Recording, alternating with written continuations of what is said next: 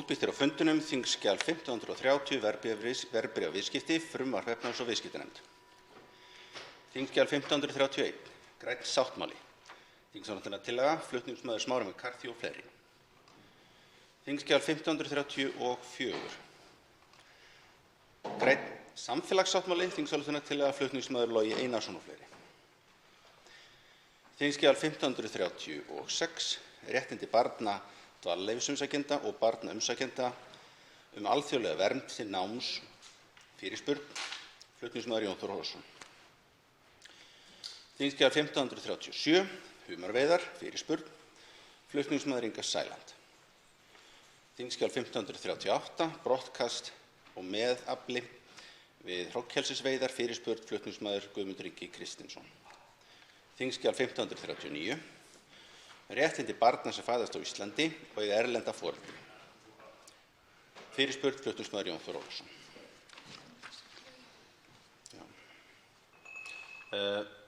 Logi Einarsson óskað eftir að koma í fundarsal forseta. Herra forseti, ég nú að velta því fyrir mér hversu lengi við eigum að standa í þessari umræðu hérna í dag. Einhvern orðróm heyrði ég það að það ætti meira að segja jafnvel að gera það fram yfir miðnætti og mér finnst það nú eiginlega ekki skynsamlegt. Hér eru sárafáir að fylgjast með, flestir á annarri ræðu sinni og margt komið fram. Við eigum bara býsna langa og erfiða daga fyrir höndum, bæði í nefndum og hér í þingsal. Þannig ég held sér langt best að við getum reynt að finna eitthvað skynsamlegt form á þetta og ég beini því til forseta að leitast við það að ná sátt meðal þingflokka það með hvaða hætti við höldum þessari umræðu áfram og hversu lengi. Til máls tekur fundarsal forseta hv. þingmaður Oddný G. Harðardóttir. Herra forseti, það mikilvægt fyrir okkur þingmenn að fá að vita hvenær þessu þingfundi á að ljúka. Hvenær ætlar forseti að ljúka þessum þingfundi? Það var vissulega samkomulag það að hér yrði kvöldfundur, en hversu langur á hann að vera, forseti? Það þurfum við að fá að vita. Klukkan 9 í fyrramálið hefjast hér nefndarfundir og við þurfum hér þingmenn að fá tækifæri til þess að skipuleggja okkar vinnu og ég óska eftir því að forseti upplýsi það hversu lengi þessi þingfundur á að standa.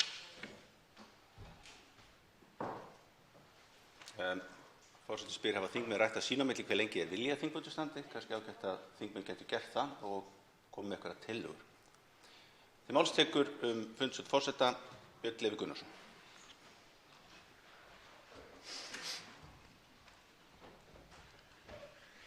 Virðulegi forseti, þegar menn heyrir að það eigi að fara fram yfir miðnætti þegar það eru nefndarfundir svona tiltölulega snemma í fyrramálið. Ekkert svona rosalega snemma með kannski ýmsa aðra sem mæta í vinnu, en þá leiðir maður líka hugann einmitt að við erum ekki undir neinni vinnulöggjöf hvíldartíma en því líkt, en það mætti samt alveg íhuga það. Þannig að ef á að byrja nefndarfund 9 þá ættu ekki að vera mikið lengur en miðnættis. Þannig að það allavega mín uppástanga, ekki það hafa verið rætt neitt sérstaklega fram að tilbaka, svo ég veit til allavega, en allavega mín hugmynd. Þannig að ég bara tek undir hvatningu þeirra þingmanna sem hafa komið hérna að það verði ekki næturfundur, það algjör óþarfi, en það eru líka löng og ströng nefndarstörf núna á næstu dögum og ég hef engan áhuga á að vera einhver uppvakningur á þeim nefndarfundum, en það farið yfir mjög mikilvæg og stór mál á þeim fundum og það sem maður þarf að fylgjast mjög vel með gestum sem að koma með athugasemdir og maður hefur séð þegar eftir svona langa daga að sumir nefndarmenn kannski aðeins svona blikka augunum stundum þegar það svona sem erfiðast að vinna. Forseti bendir á að vinnulöggjöfin talar 11 klukkutíma hvíld, en þó það þannig að ef það krefst þess að þá geta menn mætt fyrir en þeir fá borga tvöfalt. Þingmenn fá ekki borga tvöfalt að vísu, það rétt. Til máls tekur fundarsal forseta Ólafur Ísleifsson. Herra forseti. Ég vil hér taka undir þá hvatningu sem sett hefur verið fram af hálfu hv. þingmanna Loga Einarssonar og Oddnýjar Harðardóttur það að þessum fundi verði frestað á skynsamlegum tíma.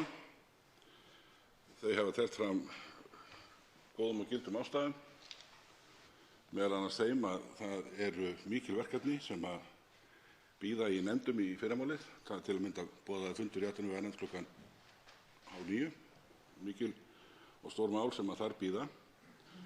Því til viðbótar vil ég bæta því við að það hafa komið fram nýjar upplýsingar varðandi orkupakkamálið sem við höfum verið að ræða hérna, sérstaklega þennan svokallaða lagalega fyrirvara sem er nú komið stórt spurningamerki aftur við og það myndi þá gefa aukið rými til þess að fjalla nánar það mál.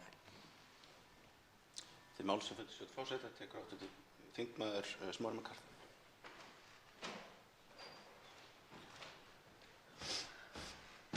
Herra forseti, ég kem nú bara til þess að taka undir það sem hefur verið sagt, að það væri allt í lagi að takmarka okkur við einhvern svona hóflegan tíma.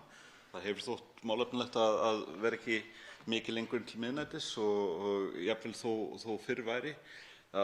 Nú vitum við það að takmörkun á svefni hefur ýmis slæm áhrif á okkur mannfólkið. Við verðum glímskari, við gerum fleiri mistök, við auk þess eigum kannski erfitt með að halda röksemdafærslum í svona lógísku framhaldi og við vitum að slíkt má eiginlega ekki henda hér á Alþingi. Það er mikilvægt að við séum öll alveg bráðskvörp. Þannig að ég myndi leggja til að við sé það svona samhugur það að ljúka þingfundi ekki mikið seinna en miðnætti. Það væri ágætt. Máls sem fundarstjórn forseta tekur hv. þingmaður Bergþór Ólason. Virðulegur forseti. Ég vil hér taka undir orð þeirra þingmanna sem komið hafa upp hér á undan mér og að því að hv. forseti kallaði nú eftir tillögu hér áðan, þá held ég að það væri svona í ljósi þess að svona mælindaskráin og það hversu margir eru á henni sem að manni sýnist svona hafa svona raunverulegt efnislegt innlegg sem maður telur að viðkomandi þingmenni eftir að koma frá sér, þá held ég ætla ég að gera það tillögu minni að við fundum til klukkan 11 og höfum þá 10 tíma fram að nefndarfundi og ég veit allavega til dæmis í mínu tilfelli þá á ég eftir að keyra upp á Akranes og til baka og ég veit að margir aðrir þurfa svona taka dágóðan tíma í akstur. Þannig að því að ég held að skeik ekki öllu hvort það verður klukkan 11 eða 12 hvað mælindaskrána varðar.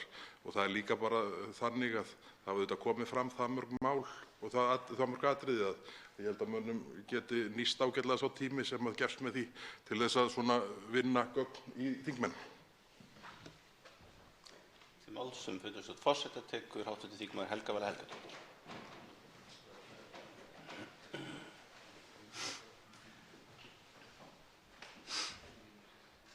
Herra forseti, ég verð að lýsa yfir ánægju með hæstv. Forseta, hvernig hann bar fram svona tillögu sína að þingmenn þeir sem hér hafa áhyggjur af kollegum sínum, að þeir fá ekki nægan svefn, komi þá með tillögur að lausn í málinu. Mér finnst þetta eftirtektarverð frammistaða hjá forseta og mig langar bara að hrósa forseta fyrir að koma hérna og bjóða okkur að koma með tillögur að lausn. Þeir sem þurfa að aka klukkustund fram og til baka til og frá vinnu, eins og annar hæstv. Forseti upp á Akranes, Guðjón S. Brjánsson, ég myndi segja að það mætti þó ekki ljúka hér störfum seinna en svona klukkan 11, þá sá hv. þingmaður kominn heim til sín svona 12 og þarf að leggja af stað aftur klukkan 7:30 til að mæta hér í fyrramálið. Þannig að þá erum við að tala um 7-8 klukkustundir sem ég held að sé í samræmi við lýðheilsumarkmið. Til máls sem fundarstjórn forseta tekur hv. þingmaður Andrés Ingi Jónsson.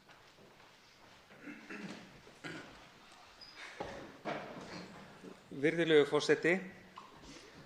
Ég var nú aðeins að gera athugasemd við ræðu hv. þingmanns Smára McCarthy hér áðan.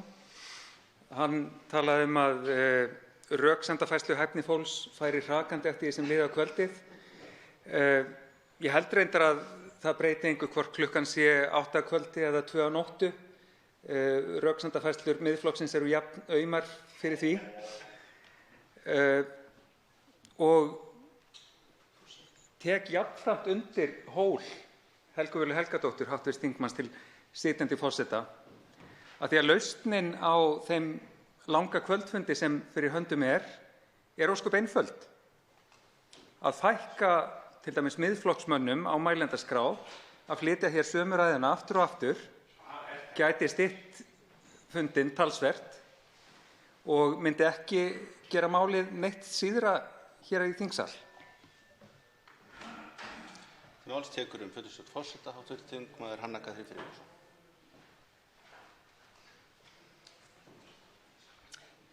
Herra forseti, ég komin hingað til að taka undir ósk, ég held sé bara rétt að kalla það kröfu þeirra þingmanna sem hingað hafa komið upp og talað að það sé ótækt að við séum að halda hérna áfram einhverju næturfundi.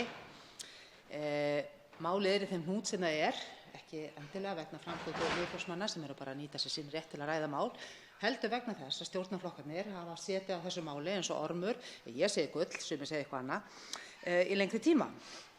Og nú komið pressa og ég satt á skrifstofunni og var að fara yfir þau mál sem skipta hundruðum. Þau skipta hundruðum, þau mál sem sitja núna inni í nefndum og ekki ennþá búið að taka ákvörðun hvort eigi að klára, hvernig þau verði í farvegi, og ríkisstjórnin talar ennþá stjórnarflokkarnir að þeir ætla að klára hér þingstörf á hefðbundnum tíma. Þetta mun ekki nást. Við þurfum að vera á fullum krafti, nú ég kannski að tala gegn mér að vera með kvöldfundinn, en nefndastörfin skipta máli. Þessi mál skipta gríðarlega miklu máli. Það ótækt að hér sé svefnvana þingi fyrir máli að taka þátt í nefndastörfum, ýmsum mál sem þar eru, og þetta mál verður bara að hafa sinn gang. Og ég mæli sterklega gegn því að fundur sé haldið áfram fram við miðnætti í kvöld. Til máls tekur fundarstjórn forseta öðru sinni Smára McCarthy.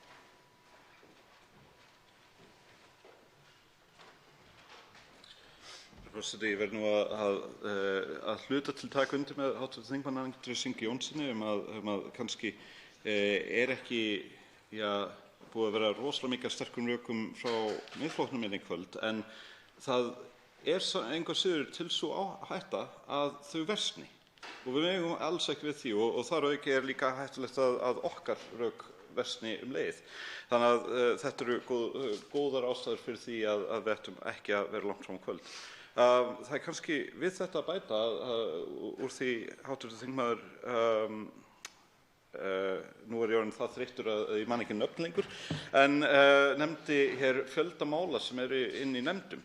Nú ég búinn að vera með nokkur mál þar sem eru komin drög að nefndarálitum inn í nefndum, í einu tilfelli í marga mánuði, í tveimur öðrum tilfellum allavega ansi lengi. Þessi mál mætti alveg fara að koma út og í rauninni stendur ekkert á öðru en að formenn nefnda hjálpi okkur að koma málunum út þannig að þau geti farið áfram í þinglega meðferð. Til máls tekur fundarstjórn forseta öðru sinni hv. þingmaður Oddný G. Harðardóttir.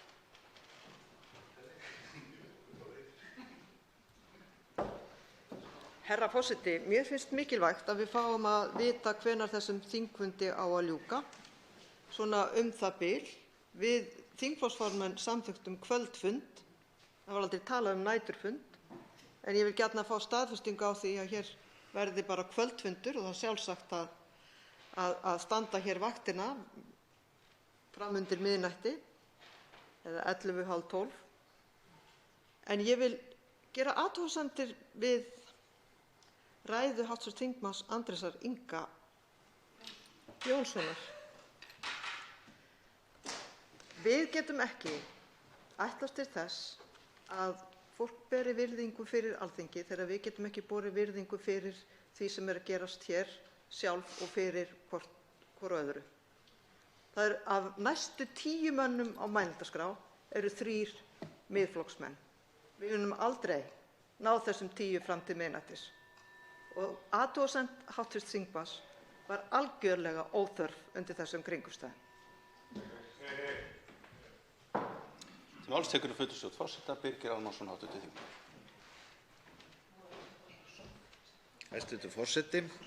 Fyrst vildi ég geta þess að þessi umræða kemur töluvert á óvart, að það var rætt á fundi þingflokksformanna í gær og forseti tilkynnti það í dag að það væri heimild fyrir því að vera hér fram á kvöld, og ég bara geri ráð fyrir því að allir sem eitthvað þekkja til starfa þingsins viti að það getur þýtt fund fram á nótt ef umræður dragast á langinn. Nú það svo að með einhverju skipulagi væri auðvitað hægt að stytta þessa umræðu, draga úr fjölda ræðumanna frá einstökum flokkum ef svo ber undir. Ef það ekki hægt þá sé ég ekkert að því að við séum hérna fram yfir miðnætti og eitthvað fram í nóttina, ef það til þess að halda samfellu í umræðunni. Ef menn treysta sér ekki til þess að vera hér lengur þá myndi ég leggja til að umræðan þetta mál héldi áfram á morgun hér í þinginu, og það eru þá einhverjar breytingar á nefndastörfum, þannig að við næðum að taka þetta mál í samfellu í einhverju umræðu. En ég bara geri ráð fyrir því að þingflokksformenn hafi eins og ég tekið eftir því hvernig umræðan var þetta í gær, og ég var ekki var við neinar athugasemdir af því tagi sem hér eru hafðar uppi nú í kvöld. Til máls tekur fundarstjórn forseta öðru sinni Logi Einarsson, hv. þingmaður. Herra forseti, nú það þannig að ef fólk hælir sér of mikið þá fær það nú gjarnan í andlitið aftur, og mig langar að rifja upp orð forseta þingsins frá í vetur þegar hann hrósaði í rauninni framgangi mála í þetta. Þetta kæmi allt svo þétt og skipulega frá stjórninni að þá eru fleiri mál hér afgreidd heldur en vanalegt er, og mig langar að taka undir með hv. þingmanni Hönnu Katrínu Friðriksson þegar hún bendir á að þetta mál búið að þvælast fyrir ríkisstjórninni í fleiri mánuði og það hefði löngu verið hægt að koma því inn án þessara fyrirvara til dæmis og einfalda málið. Þannig að nú get ég bara ekkert betur séð en að stjórnarflokkarnir séu að fá þetta dálítið í andlitið, og þeir bera á endanum ábyrgð á því ef allt komið í hauk og við náum ekki að afgreiða merkileg mál fram á vorið. Það tekur til máls sem fundarstjórn forseta öðru sinni hv. þingmaður Bergþór Ólason.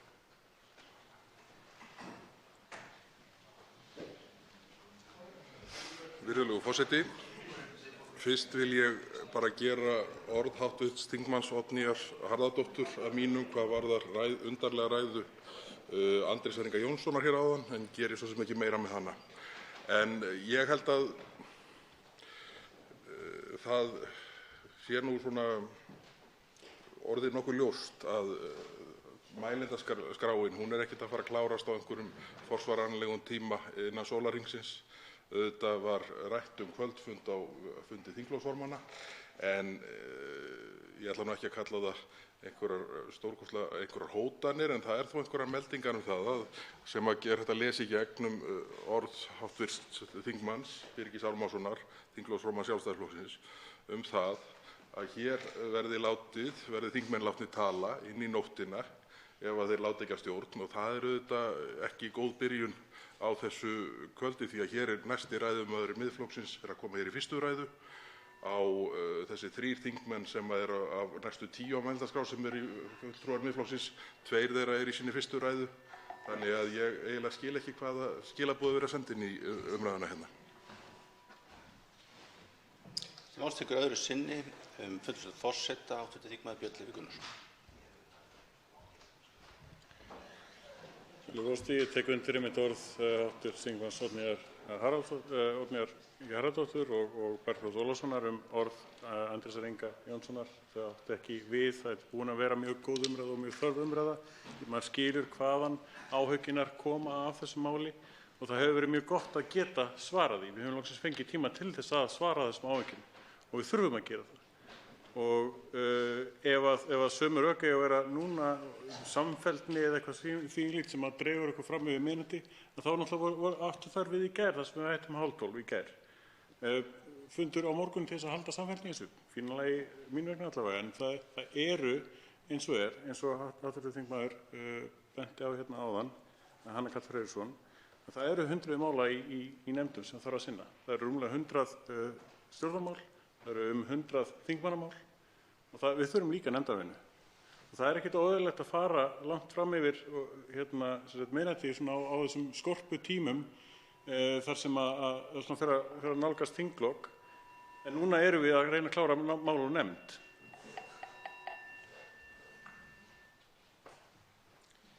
Til máls fundarstjórn forseta tekur Gunnar Bragi Sveinsson.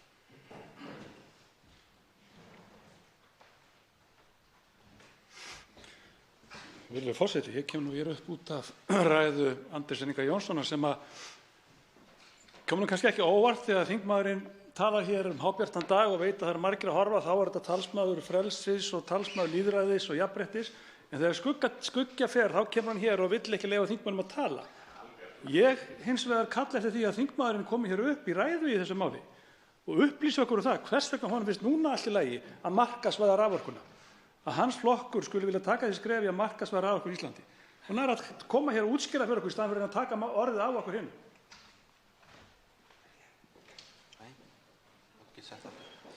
Til máls fundarstjórn forseta tekur öðru sinni Hanna Katrín Friðriksson. Já, herra forseti, út af orðum hv. þingmanns Birgis Ármannssonar að menn hefði getað gert sér ákveðið ljóst eða þingflokksformenn, þá viðurkenni ég það, ég er ekki sérstaklega reynslumikil í árum þegar kemur að þingstörfum, en ég er heldur ekki skyggn.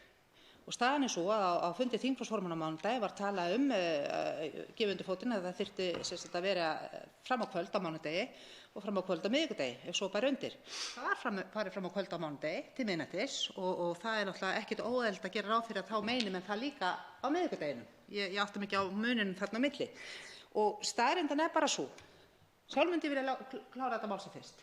En svona eru leikreglurnar og við þurfum að spila þær. Annað er bara algjörlega ótækt. Það eru gríðarlega mikilvæg nefndarstörf framöndan. Ég veit ekki eiginlega hvað ég er að tala fyrir þessu nefndarstörfum. Þetta eru meira að minna stjórnarmál sem eru þarna í einni höng, en svona er maður samviskusemin upp máluð. Og ég segi bara þetta, svo ég vitni nú í ágætan félaga, þingmann Pírata Smára McCarthy, skipulagsleysi stjórnarflokkanna á ekki að skapa neyðarástand, eða skapar ekki neyðarástand sem stjórnarandstaðan ber ábyrgð á, öllu heldur. Til máls tekur öðru sinni fundarstjórn forseta hv. þingmaður Birgir Ármannsson. Hæstv. forseti, það er auðvitað þannig að það hefði nú verið hægt að flytja ýmsar ræður málið á þeim tíma sem hefur farið hérna yfir öðrum fundarstjórn forseta. Það hefði verið hægt að stytta mælendaskránna ef umræðan hefði gengið sæmilega greitt fyrir sig. Ég segi bara að ég hlakka til þeirrar umræðu sem á eftir að eiga sér stað hérna á næstu klukkutímum þetta mál og ekki síst til þess að eiga orðastað við þá þingmenn hérna sem eru mér hugsanlega ósammála í þessu máli.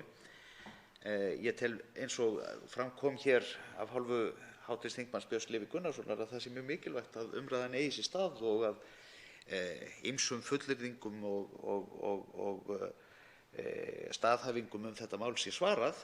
Ég held það.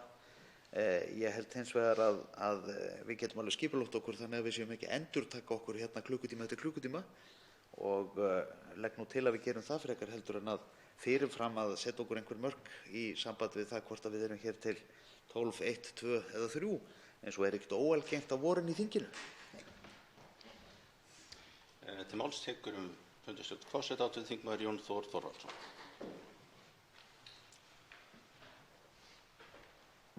Hæstv. forseti, mér langar til að taka undir með þeim þingmönnum sem hafa komið hér í ræðustól og mælt með því að hér sé haldið skynsamlega á málum og að við sinnum nefndarstörfunum jafnframt þar sem það eru mörg ókláruð mál þar inni. Og langar svona kannski til að minnast á það að það hefur komið hérna fram í ræðu og umræðurnar hafa verið mjög góðar, finnst mér. Mér hefur þótt gott að geta rætt við þá sem eru mér ósammála og ég þeim í ræðustól Alþingis og myndi vilja geta gert það. Að það sé verið að stinga upp á því að taka menn á mælendaskrá þingmenn sem hafa ekki einu sinni komist í fyrstu ræðu. Það finnst mér nú svolítið langt gengið og held að það sé nú svona andsnúið lýðræðinu og ég held að við ættum nú að halda okkur við það að kjörnir fulltrúar hafi nú rétt á því að tjá sig mál samkvæmt þingsköpum. Til máls tekur fundarstjórn forseta öðru sinni hv. þingmaður Helga Vala Helgadóttir.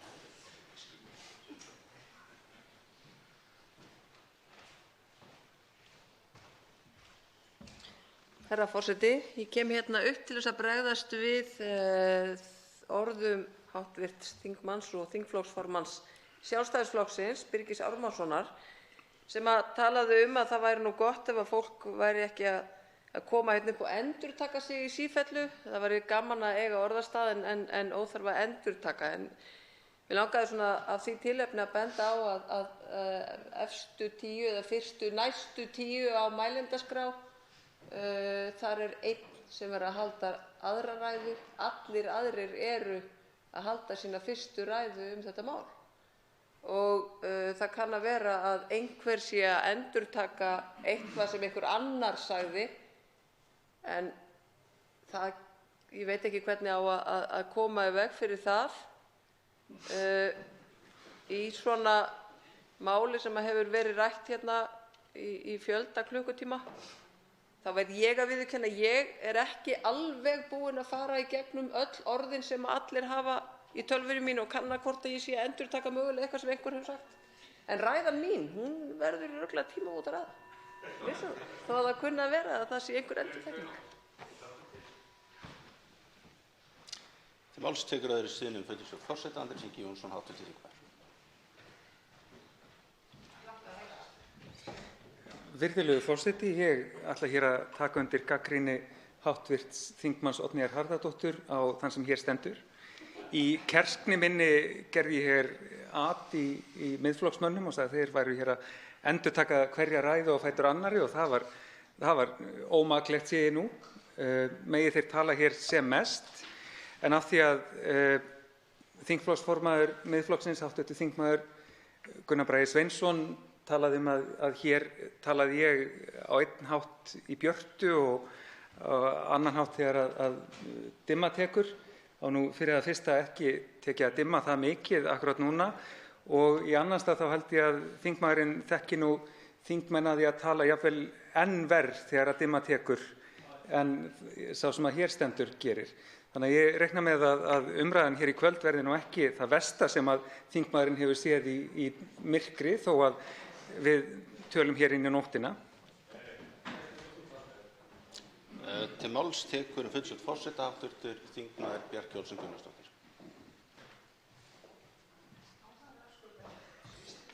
Já, herra forseti, ég er nú búin að vera hér á þingi síðan 2013 og þegar að líða tekur af þessum tíma sem er í maí að þá gjarnan nú verða fundirnir lengri og það er ekki óvanalegt að funda sé hér vel og langt inn í nóttina ef að svo ber undir og nú fer þingdögum fækkandi og mörg mál sem við þurfum að ræða, mikilvæg mál og ég tek undir það að mér finnst bara hið besta mál að hér taki fólk til máls og ræði það sem á hjarta þess liggur varðandi þetta mál og við bara tökumst á við það og skiptumst á skoðunum. Til þess þurfum við tíma og ég held að við höfum bara að nýta þann tíma sem við höfum og það að fara hér eitthvað aðeins inn í nóttina er ekki eitthvað sem við höfum ekki mörg okkar minnsta tekist á við áður og líklega flestur sem hér erum inni. Og það að fara á nefndarfund í fyrramáli, það er líka hægt að skipta því þannig að fólk bara hvíli sig hérna á milli og taki vaktaskipti ef að það er leið til lausna í staðinn fyrir að fara vansveft á fundi í fyrramáli. Það er ýmislegt hægt að gera til þess að létta þetta en eins og ég segi, það er ekki mikið vandamál að vaka hér eina nótt á þing.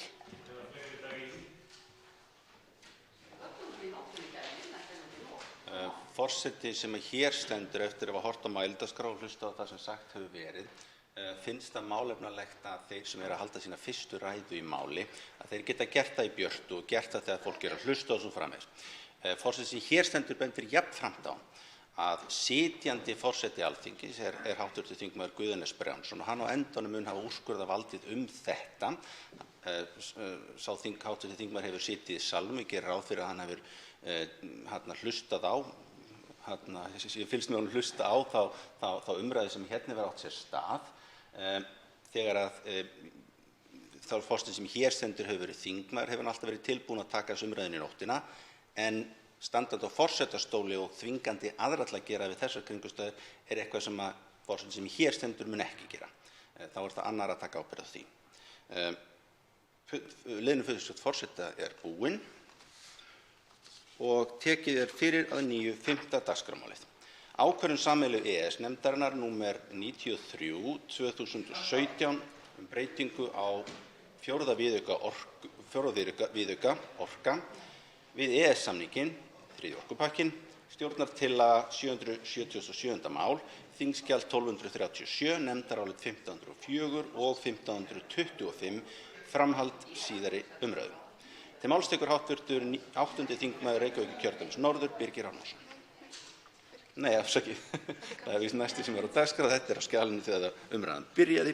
Það Birgir Þórarinsson, nafni hans, hv. 3. þingmaður Suðurkjördæmis.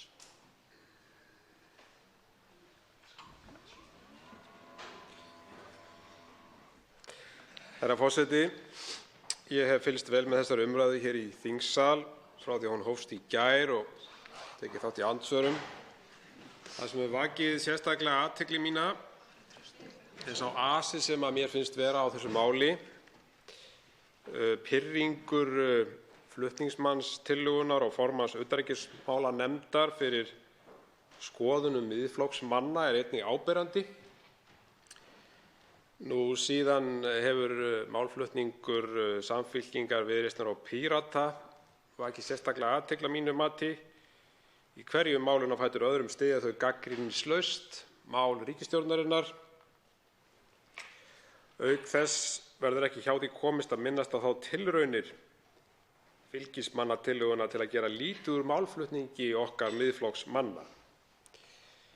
Við erum sakaðir hræðsluáróður og fara með rangfærslur. Ég gat þess til dæmis í fyrri umræðunni hér í þingsal að rafmagn til húshitunar á köldum svæðum hafi hækkað allt að 90% við innleiðingu orkupakka 1. Þá kölluðu þingmenn Sjálfstæðisflokksins hér úr sal að það væri ósatt.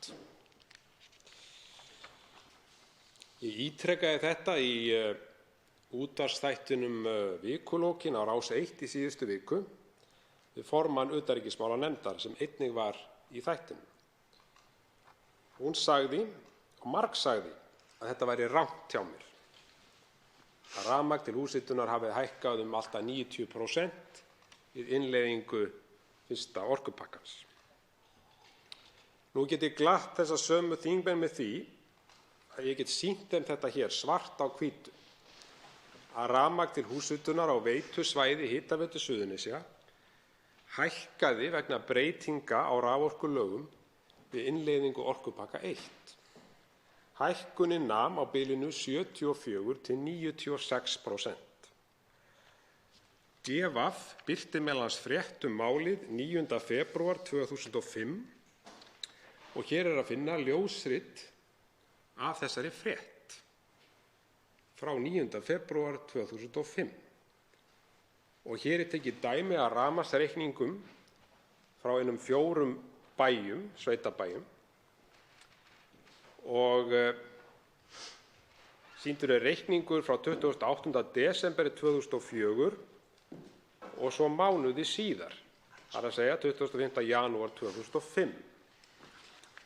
Hækkunin er 74% hjá þessum bæ. Og síðan er tekinn annar bær og þar er hækkunin 85%. Og þriðji bærinn, þar er hækkunin 96%. Og síðan fjórði bærinn, þar er hækkunin 77%.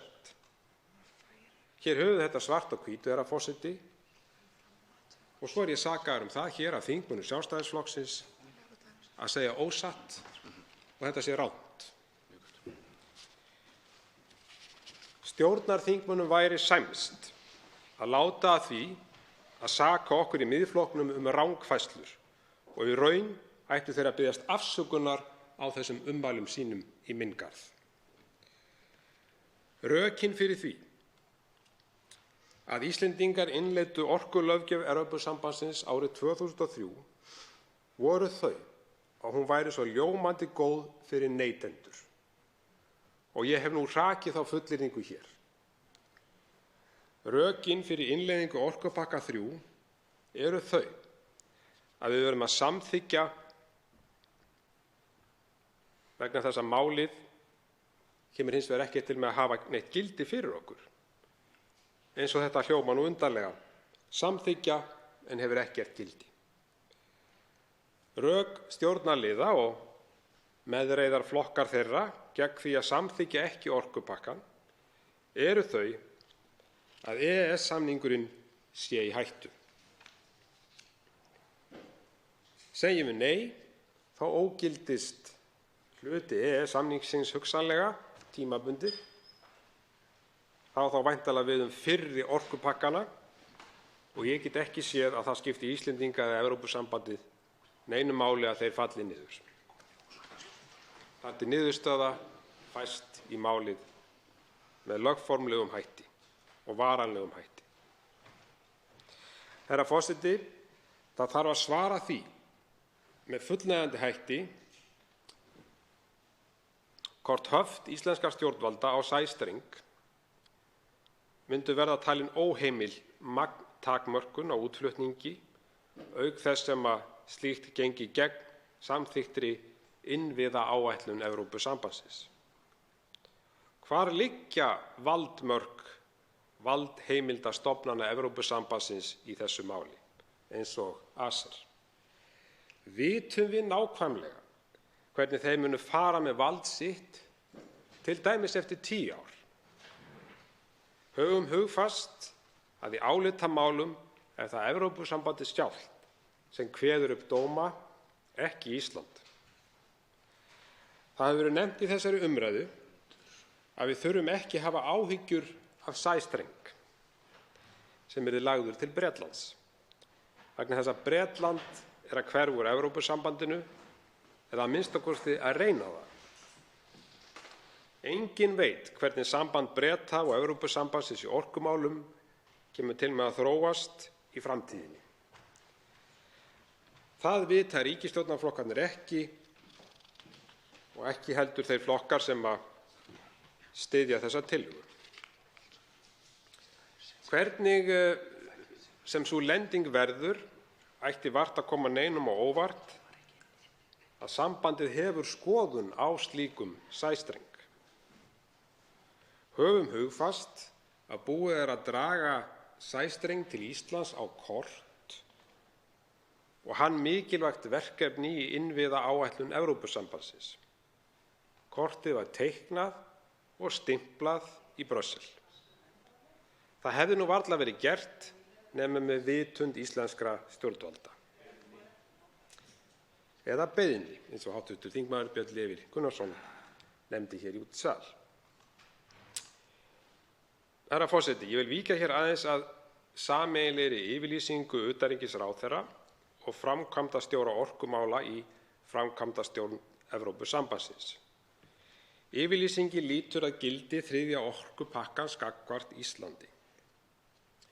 Hafa ber í huga að hér er yfirlýsingu að ræða sem alls kostar óvíst er hvort það hafi einhver gildi fyrir til dæmis dómstólum ef sú staða kæmi upp. Í yfirlýsingunni er tekið fram að stór hluti ákvæða 3. orkupakkans sem varða viðskipti og grunnvirki fyrir raforku yfir landamæri hafi ekki gildi eða neina raunhæfa þýðingu fyrir Ísland á meðan enginn raforkustrengur er til staðar. Síðan er bætt við, verði grunnvirki yfir landamæri sett upp í framtíðinni hefur eftirlitsstofnun EFTA eða ESA ákvörðunarvald málefni sem ná yfir landamæri en ekki ACER. Þetta staðfestir það að ákvörðunarvald orkumálefni sem ná yfir landamæri verður samkvæmt Evrópurétti og á EES-svæðinu hýst í eftirlitsstofnun EFTA að því Ísland varðar. Gleymum því ekki að eftirlitsstofnun EFTA heyrir ekki undir íslensk stjórnvöld og fáir munu nú gleyma því að þessi sama eftirlitsstofnun komst að því í Icesave-deilunni að Íslendingar hefðu brotið lög með því að neita að láta íslenska skattgreiðendur borga skuldir einkabanka. Þessi sama stofnun fór síðan í mál við Ísland og tapaði því eins og við flestöll þekkjum. Ef við höldum áfram að greina þessa sameiginlegu yfirlýsingu utanríkisráðherra og framkvæmdastjóra orkumála Evrópusambandsins. Þá segir: Gildandi ákvæði 3. orkupakka ESB hafa engin áhrif á fullveldi ríkisstjórnar Íslands yfir orkulindum Íslands og ákvörðunarvaldi við nýtingu og stjórnun þeirra. Ákvörðunarvald raforkustrengi milli Íslands og innri raforkumarkað Evrópusambandsins liggur alfarið hjá íslenskum stjórnvöldum. Ef við berum þessar tvær fullyrðingar saman sjáum við að þær stangast efnislega á. Sú fyrri segir að málefni varða sæstreng og tengingu orkumannvirkja yfir landamæri falli undir eftirlitsstofnun EFTA eða ESA. Sú stofnun óháð ráðherravaldi á Íslandi. Seinni fullyrðingin segir að ákvörðunarvald raforkustrengi milli Íslands og innri raforkumarkaðar Evrópusambandsins liggi alfarið hjá íslenskum stjórnvöldum. Þessar tvær yfirlýsingar eru því mótsagnakenndar. Herra forseti, sagt að þjóðskáldið Einar Benediktsson hafi selt norðurljósin. Nú það svo að ekki eru til beinar heimildir þessa ágætu flökku sögu eða þjóðsögu, en Einar var sölumaður að Guðs náð og vel trúandi til þess að hafa reynt að selja norðurljósin. Í dag selja ferðaþjónustufyrirtæki ferðamönnum norðurljósaferðir sem aldrei fyrr. Þannig hefur það, sem var svo fjarstæðukennt ekki fyrir löngu, orðið að arðbærum viðskiptum. Sæstrengur mun koma í kjölfar 3. orkupakkans. Vegna þess að Evrópusambandinu verður það lífsnauðsynlegt að komast yfir hreina orku. Hrein orka mun ekki liggja á lausu innan Evrópusambandsins á komandi árum. Að hafa aðgang að hreinni orku verður því Evrópusambandinu mjög dýrmætt. Með því að Ísland innleiði 3. orkupakkann allt til reiðu að stíga skrefið til fulls og leggja sæstreng. Það mun ekki gerast daginn eftir að Sjálfstæðisflokkur, Framsóknarflokkur, Vinstri grænir, Samfylkingin og Viðreisn hafa komið málinu í gegnum þingið í andstöðu við meirihluta þjóðarinnar og í andstöðu við sína stuðningsmenn. Það mun gerast og ekki innan svo margra ára. Það tók Evrópusambandið 10 ár að koma hráu kjöti frá Evrópu inn á okkar hreina og viðkvæma landbúnaðarmarkað. Að sjálfsögðu með hjálp þeirra sem að hagsmuna höfðu að gæta, Félagi atvinnurekenda og verslunar og þjónustu á Íslandi.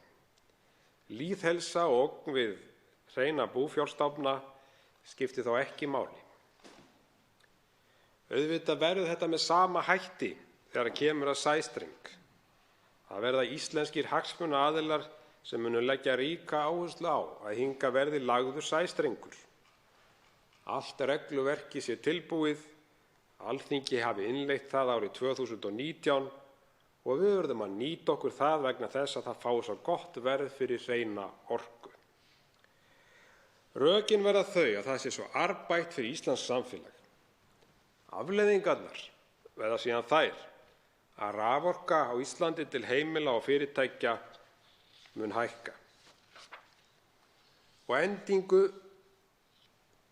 verður okkar sérstaða, okkar mikilvægu lífsgæði, ódýr orka til heimila og fyrirtækja horfin.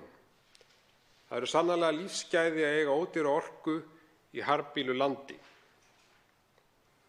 Evrópusambandið hefur öflugt regluverk þegar kemur að því að draga úr mengun andrúmsloftsins og í fararbroddi ríkja á því sviði. Lögð rík áhersla á það innan sambandsins að minnka brennslu jarðefnaeldsneytis. Evrópusambandið í þeirri stöðu eitt stórvelda að þurfa að flytja inn helming þeirrar orku sem það notar á sama tíma og birgðir jarðefnaeldsneytis í heiminum fara minnkandi.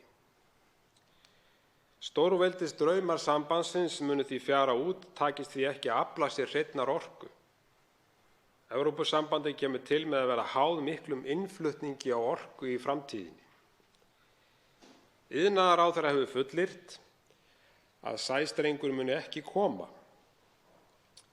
Þetta eru óraunsæjar fullyrðingar ráðherra.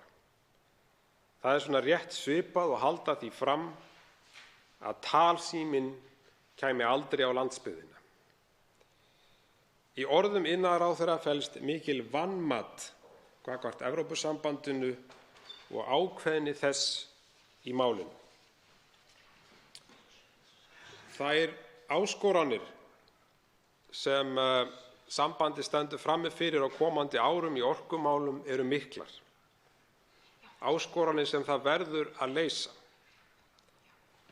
Þess vegna er sá hræðsluáróður sem stjórnarflokkarnir og stuðningsflokkar þeirra í málinu hafa haldið fram að EES-samningnum verði jafnvel sagt upp ef við samþykkjum ekki þriðja orkupakkann algjörlega innistæðulaust að mínu mati. Álit sem utanríkisráðuneytið hefur keypt af fyrrverandi EFTA-dómara að EES-samningurinn gæti verið í uppnámi er lögfræðilegt. Álit þetta á að vera síðasta tromp stjórnarflokkanna í málinu, enda hafa þeir flaggað því mjög. Álitið er ekki pólitískt. Pólitíkin í málinu er sú að Evrópusambandið mun ekki styggja okkur vegna þess að það þjónar ekki þeirra hagsmunum. Evrópusambandinu er mikið í mun að halda okkur góðum. Mikið í mun að við verðum áfram í evrópska efnahagssvæðinu. Einfaldlega vegna þess að þeir vita mæta vel að við erum þeim dýrmætari með hverju árinu sem líður. Í orðum iðnaðarráðherra felst jafnframt að ráðherra er með þessu að lofa upp í ermina á öðrum stjórnmálaflokkum sem hafa fallið gagnrýnislausir fyrir þriðja orkupakkanum og samþykkja hann. Sumir hverjir gerðu það áður en málið var lagt fram og þingskjölin litu dagsins ljós. Í reglugerð Evrópuþingsins og ráðsins nr. 713 frá 2009, sem er eitt af fylgigögnum orkupakka 3 og nálgast má á vef Alþingis, segir meðal annars: Aðildarríkin skulu vinna náið saman og fjarlægja hindranir í vegi viðskipta með raforku og jarðgas yfir landamæri í því skyni að ná fram markmiðum bandalagsins á sviði orku. Skýrara getur það nú ekki verið, herra forseti, fjarlægja hindranir. Nú er það svo að helstu rök þeirra sem styðja þetta mál, rök fyrir því að máli skipti okkur ekki máli, eins og undarlegt og það hljómar, eru þau að sett verði ákvæði í lög að hingað skuli ekki lagður sæstrengur nema samþykkt Alþingis. Ég held að þau eru nú ekki að kafa djúpt í máli til að sjá að þegar Evrópusambandið fer að þurfa meiri hreinni orku sem verður ekki innan svo langs tíma, þá mun lagasetning Alþingis bann við sæstreng næsta víst vera talin hindrun í vegi viðskipta með raforku af hálfu Evrópusambandsins og þar með brot á EES-samningnum. Þá er Evrópusambandið komið í lykilstöðu. Sambandið mun einfaldlega stilla okkur upp í vegg. Þið opnið fyrir sæstreng eða við segjum EES-samningnum upp. En fyrst þurfa þeir að sjá til þess að allt verði tilbúið fyrir sæstrenginn með því að tryggja að orkupakki 3 verði innleiddur. Þetta mál verður mjög áþekkt kjötmálinu svokallaða, þori ég að fullyrða hér.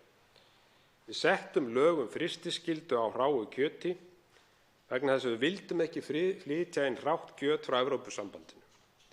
Það ógnar okkar hreina landbúnaði og okkar viðkvæmu búfjárstofnum, auk þess sem málið er lýðheilsumál. Það tók hagsmunaaðila á Íslandi og Evrópusambandi 10 ár að brjóta þessa múra sem við höfðum sett upp.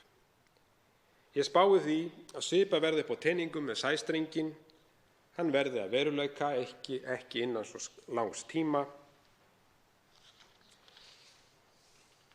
Ég vil víkja, herra forseti, aðeins nánar að fyrirvaranum í tengslum við orkupakkann sem ríkisstjórnin er svo ánægð með hér í næstu ræðu minni og óska því eftir að verða settur aftur á mælendaskrá þar sem ég sé að tíma mínum er að ljúka.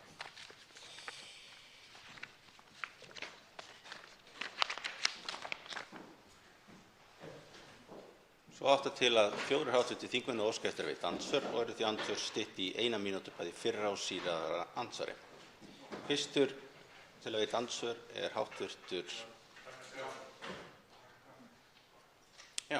einn þingmaður hefur óskað eftir að taka sig af andsvörum. Þá háttar svo til að 3 hv. þingmenn hafa óskað eftir að veita andsvör og er aðeins síðari andsvar stytt í 1 mínútu. Fyrst til að veita andsvör Ari Trausti Guðmundsson, hv. 5. þingmaður Suðurkjördæmis. Herra forseti, staðreyndir eru góðar. Innri orkumarkaður Evrópu nú stundir hann byggir á frjálsum viðskiptum með raforku á milli landa. Og það er sagt að við vitum vel hvert stefnir með innri orkumarkað Evrópu. Nú spyr ég hv. þingmann, hvar kemur sú stefna fram? Getur hann bent okkur á það hvað þessa stefnu er að finna? Það er líka sagt að það sé verið að færa Orkustofnun undir erlend yfirráð. Nú er það þannig að Orkustofnun hefur 2 hlutverka samkvæmt lögum. Eitt þeirra, eftirlit, verður gert að sjálfstæðri einingu með 3. orkupakkanum. Og hvernig rímar það við að það sé verið að færa Orkustofnun í heild sinni undir erlend yfirráð? Og að lokum, getur hv. þingmaður bent á eitt eða fleiri dæmi að Acer hafi komið að ráðstöfun orkulinda í einhverju ESB-landi eða EES-landi eða fyrirskipað tengingar á milli landa, til dæmis sæstreng. Þeir eru nokkuð víða í Evrópu. Það væri gaman að fá skýr svör við þessu, ekki einhverja ræðu lögfræðilega fyrirvara, heldur við spurningunni hvar þessi stefna innri markað sem á að vera einhvers konar yfirmarkaður, Orkustofnun, hvernig hún er færð undir erlend yfirráð og síðast en ekki síst, hvar það hefur gerst að Acer hafi hlutast til orkuframleiðslu einhvers lands eða tengingu milli landa. Svarar andsvari fyrir sinn Birgir Þórarinsson, hv. 3. þingmaður Suðurkjördæmis. Herra forseti, þakka hv. þingmanni andsvarið. Ég held að það sé nú tiltölulega auðvelt að nálgast stefnu Evrópusambandsins í orkumálum. Ég held að hv. þingmaður þekki hana líka bara alveg ágætlega og hún lítur að markaðsvæðingu, allt svæði verði markaðssvæði og hún lítur einnig að hreinni orku. Og þetta var inntak mitt hér í þessari ræðu að töluverðum hluta hv. þingmaður, að Evrópusambandið glímir við þann vanda að það er eitt þeirra stórvelda sem hefur ekki aðgang að hreinni orku í neinum ríkum mæli. Og það þó jákvætt við Evrópusambandið er það að það er baráttan við loftslagsbreytingar og þeir hafa svo sem gert ágætlega hluti í þeim efnum. En kjarni málsins þar er sá að þeir þurfa hreina orku og þetta er í grundvallaratriðum stefna Evrópusambandsins að færa sig yfir í hreina orkugjafa og einhvers staðar verður sú hreina orka að koma. Og þess vegna lýsti ég áhyggjum mínum yfir því hér að þeir myndu hafa mikinn áhuga á því að fá hreina orku frá Íslandi. Og ég er ekki að segja það að þeir ætla að neyða okkur í einhverjar aðgerðir hér, En við þekkjum bara markaðsaðstæðurnar að þegar hrein orka verður orðin þetta verðmæt þá fara hagsmunaaðilarnir á stað og munu tala fyrir því að við förum að selja hreina orku frá Íslandi og þá er allt til reiðu. Það er búið að innleiða þennan orkupakka og allt til reiðu í þeim efnum. Þannig að ég held að þetta sé nú bara svona almenn skynsemi sem segir okkur hvernig þessi hlutir munu þróast. Þetta er andsvar í síðara sinna. Ari Trausti Guðmundsson, hv. 5. þingmaður Suðurkjördæmis. Herra forseti, ég vil nú hryggja hv. þingmann að þetta voru umögur svör. Vegna þess að því er haldið fram hér að ACER hafi valdheimildir til að ráðstafa orkulindum landa. Það er nú þannig. En ég spurði Orkustofnun, það kom ekkert svar. Og ég spurði dæmi hvernig ACER hefur farið með þetta vald sitt. Það er ekkert svar heldur. Svo þá ætla ég að koma með nýja spurningu. Sæstrengur mun koma, segir hv. þingmaður alltaf trúarlegri spádómsgámu. Þá spyr ég, hvað í heimildum ACER getur trompað lög og reglur á Íslandi vegna lagningar sæstrengs til Íslands eða frá Íslandi? Hvað í þessum heimildum ACER sem eru til á prenti getur trompað lög og reglur á Íslandi að þessu leyti? Svarar andsvar í síðara sinn, hv. þingmaður Birgir Þórarinsson, 3. þingmaður Suðurkjördæmis. Herra forseti, ég þakka hv. þingmanni Ara Trausta Guðmundssyni. Honum er tíðrætt ACER í þessum efnum og með hvaða hætti ACER getur trompað íslensk lög eins og hann orðaði það. Nú, við höfum hérna rætt þennan lagalega fyrirvara sem er nú bara getið í þessari greinargerð og það kemur nú til dæmis fram í álitsgerð Skúla Magnússonar að það sé margt sem bendir til þess og við verðum að horfast í augu við það að komi beiðnir það eða áhugi fyrir því að það verði lagður sæstrengur héðan að þá sé erfitt samkvæmt EES-samningnum að við verðum að horfast í augu við það samkvæmt EES-samningnum að svo geti farið að við þurfum að verða við þeim óskum. Þetta er álitsgerð frá fræðimanni og hv. þingmaður geti lesið þetta í umsögnum sem bárust fyrir utanríkismálanefnd og ég byggja sjálfsögðu áhyggjur mínar á þessu enda hafa menn og stjórnarliðar hér meðal annars lagt áherslu á það að við erum að hlusta á fræðimann. Annar ætla að veita andsvar er Björn Leví Gunnarsson, hv. 11. þingmaður Reykjavíkurkjördæmis suður. Virðulegi forseti, styðja gagnrýnislaust voru upphafsorð hv. þingmanns. Ég hef fátt sem veitir mér meiri ánægju en að segja hversu rangt sjálfstæðismenn hafa fyrir sér. Og maður má alveg treysta því að ég leita að því í þessu máli líka. Eins og ég leita að rangfærslum í máli Miðflokksmanna eða allra annarra flokka eins og gengur og gerist. Þannig að málið fer tvímælalaust ekki gegnum þingið gagnrýnislaust frá Pírötum. Við gagnrýnum það sem er gagnrýnisvert, hvar sem við finnum það. En það er ýmislegt gagnrýnisvert í málflutningi hv. þingmanns, hérna góður listi sem ég krótaði niður. Þar talaði innleiðingu 2003 og hækkun á orkuverði 2005. Ég næði ekki alveg tengingunni. Talaði að þetta hefði ekkert gildi, engin áhrif þessu orkupakki á Íslandi. Það er fullt af atriðum í þessum pakka sem hafa mjög jákvæð áhrif á Íslandi. Það er með að neytendaöryggi, alþjónusta, orkuöryggið, áætlunin sem þarf að gera. Einu rökin vera EES í hættu. Nei, ég var að nefna nokkur sem eru fleiri rök og miklu betri fyrir því að taka upp þetta pakka. Að Evrópusambandið kveður upp dóma, ekki Ísland. Nei, það er ekki heldur rétt.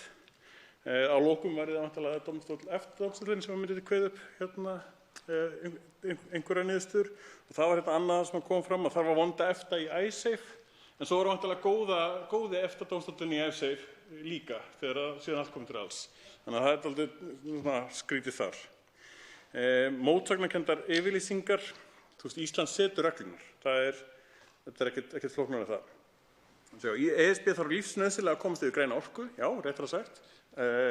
Orkan hérna sem við verum með myndi duga fyrir svona 1,5 milljón manns. það með 800 milljarða fjárfestingu sem bara galið. Afleiðingarnar verða verði heimana hækkar. Hvernig fær hv. þingmaður það út? Ég skil ekki hvernig hann fær það út. Ef eitthvað þá gæti verð til stóriðjufyrirtækjanna hækkað. Það er frekar það einu sem ég fæ út, því að það eru þau sem eru með orku á kostakjörum og þurfa að gefa út þá gagnsæðislega hvað þau eru að borga og önnur fyrirtæki getur komið og sagt hei, við viljum líka fá svona góðan díl og svo framvegis, meira seinna. Svarandsari fyrir sinn, Birgir Þórðarson, 3. þingmaður Suðurkjördæmis. Herra forseti, ég þakka hv. þingmanni þessa hröðu yfirferð og hann hefur greinilega reynt að setja það saman í stutt yfirlit þar sem ég sagði, en þetta var nú svona svolítið hraðvirknislegt hjá honum í þessum efnum. En hvað það? Hv. þingmaður skildi ekki alveg þegar ég ræddi hækkun á raforkuverði til húshitunar á veitusvæði Hitaveitu Suðurnesja þegar orkupakki 1 er innleiddur. Lögin taka gildi mitt ár 2003 og þessar hækkanir koma mitt ár 2004 og þessar hækkanir koma áramót og það er ekkert óeðlilegt við það. Kjarni málsins í þessu máli sem ég nefndi hérna sérstaklega og til þess bara að hrekja þær fullyrðingar nokkurra þingmanna hér það að raforkuverð til heimila hafi ekki hækkað við innleiðingu orkupakka 1. Það eru bara hrein ósannindi sem þingmenn hér nokkur höfðu í minn garð. Kjarni málsins er þessi: rafmagnið hækkaði til húshitunar og vegna þess að Hitaveita Suðurnesja á þessum tíma var með sérstakan samning við heimili á köldum svæðum þess efnis að þeir myndu greiða það sama og þeir sem hefðu hitaveitu. Þegar að lögin taka gildi, innleiðing orkupakka 1 tekur gildi, þá er þessu fyrirtæki bannað að niðurgreiða rafmagnið.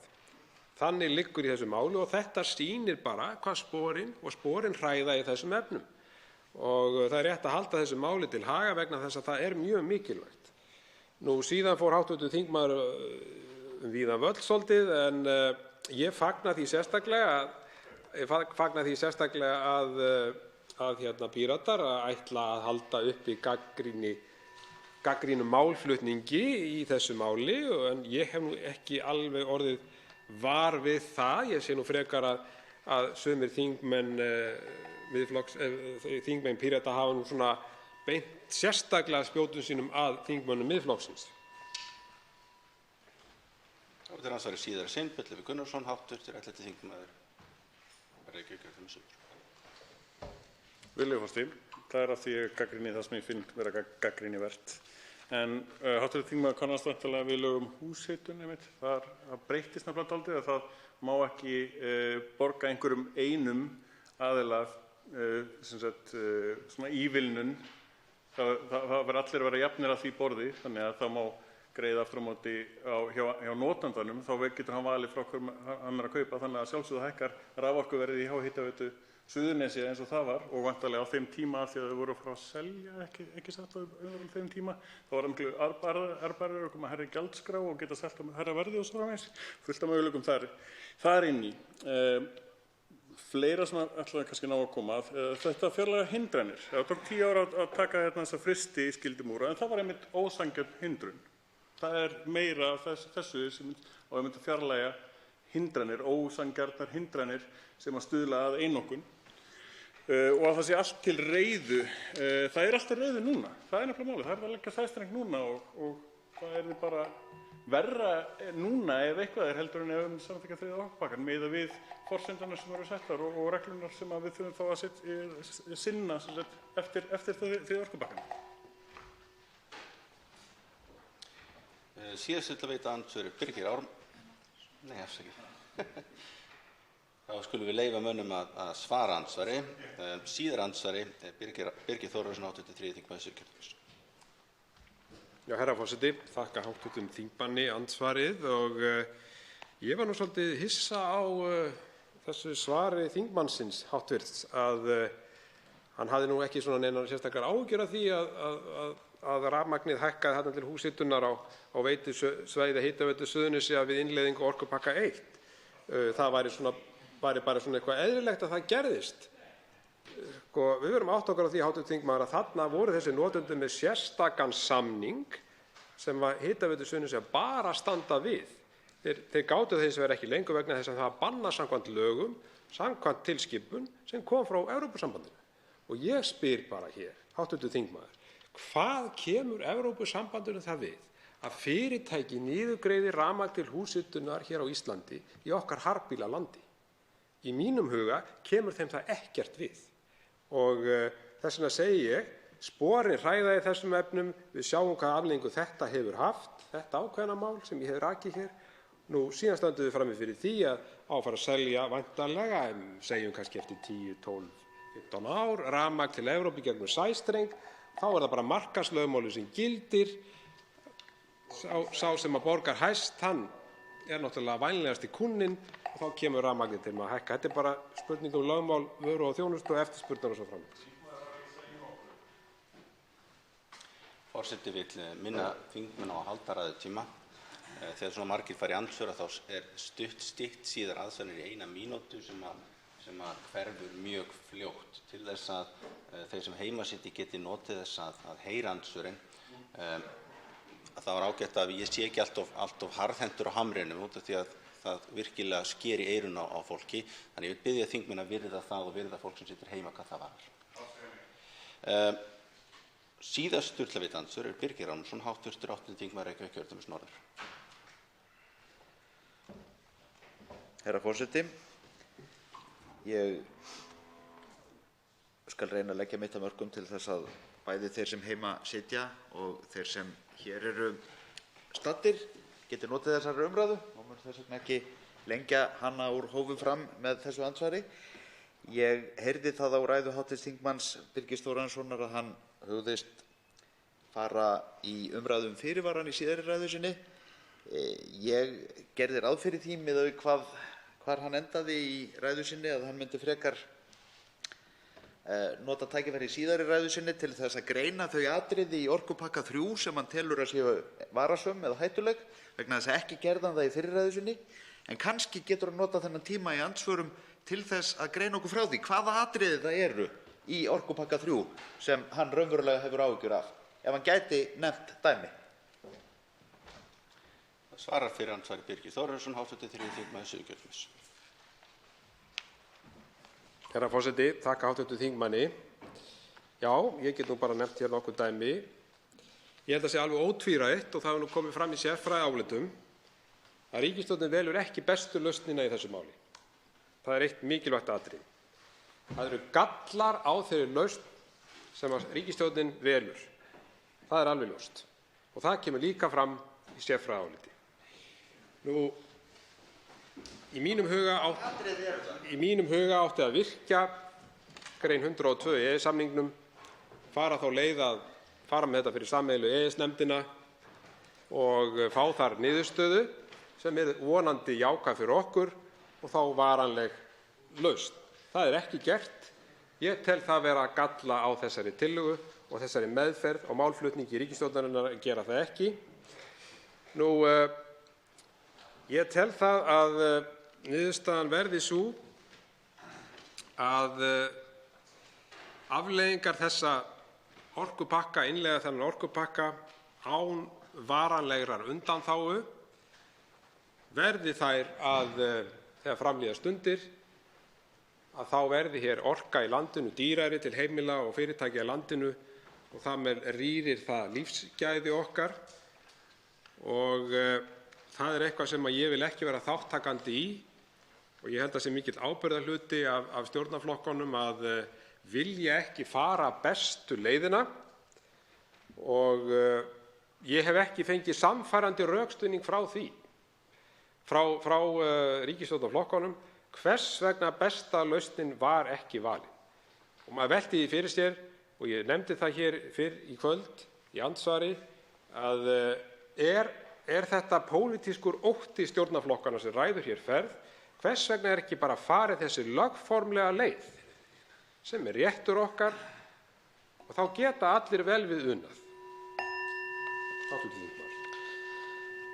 Þá veitir andsvar síðara sinni hv. 8. þingmaður Reykjavíkurkjördæmis norður, Birgir Ármannsson. Hæstv. forseti. Hv. þingmaður notaði andsvarið til þess að ræða fyrirvarana sem hann ætlaði að ræða í síðari ræðu sinni. Ég hins vegar gef honum aftur kost á því að koma hér upp og greina hvaða atriði það eru í orkupakka 3 sem hann telur að við þurfum að hafa áhyggjur af, vegna þess að ekki gerði hann það í ræðu sinni. Hann nefndi ekki dæmi þau atriði í orkupakka 3 sem við þyrftum að hafa áhyggjur af, sem myndu leiða til þeirra skelfilegu hluta sem hann er að boða hér. Hann nefnir ekki hvaða atriði það eru sem við þurfum að hafa áhyggjur af, en ef hann næri því ekki á 1 mínútu, sem ég myndi svo sem skilja, fyrst hann notaði þessar 2 mínútur ekki í það heldur eitthvað allt annað, þá getur hann væntanlega komið inn á það í síðari ræðu sinni. En það var akkúrat spurning mín. Spurningin var auðvitað þessi: hvaða atriði eru það í orkupakka 3 sem hv. þingmaður hefur áhyggjur af, sem eru í orkupakka 3, ekki í orkupakka 1 eða 2 eða einhvers staðar allt annars staðar, heldur nákvæmlega í því máli sem við erum að fjalla hér í dag. Og þá svarar andsvarið síðara sinni hv. 3. þingmaður Suðurkjördæmis Birgir Þórarinsson. Og eins og hv. þingmaður væntanlega veit, og ég þakka honum andsvarið, að þá er verið að leggja hér grunninn að því að við tökum þátt í þessu sameiginlega markaðssvæði Evrópu á raforkumarkaði. Er það ekki rétt, hv. þingmaður? Hver eru efnisatriðin sem þú hefur áhyggjur af? Ég hef einmitt akkúrat áhyggjur af þessu, að það sé verið að undirbúa jarðveginn með þessu, með því að innleiða þetta regluverk. Þá erum við að verða þáttakendur í þessu sameiginlega raforkukerfi þegar sæstrengur kemur, og hann kemur. Það er allt tilbúið, allt til reiðu, og þegar sæstrengurinn er kominn og við förum að selja rafmagnið á þetta sameiginlega svæði, þá þekkjum við afleiðingarnar. Það verða bara þær að rafmagn til heimila og fyrirtækja í landinu kemur til með að hækka. Það er bara lögmál markaðarins, framboð og eftirspurn. Það er bara ósköp einfalt. Og sporin hræða í þessum efnum, eins og ég hef nefnt, orkupakki 1, hann hafði gerði það að verkum að rafmagn hækkaði hér til húshitunar og svo framvegis. Þannig að þetta er nú bara ósköp einfalt, hv. þingmaður. Við erum að stíga skrefið hægt og hægt inn í þetta sameiginlega markaðskerfi. Og það er bara eitthvað sem mér hugnast ekki. Það á bara ekki við okkar aðstæður hér á Íslandi. Andsvörum er lokið. Til máls tekur Jón Þór Þorvaldsson, hv. 8. þingmaður Norðvesturkjördæmis.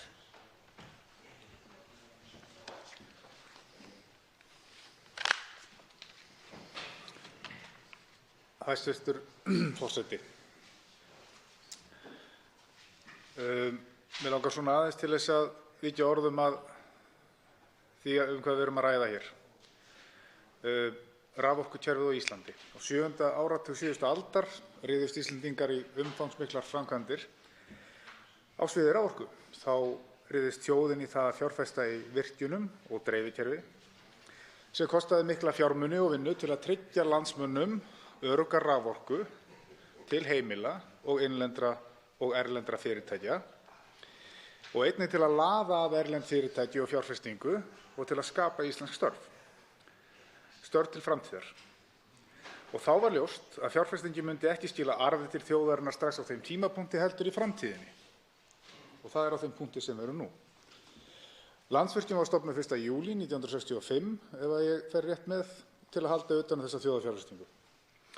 Virkjanirnar okkar skila núna arði og nemur það bil 1,5 milljörðum króna á ári, og samkvæmt forstjóra fyrirtækisins getur fyrirtæki greitt út arð til ríkissjóðs upp á það bil 110 milljarða króna á árunum 2020 til 2026. Slíka fjármuni er hægt að nýta til að greiða niður skuldir, til að lækka skatta, til að fjárfesta í innviðum sem sannarlega er ekki vanþörf á. En hver er að minnast á þetta hér? Jú, vegna þess að innleiðing 3. orkupakkans mun fylgja áskilnaður eignarhald á orkufyrirtækjum eins og Landsvirkjun, og líklega má telja að krafan verði að fyrirtækinu verði skipt upp í smærri einingar í nafni markaðsvæðingar og það síðan markaðsvætt í þeim tilgangi að ná fram markmiðum Evrópusambandsins orkumál. Meðal annars segir innri markaði og gerðir Evrópusambandsins að þær lúti einkum að sérleyfis- og samkeppnisþáttum og jöfnu aðgengi að markaðsbúskap í raforku- og jarðgasviðskiptum. Ennfremur segir með leyfi forseta að með 3. orkutilskipuninni er gengið lengra í að stuðla að virkum raforkumarkaði með því að tryggja aðskilnað í eignarhaldi í flutningskerfi frá markaðsaðilum og raforkueftirlit tryggt með ýmsum úrræðum og sjálfstæði þess tryggt með ýmsum úrræðum. Þetta er nokkuð opið. Og hvernig skyldi vera rétt að túlka slíka yfirlýsingu? Ég get ekki skilið það öðruvísi en að það þurfi að tryggja virkan markað. Og næsta víst er að 80–90% markaðshlutdeild myndi vera álitin einokun á frjálsum markaði eða monopóli upp á enska tungu, með leyfi forseta, eins og í tilviki Landsvirkjunar. En í margtíðari reglugerð 713 frá 2009 segir meðal annars aðildarríkin skulu, ekki skyldu, þetta skulu vinna náið saman og fjarlægja hindranir í vegi viðskipta með raforku og jarðgas yfir landamæri í því skyni að ná fram markmiðum bandalagsins á sviði orku. Mat á áhrifum tilfanga sem miðlægsstofnun þarf leiddi í ljós að óháð miðlægsstofnun hafði til langs tíma litið fjölmarga kosti umfram aðra valkosti. Stofna skal samstarfsstofnun eftirlitsaðila á orkumarkaði, stofnunin innan svega, til að bæta gloppur í löggjöfin á vettvangi bandalagsins og stuðla skilvirkri starfsemi innri markaði fyrir raforku og jarðgas. Stofnunin skal einnig gera landsbundnum eftirlitsyfirvöldum kleift að auka samvinnu sína á vettvangi bandalagsins og taka gagnkvæman þátt í bandalagstengdri starfsemi. Þegar þetta er allt gengið í gegn, þá mun arðurinn af orkuauðlindum okkar renna til einkaaðila, innlendra eða erlendra, en ekki til framtíðarkynslóða. Og það er það sem ég hef kannski áhyggjur af, að hér er ákveðinn samfélagssáttmáli sem var gerður það að við myndum byggja upp þetta kerfi og að síðan myndi sá arður renna til þjóðarinnar.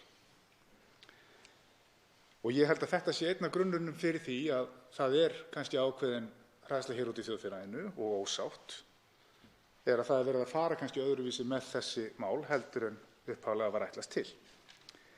Þjóðin á þessar mundir milli 80 og 90% af virkjunum landsins sem framleiða hreina orku sem er gríðarlega mikil eftirspurn eftir og mun bara aukast.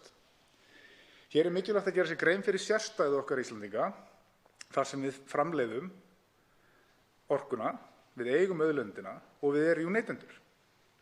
Við förum yfir á yfirinni. En þessu er öfugt farið víðast annars staðar í Evrópu. Þar sem raforkuverin eru yfirleitt í einkaeign og langstærstur hluti þeirra framleiðir ekki það sem við köllum hreina orku.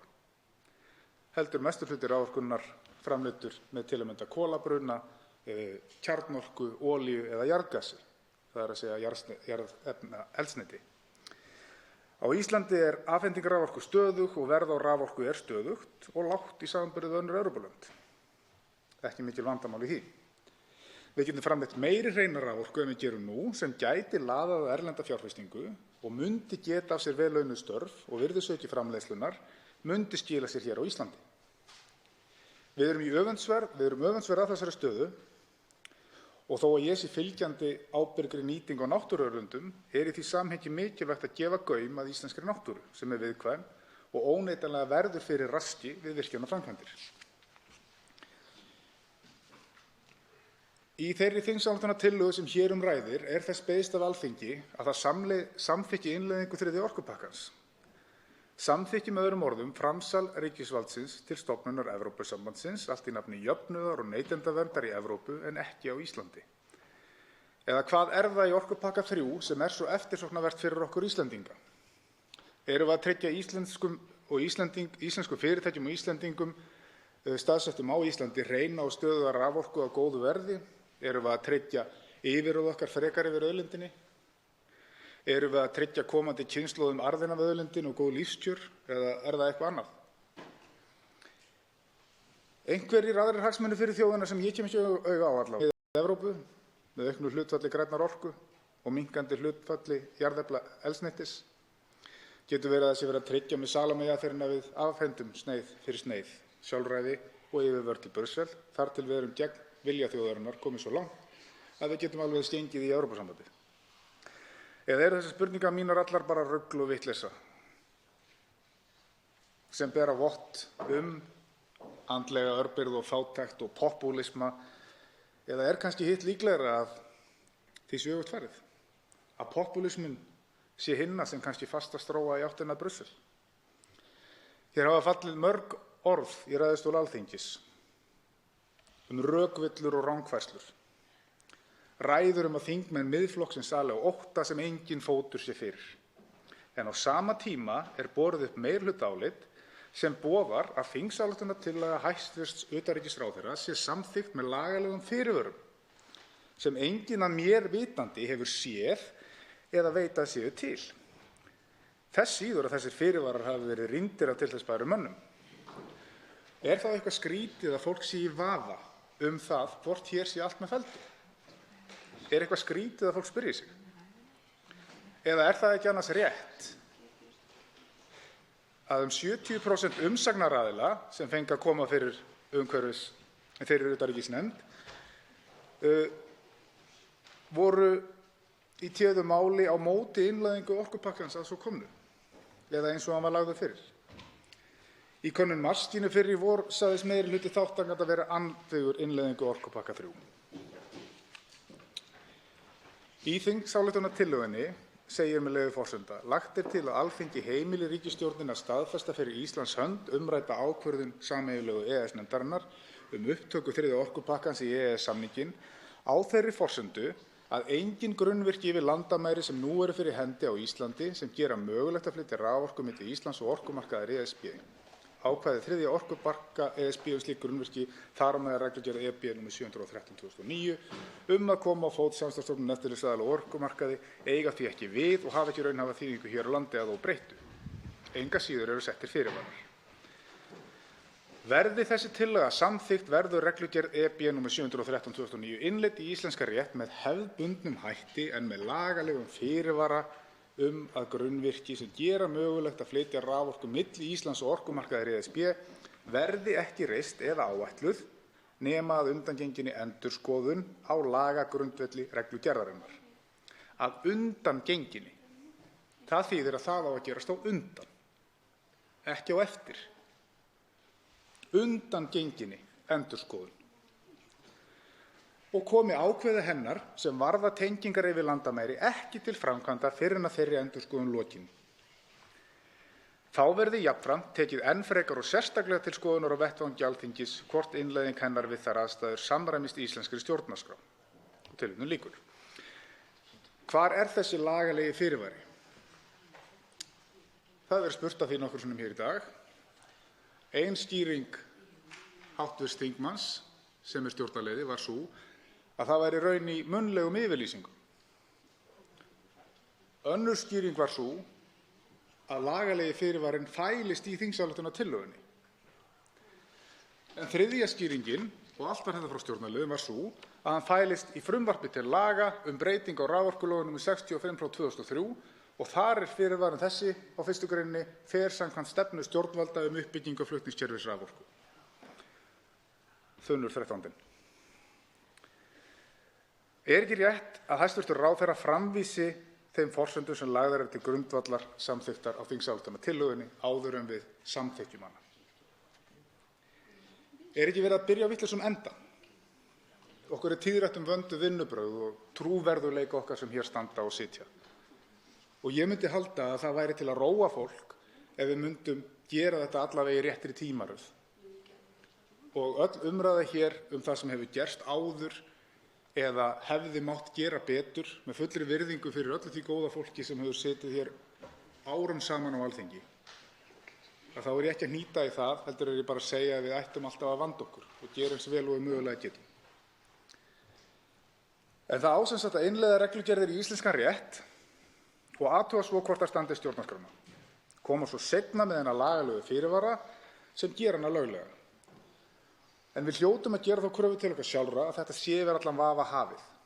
Við hljótum að gera þá kröfu til okkar með fullri virðingu fyrir öllu því sem hingað til hefur verið gert. Að við leitum á okkur allan grun svo að breið sátt geti náðst málið. Þessi vinnubrögð sem verið að sýna hér og boðið upp á eru í besta falli ámælisverð. Hér hefur sá sem hér stendur margspurt hv. þingmönnum hvort þeir þekki til dæma sambærilega lagalega fyrirvara sem hafa verið settir við innleiðingu EES-gerða og hvort slíkir fyrirvarar hafi haldið. Enginn hefur ennþá upplýst slík dæmi að undanskildum hv. þingmanni Þorsteini Víglundssyni sem minntist á tímabundna fyrirvara varðandi vinnulöggjöf, en þeir eru þó engan veginn sambærilegir þar sem þeir voru tímabundnir. Ljóst í þessu samhengi að þjóðaréttur stendur landsrétti framar og með leyfi forseta langar mig til þess að vitna í með tilliti til þessa í margítrekaða álitsgerð Stefáns Más Stefánssonar og Friðrik Árna Friðrikssonar Hirst að í álitsgerðinni kemur fram að 8. grein reglugerðar nr. 713/2009 tekin upp í EES-samninginn og innleidd í íslenska rétt í óbreyttri mynd muni reglugerðarákvæði feli í sér framsal framkvæmdarvalds til ESA sem ella væri á hendi íslenskra stjórnvalda. Verður ESA þá falið að taka ákvarðanir sem myndu binda íslensk stjórnvöld að landsrétti og mun leið varða mikilsverða hagsmuni raforkufyrirtækja notenda raforkukerfisins beint og óbeint. Samstarfsstofnunum myndi einnig hafa umtalsverð áhrif á efni ákvarðana ESA í ljósi eðlis og inntaks valdframsals til ESA sem felst í 8. grein reglugerðar EB nr. 713/2009. Telja höfundar álitsgerðarinnar vafa undirorpið hvort valdframsalið gangi lengra en rúmist innan ákvæða stjórnarskrárinnar miðað við núverandi aðstæður og forsendur EES-samningsins. Og þeir halda áfram. Líta höfundar þar til meðal annars þess að valdheimildir ESA séu ekki nægilega vel afmarkaðar og skilgreindar.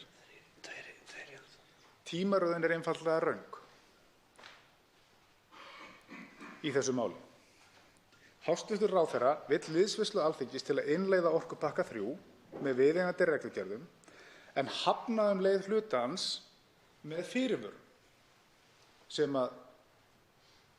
eru farnar að vera í umræðunni kallaðir svokallaður neyðarheimill. Þetta önnur af 2 leiðum sem lögð til. Fara lakari leið og tvísýnni heldur en þörf á, enda ófært að taka afstöðu til þingsályktunartillögunnar fyrr en þessir fyrirvarar liggja fyrir. Það ekki hægt að biðja fólk það. Og að sjálfsögðu viljum við Íslendingar vera þjóða meðal þjóða og taka þátt í alþjóðasamningum og samstarfi, viðskiptum þjóða í millum. Það hefur verið einhugur það meðal okkar frá upphafi að því til. En það tiltölulega nýtilkomið að við viljum framselja sjálfræði þjóðarinnar og valdheimildir varða komandi kynslóðir eða til hvers það unnið. Hefði einhverjum dottið í hug að framselja yfirráðin okkar yfir fiskimiðum og nýtingu fiskistofnanna? Innleiða slíkt í íslenska rétt og athuga svo hvort það stæði stjórnarskrá? Nei, auðvitað ekki.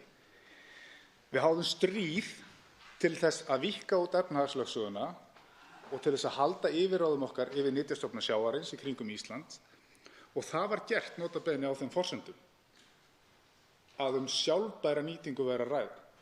Þar var náttúran sett í öndvegi eins og við ættum að gera hér. En hvers vegna þessi þingsályktunartillaga komin fram? Af hverju höfnum við ekki að gera þetta á þennan hátt og sendum málið aftur til sameiginlegu EES-nefndarinnar? Það í samræmi við samninginn sem við erum aðilar að og þetta samningur sem á milli okkar og annarra ríkja. Við erum aðilar að þessum samningi alveg eins og aðrir. Og það ekkert óeðlilegt við það ef það eitthvað sem þarf að koma nánar orðum af eða eitthvað sem þarf að athuga betur, að fara eftir þeim leiðbeiningum og þeim samningi sem í gildi Það beinlínis gert ráð fyrir því að fara þessa leið. Það ekki hluti af EES-samningnum að ef við séum ósátt við eitthvað sem við erum að innleiða, þá setjum við lagalega fyrirvara, hverjir sem þeir eru, og ætlum svo til þess að samningurinn haldi. Við höfum tækifæri til að búa svo um hnútana að ekki káfi upp og yfirráð okkar yfir auðlindinni, Hvers vegna vill ríkisstjórnin í andstöðu við meirihluta þjóðarinnar, í andstöðu við grasrót sína, fara þessa leið? Ég hef ekki svör við því en þætti vænt að fá þau. Ég hef hingað til ekki heyrt eða lesið ávinning okkar af þessari innleiðingu. Umræðan hér snýst meðal annars þessar tvær lausnir. Fyrri lausnin þessi sem ég kom inn á, að vísa þessu máli til sameiginlegu EES-nefndarinnar. Og af hverju í ósköpunum eftir yfirlýsingarnar sem búið að gefa, eða miðað við frumvarp iðnaðarráðherra, eða miðað við fyrirvarana sem settir eru af ríkisstjórninni við þessa þingsályktunartillögu. Og fólk hefur kæst við að koma hér upp í ræðustól og lýsa því yfir að það séu allir sammála okkur að svona skyldi að vera. Af hverju ætti það að setja okkur í einhverja pólitíska óvissu vegna þess að þetta hefur ekki verið gert í 25 ár?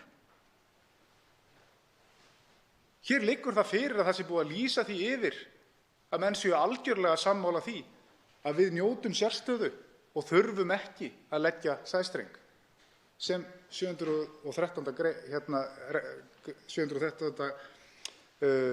reglugerð frá 2009 fjallar og verið að setjast fyrirvarana við. Ég hef ekki heyrt annað af fólki en að hér sé algjör einhugur það. Og bæði hafi því verið lýst yfir innan EES og Evrópubandalagsins. Menn séu sáttir við þetta. Væri ekki þá alveg eins gott að fá þetta meitlað í stein eins og að þetta sé orðið á götunni? Ég myndi halda það.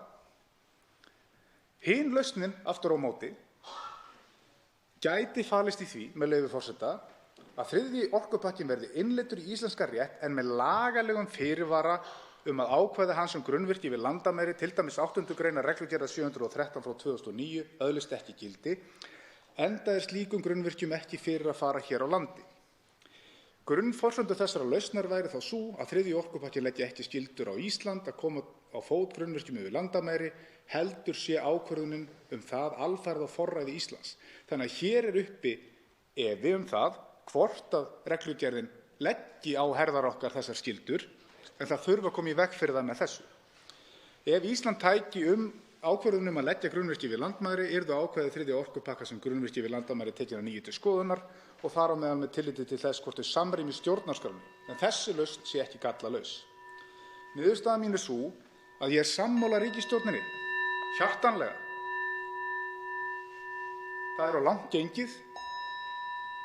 Það ekki hægt að innleiða þetta óbreytt, en ég legg til að þetta verði tekið af dagskrá og allavega endurskoðað áður en basað að niðurstöðu. Tveir hv. þingmenn hafa óskað eftir að veita andsvar. Fyrstur til að veita andsvar hv. 10. þingmaður Suðurkjördæmis, Smári McCarthy.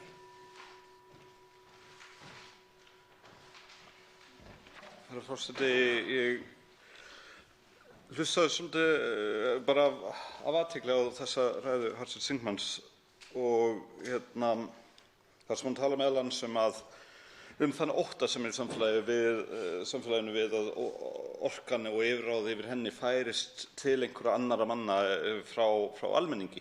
Þetta ótti sem ég deili, þetta ótti sem ég held að flestir deila. Ég held að það séu ekkert margir hér á þingi sem hafa áhyggjur af þessu. Nei, hafa ekki áhyggjur af því að slík tilfærsla eigi sér stað. En enn hefur ekki neinn bent mér á með neinum skýrum hætti, neinum hætti yfir höfuð, og neitt einasta ákvæði, neitt einasta staf í þriðja orkupakkanum sem bendir til þess að slík tilfærsla muni eiga sér stað. Og ég ætla að fá að mótmæla því sem hv. þingmaður sagði að það væri kannski einhverja andlega örbirgð að ræða. Það þvert á móti. Ég tel að hv. þingmaður sé líklega mikill röksemdamaður, en ég kemst ekki hjá því að velta því fyrir mér hvað veldur því að röksemdafærslur sérfræðinga, lögfræðinga, annarra sérfræðinga héðan og þaðan sem hafa legið yfir þessu, hvers vegna þær röksemdafærslur dugi ekki til þess að sannfæra hv. þingmann að þetta sé satt. Og ég meina, ég skil fullkomlega að treysti kannski ekki pólitískum mótherjum, en þegar að hlutlausir sérfræðingar út í samfélaginu eru á einu máli þessa hluti, hvers vegna dugar það ekki til? Kannski einhvers konar grundvallar ósamræmi milli þess hvernig við skiljum hlutina? Eða þetta einhver yfirlýst eða óyfirlýst taktík að hörfa alltaf undan öllum röksemdafærslum og færa markstanginnar og töngla síðan á því að framsal yfir auðlindir eigi að fara fram, þrátt fyrir það að sé búið að margsegja að það eigi ekki gerast? Svarar andsvari hv. 8. þingmaður Norðvesturkjördæmis, Jón Þór Þorvaldsson. Hæstv. forseti, ég þakka hv. þingmanni Smára McCarthy fyrirspurnina og hlý orð í minn garð. Ánægjulegt. En það má vel vera að hluti af því sem að gerast hér sé að við séum ekki að skilja hlutina alveg eins. Mögulega ástæða fyrir minni afstöðu hér sá bakgrunnur minn að búa sig ávallt undir það versta en vona það besta úr hinu starfinu sem ég sinni. En fyrst og fremst kannski ástæðan fyrir því að málflutningur minn hér eins og hann að meðal annars fræðimenn sem að standa mér augljóslega mun framar í því að túlka reglugerðir eða lög hafa varað við því að mögulega feljist valdframsal í innleiðingu 3. orkupakkans og leggja til að ekki sé farið í það að innleiða orkupakkann öðruvísi en með því að setja ákveðna varnagla við þessu. Þarna ég að hugsa stjórnarskrána. Við erum ekki í sömu stöðu og mörg önnur, sérstaklega skandinavísk ríki, þar sem hægt að skuldbinda þjóðir til valdframsals með auknum þingmeirihluta, þar sé ekki hreinum meirihluta. Og ég sé ekki betur en að við séum öll hér inni í þessum sal, hvort sem við höfum hér mælt fyrir eða á móti þessum orkupakka, sammála það að það sé ekki hægt að innleiða 3. orkupakkann óbreyttan. Hér þurfi að vera fyrirvarar. Hér þurfi að gera athugasemdir við gerðina. Annaðhvort með lagalegum fyrirvörum, ellegar með því að fara fyrir sameiginlegu EES-nefndina. Og ég eiginlega þeirrar skoðunar að við séum sammála það. En einhverjir hafa kannski talað fyrir því hér að það sé algjörlega hættulaust að innleiða þennan orkupakka án nokkurra aðgerða og þá kannski bara rétt að koma hér upp og segja það berum orðum að fólk sé tilbúið til þess. En ég ekki viss að þingmenn allra þingflokka séu tilbúnir að styðja það. Og þá veitir andsvar síðar að sinni hv. 10. þingmaður Suðurkjördæmis, Smári McCarthy. Herra forseti, já, kannski. Sko, ég skal alveg segja það, ég held að það megi alveg sleppa þessum fyrirvörum og ég hef reyndar heyrt fleiri þingmenn segja það. Ég held að þessi fyrirvarar séu fínir, þeir kosta okkur ekki neitt, þeir eru til þess gerðir að róa margar sem annars væru ekki rólegir, þannig að það bara hið besta mál. En mér finnst samt eins og hérna sé aftur verið að færa marksanginar, vegna þess að nú þetta ekki fyrsta skipti sem við höfum verið með takmarka valdaframsal. Og ég segi takmarka vegna þess að í lok dags þá það alltaf stofnun sem tilheyrir okkur, eftirlitsstofnun EFTA, sem að fer með úrskurðarvaldið. Þannig að við erum að færa í rauninni valdið frá úr einum vasa yfir í annan. Og við gerðum þetta varðandi Evrópsku bankaeftirlitsstofnunina, Evrópsku vátryggingaeftirlitsstofnunina, Evrópsku tryggingaeftirlitsstofnunina. Við gerðum þetta varðandi Evrópsku persónuverndarstofnunina. Þannig að þetta líkan sem við höfum verið að nýta okkur mjög lengi og hefur virkað mjög vel. Þetta líkan sem að fullnægir þeirri þörf okkar að standa vörð okkar sjálfstæði og okkar rétt til þess að stjórna okkar einu hagsmunum á sama tíma og við færumst nær Evrópu varðandi löggjöf og höfum þá ríkan aðgang að innri markað Evrópusambandsins. Þetta rosalega gott fyrirkomulag að mínu mati. Og þetta valdaframsal, þetta sko, í fyrsta lagi þá nánast ekkert valdaframsal vegna einmitt þessara fyrirvara. Í öðru lagi þá erum við ekki undir neinum kringumstæðum að tala valdaframsal yfir orkuauðlindunum. Það sem við erum að tala eitt mjög afvikið tilfelli sem ef að það sæstrengur milli okkar lands og annars lands, þá megi eftirlitsstofnun EFTA úrskurða ágreiningamál sem kom upp milli landanna varðandi þann sæstreng og ekkert annað. Þannig að ég bara hreinlega skil ekki hvernig það hægt að halda því fram aftur og aftur og aftur að það snúist einhvern veginn orkuauðlindirnar okkar. Og þá svarar andsvari síðara sinna hv. 8. þingmaður Norðvesturkjördæmis Jón Þór Þorvaldsson. Hæstv. forseti. Já,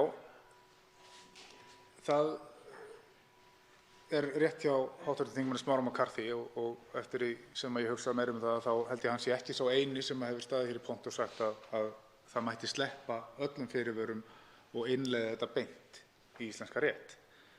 En það gengur hins vegar í berhögg við það sem ákveðnir fræðimenn hafa sagt og eins og ég segi, ég nú varaþingmaður og ekki hokinn af reynslu hér á Alþingi og ætla mér ekki að ég viti betur heldur en þeir.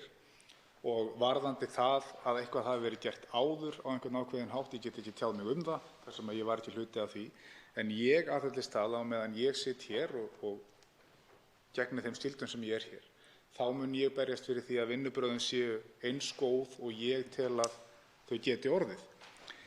Ef að þetta yrði innleitt svona, þá það brot á stjórnarskrá, samkvæmt áliti okkar færustu manna og þessir tilteknu menn, Stefán Már og Friðrik Árni, eru akkúrat þeir menn sem að ríkisstjórnin kaus að styðjast við í því þegar þau gerðu þingsályktunartillöguna. Innleiðingin á fyrirvörunum þarf að standast skoðun. Það að segja að fyrirvarnir sem eru á innleiðingunni þurfa að vera lagalegir, við þurfum að sjá hverjir þeir eru, ég vil sjá það, hverjir fyrirvarnir eru og ég vil taka afstöðu til þeirra.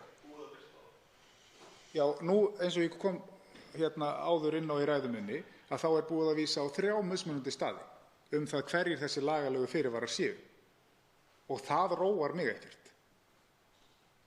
Ég vil sjá lagatextann sem að sýnir okkur það hvernig þetta verður innleitt.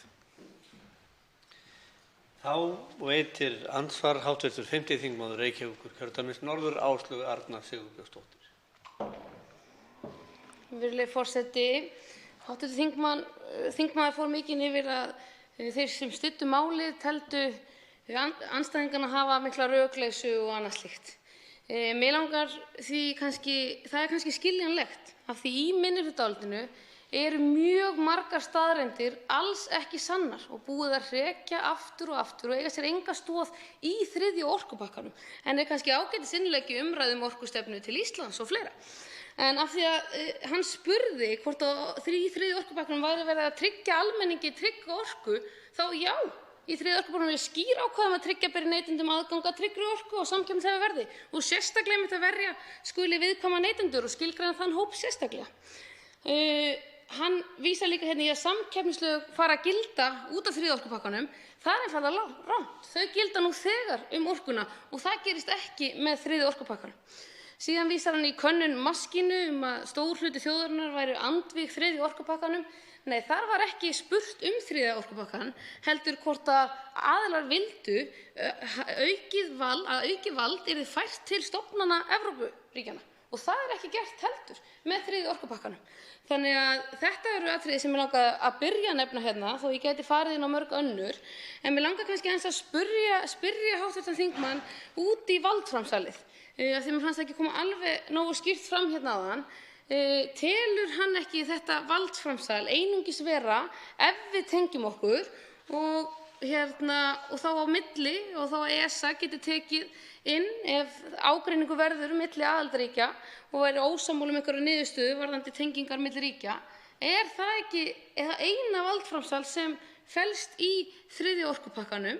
Af því að hér tíðrætt það og stjórnarskrárumræðan auðvitað það sérstaklega og nú höfum við gengið lengra í ýmsum innleiðingum eins og með fjármálakerfið og annað sem talið ganga mun lengra og meira segja eru fyrirvararnir sem við erum með hér í dag, af því að við erum heldur ekki tengd, gera það að verkum að það verði ekkert valdframsal núna vegna 3. orkupakkans.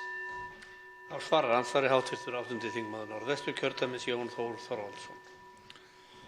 Hæstv. forseti. Já, varðandi valdframsalið, þá kemur það mjög glögglega fram í áliti téðra og títtnefndra fræðimanna að með innleiðingunni sé verið að ganga lengra heldur en ófært sé að fullyrða að gangi ekki í berhögg við stjórnarskrána.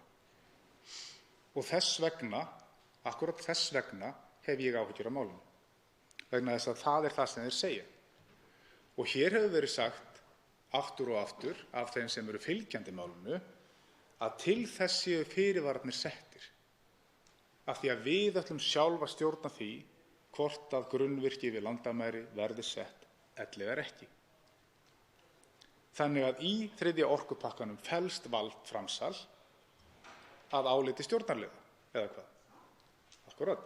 Þannig að þú segir já, en segir samt sem áður hér í fyrri ræðu minni að þú værir tilbúin að innleiða hann án fyrirvara, sem er þá brot á stjórnarskránni, samkvæmt áliti fræðimanna. Þannig að þetta snýst það. Þetta er ástæðan fyrir því að ég tek þessa afstöðu. Og ég vil, bara fyrir mitt leyti, að þessir lagalegu fyrirvarar séu skýrir. Vegna þess að ef að lagalegu fyrirvararnir eru, eins og kom fram hér í ræðu hv. þingmanns Óla Björns Kárasonar, að það væri frumvarp til laga breytingu á raforkulögum, að þá er sú breyting afskaplega rýr og varla til þess fallin að halda stjórnarskrána, fer samkvæmt stefnu stjórnvalda uppbyggingu flutningskerfis raforku, sem er þá bara hverju sinni. Og við getum verið komin með aðra ríkisstjórn hér eftir viku þess vegna, svona til þess að gera. Þó ég sé ekki að óska þess, bið fyrir ríkisstjórninni að sjálfsögðu. En það er hins vegar veruleiki sem við horfum á, og það geti verið allt önnur stefna sem sú ríkisstjórn geti tekið. Það geti verið hægri popúlistar. Og þá veitir andsvar síðara sinni hv. 5. þingmaður Reykjavíkurkjördæmis norður Áslaug Arna Sigurbjörnsdóttir. Virðulegi forseti, ef hv. þingmaður telur allt valdaframsal brot á stjórnarskrá, þá getum við ekki verið aðilar að neinum alþjóðasamningum. Þannig að það er ekki að setja jafnt á milli að sé brot á stjórnarskrá og að í einhverju felist valdframsal. Við getum talið upp við felum valdaframsal í persónulöggjöfinni, í fjármálalöggjöfinni, NATO, bara alls konar alþjóðasamningum sem ég geti tekið alla mín tíma hér að nefna upp. Þannig að þar er ekki jafnt á merki. Og það skal vera alveg skýrt að allir þeir fræðimenn, nema þeir einu sem skrifuðu það álit sem Miðflokksmenn vísa hér í, halda því fram að ekki sé brot á stjórnarskrá án fyrirvarans. 3. orkupakkan sé ekki brot á stjórnarskrá án fyrirvarans. Og það er líka niðurstaða ráðuneytisins og ríkisstjórnarinnar. Og það er hægt að kynna sér í minnisblaði sem er meðfylgjandi þingsályktunartillögunni. Og meira segja þeir fræðimenn sem þið leggið mest upp úr að gera úr álitsgerðinni, þeir komast að því niðurstöðu að eins og þingsályktunin er í dag, sé engin lögfræðilegur vafi á því að það sé í samræmi við stjórnarskrá. Þannig að þarna er það komið kýrskýrt og það er gert aukalega, ekki af því við teljum þau þurfa, en af því að við sjáum þessi varúðarmerki og við tökum þau alvarlega. Og mér langaði að benda á þetta, en mér langaði líka aðeins að ná að benda á það lagalegu fyrirvara sem hv. þingmanni er tíðrætt af því að það er ekki þannig að þeir komi seinna. Þingsályktunartillagan sem liggur fyrir núna, hún er aflétting stjórnskipulegs fyrirvara frá þinginu, að leyfa ríkisstjórninni að aflétta stjórnskipulegum fyrirvara. Þá mun ríkisstjórnin aflétta stjórnskipulegum fyrirvara eins og segir í þingsályktunartillögunni, með þeim fyrirvara sem þar er skilgreindur í greinargerð. Þannig að þingsályktunartillagan er ekki aflétting stjórnskipulegs fyrirvara nema það er heimild frá þinginu til ríkisstjórnarinnar. Og hún mun síðan leggja innleiðingarreglugerð sem felur þetta í sér og þá strax. Það kemur ekki seinna. Það er hin raunverulega aflétting stjórnskipulegs fyrirvara og mun fela í sér þá fyrirvara sem eru algjörlega nákvæmlega skilgreindir í greinargerðinni. Og þá svarar andsvari síðara sinni hv. 8. þingmaður Norðvesturkjördæmis Jón Þór Þorvaldsson. Hæstv. forseti. Ég sagði ekki að allt valdaframsal. Ég sagði það ekki. Ég talaði um þetta og þetta mál og ég ætla að halda mig við það. Það er alveg ljóst að þegar við erum að vitna í þessa tvo téðu einstaklinga sem eru lögfróðir menn, að þá eru það þeir sömu menn og ríkisstjórnin eða hæstv. utanríkisráðherra notar til þess að rökstyðja það að leggja þingsályktunartillöguna fram eins og hún er gerð úr garði. Eins og hún er gerð úr garði. Þannig að af hverju ætti það að vera eitthvað annarlegt að við tölum um þá menn og þeirra álit. Og varðandi það að það sé engin lögfræðilegur vafi verði þessi gerð innleidd svona, að þá er það með þeim fyrirvara að hún verði ekki innleidd fyrr en að þessir lögfræðilegu fyrirvarar liggja fyrir. Og ef ég skil hv. þingmann rétt, að þá er þingsályktunin, hún er aflétting á þessum stjórnskipulega fyrirvara. Ég held að þú hafir sagt það, ef ég misfer með þá biðjist afsökunar við því. Að hún er aflétting á stjórnskipulega fyrirvaranum sem þýðir það að hún er innleiðing. Akkúrat, hún er innleiðingin. Hún er innleiðingin. Við erum að veita heimildina til þess að innleiða eitthvað áður en við fáum þessa fyrirvara. Við erum ekki með þá í höndum. Þingsályktunartillögun er ekki lög, er ekki lagalegi fyrirvarar. Þú ferð ekki með þingsályktunartillöguna þegar það verður uppi einhver ágreiningur evrópska efnahagssvæðið eða samninginn sem við erum hluti af og veifar þingsályktunartillögunni og segir, hérna er þetta. Það er alveg kristaltært. Alveg kristaltært. Og ég held að við ættum að halda okkur við það að reyna að gera þetta eins vel og mögulegt er og til þess að koma þessu í gegn í góðri sátt, þá verða vinnubrögðin að vera þess eðlis að þau séu trúverðug. Og því miður finnst mér, og tala þá fyrir mig sjálfan, þau ekki vera það í þessu máli. Andsvörum lokið. Til máls tekur hv. 3. þingmaður Norðausturkjördæmis Sigmundur Davíð Gunnlaugsson.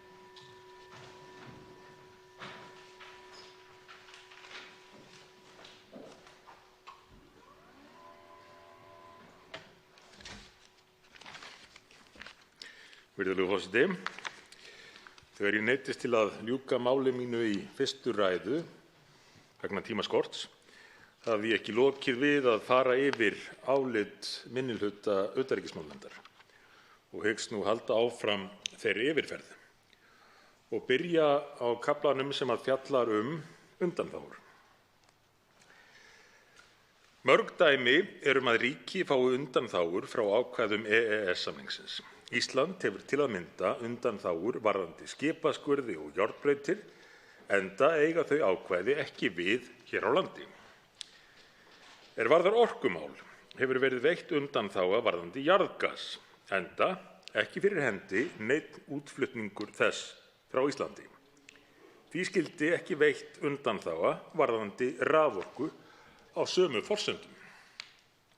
Þegar fyrir hendi valkostur sem byggður á afsakið virðulegur forseti, hér hef ég snúið blaðinu öfugt.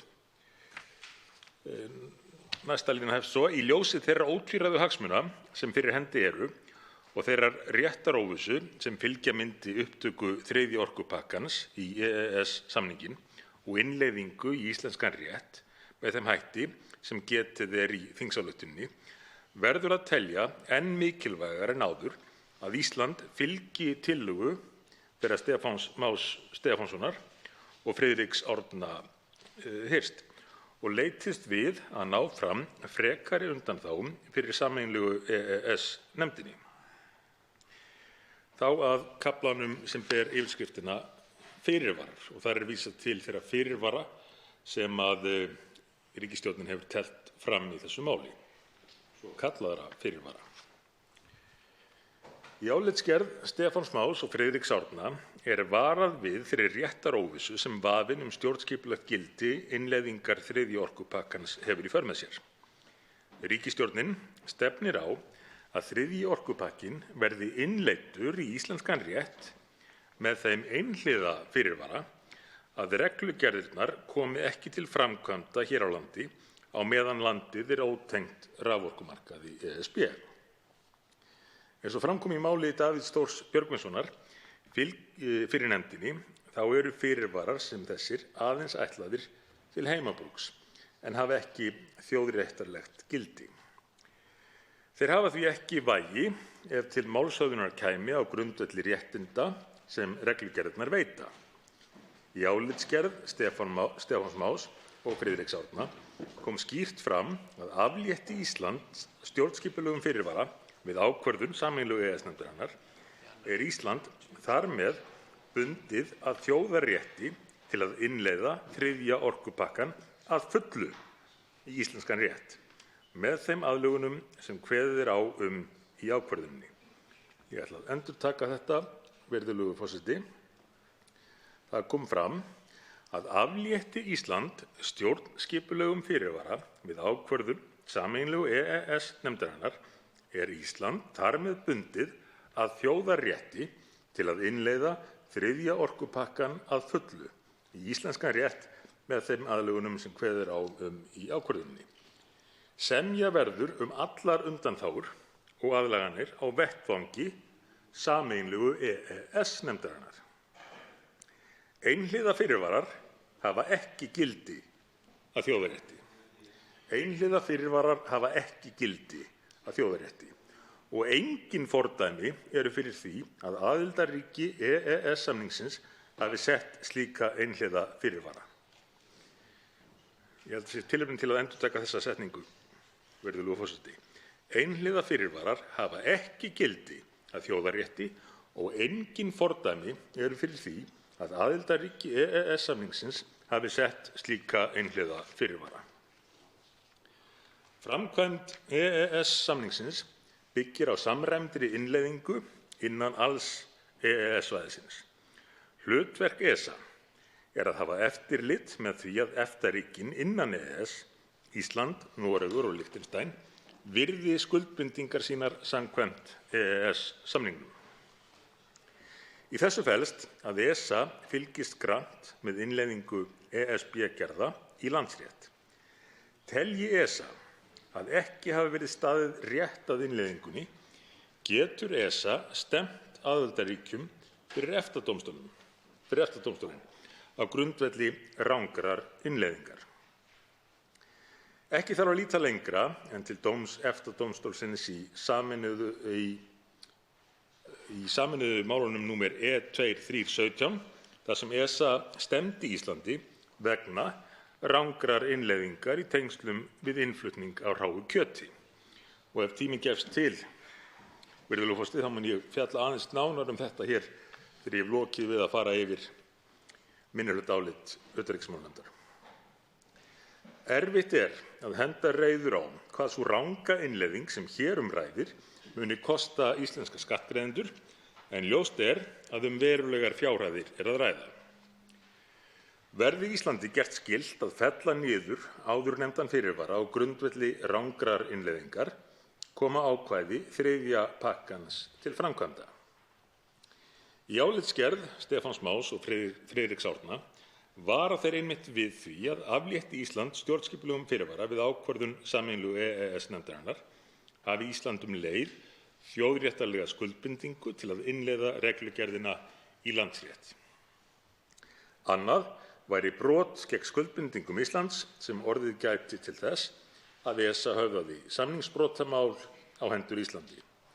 Í því samhengi mega einhliða fyrirvarar sér lítils. Minnihlutinn vekur jafnframt athygli á að í þingsályktunartillögunni er enginn fyrirvari. Einungis er minnst á í greinargerð að verði tillagan samþykkt verði reglugerð EB nr. 713/2009 innleidd með lagalegum fyrirvara sem nánar er tilgreindur þar.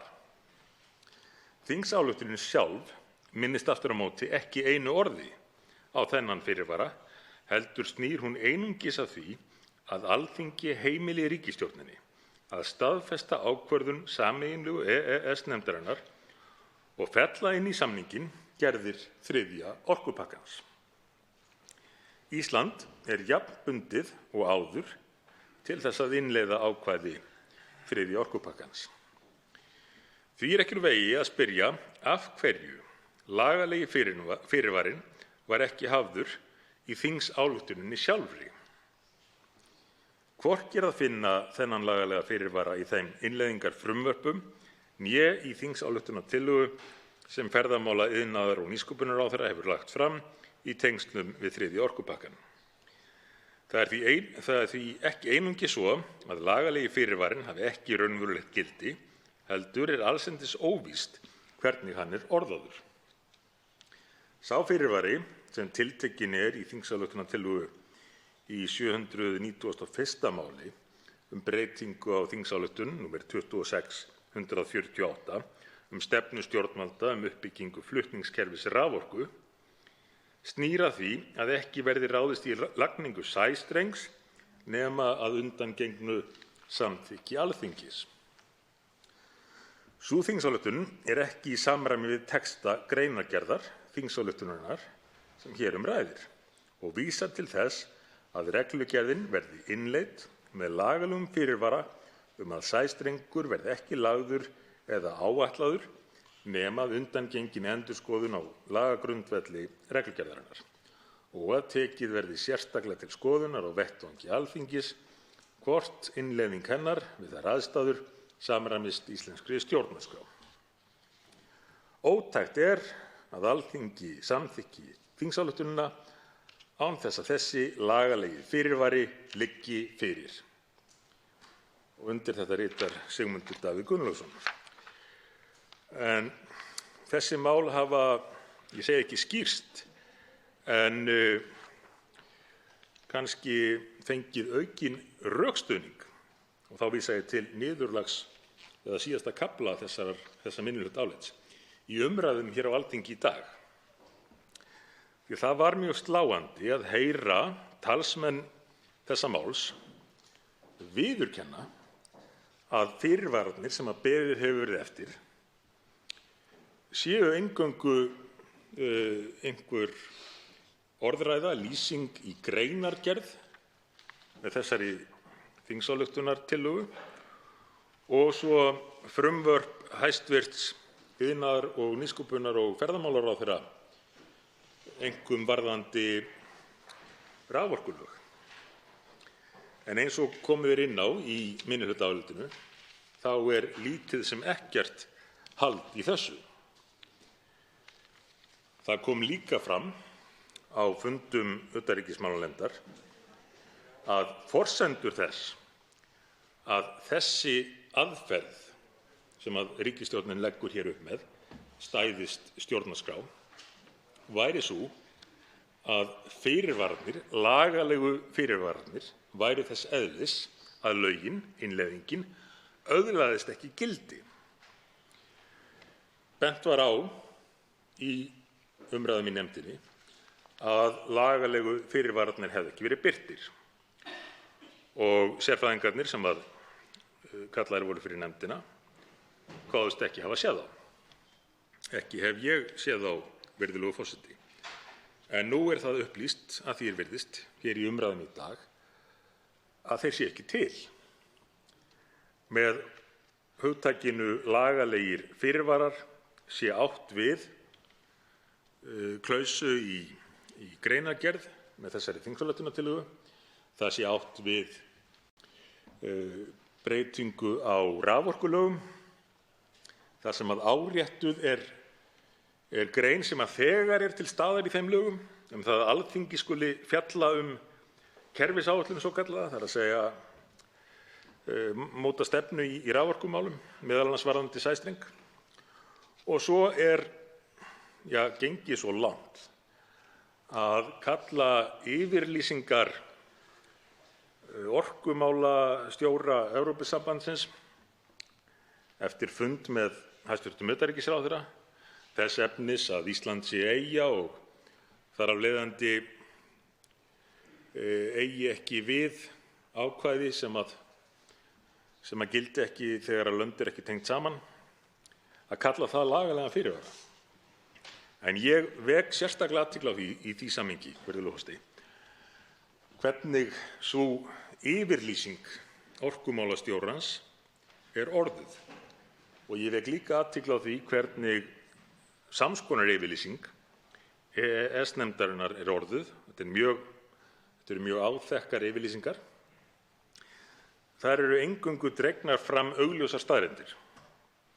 Sem sagt, sú staðreynd að Ísland sé eyja og ekki sé búið að tengja landið við raforkukerfi Evrópusambandsins. Og þar af leiðandi eigi ekki við ákvæði sem að gildi fyrst þegar að búið sé að tengja landið við raforkukerfi Evrópusambandsins. Þetta getur auðvitað hver maður sagt sér sjálfur. En sérkennilegt, svo ekki sé meira sagt, að ríkisstjórnin skuli leggja slíkar yfirlýsingar fram, raunar ekki einu sinni leggja þær fram, heldur einfaldlega vísa í þær, einhverjar fréttatilkynningar frá utanríkisráðuneytinu og styðjast við þær sem lagalega fyrirvara sem eigi að koma í veg fyrir að innleiðing þriðja orkupakkans feli í sér innleiðingu þriðja orkupakkans. Þó er í því máli sem við ræðum hér sérstaklega tekið fram að nálgun ríkisstjórnarinnar feli það í sér að orkupakkinn verði innleiddur að fullu. En bent á að það verði gert með lagalegum fyrirvörum sem að ég og reyndar örugglega fleiri trúðum því nokkurt skeið að yrðu lagðir fram og þar af leiðandi kynnu að hafa eitthvað gildi, en hefur nú verið upplýst að sé ekki til. Þessir svokölluðu lagalegu fyrirvarar séu einfaldlega tilvísun í fréttatilkynningar frá utanríkisráðuneytinu og vangaveltur í greinargerð með þessari ályktunartillögu þess efnis að Alþingi muni vilja fjalla lagningu sæstrengs þegar þar að kemur. Þetta, virðulegur forseti, hlýtur eitt og sér að nægja til þess að valda okkur verulegum áhyggjum og vera til þess fallið, eins og kallað hefur verið eftir hér fyrr í dag, að við gerum hlé á þessari umræðu til þess að fá upplýst það hvort að ríkisstjórnin sé staðráðin í því að leggja ekki fram þá lagalegu fyrirvara sem boðaðir hafa verið. Einn hv. þingmaður hefur óskað eftir því að veita andsvar. Það er 5. þingmaður Reykjavíkurkjördæmis norður, hv. þingmaður Áslaug Arna Sigurbjörnsdóttir. Virðulegi forseti, mig langar nú bara aðeins að byrja á því að fara yfir með þingmönnunum hvernig svona innleiðing virkar. Þingmaðurinn hefur verið lengur hér þingmaður heldur en ég, en það er nú þannig að tillaga til þingsályktunar afléttingu stjórnskipulegs fyrirvara er til ríkisstjórnarinnar leyfi frá Alþingi. Þannig að þá getur ríkisstjórnin með innleiðingarreglugerð aflétt þessum stjórnskipulega fyrirvara og það er ekki bara gert með innleiðingarreglugerðinni, heldur líka lagafrumvörpum og þingsályktunartillögum sem liggja fyrir atvinnuveganefnd. Og það er því ankralegt þegar það er alltaf gefið í skyn eins og það sé gert eftir á, sé verið að fela það og verið að snúa út úr hvernig verksvið þingsins virkar og hvernig þetta virkar hérna hjá okkur.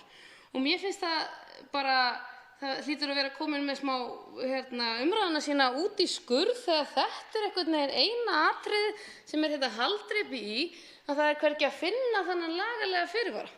Af því það er alveg ljóst að þessi lagalegi fyrirvari er á blaðsíðu 3 í þingsályktunartillögunni, algjörlega skýr og hann verður tekinn orðrétt upp í reglugerðina sem er innleiðingarreglugerðin þar sem stjórnskipulega fyrirvarinu verður aflétt. Þannig að ég ætla að frábiðja með því að það verði haldið hér áfram í alla nótt að halda þessu áfram, af því þá mun ég bara koma hér aftur og aftur með glöðu geði til að útskýra þetta, af því að fólk á rétt á að vita hvernig þetta virkar, af því að annað er útúrsnúningur. Kannski af því að ég er í andsvari þá kannski nýti ég tækifærið enn og aftur og spyr hv. þingmann að því hvar í þriðja orkupakkanum sé að finna sú heimild að það sé hægt að brjóta upp fyrirtæki eins og Landsvirkjun eða önnur stærri fyrirtæki, af því að eins og margt annað í minnihlutaálitinu þá er því haldið algjörlega fram án þess að segja hvar það er og hv. þingmaður hefur ekki getað svarað því hingað til. Og hv. 3. þingmaður Norðausturkjördæmis, Sigmundur Davíð Gunnlaugsson, svarar nú andsvari. Fyrra sinni.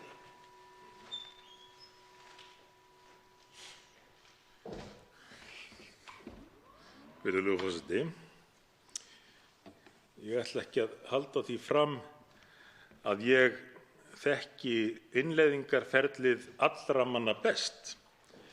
Hins vegar ætla ég að benda á það að fræðimenn sem að títt eru nefndir, íslenskir, norskir og víðar að, benda á að þegar að menn innleiða reglugerðir Evrópusambandsins þá taki þær allar gildi í heild og einhverjar einhliða viljayfirlýsingar hafi þar lítil áhrif. Það þarf reyndar ekki að biðja fræðimenn að útskýra þetta fyrir okkur því að það nægir að kynna sér hvernig Evrópusambandið virkar, eins og nú bara tiltölulega aðgengilegt á heimasíðu sambandsins, þar sem útskýrt með mjög skýrum hætti hvernig innleiðing reglugerða virkar hjá sambandinu. En nægi mönnum ekki að líta til leiðbeininga fræðimanna eða kynna sér einfaldlega reglurnar sjálfir. Gæti verið áhugavert að hlýða á álit stjórnmálamanna sem eru búin að vera lengur eða byrjuðu mun fyrr í þessum bransa en ég. Til að mynda mat fyrrverandi formanns Sjálfstæðisflokksins, fyrrverandi forsætisráðherra Þorsteins Pálssonar, sem að útskýrði það að hér væri að ræða lofsverðar blekkingar. Ég að vísu ekki, eins og ég hef getið áður, sammála þessum fyrrverandi ráðherrum að þessar blekkingar séu lofsverðar, en það svo sannarlega rétt hjá honum að blekkingar að ræða. Hvað varðar seinni spurningu hv. þingmanns verði ég að svara henni í seinna andsvari, sýnist mér, því að tíminn á þrotum. Og þá veitir andsvar síðara sinni hv. 5. þingmaður Reykjavíkurkjördæmis norður, Áslaug Arna Sigurbjörnsdóttir. Já, virðulegi forseti. Þetta í 3. skiptið sem ég spurði hv. þingmann að þessari spurningu, þannig að ég biði vinsamlega að svara henni í seinna andsvarinu svo að það þurfi ekki að koma til 5. skiptis að ég spurði þessara spurningar, því að ég í alvörunni mjög forvitin það hvar þetta að finna. Af því að ef maður les 3. orkupakkann, meiri segja þá grein sem kannski var hægt að snúa út úr sérstaklega til að finna þetta út, sem 37. grein 4b, þá alls ekki hægt að lesa samt úr því að þessi hægt að brjóta fyrirtæki. Þannig að ég tel þetta afar eitt af þeim atriðum í minnihlutaáliti utanríkismálanefndar sem á sér enga stoð í 3. orkupakkanum og bara til þess fallið að halda hér einhverju að almenningi sem kolrangt og oft búið að svara. Varðandi lagalega fyrirvarann, þá ég einmitt sammála þér hvernig heimasíða Evrópusambandsins virkar. Og það einmitt mjög gott hversu opin og gagnsæ hún af því að það til dæmis hægt að kynna sér mál löngu áður en þau eru komin á dagskrá. Þannig að ríkisstjórnin hér fyrir tíma voru með aðgang að öllu ferli 3. orkupakkans og hvað var þar í uppsiglingu. Þannig að það ekki annað hægt að segja en að það sé mjög gagnlegt fyrir þingmenn að kynna sér það og vera einmitt á varðbergi og undirbúa sig vel þegar mál á fyrri stigum í Evrópusambandinu. Og það okkar mikilvæga hagsmunagæsla og hagsmunagæsla sem við höfum aukið við og ekki síst skilgreint betur í utanríkismálanefnd með nýjum reglum sem voru samþykktar í september sem skilgreinir einmitt þetta annarra greina ferli ennþá betur. Þannig að mér langaði að árétta það og ég vona að hv. þingmaður svari þá minni seinni spurningu af því að ég ætla ekki að bera upp aðra svo að svari við þessari komist nú örugglega að. Og þá svarar andsvari hv. 3. þingmaður Norðausturkjördæmis Sigmundur Davíð Gunnlaugsson síðara sinni. Virðulegur forseti, það nú eiginlega léttir að heyra ef ég skildi hv. þingmann rétt að hv. þingmaður sé stöðugt að endurræsa heimasíðu Evrópusambandsins til þess að fylgjast með öllum uppátækjum þeirra og vera viðbúin því þegar að þau kunna reka á fjörur Íslendinga. Ekki veitir af því. En svo ég svari spurningu hv. þingmanns varðandi uppbrot fyrirtækja. Þá það skýrt tekið fram í þriðja orkupakkanum að hann sé meðal annars til þess ætlaður að gera mönnum kleift að brjóta upp það sem kallað er monopolies á ensku, það er að segja ráðandi fyrirtæki á sínu svæði. Og það þarf ekkert að líta á þetta sem einhverjar vangaveltur hvað kunni að gerast, því að alveg frá árinu 2009, þegar orkupakkinn tók gildi í Evrópusambandinu, hefur Evrópusambandið verið að reyna að nýta sér þessar heimildir til þess að brjóta upp stór fyrirtæki á orkumarkaði í Frakklandi, í Þýskalandi, á Ítalíu. Vissulega snerist þetta fyrst og fremst til að byrja með að aðskilja framleiðslukerfi og dreifikerfi. En ekki bara það, heldur hefur það gengið svo langt að Evrópusambandið hefur leitast við að koma sérstökum stjórnum, sérskipuðum stjórnum yfir tilteknar eignir þessara fyrirtækja.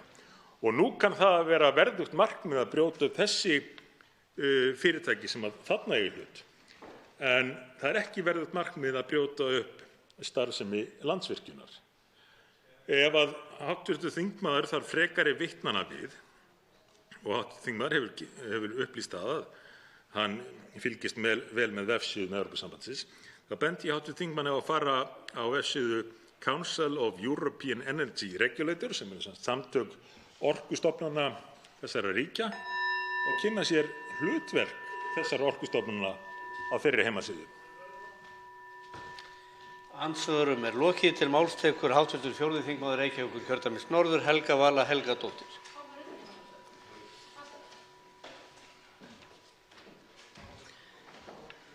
Herra forseti. Það eru blikur á lofti í stjórnmálum allan heim. Stjórnmálafólk sem leyfir sér að afvegaleiða umræðu og láta vísvitandi frá sér ósannindi virðist vera að gera sig æ meira gildandi og þeir hinir sömu stunda það gjarnan að tala niður eftirlitsstofnanir og ekki síður sérfræðinga. Þetta ástand hefur verið mér hugleikið undanfarnar vikur og mánuði. Hálfsannleikurinn og beinlínis lygin fá að koma við sögu í litlum málum sem stórum, málum sem almenningur og fjölmiðlar láta líða framhjá til þess að spara pláss fyrir stóru málin. En þegar lygin í litlu málunum safnast saman, þá hefur hún náð tilgangi sínum, að skapa vantraust og mylja niður samfélagssáttmálann og samstöðuna. Búinn er til hópurinn við og þið.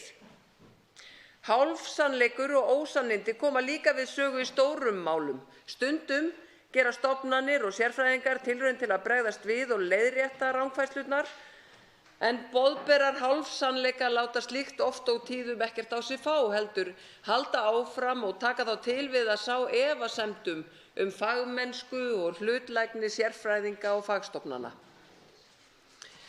Þetta, herra forseti, er að eiga sér stað út allan heim í hinu pólitíska lífi og margir hafa haft af þessu áhyggjur. Mig langar af þessu tilefni að grípa til bókarinnar harðstjórn eftir Timothy Snyder, sagnfræðiprófessor við Yale-háskóla sem hefur sérhæft sig í sögu Mið- og Austur-Evrópu. Hann ritaði bókina sína með undirtitlinum 20 lærdómar sem draga má af 20. öldinni, en okkar ágæti háttvirti þingmaður Guðmundur Andri Thorsson snaraði bókinni yfir á íslensku fyrir þá sem vilja kynna sér tillögur Snyder á ylhýrri íslenskunni. Timothy Snyder segir í riti sínu meðal annars, með leyfi forseta: Þegar maður varpar staðreyndum fyrir róða, varpar maður frelsinu fyrir róða. Ef ekkert er satt, getur enginn gagnrýnt vald, því að þá er enginn grundvöllur fyrir því að gera það. Ef ekkert er satt, er allt tómt sjónarspil. Eins og rannsakendur alræðisstefnunnar hafa bent á, fer dauði sannleikans fram með ferns konar hætti. Í fyrsta lagi er það opinskár fjandskapur í garð staðreyndabundins veruleika sem lýsir sér í því að bera fram uppspuna og lygar eins og staðreyndir sé að ræða.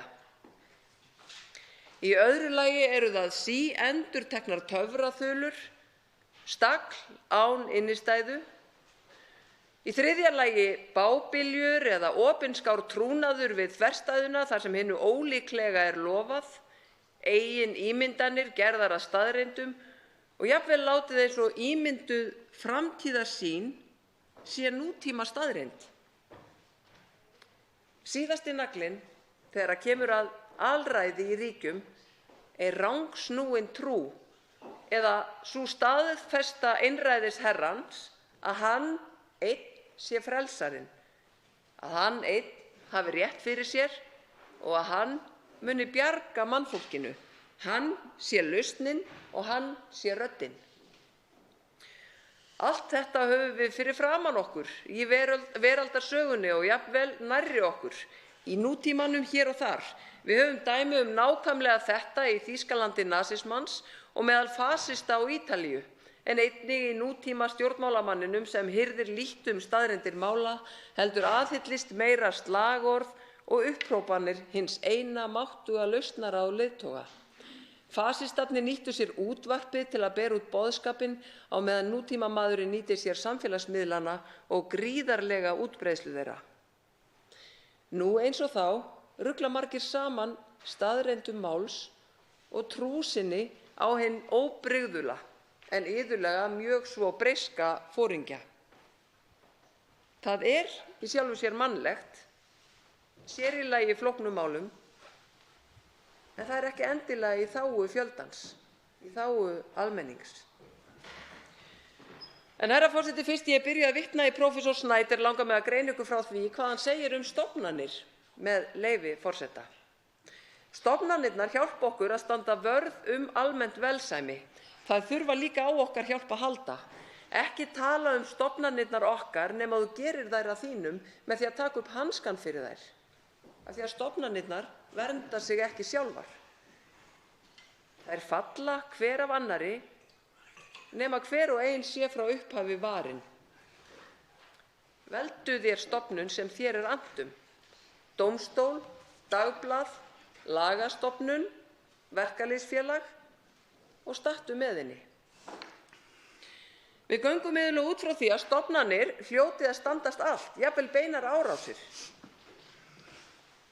Þetta voru mistökin sem ýmsir þýskir gyðingar gerðu varðandi Hitler og nasistana, eftir að þeir mynduðu stjórn.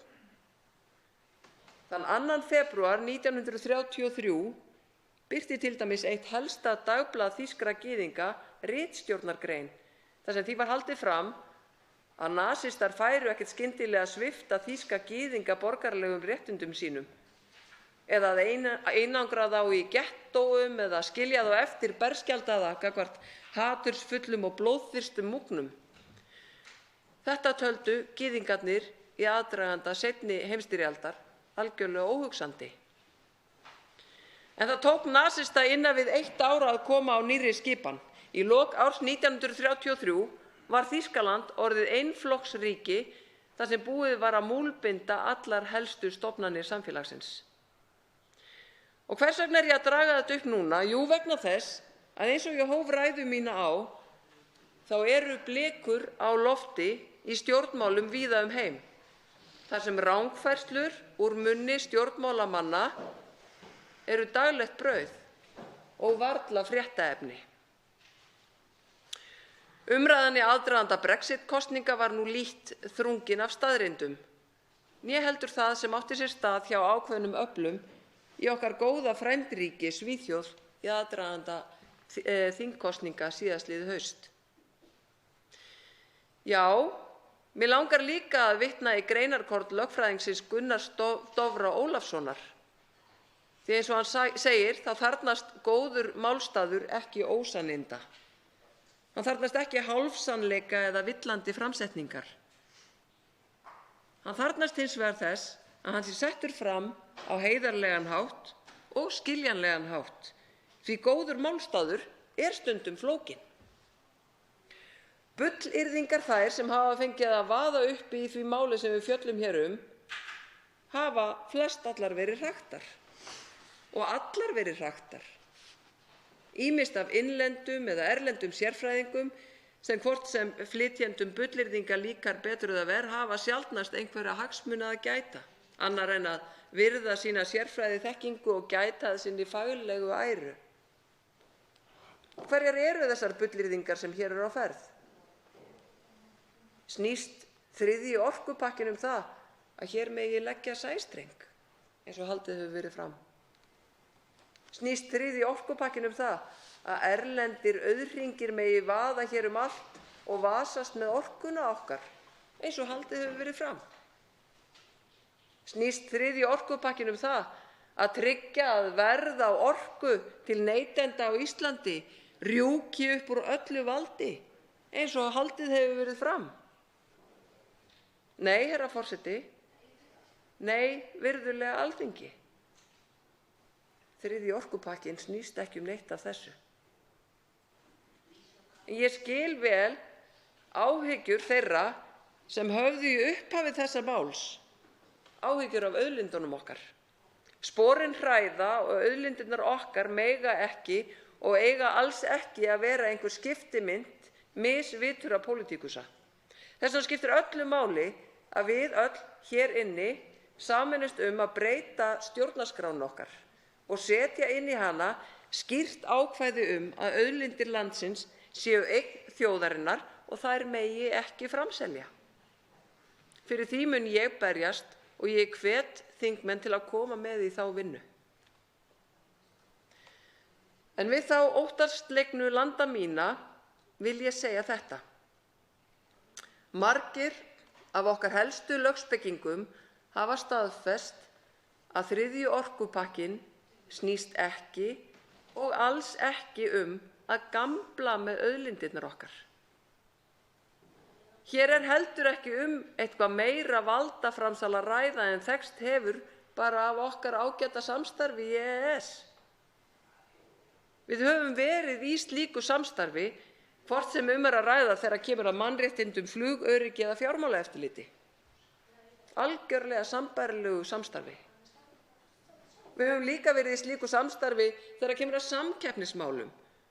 En það er einmitt það sem til dæmis er verið að fjalla hér. Að auka samkeppni til hagsbóta fyrir neytendur. Sömuleiðis er ekkert í þriðja orkupakkanum sem skyldar okkur til að einkavæða orkufyrirtækin okkar eða segir okkur hvar og hvenær við eigum að virkja.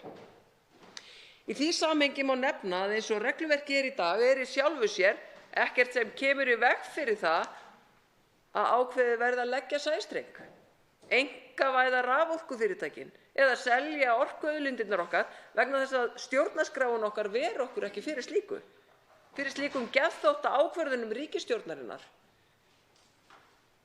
En það er bara ekkert í þessum þriðja orkupakka sem hefur neitt með þetta að gera.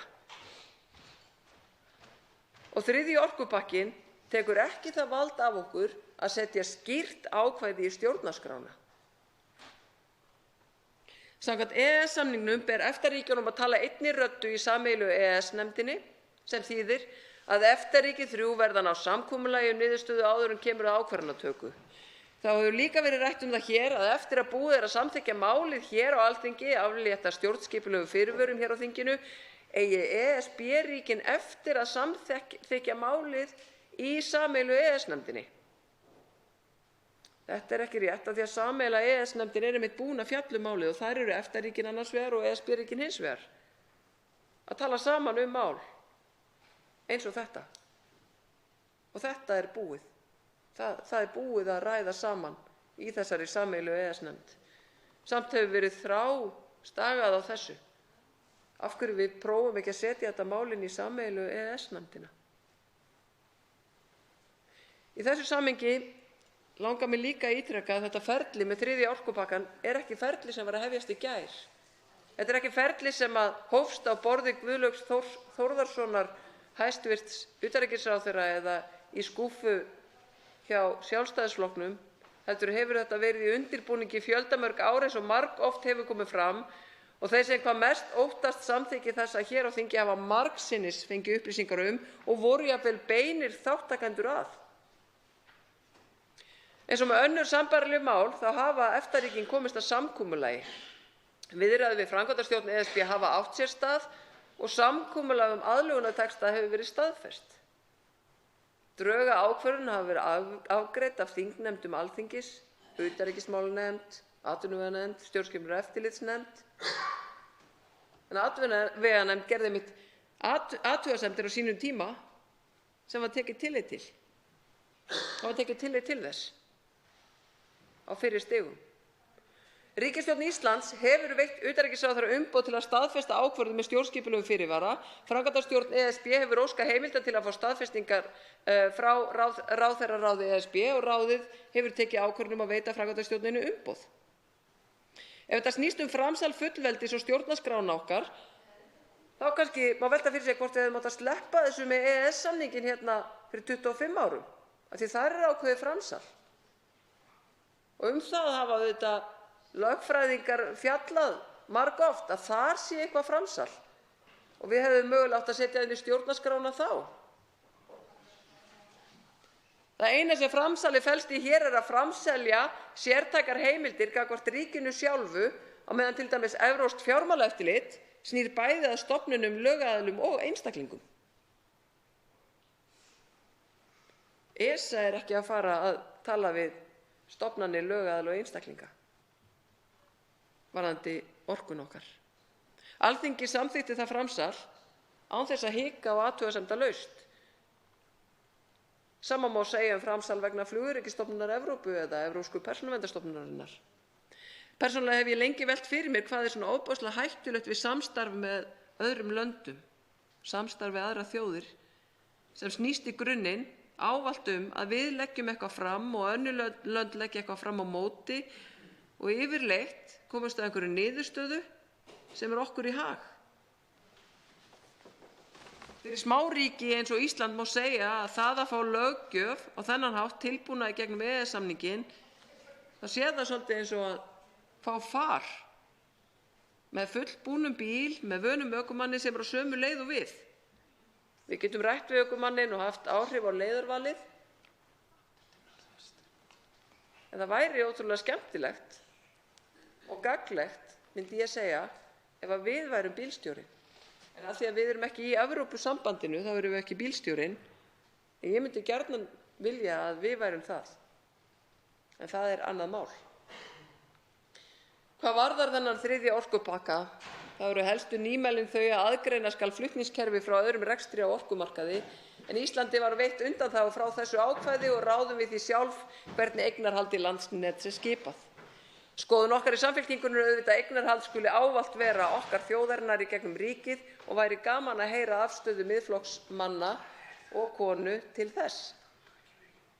Eru þingmenn Miðflokksins á því að orkufyrirtækin okkar eigi að vera í ríkiseigu? Þá eru í þriðja orkupakkanum ítarlegri ákvæði sjálfstæði raforkueftirlitsins. Þannig skal tryggja að eftirlitsaðili sem hér er Orkustofnun sé sjálfstæður gagnvart bæði aðilum á markaði og stjórnvöldum.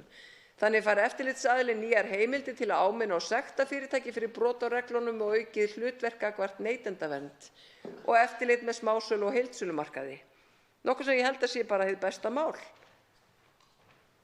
Svo er sett á stofn samstarfsstofnun eftirlitsaðila á orkumarkaði eða ACER sem er ætlað að aðstoða lögbundna eftirlitsaðila í störfum sínum og eftir atvikum samhæfa aðgerðir þeirra. Og Orkustofnunin okkar, hin alíslenska, mun taka þátt í störfum ACER fyrir hönd Íslands og tók á sínum tíma þátt í störfum forvera þeirrar stofnunar. ACER mun hins vegar ekki hafa neitt Ísland að segja þar sem EFTA-ríkin, muniði EFTA, Ísland er EFTA-ríki, munu veita ESA, eftirlitsstofnun EFTA, eins og ávallt, þær afmörkuðu valdheimildir sem ACER hefur á orkumarkaði ESB. ACER-grýlan, sem er merkt svo ítrekað, er því ekki fyrir hendi hjá okkur á Íslandi. Já, það má ekki gleyma því að þegar kemur að 4. viðauka EES-samningsins sem fjallar orkumál og ýmsir hafa varað við að yrði tekin úr sambandi ef við höfnum 3. orkupakkanum, eru heilmiklir útflutningshagsmunir íslenskra fyrirtækja. Á Íslandi eru framleidd raftæki og seld á markaði í Evrópu á grundvelli laga orkumerkingar og visthönnun vöru og fellur sú löggjöf undir 4. viðauka EES-samningsins orkumál. Þarna erum við að tala Marel, Skagann 3X, Valka. Aðgangur að innri markaði EES í gegnum 4. viðauka er mjög mikilvægur út frá nýsköpun og frumkvöðlastarfi á sviði íslenskra grænna orkulausna og hugvits. Er þeim sem nú hvað harðast berjast gegn 3. orkupakkanum kunnugt um þetta? Eru þeir meðvitaðir um það? Það mikilvæga nýsköpunarstarf sem á sér stað á sviði orku á Íslandi.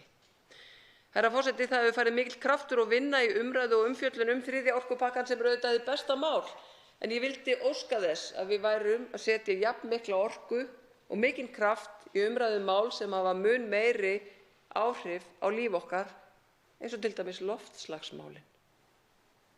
Hvernig væri nú að við tækjum okkur saman um að fjalla jafn ítarlega um það risastóra mál? Ég er ekki að gera lítið úr þessu umræðu sem hefur átt sér stað hérna, af því að hún er bara góð. Það þarf að skýra málin fyrir öllum og það tekur fólk mislangan tíma að átta sig á staðreyndum mála og það er bara gott. Og ég er ekkert syfjuð og þarf ekkert að fara heim snemma eða neitt slíkt. Ég geti vel verið hér næstu nætur. En ég held að við getum verið sammála um það mikilvægi að koma á skýru ákvæði í stjórnarskrána til þess að tryggja áframhaldandi óskorað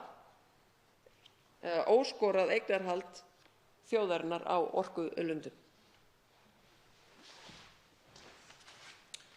Tveir hv. þingmenn óska eftir að veita andsvör. Fyrstu til að veita andsvör er Birgir Þórarinsson, hv. 3. þingmaður Suðurkjördæmis.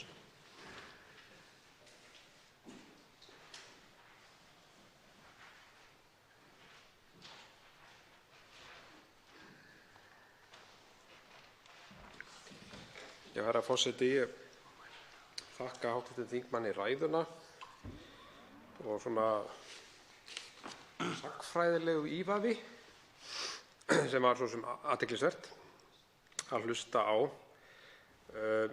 Mig langar aðeins að spyrja hérna hv. þingmann út í álitsgerð Skúla Magnússonar og það segir hér í álitsgerðinni: á síðustu árum hafa hins vegar komið upp hugmyndir lagningu sæstrengs frá Íslandi til Bretlands og hefur áætlun slíkan streng undir heitinu IceLink, með leyfi forseta, verið færð á verkefnalista kerfisþróunar áætlunar Evrópusambandsins, væntanlega frumkvæði Landsnets.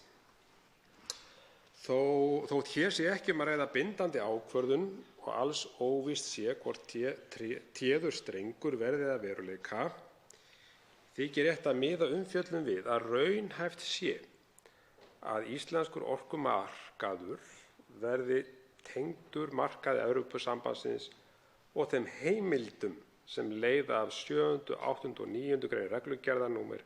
713 frá 2009 kunni þar af leiðandi að vera beitt gagnvart íslenskum hagsmunum. Hefði fróðlegt að fá álit hv. þingmanns á þessu áliti og þá sérstaklega því sem segir hér kunni að vera beitt gagnvart íslenskum hagsmunum. Það svarar andsvari fyrir sinn Helga Vala Helgadóttir, 84. þingmaður Reykjavíkurkjördæmis norður. Herra forseti, ég vil þakka hv. þingmanni kærlega fyrir þessa spurningu. Það vill svo skemmtilega til að ég fór á mjög svo fróðlegan fyrirlestur Skúla Magnússonar, héraðsdómara, á dögunum, þar sem hann var einmitt að fara yfir þetta álit sitt og einmitt hvort að við værum í einhverju hættu varðandi auðlindirnar okkar, varðandi fullveldisframsal, varðandi sæstreng þegar kemur að 3. orkupakkanum. Og það var á þessum fundi voru auðvitað fjölmargir sem vildu spyrja einmitt að þessu vegna þess hvernig umræðan hefur verið. Erum við í hættu með auðlindirnar okkar? Hvað ef? Og svo framvegis. Og þar tók einmitt hinn mæti lögspekingur Skúli Magnússon mjög skýrt dæmi eins og hv. þingmaður Birgir Þórarinsson orðaði hérna og sagði: já, ég er nú til dæmis með í minni álitsgerð dæmi, mögulegt dæmi ef og hvað. En þetta dæmi sem hann er að taka, það er ekki staðan í dag. Það hefur ekkert með þennan þriðja orkupakka að gera og hann tók það algjörlega skýrt fram á þessum fundi og gerir það svo sem líka í þessari álitsgerð, að þetta er eingöngu dæmi sem er verið að taka úr ókominni framtíð en engin staðreynd. Og þetta er einmitt kannski það sem ég var að tala um í ræðu minni og vísa í orð Timothy Snyder, hins virta sagnfræðiprófessors, að þegar að einræðisherrann í því dæmi tekur eitthvað sem er ekki staðreynd, heldur fabúlering einhver mögulega framtíðarsýn og lætur eins og það sé staðreynd, að það er einmitt það sem er hættulegt. Það er síðara sinn Birgir Þórarinsson, hv. þingmaður Suðurkjördæmis.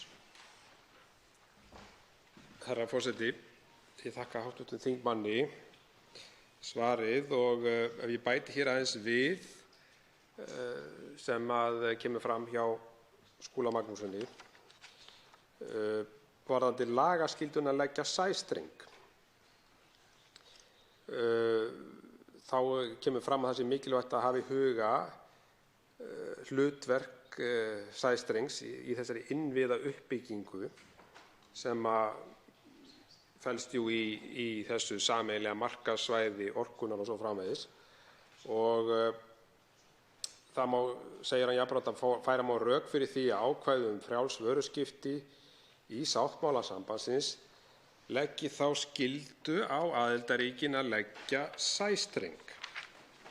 Og jafnframt segir hann: einnig skiptir máli í þessu sambandi túlkun ákvæða sambandsins aukinn samruna. Slíkar skyldur geti stofnast vegna aðildar að Evrópska efnahagssvæðinu sé horft til ákvæða sambandsins sem snúa innri markaði með raforku. Þarna er sem sagt fræðimaður að eins og kannski hv. þingmaður orðaði það, að velta fyrir sér hlutum sem gætu gerst en eru kannski ekki staðreynd en gætu gerst. Og þá vil ég spyrja hv. þingmann að því að þetta hlýtur að vera sama og óvissa. Hv. þingmann hlýtur ekki að vera sammála mér í því. Er þá ekki best að eyða þessari óvissu og bara fara þessa lögformlegu leið sem við höfum? Að fara með máli fyrir sameiginlegu EES-nefndina, þar sem fulltrúar EFTA-ríkjanna sitja, sendiherrar EFTA-ríkjanna, Evrópusambandið, og fá bara þessa undanþágu sem yrði vonandi þá okkur í hag, og þá værum við búin að eyða öllum svona vangaveltum. Og hv. þingmaður hlýtur að sammála með því að það hlýtur að vera mikilvægt. Andsvari síðar sinni Helga Vala Helgadóttir, hv. 4. þingmaður Reykjavíkurkjördæmis norður. Herra forseti, ég vil þakka hv. þingmanni kærlega fyrir seinna andsvar. Það kom skýrt fram í máli Skúla Magnússonar héraðsdómara.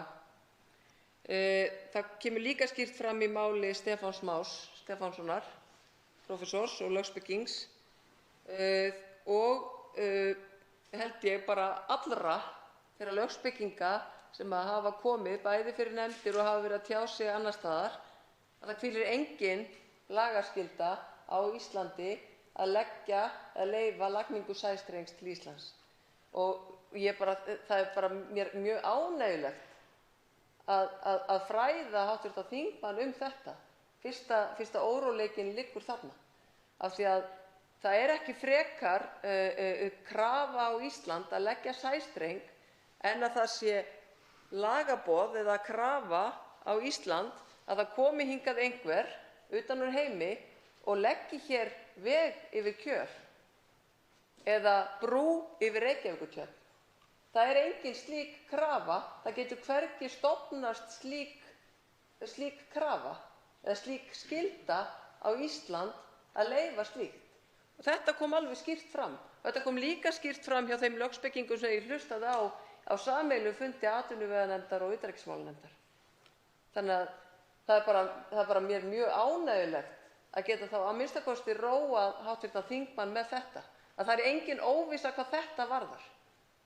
Það er engin slík óvissa. Þannig að við getum þá allavega verið róleg gagnvart þessu álitaefni í kvöld, af því að allir þeir sem að vita hafa málinu og hafa tjáð sig um það eru alveg skýrir með þetta. Þarna er engin slík skylda á Íslandi, íslenskum stjórnvöldum eða íslenskum almenningi.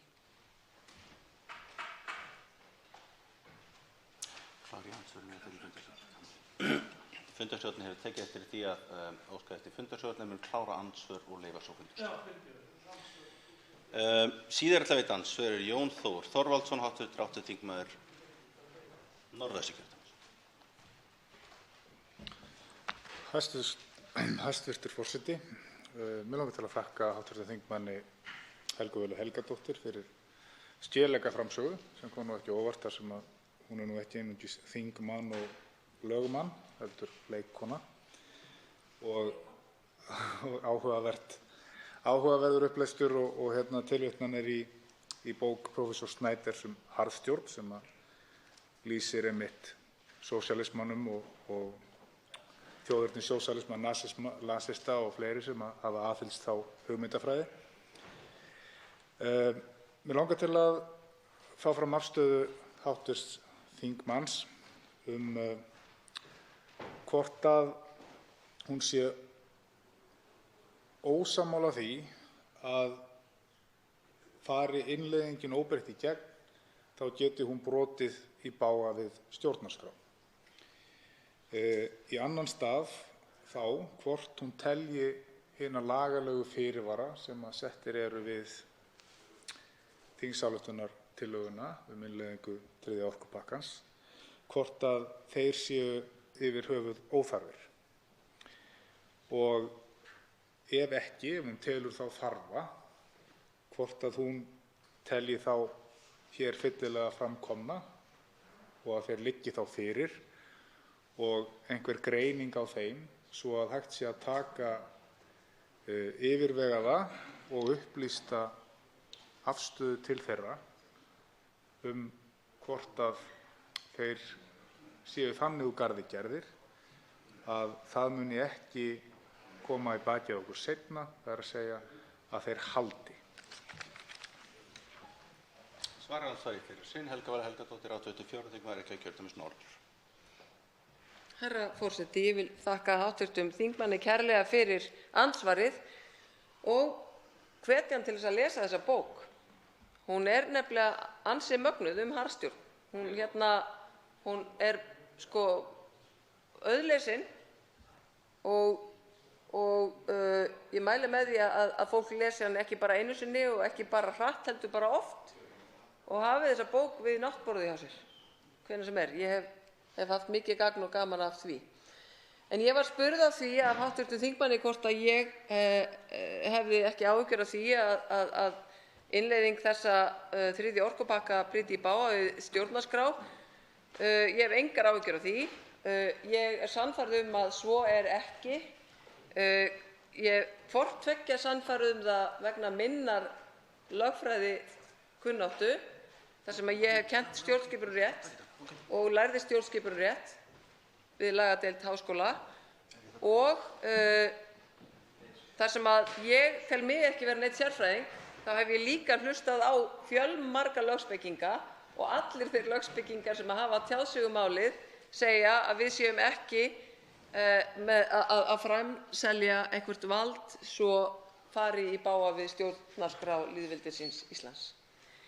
Hins vegar verð ég að segja vegna þeirrar umræðu sem hefur verið marglesin hér upp úr áliti Stefáns Más Stefánssonar, lögspekings, að þá hefur það margsinnis verið einmitt til umræðu meðal lögfræðinga og svona inn í þessum tímum og inn í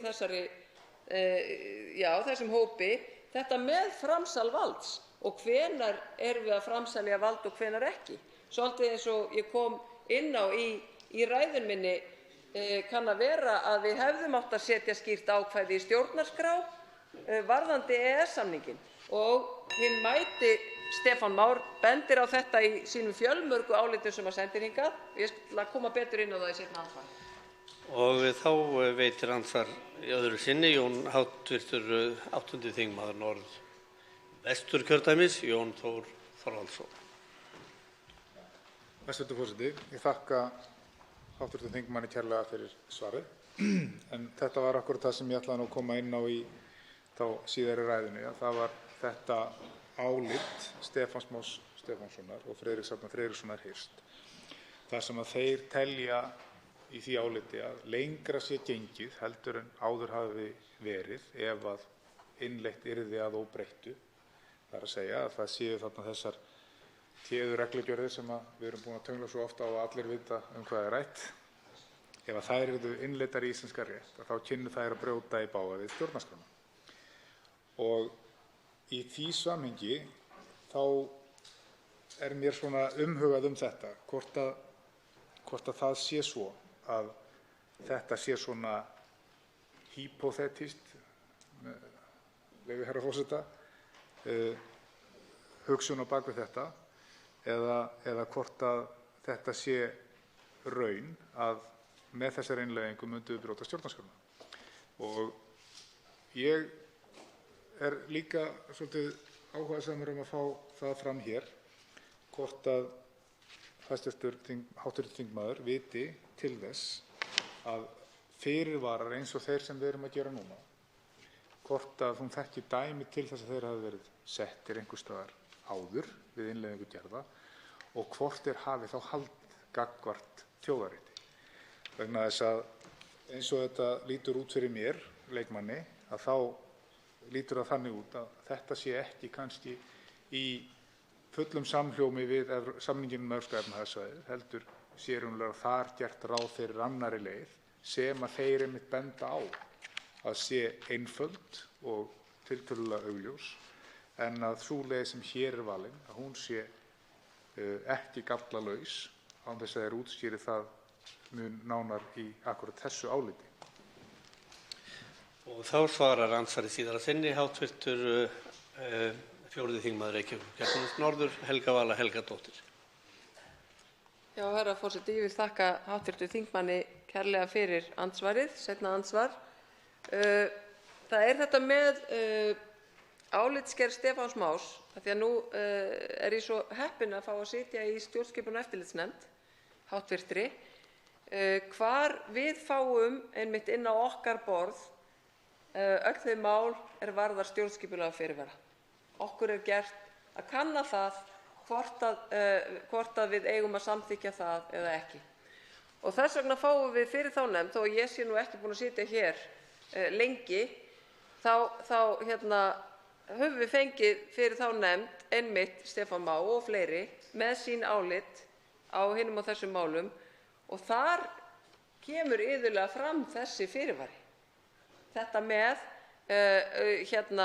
mögulegt framsal og er mjög, bara vil ég segja alltaf þegar hann kemur, rætt þetta og hann hefur skrifað þetta áður í álit hjá sér, mikilvægi þess að þetta sé sett inn í stjórnarskrána. Af því að Norðmenn gerðu það til dæmis. Þeir settu þetta skýra ákvæði inn í stjórnarskrána. Við höfum ekki gert það. Og á sínu tíma, þegar við urðum aðilar að þessum samningi sem ég held að allir séu sammála að hafi verið mikið framfaraspor fyrir okkur. Þannig að þessi spurning hvort þetta sé svona hypothetísk, þá það að vissu leyti af því að þetta ávallt innihald álitsgerða Stefáns Más. Hann bendir ávallt á þetta í sínum álitsgerðum til þingsins þegar hann beðinn sérstakt álit vegna stjórnskipulegra fyrirvara sem þarf að aflétta. Hitt aðeins varðandi lagalega fyrirvara sem var spurt í fyrri andsvari, það fór hv. þingmaður og formaður utanríkismálanefndar Áslaug Arna Sigurbjörnsdóttir gríðarlega vel í gegnum það áðan að lagalegi fyrirvarinn snýr að ferli málsins, hvernig þingsályktunartillaga samþykkt verður fyrir ríkisstjórn, gerir reglugerð og svo framvegis, innleiðingin. Andsvörum er lokið. Til máls tekur hv. 8. þingmaður Norðausturkjördæmis, Anna Kolbrún Árnadóttir.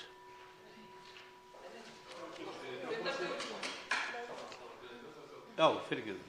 Fundarstjórn, hv. þingmaður Logi Einarsson hefur óskað eftir að taka til máls fundarstjórn forseta. Herra forseti, nú fer svona bráðum að síga á seinni hlutann á þessum degi og það búið að vera fjörug umræða hérna þriðja orkupakkann í allan dag, ágætisumræða í sjálfu sér. Og ljóst að það eru enn þá nokkrir sem þurfa að tala og tjá sig máli. Við erum hins vegar í þeirri stöðu að við erum að fara snemma í fyrramáli til annarra starfa, nefndastarfa og funda og annað sem við gerum ráð fyrir. Og ég myndi þá vilja fá að heyra álit forseta á því hvenær hann hyggist hætta þessum fundi, þannig að við komum úthvíld í fyrramáli og bara ítreka það sem ég sagði áðan að ábyrgð þess að málið gæti haft áhrif á þinglok hérna og mikilvæg önnur mál eru alfarið í höndum ríkisstjórnar sem dró allt og lengi að koma þetta mál inn til afgreiðslu. Hv. þingmaður Ólafur Ísleifsson hefur óskað eftir því að fá að taka til máls fundarstjórn forseta. Herra forseti, ég vil eindregið taka undir með hv. þingmanni Loga Má Einarssyni. Það er sannarlega kominn tími til þess að þessum fundi fari að ljúka, hið bráðasta myndi ég vilja segja. Fyrir því eru mjög góðar og gildar ástæður. Hv. þingmaður nefndi hér nokkrar. Það er mikið fundastarf fram undan, geri ég ráð fyrir, hjá öllum þingmönnum.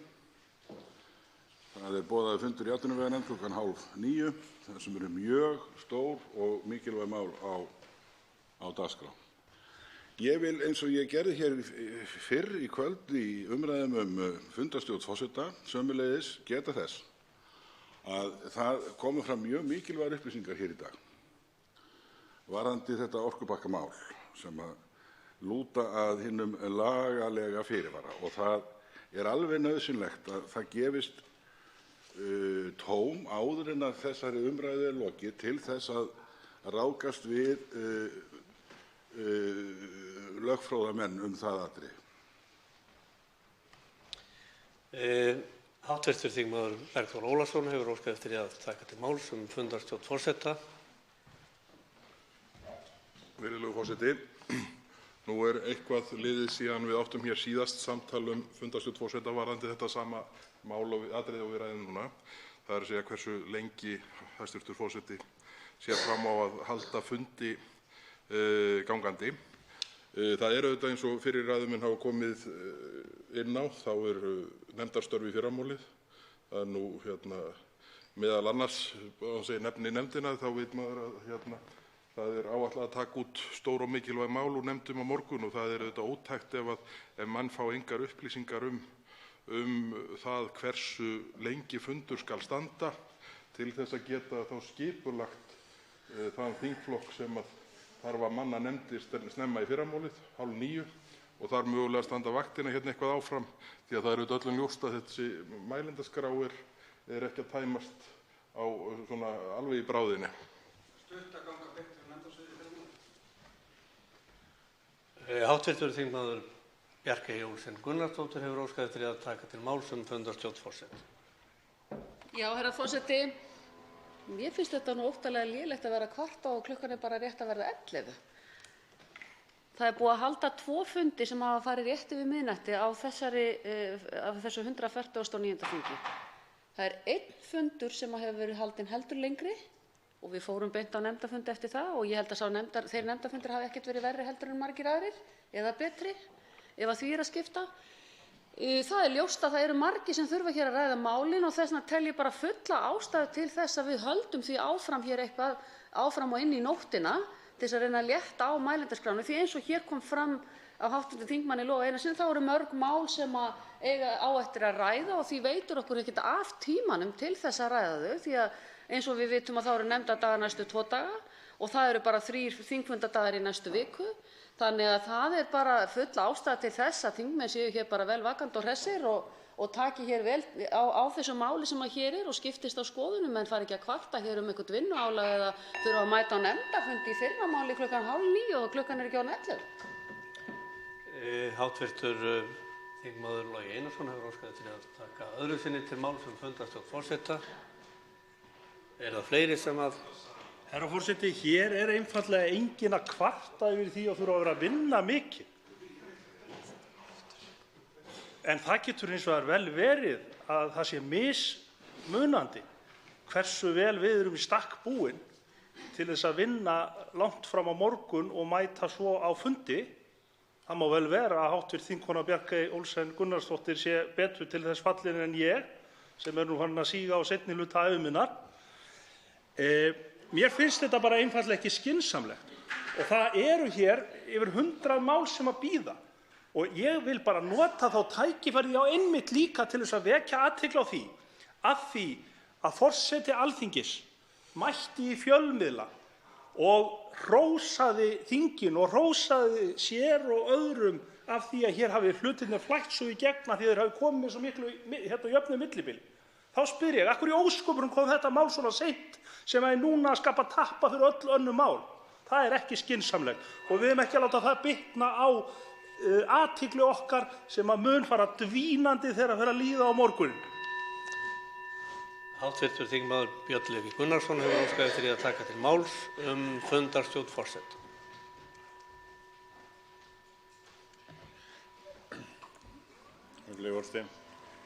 Það eru fullt af dögum í júní og ágúst þess vegna þar sem svona fólk vinnur alla jafna fulla vinnudaga.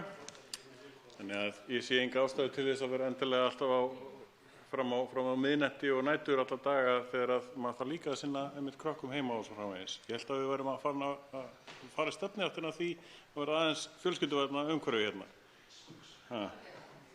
Það lítur ekki út fyrir það núna.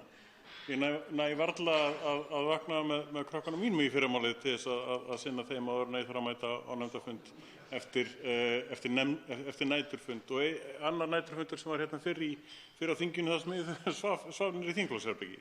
Það var ekkert rosalega gaman. Það er vinnuálag hérna á og til, vissulega, en það eru 2 mánuðir hérna sem við mætum ekki neitt. Og hv. þingmaður Bergþór Ólason hefur óskað eftir að taka til máls fundarstjórn forseta. Virðulegur forseti, nú var við ræddum hér fundarstjórn síðast á meðan hv. þingmaður Jón Þór Ólafsson sat í forsetastóli og hann vísaði á að hv.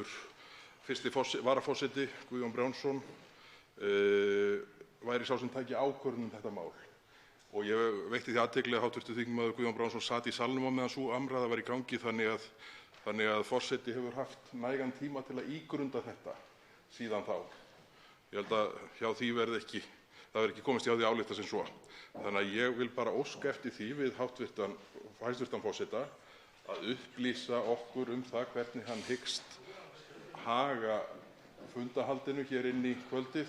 Það var samþykkt á þingflokksformannafundi að halda kvöldfund. Minn málskilningur er sá að kvöld sé liðið svona í síðasta lagi miðnætti en eins og ég segi, hæstv. forseti hefur haft nægan tíma til að ígrunda þetta og ég vil óska eftir því að hann upplýsi okkur hversu lengi hann hyggst halda fundi gangandi. Hv. þingmaður Birgir Þórarinsson hefur óskað eftir að taka til máls fundarstjórn forseta. Já, herra forseti, ég kem hér upp til þess að taka undir með þingmönnum sem hafa talað í þá veru að það verður svo að fara að líða á seinni hlutann í þessu og skynsamlegt, vil ég orða það þannig, eftir hv. þingmanni Loga Einarssyni, að fara nú að ljúka þessu og eins og fram hefur komið að þá bíða okkar nefndarstörf á morgun. Ég sjálfur er í fjárlaganefnd og það er mikið að vera í þeirri nefnd. En það er nú kannski meira en að mæta bara á fundinn. Nú þarf að setja saman nefndarálit og ígrunda það vel og vandlega og það fer tími í þetta allt saman, hv. þingmaður.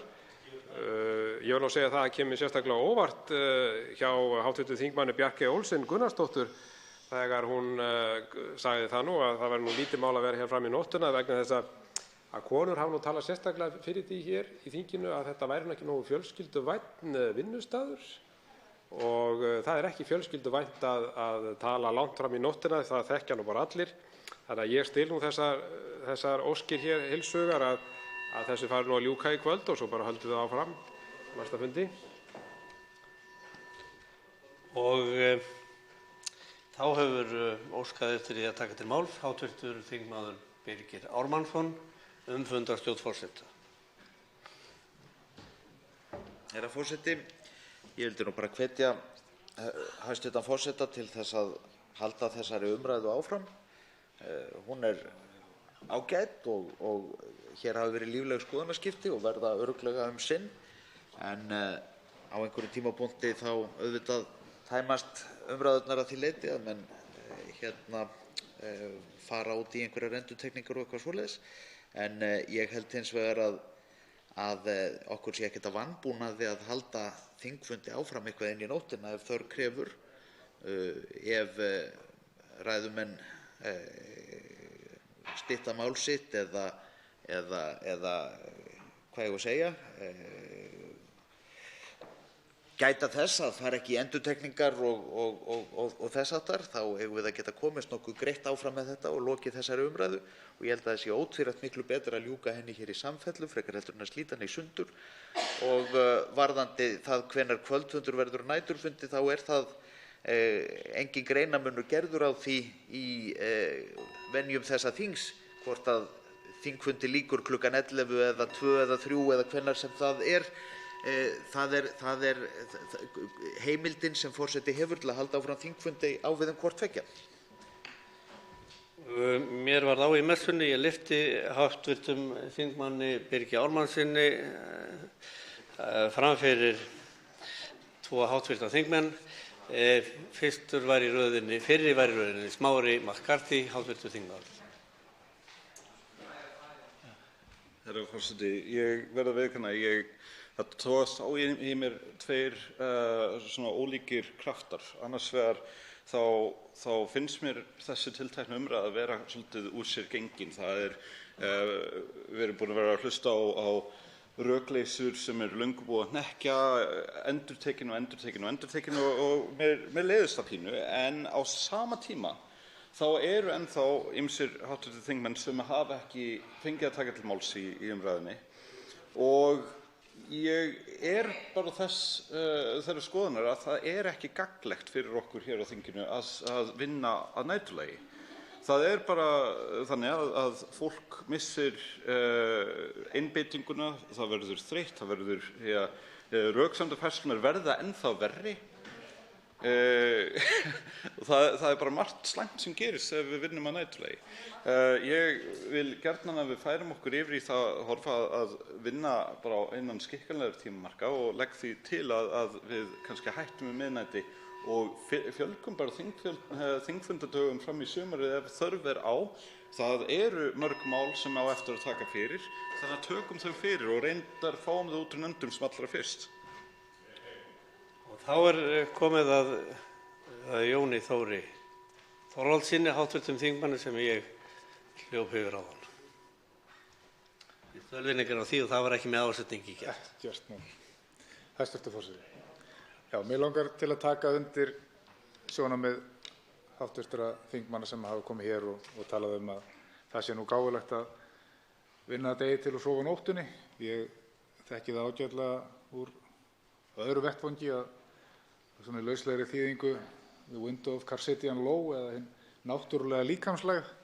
Hún á sér stað á milli 2 á nóttinni og 6 á þeim staðartíma sem að þú ert á. Það að segja þess að þú ert að climatest. Við erum það hér og á þeim tímapunkti þá lækkar líkamshiti og athygli minnkar og huglag geta. Við erum ekki að moka skurði hérna. Við erum í huglægri vinnu og ég held að það væri ágætis ráð að við myndum nú halda okkur við það að vinna af fullri getu, vanda okkur við það sem við erum að gera og vinna á daginn og sofa á nóttunni. Og þá hefur óskað eftir því að taka til máls öðru sinni fundarstjórn forseta Björn Leví Gunnarsson. Virðulegur forseti, við erum ekkert í neinni tímapressu í þessu máli. Það er engin þörf á því að vera hérna langt fram eftir nóttu á þessu máli. Og ég mótmæli því sem að hv. þingmaður segir, Birgir Ármannsson, að kvöldfundur þýði samkvæmt einhverjum hefðum og svo framvegis. Þessar andskotans, afsakið orðbragðið, óskrifuðu reglur eru óþolandi. Það er óþolandi að það sé alltaf verið að vísa í einhverjar hefðir sem eru hvergi skrifaðar niður sem einhvers konar rökstuðning fyrir einhverju sem bara er alls ekkert gáfulegt, fyrirgefið. Það er kvöld þangað til það er komið miðnætti. Það er komið nýr dagur. Þannig að halda áfram eftir því sem að þörf þykir þegar það er engin tímapressa á málinu, og þá segi ég nei. Og hv. þingmaður Ólafur Ísleifsson hefur óskað eftir að taka til máls fundarstjórn forseta. Herra forseti, svo bar við í dag að fram komu nýjar og óvæntar upplýsingar í því stóra máli sem við erum að ræða hér. Herra forseti, ég ætlast til þess að hér sé haldið upp við reglu á fundinum og bið forseta að beita sig fyrir því. Þessar óvæntu upplýsingar lúta því að sjálfur velti ásinn, það sem allt hvílir á, allt málið, allur málatilbúnaðurinn, lagalegi fyrirvarinn. Hann fyrirfinnst ekki, nema sem einhver hugmynd út í bæ eða einhvers staðar í einhverri greinargerð, einhver texti eða í einhverri fréttatilkynningu einhvers staðar. Það er auðvitað algerlega nauðsynlegt að það gefist tækifæri til þess að bera þetta undir sérfræðinga, löglærða menn og stjórnskipunarfræðinga. Og það er algjört heiðursmál fyrir Alþingi að slíkt ráðrúm verði gefið í þessu þýðingarmikla máli.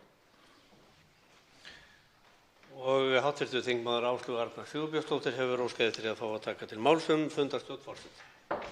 Já, virðulegi forseti, mig langar nú bara að bregðast við því sem hv. þingmaður kemur hér fram og segir vera glænýjar upplýsingar í málinu.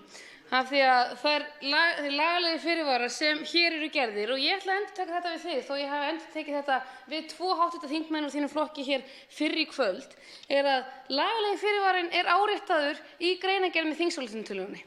Þingsályktunartillagan snýst það að leyfa að Alþingi leyfi ríkisstjórninni að aflétta stjórnskipulegum fyrirvara.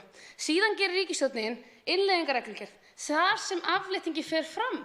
Og þar eru þessir fyrirvarar tekinir beint upp úr greinargerðinni og í innleiðingarreglugerðina. Þannig að það er ekki seinna eða verið að fela þá með nokkrum hætti og ekki nýir eru þeir af því þeir eru búin að vera í greinargerðinni frá því að hún var lögð fram. Og þeir fyrirvarar eru líka inni í atvinnuveganefnd. Þar sem eru frumvörp frá iðnaðarráðherra sæstrenginn og ákvörðunarvaldið sé hér, sem enn frekar auðvitað girðir fyrir það að það sé komið nokkurn tímann sæstrengur hérna. Þannig að það er algjörlega fjarstæðukennt að halda því fram að hér í dag hafi komið einhverjar glænýjar upplýsingar sem hafa legið fyrir alveg frá því að málið var lagt hér fram.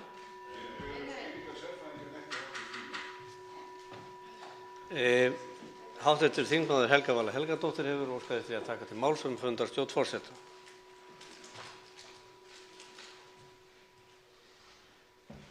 Herra forseti, ég kem kannski upp til þess að taka undir með þeim hv. þingmönnum sem hafa sagt að það borgi sig ekki að vinna of langt inn í nóttina vegna þess að þá þarf að fara að segja sömu hlutina aftur og aftur, virðist vera.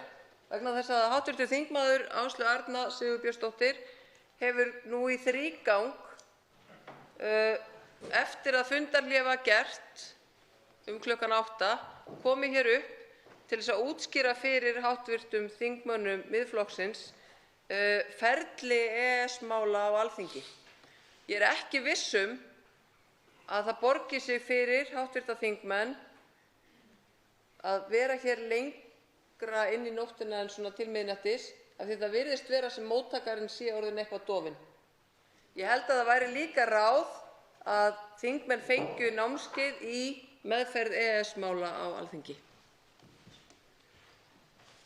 Hv. þingmaður Hanna Katrín Friðriksson hefur óskað eftir að taka til máls fundarstjórn forseta. Herra forseti, ég ætla nú eiginlega bara að endurtaka leikinn frá því fyrir klukkutíma síðan eða svo og hvetja hæstv. Forseta til þess að hlífa okkur við því að ganga hér inn í nóttina með þetta mál. Ég ítreka það bara að það skipulagsleysi sem stjórnarliðar hafa sýnt í framlagningu þessa máls, það á hvorki að koma niður á meðferð málsins hér í þingsal né í meðferð annarra mála í nefndastörfum. Þetta er bara ekki á okkar ábyrgð og við gerum bara kröfu það að geta sinnt öðrum störfum okkar og að þessu máli verði haldið áfram í dagsljósi. Hitt er síðan annað mál hvaða skoðun ég hef á því hvort að menn eru að endurtaka sig eða annað slíkt. Það er bara allt annað handleggur. Og ég held að það velkist einhverjum vafa hvert viðhorf okkar í Viðreisn er til þessa máls og þessari framsögu almennt við þessu máli.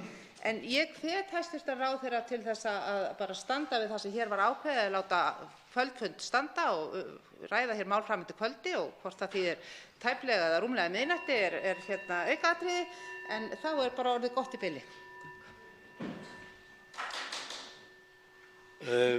Hv. þingmaður Karl Gauti Hjaltason óskar eftir því að taka til máls fundarstjórn forseta.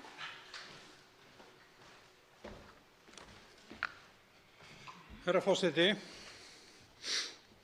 á að selja þjóðinni innleiðingu á þessu regluverki og segja svo við fólk í einhvers konar friðþægingarskyni að setja sér lagalegu fyrirvari sem er í raun ekkert nema að benda þá staðreynd að Ísland sé eyja. Og þannig þurfum við að leggja sæstreng svo við tengjum sameiginlegum raforkumarkaði Evrópu. Er mönnum alvara? Herra forseti, ég held við verðum að fá botn í þetta mál. Við verðum að fá botn í þetta. Er þetta lagalegi fyrirvarinn sem slá átti á allar áhyggjur fólks? Er þetta hann að við séum eyja og hingað liggi enginn sæstrengur? Er mönnum alvara? Fleiri hafa ekki óskað. Hv. þingmaður Sigmundur Davíð Gunnlaugsson hefur óskað eftir að taka til máls fundarstjórn forseta. Forseti, ég get upplýst virðulegan forseta og hv. þingmann Bjarkeyju Olsen Gunnarsdóttur það að ég er ekki að fara í háttinn. Ég ætla að nýta þessa nótt til að lesa Evrópureglugerðir og búa mig undir framhald þessara umræðna. Hins vegar virðist mér ljóst að hér séu þingmenn sem að þurfi á því að halda að fá hvíld komast í háttinn. Að minnsta kosti til að mynda þingmaður sem að kemur og flytur hreint út sagt brjálæðislega ræðu þar sem að efasemdamönnum þriðja orkupakkann er líkt við nasista.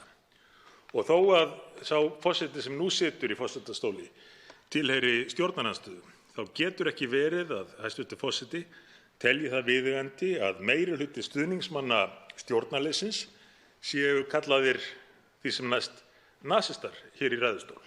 Er þetta ekki skýr vísbending að nú sé tímabært að gera hlé á fundum Alþingis og gefa að minnsta kosti sumum þingmönnum kost á að hvíla sig? Hv. þingmaður Birgir Þórarinsson hefur óskað eftir að taka öðru sinni til máls fundarstjórn forseta.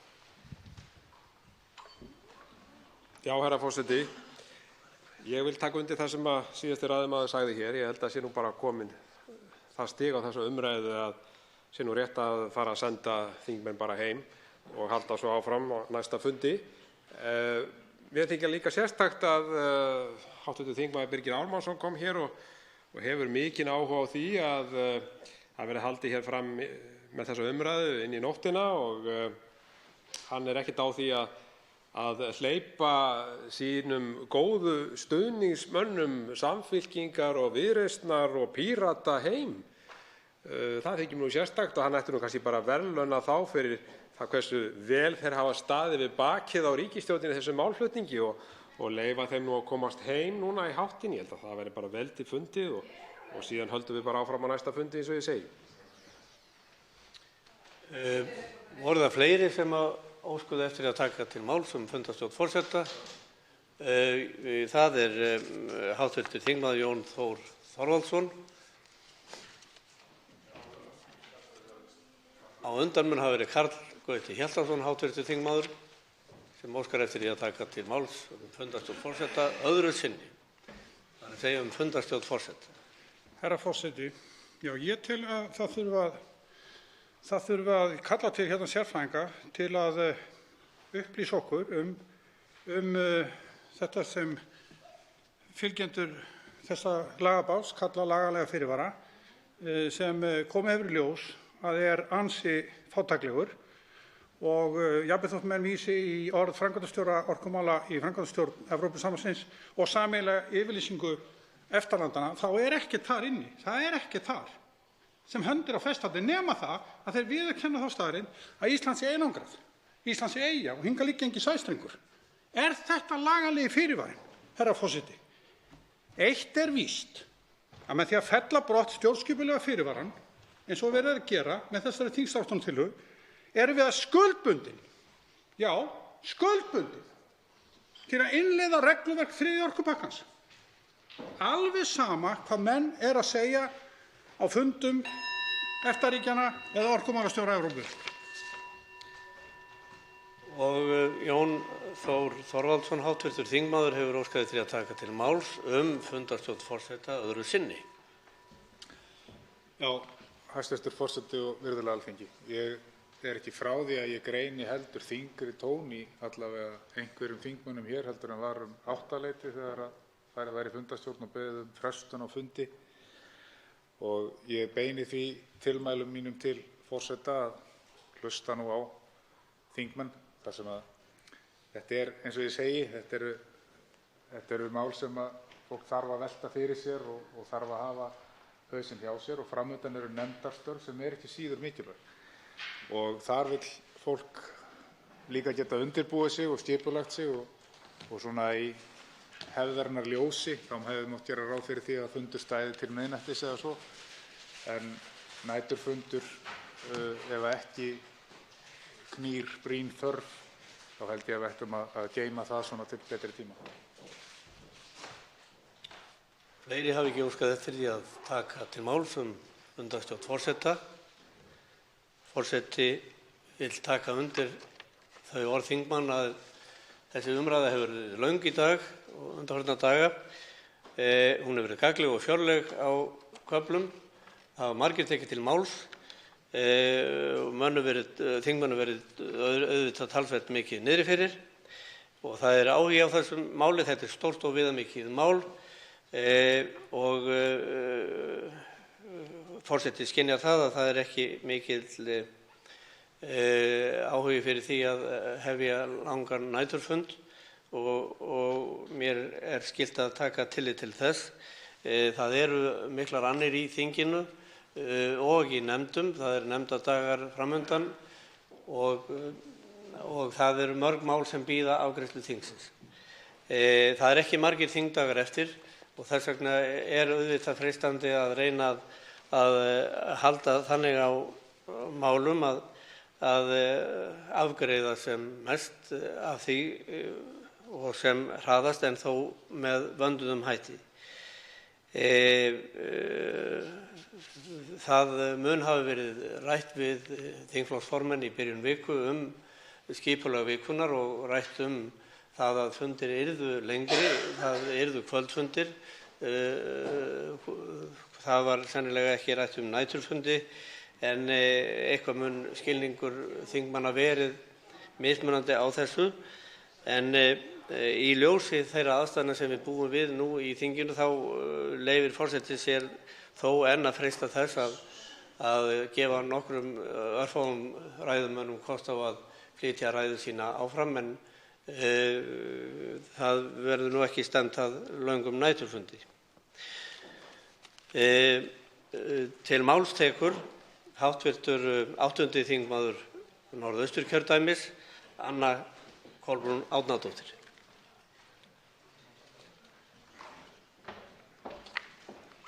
Hæstv. forseti.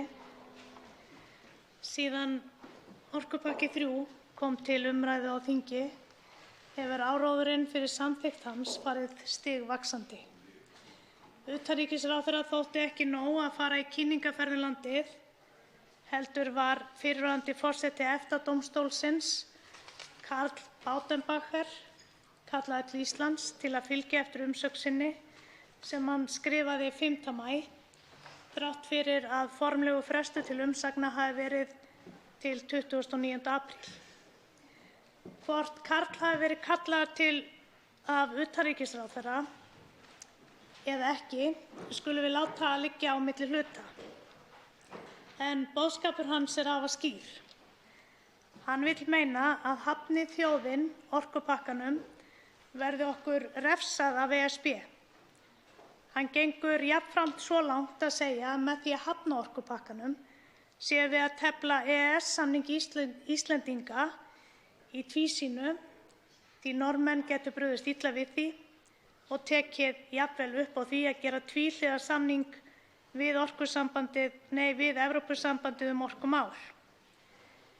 Ef að við lítum á gögnin og þá sérstaklega við lestur greinar 102 í EES-samningnum kemur skýrt fram að hlutverk sameiginlegu EES-nefndarinnar er að finna lausn sem allir geti fellt sig við.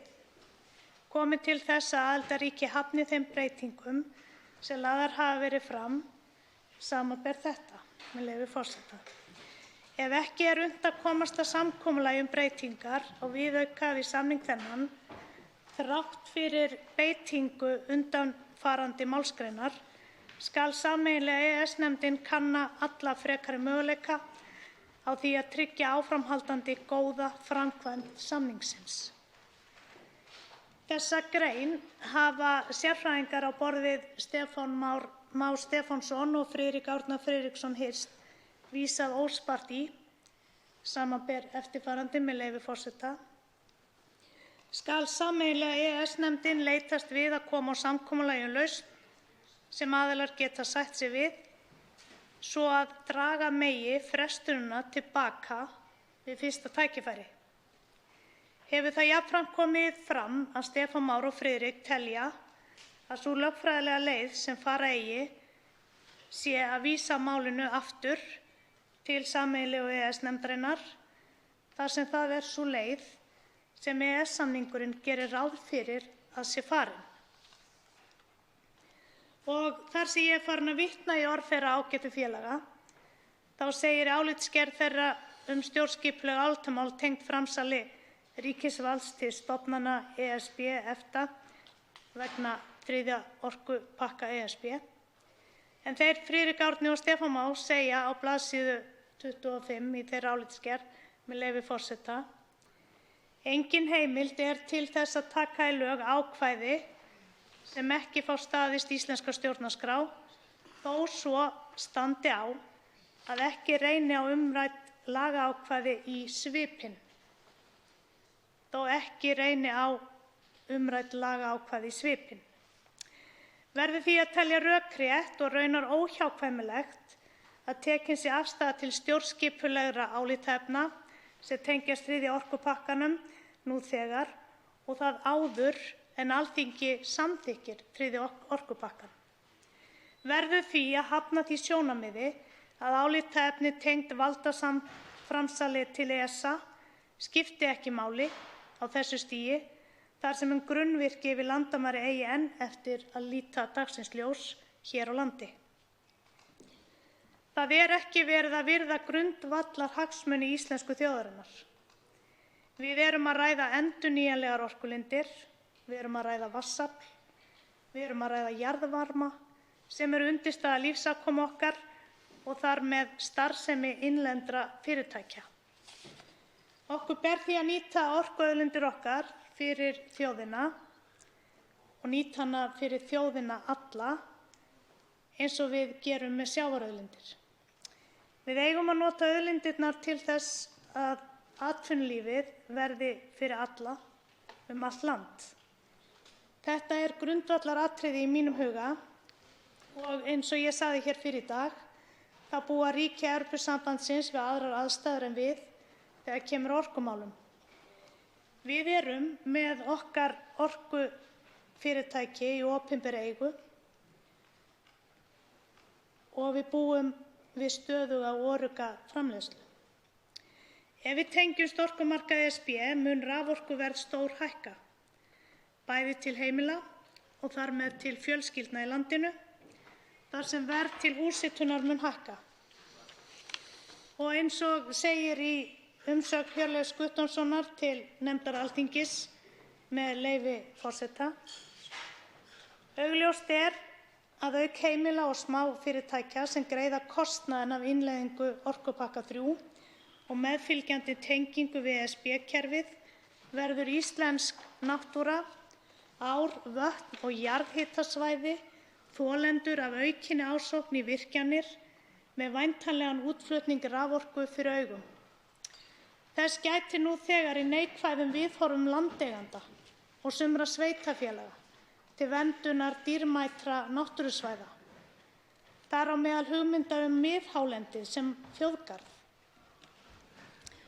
Og furðu sætir að flokkur sem kennir sig við græna stefnu skuli gerast þátttakandi í slíku leiðangri í stað þess að beita sér fyrir að styrkja almannaeign á orkuauðlindinni og stilla til hóflega nýtingu hennar.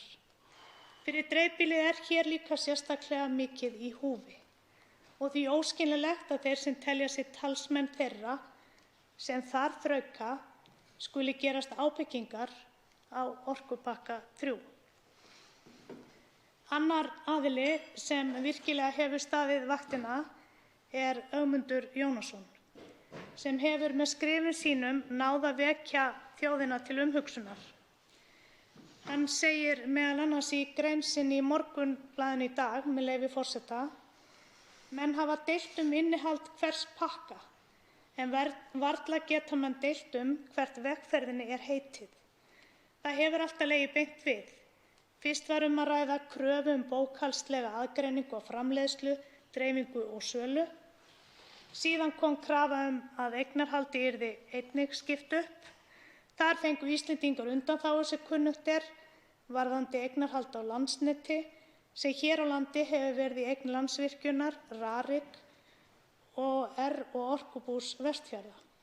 En þrátt fyrir undanþágu er ríkisstjórnin að undirbúa aðgreiningu á eignarhaldinu milli framleiðenda og flutningsaðila, að orkuframleiðendur eigi þar ekki hluti eins og nú er. Boðað hefur verið að skattgreiðendur leysi það út. Hvers vegna? Nærtækt svar er að þá nálgustu betur forskrift Evrópusambandsins raforkumarkað, en auk þess yrði nú auðveldara að búta Landsvirkjun niður eins og samkeppnisaðilar hafa þegar viðrað og selja að því búnu bútana. Vert er að taka fram að samtökin Nei til EU í Noregi hafa safnað 1 milljón norskum krónum í þeim tilgangi að saksækja norska ríkið með forsætisráðherra landsins, Ernu Solberg, í forsvari.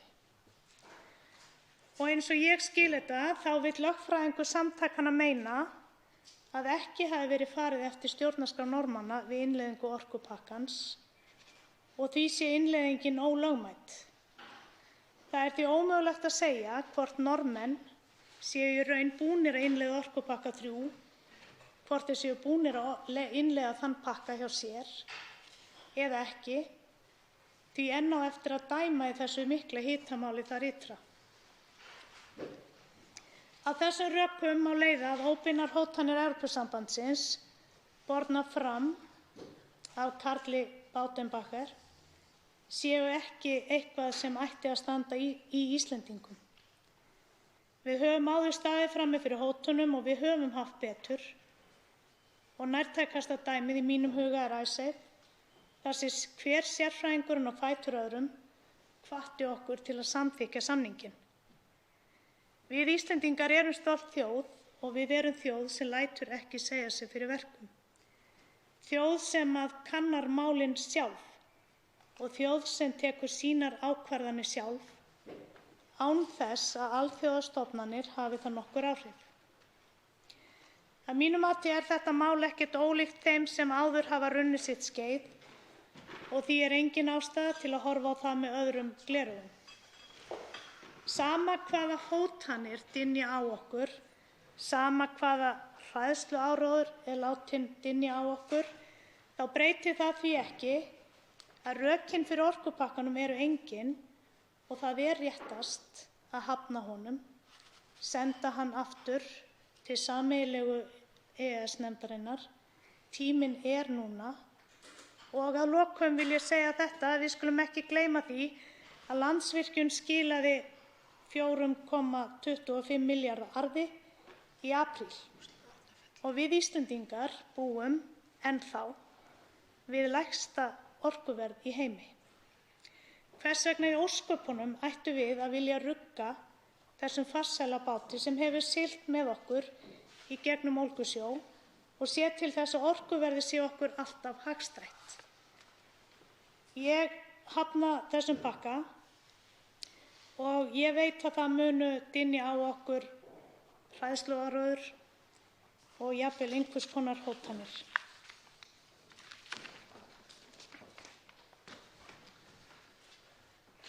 Þannig háttar til að 3 hv. þingmenn hafa óskað eftir því að veita andsvar. Fyrstur til að veita andsvar er hv. 11. þingmaður Reykjavíkurkjördæmis suður, Björn Leví Gunnarsson. Virðulegi forseti, og enda ágætisorðum hræðsluáróður og ég skal gefa 2 dæmi hræðsluáróður í ræðu hv. þingmanns. Annars vegar var ýjað að því að það ætti að búta niður Landsvirkjun. Það er nákvæmlega ekkert sem styður þá niðurstöðu og ályktun, ekki neitt.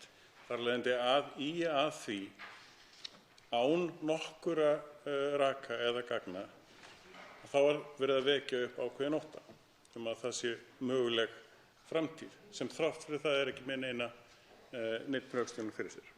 Annað dæmi er að með samþykkt 3. orkupakkann þá stórhækki orkuverð.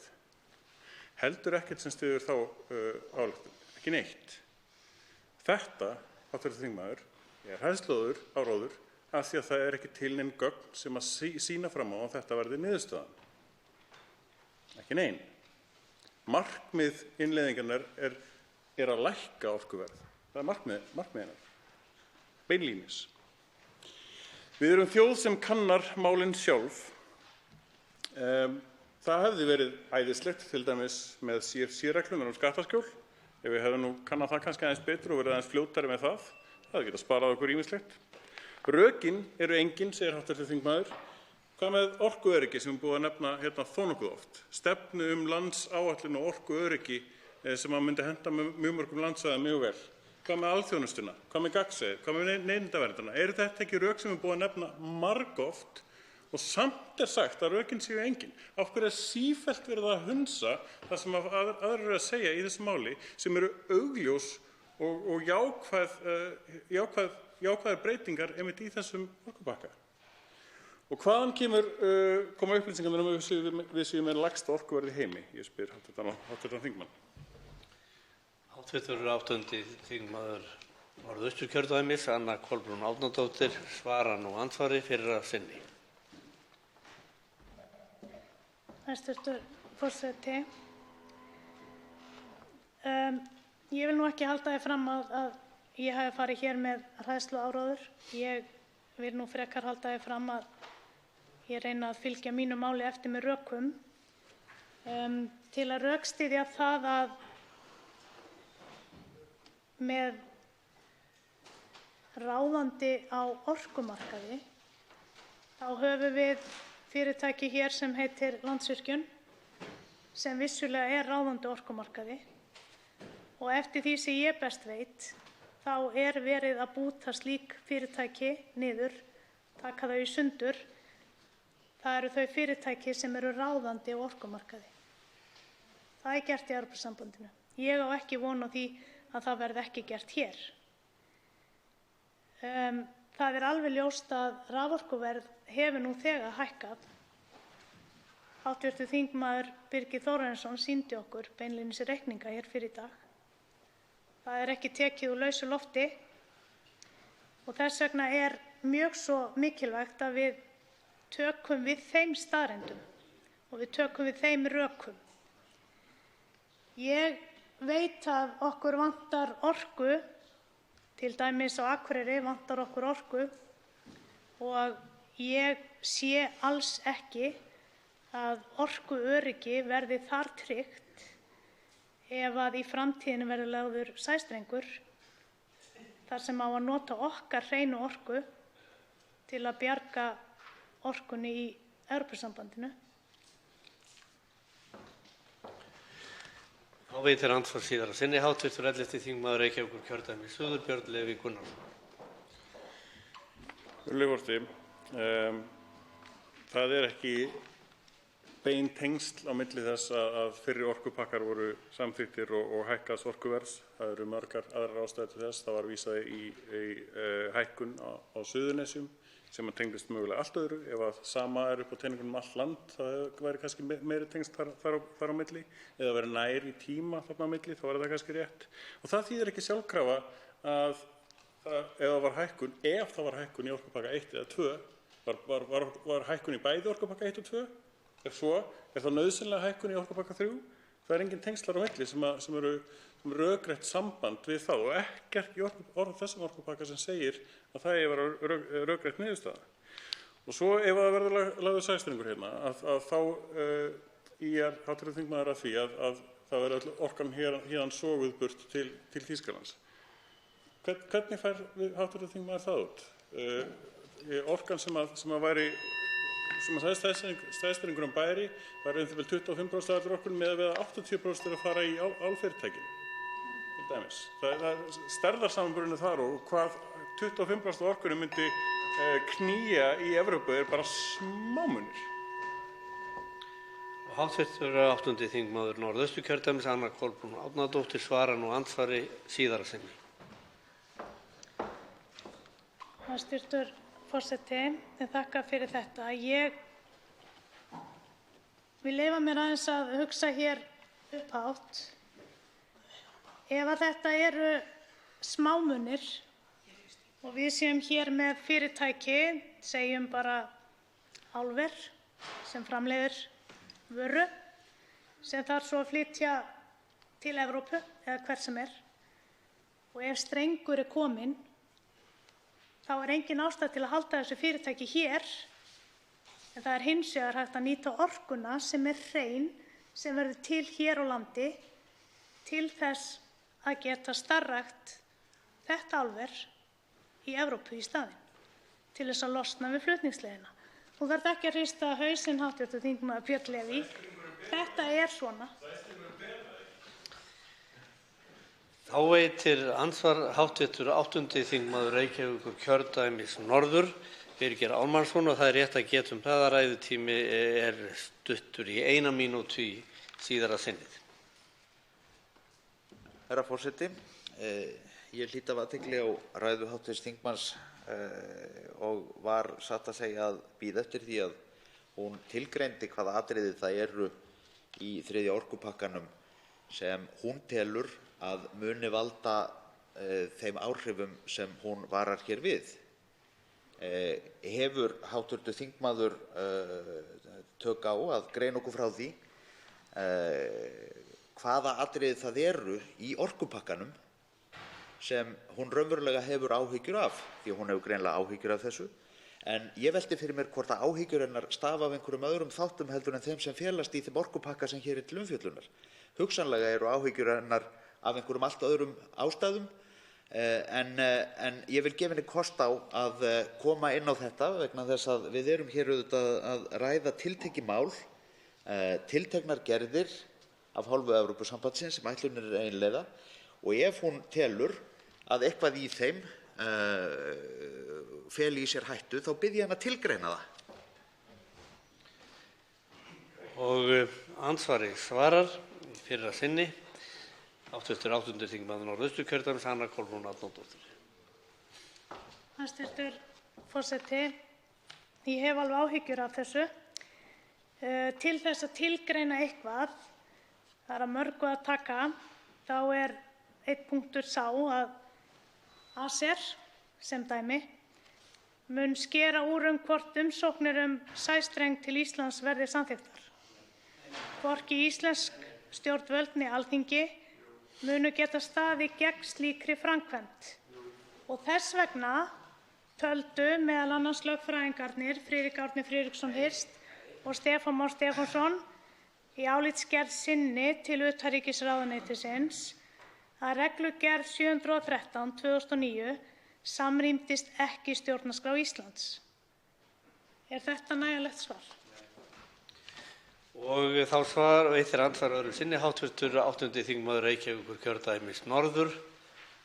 Það er Birgir Ármannsson sem þegar hefur stigið í ræðustól. Og bið afsökunar á því, hæstv. Forseti, ég var fullfljótur á mig, en ég vildi hins vegar segja varðandi þetta svar hv. þingmanns að það sem hún að segja á sér enga stoð í þeim reglugerðum sem við erum hér að fjalla um, og það er misskilningur að halda að þessir ágætu fræðimenn sem hún nefndi í ræðu sinni hafi haldið þessu fram. Þvert á móti hafa allir fræðimenn sem hafa þetta fjallað hafnað því að innleiðing þessar reglugerðar feli í sér skyldu til þess að leggja sæstreng eða koma í veg fyrir að íslensk stjórnvöld geti sjálf tekið ákvörðun um þetta. Þetta er grundvallaratriði og ég verð því að segja að því miður að ef hv. þingmaður byggir afstöðu sína á þessum skilningi þá er sá skilningur rangur. Og hv. 8. þingmaður Norðausturkjördæmis, Anna Kolbrún Árnadóttir, svarar nú andsvari síðara sinni. Hæstv. Forseti. Ég lýsi enn yfir áhyggjum af öllu þessu máli og ég vil aðeins benda hér á reglugerð 347/2013, reglugerð ESB, viðmiðunarreglur fyrir orkuinnviði í Evrópu, er fjallað um þörfina fyrir útfærslu orkuinnviða ESB og frekari tengingar yfir landamæri. Þar segir að lögð sé áhersla á að ekkert aðildarríki sé einangrað frá Evrópu, gas- og raforkugerði. Ég hef áhyggjur af þessu. Hefur hv. þingmaður ekki áhyggjur af þessu líka? Þá veitir andsvar hv. 7. þingmaður Norðausturkjördæmis, Njáll Trausti Friðbertsson.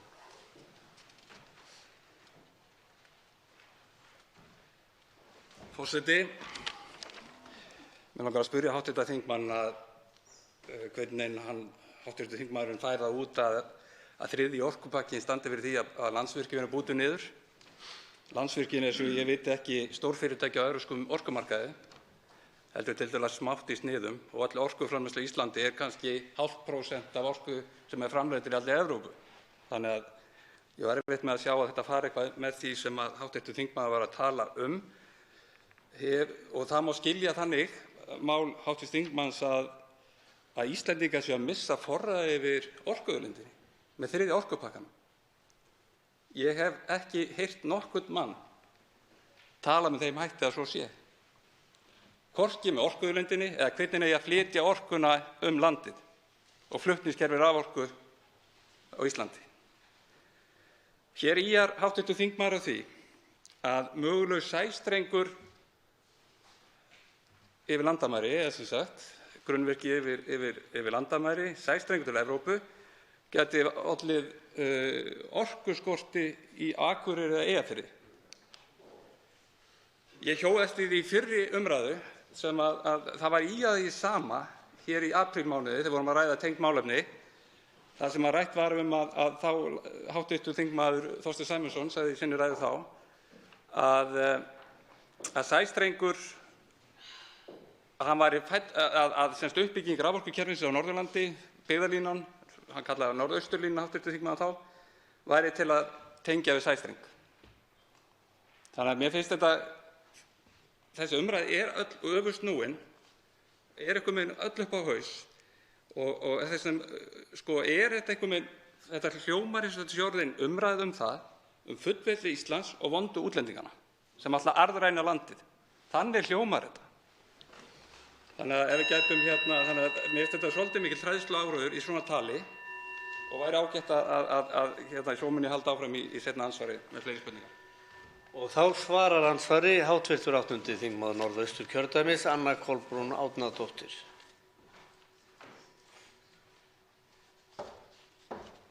Hæstv. Forseti, ég hef áhyggjur af þessu fullveldi. Ég óttast ekkert útlendinga endilega en langar aðeins að rifja aðeins upp það sem kom hér fram fyrr í dag, þar sem hv. þingmaður var ekki í salnum. Snemma árs 2018 eða 15. febrúar 2018 flutti Max Baumgart, fræðimaður, erindi við HA, Háskólann á Akureyri, og þar dró hann þá ályktun að það væri hreinlega lagaleg skylda ESB að leggja sæstreng til Íslands. Og það sé í rauninni ekkert endilega í okkar valdi að standa í vegi fyrir því. Ég veit að þetta álit er að finna á vefsíðu Háskólans á Akureyri og ég segi það sem ég stend hér að það er alveg ljóst að Evrópu vantar svokallaða hreina orku. Við erum með hreina orku og það skal enginn segja mér að við séum að fara þessa vegferð með það að leiðarljósi að það sé ekki einhver að reyna að ná frá okkur þar sem við höfum að bjóða. Það höfum við séð á öðrum stöðum og í öðrum ríkjum. Þá veitir andsvar síðara sinni hv. 7. þingmaður Norðausturkjördæmis, Njáll Trausti Friðbertsson. Já, herra forseti.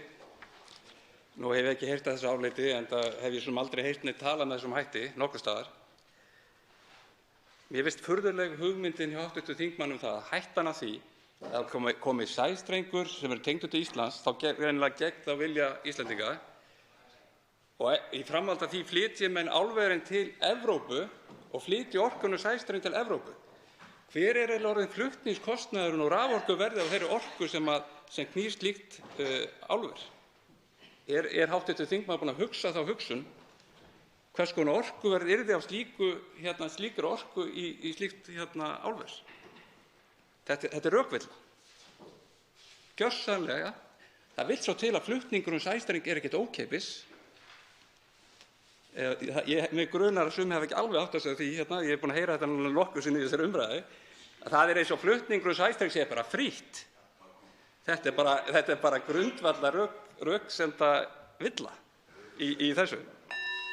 Þannig að ef hv. þingmaður geti útskýrt þetta fyrir mér, hvernig hann nái því að þetta sé bara hægt í veruleikanum. Og þá svarar andsvari síðara sinni hv. 8. þingmaður Norðausturkjördæmis, Anna Kolbrún Árnadóttir. Hæstv. forseti, þetta fer að vera skemmtilegt. Þingið hverju sinni tekur ákvörðun framhaldið og ég hef töluverðar áhyggjur af því að það sé þing hverju sinni sem getur bara breytt fyrrverandi ákvörðun þess þings og ég er alveg sannfærð að það er fólk sem ásælist orkuna okkar. Það er ekki út í loftið að menn, fyrirtæki, stofnanir hafi lagt út gríðarlega fjármuni til þess að kanna lagningu sæstrengs. Það hlýtur að vera vegna þess að þeir sjá sér einhvern hag í því að leggja í þá dýru vegferð. Það sem eftir stendur hjá mér, það er hvað er það í þessari þingsályktun sem fékk þá hv. þingmann til þess að skipta um skoðun, allavega miðað við ályktun landsfundar Sjálfstæðisflokksins síðan. Ég veit það. Andsvörum er lokið. Til máls tekur hv. 10. þingmaður Reykjavíkurkjördæmis norður, Ólafur Ísleifsson.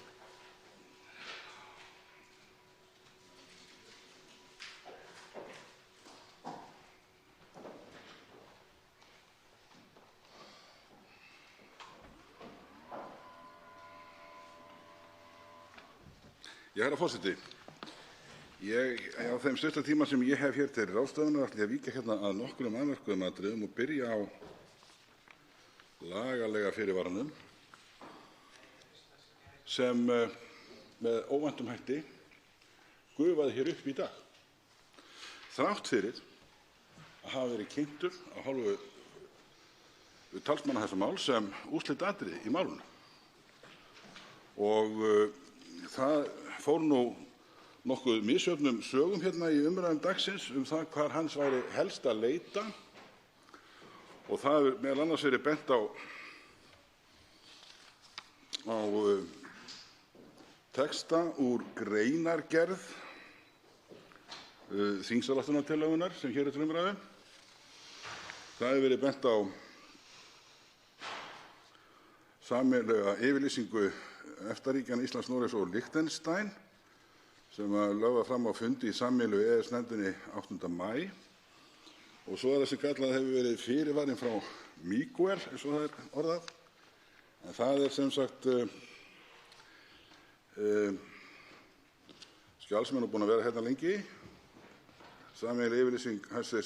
Utanríkisráðherra og Miguel Arias Canete, sem kynntur til sögunnar sem framkvæmdastjóri orkumála í framkvæmdastjórn Evrópusambandsins. Þeir ræddu 20. mars 2019 þriðja orkupakka ESB og hér frásögn af því. Þannig að síðan ein útgáfa í viðbót, herra forseti ætla ég nú að segja, sem mun vera einhvers konar reglugerð og þar eigi þetta að koma fram. Það eru semst einhver áform hér að það verði gefin út reglugerð og þar eigi þennan fyrirvara að vera að finna. Þannig að það þá of snemmt að svo komnu máli að leita þessa fyrirvara því að miðað við þær frásagnir hann í reglugerð sem ekki hefur verið gefin út og ekki hefur verið sýnd og ekki hefur verið kynnt. Herra forseti, ég leyfi mér að vona að sem flestir þingmenn átti sig á því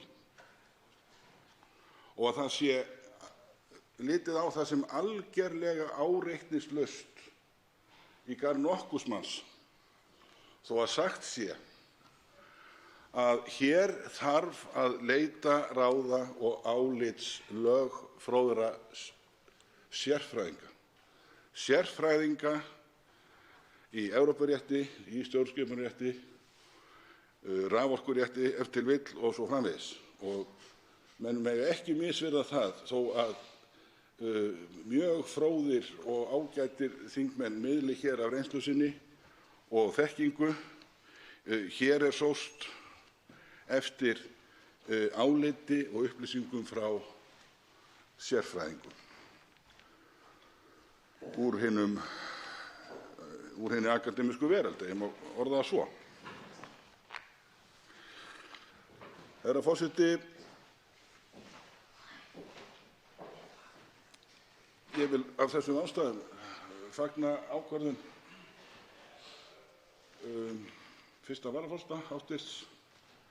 Guðjóns Brjánssonar, að draga þessi umræðu ekki allt of lengi og leyfi mér að vona að það verði hægt að nota þann tíma sem gefst þangað til að þessar umræður verði fram haldið til þess að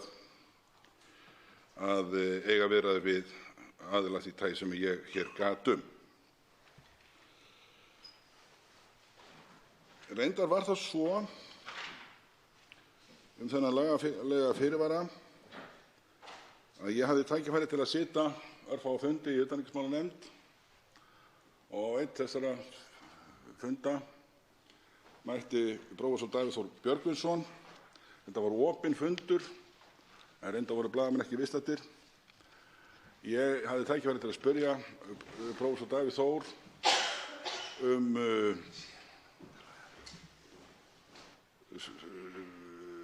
þjóðréttarlegt gildi fyrirvarans og ég hafði nú ekki hugsað mér að hafa það eftir honum af því að það voru engin blaðamenn á staðnum en aðrir hafa gert það sem voru þátttakendur í þessum fundi, þannig að ég leyfi mér að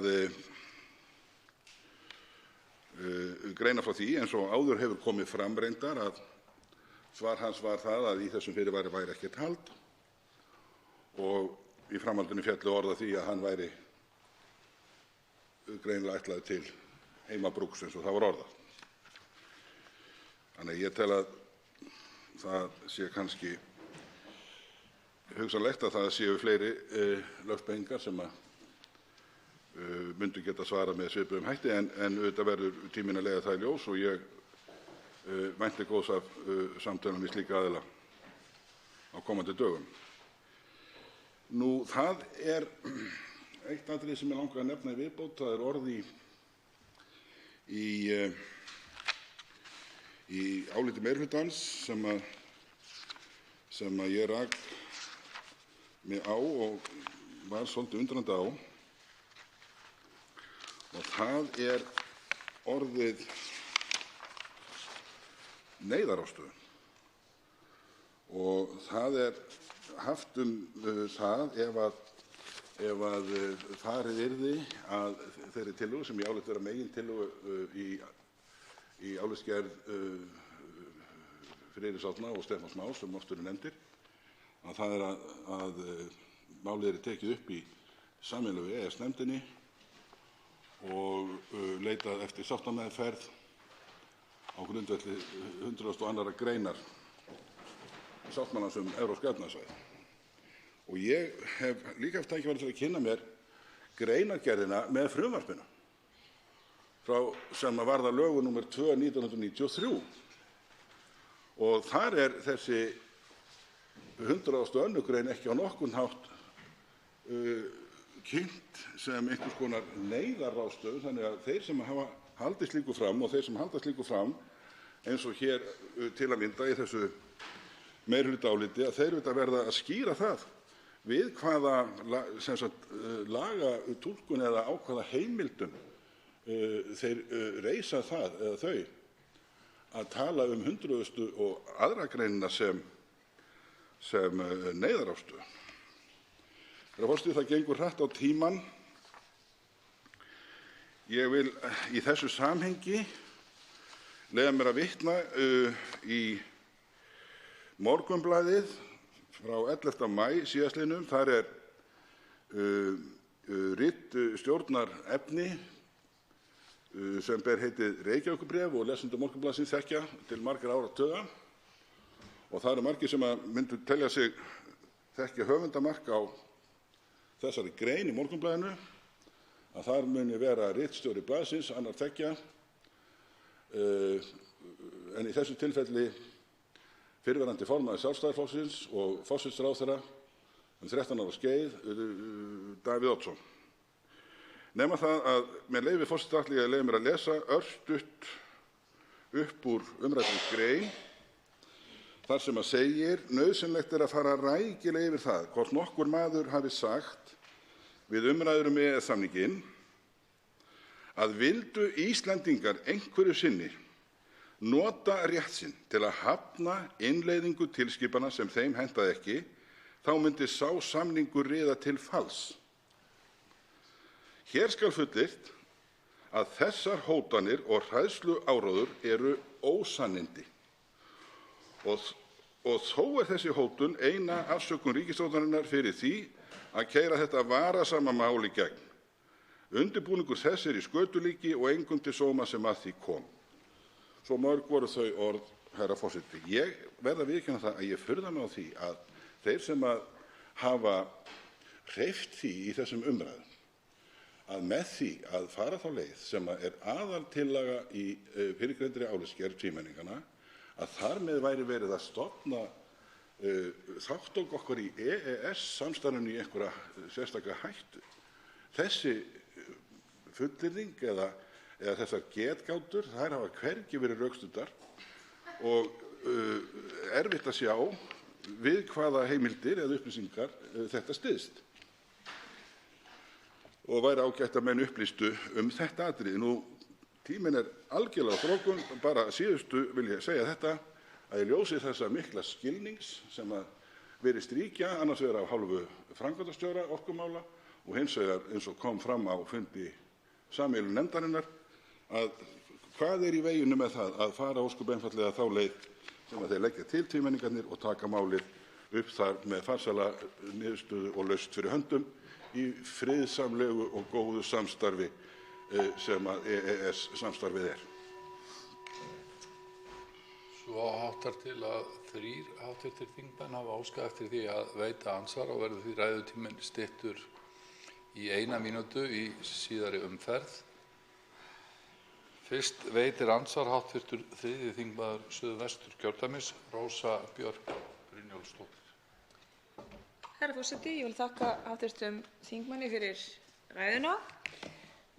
Vegna þess að hv. þingmaður talar hér nýjar upplýsingar lagalega fyrirvara, þá engar nýjar upplýsingar að ræða, heldur að finna útskýringu á þeim fyrirvörum sem að hv. þingmaður að óska eftir upplýsingum Þær upplýsingar að finna á blaðsíðu 3 í frumvarpinu.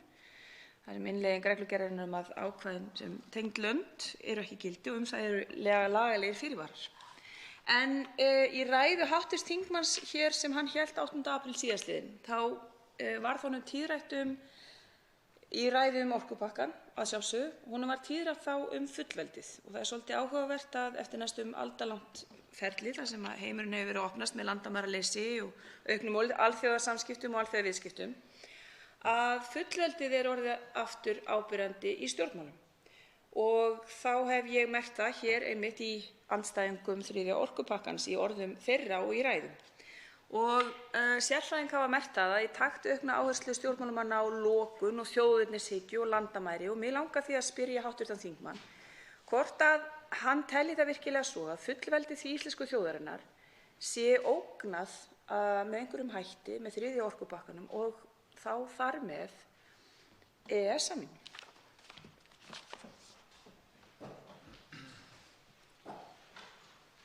Þá svarar andsvari hv. 10. þingmaður Reykjavíkurkjördæmis norður, Ólafur Ísleifsson. Herra forseti, ég þakka hv. þingmanni fyrir ansvarið. Ég hef frá fyrsta degi verið mikill stuðningsmaður þátttöku Íslendinga í samningnum Evrópska efnahagssvæðið og ég hef sýnt þann stuðning í verki hér á Alþingi með því að beita mér fyrir því að gerði skýrsla að norskri fyrirmynd, leyfi mér að segja, þar sem yrðu teknir út kostir og gallar þessa samstarfs. Nýjasta skýrsla sem fyrirliggjandi þetta atriði frá 2007, leyfi mér að segja, og ég tel að nú sé liðinn það langur tími og mikil viðbótarreynsla fengist sem gerir slíka skýrslu nauðsynlega. Ég tel að við þurfum að styðjast á hverjum tíma við nýjar eða nýlega skýrslur, við umræður þátttöku okkar í þessu samstarfi. Við höfum mikilla hagsmuna að gæta, hvernig við háttum stefnumörkun á hverjum tíma. Það markmið þessarar skýrslu. Eins og ég gat að hún gerð að norskri fyrirmynd og það hefur valist mikið ágætis fólk í þá nefnd sem hæstv. utanríkisráðherra skipaði til að hafa forgöngu gerð þessarar skýrslu og ég tel að þar séu mikil verkefni. Meðal annars leyfi ég mér að vonast til þess að þarna verði ítarleg hagfræðileg greining á fjárhagslegum hagsmunum sem fylgja aðild okkar að þessu samstarfi og sömuleiðis að það verði rýnt í eins og til að mynda þann feril sem á sér stað varðandi innleiðingu nýrra gerða og þá hef ég sérstaklega í huga hvort við þurfum ekki að vera virkari á fyrri stigum heldur en kannski raun hefur borið vitni. Líka í þessu máli sem við erum að fjalla núna. Þá veitir andsvar öðru sinni hv. 3. þingmaður Suðvesturkjördæmis, Rósa Björk Brynjólfsdóttir. Herra forseti, ég þakka hv. þingmanni svarið. Ég hef einmitt merkt það í orðum og hvort ég hafi ekki bara líka merkt það í greinu frá hv. þingmanni hans stuðning við EES-samninginn og ég fyllilega sammála því að við þyrftum að vera virkar á fyrri stigum við innleiðingu mála.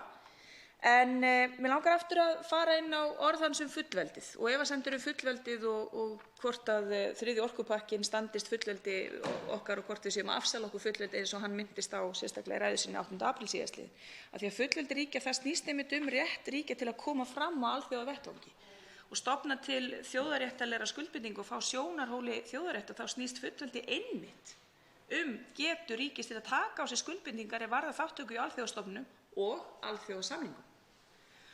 Er hv. þingmaður ósammála þessu vegna þess að hér steig hann í pontu, herra forseti, og talaði vel og fallega EES-samninginn en samt sem hann hefur þessar gríðarlega miklu efasemdir 3. orkupakkann Og ég vil gjarnan þá kannski fá að heyra skýra frá hv. þingmanni hvort að hann telji að Ísland fái minna út úr því sem smáríki að taka á sig skuldbindingar sem felast í alþjóðasamningum á borð við EES-samninginn en fá meira út úr því að standa utan alþjóðasamninga á borð við EES-samninginn. Þá svarar andsvari síðar sinni hv. 10. þingmaður Reykjavíkurkjördæmis norður, Ólafur Ísleifsson. Herra forseti, það einmitt í krafti fullveldisins, eins og hv. þingmaður gat réttilega sem að við tökum þátt í alþjóðlegu samstarfi. Og við höfum gert það. Við tókum stór pólitíska og mikilvæga ákvörðun 1949 að gerast stofnaðilar að Atlantshafsbandalaginu. Við tókum mikilvægar ákvarðanir á 8. áratugnum, meðal annars með aðild að EFTA og síðar á 10. áratugnum með því að gerast aðilar að Evrópska efnahagssvæðinu. Þetta auðvitað gert í krafti fullveldisins. En á það að líta að við erum þjóð og við eigum sem þjóð hagsmuna að gæta. Og í alþjóðlegu samstarfi og hvar sem þá auðvitað ber okkur að gæta okkar hagsmunum. Og hér eru mikilvægir hagsmunir undir í þessu máli. Það forræði þjóðarinnar yfir sínum orkuauðlindum. Hér liggur fyrir álitsgerð sem ég hef farið mjög ítarlega yfir í mínu ræðum og margir aðrir ræðumenn sem vekur upp alvarlegar spurningar í því og þá það skylda alþingismanna að stíga með gát og varlega til jarðar. Forseti sér ástæðu til þess að biðja hv. þingmenn að virða tímamörk. Þá veitir andsvar hv. 5. þingmaður Reykjavíkurkjördæmis norður, Áslaug Arna Sigurbjörnsdóttir. Virðulegi forseti, ég veit ekki alveg hvar ég á að byrja eftir ræðu hv. þingmanns. Ég ætla allavega að byrja á að segja að það mjög óheiðarlegt að slíta úr samhengi orð fræðimannsins Davíðs Þórs Björgvinssonar. Ég verð að segja það. Mér finnst það mjög óheiðarlegt enda léti þessi orð falla í tengslum við álitsgerð sína sem ansi skýr að þessir fyrirvarar eru óþarfir og að þriðji orkupakki sem slíkur fellur ekki í neinu lagi gegn stjórnarskrá. Þannig að mér finnst það mjög óheiðarlegt að koma hér upp og rangtúlka hans orð hér í pontu þingsins.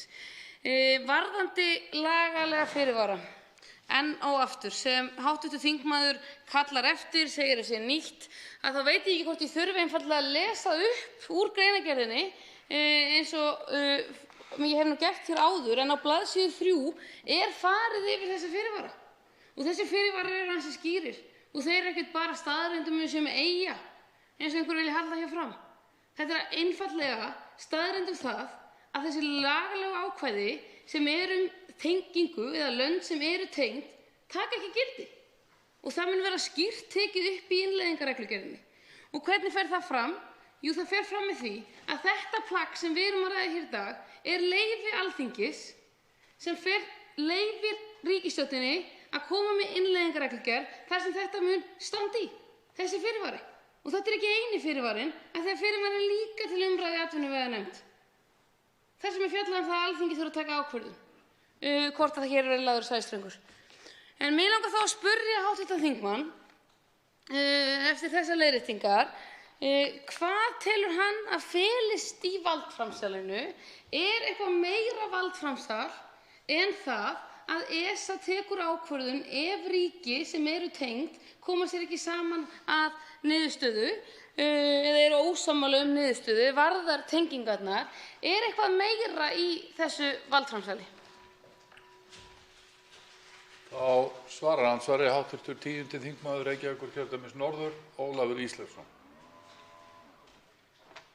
Herra forseti, ég vísa fullyrðingum hv. þingmanns og formanns utanríkisnefndar óheiðarleika á bug og ég vísa þeim til föðurhúsanna og mér finnst það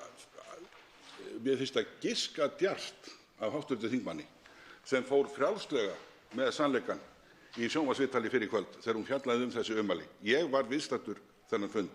Þessi ummæli voru svar við spurningu frá mér og ég skildi ummælin á þann veg sem ég hef lýst og ég hef fullan rétt á því að lýsa því hver er minn skilningur á því án þess að hv. þingmaður sé hér með dylgjur eða ásakanir óheiðarleika. Hún ætti að líta í eigin barm, hún ætti að skoða það sem hún lét sér sjálf munnfara í viðtali þar sem hún var gestur ásamt formanni Miðflokksins fyrr í kvöld. Varðandi fyrirvarann, þá ég að segja það að mér finnst hv.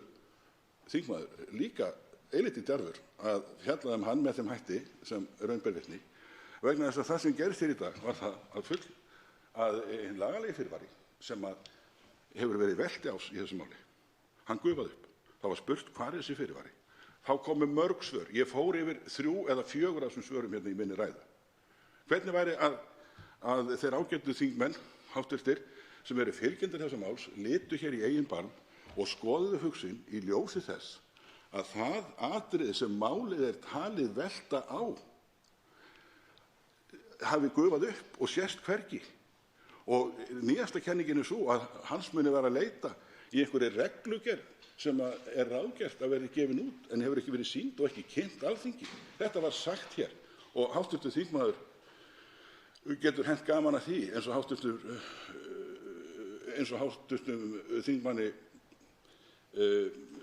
eins og hv. þingmaður vill, en þetta einfaldlega staðreyndir og því miður þá hef ég ekki tækifæri núna til að svara fleira en ég mun gera það í mínu síðara svari. Þá veitir andsvar öðru sinni hv. 5. þingmaður Reykjavíkurkjördæmis norður, Áslaug Arna Sigurbjörnsdóttir. Virðulegi forseti, það er afar sérkennilegt að heyra þetta frá hv. þingmanni af því að það þarf ekki meira en að lesa greinargerð frá fræðimanninum Davíð Þór Björgvinssyni til að sjá að hann slær á hendur allra röksemdafærsla Miðflokksins í þessu máli. Allra sem snúa aðallega stjórnskipuleg álitaefni. Allra, eins og svo fleiri fræðimenn. Og þá langar mig að spyrja hv. þingmann að því hvernig, af því að ég hef ekki fengið svör við því ennþá, hvernig hægt sé að vísa svo oft í rök Stefáns Más Stefánssonar og Friðrik Kvist en komast að allt annarri niðurstöðu en þeir. Hvernig notiði rökin hans gegn niðurstöðunum hans? Og það ég raunverulega mjög forvitin þetta af því það stendur að það sé engin lögfræðileg vafi á þeirri leið sem við förum, hann sé algjörlega í samræmi við stjórnarskrá og hann hefur líka sagt að lagalegi fyrirvarinn ásamt staðfestingu orkumálastjóra ESB hafi verulega þýðingu. Þannig að ég fæ ekki séð hvernig hægt að nota röksemdafærslu manns gegn hans niðurstöðu til annarra niðurstöðu eins og minnihlutaálit utanríkismálanefndar gefur ekki skilja.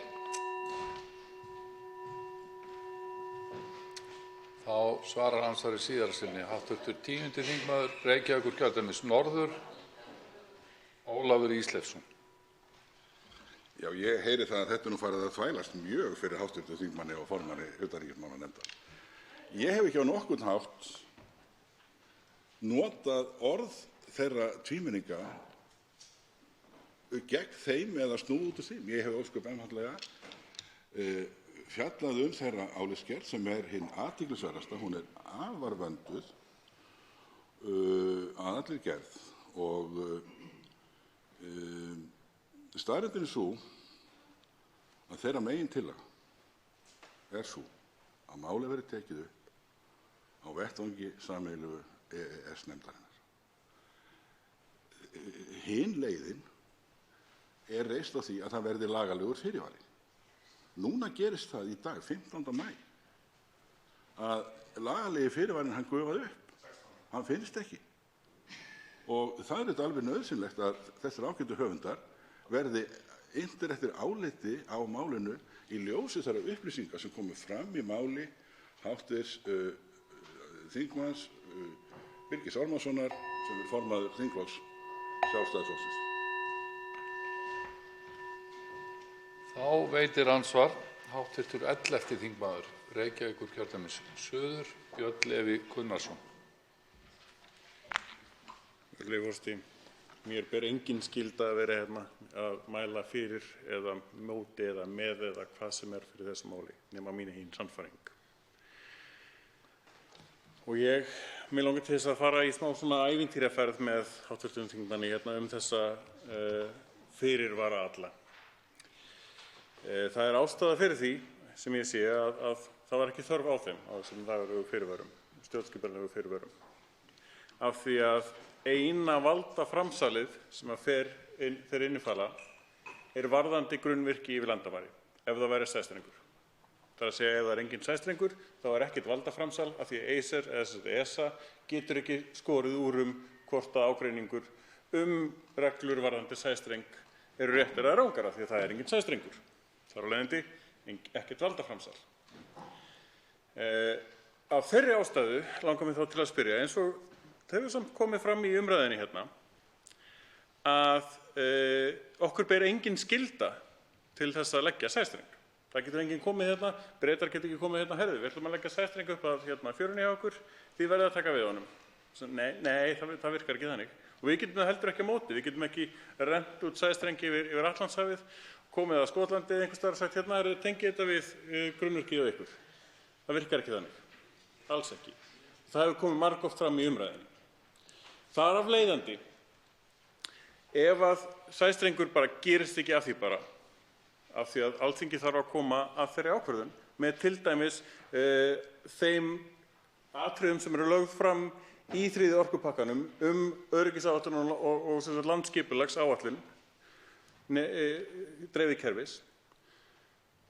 Hvernig fær hv. þingmaður þá út að það sé eitthvað flókið við þessa fyrirvara og valdaframsal og það sé eitthvað óvænt og nauðsynlegt og hryllilegt og valdaframsal og ég veit ekki hvað fullveldistengt og ég veit ekki hvað annar orð er búin að nota yfir þetta. Það svo mörg.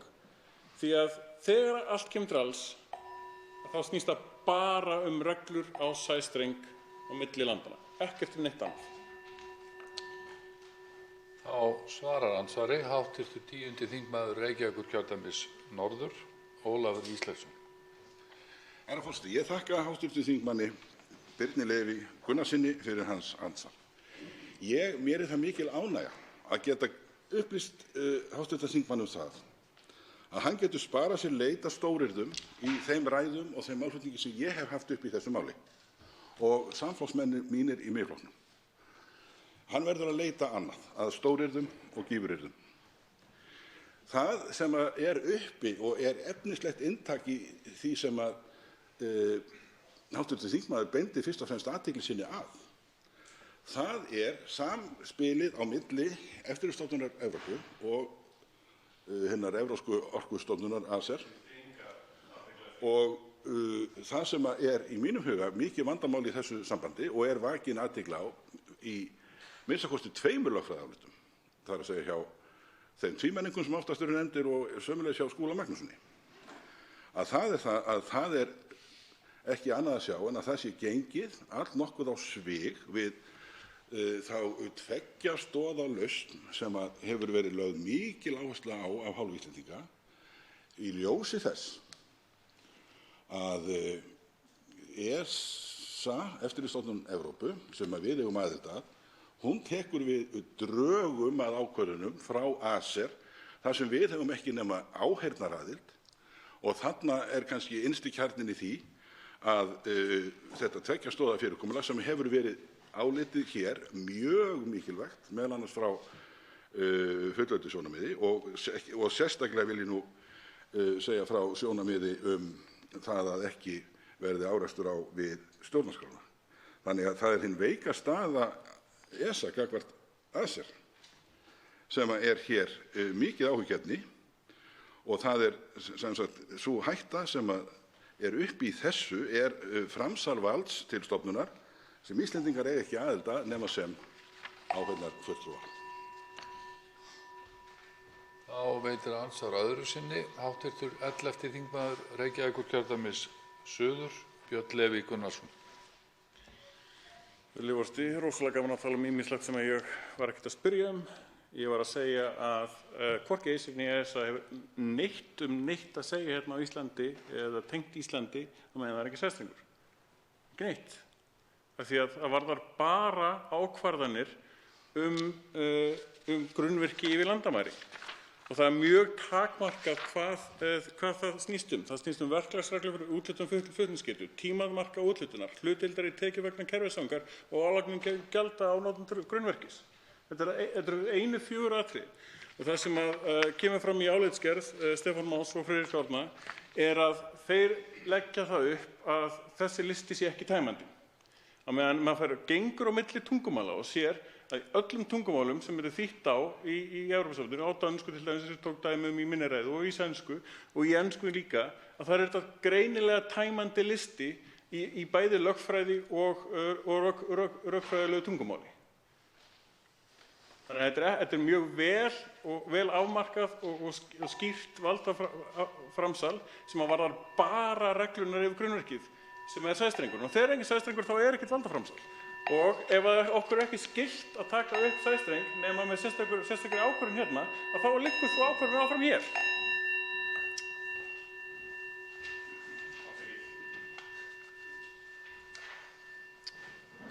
Þá svarar andsvari síðara sinni hv. 10. þingmaður Reykjavíkurkjördæmis norður, Ólafur Ísleifsson. Herra forseti, ég vil nú þakka hv. þingmanni fyrir að gefa mér tækifæri til að vekja athygli hérna á mjög þýðingarmiklu atriði í greinargerð, í hinni lögfræðilegu álitsgerð Friðriks Árna og Stefáns Más. Það er þegar þeir ræða það að það sé engin heimild til þess að taka ákvörðun af því tagi sem hér ræðir, þó að þannig standi á í svipinn að hér sé ekki sæstrengur. Það verður að meta málið í ljósi þess hver staðan yrði ef að hér væri sæstrengur. Nú, við vitum það að tímans þungi straumur, hann gæti líka í ljósi tækniframfara og hugsanlegra einhverja atvika sem við vitum ekki núna, gæti leitt af sér að hér kæmi sæstrengur og þá náttúrulega að vera þannig frá málum gengið að þær ákvarðanir sem hafa verið teknar eins og til að mynda er ráðgerð í þessu máli að það rekist ekki á ákvæði stjórnarskrár lýðveldisins Íslands númer 33 frá 1944. Andsvörum er lokið. Til máls tekur hv. 7. þingmaður Norðausturkjördæmis, Njáll Trausti Friðbertsson.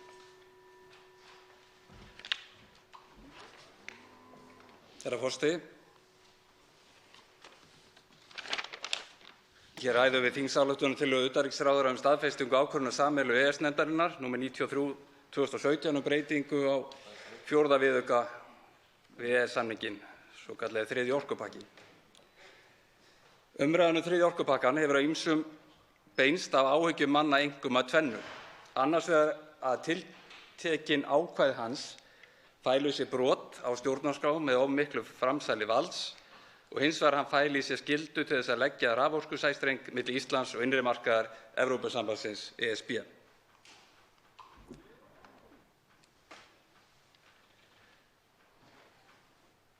Þegar fræðimenn eru nú sammála að innleiðing þessara reglna á þeim forsendum sem hún fer fram í þingsályktunartillögu utanríkisráðherra stangist ekki á við stjórnarskrá og sleginn er sá varnagli í frumvarpi iðnaðarráðherra að raforkusæstrengur verði ekki lagður nema með samþykki Alþingis, finna menn nýjan flöt á málinu. Nú er því haldið fram að við getum ekki byggt undanþágur frá því að innleiða ákvæði 3. orkupakkans á einhliða fyrirvörum eða forsendum, að við þurfum að semja slíkan undanþágur og fá samþykki í sameiginlegu EES-nefndinni. Annars gæti ESA höfðað samningsbrotamál á hendur okkur og mögulega gæti Ísland tapað slíku máli. Það er rétt staðhæfing en hún haldir einu verulegum galla.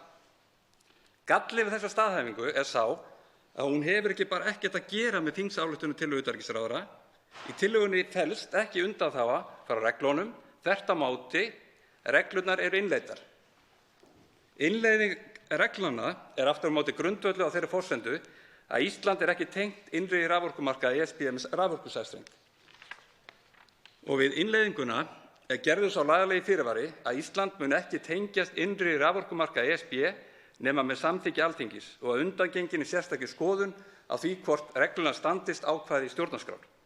Þangað til það gerist ef það nokkurn tímann gerist, þá hafa reglurnar ekkert raunhæft gildi og enga þýðingu hér á landi. Innleiðingin felur það hins vegar í sér að ef Alþingi ákveður með þeim hætti sem að ofan greinir að tengja Ísland við innri raforkumarkað ESB, þá munu þessar reglur koma til framkvæmda og eiga við flutning rafmagns til og frá Íslandi við raforkusæstreng. Við getum ekki tekið þátt í fótboltaleik og verið undanþegin reglum rangstöðu og innáskiptingar. Við getum hins vegar ákveðið að taka ekki þátt í leiknum og við getum lýst því yfir að reglur rangstöðu og innáskiptingar eigi ekki við okkur á meðan við erum ekki þátttakendur í leiknum. Þótt dómarafélagi gæti áréttað gildi reglna rangstöðu og innáskiptingar almennt séð, þá gæti það hvorki veifað okkur gulu né rauðu spjaldi þar sem við erum heima í stofu að horfa á leikinn. Reglugerðin er þess vegna innleidd með lagalegum fyrirvara að Alþingi þurfi að samþykkja slíka tengingu og þar til möguleika það gerist þá hafi þessi ákvæði enga þýðingu og komi ekki til framkvæmda. Í þessu felst þannig ekkert samningsbrot. Við innleiðum reglurnar, þær liggja í dvala sem óvirkur lagabókstafur þar til og ef við ákveðum að tengjast við sjálf með sérstakri ákvörðun Alþingis. Við erum þannig ekki að lýsa því einhliða yfir með fyrirvara að við séum undanþegin reglunum. Við erum að lýsa yfir því að þær munu ekki koma til framkvæmda fyrr en við tengjum okkur. Ef það mun þá nokkurn tímann gerast og ítreka hér að sú ákvörðun er algjörlega á okkar valdi, okkar Íslendinga. Með innleiðingu reglnanna erum við að segja að þetta séu þær reglur sem við munum fara eftir ef og þegar við ákveðum að taka þátt í leiknum. Sá sem hér stendur er einn þeirra svokölluðu efasemdamanna sem kom fram með ákveðnar efasemdir fyrir rúmu ári varðandi innleiðinguna, þriðja orkupakkans hér á landi. Umdeildasti þáttur þessa máls í mínum huga þá og að mér fannst nauðsynlegt að fá frekari skýringar varðandi innleiðingu þriðju orkutilskipunarinnar hér á landi á þeim tímapunkti var aðkoma samstarfsstofnunar eftirlitsaðila orkumarkaði ACER og þá umræða hið svokallaða sem menn hafa að tala yfirþjóðlega stofnun að ræða, hvort yfirþjóðlega stofnun var að ræða. Og einnig var mikilvægt að draga það fram að við Íslendingar héldum fullum forræði yfir orkuauðlindu þjóðarinnar og eftir þess kæmi að sæstrengur yrði lagður til Evrópu, þá yrði hann lagður á forsendum okkar Íslendinga og hagsmunir íslenskrar þjóðar yrðu hafðir að leiðarljósi.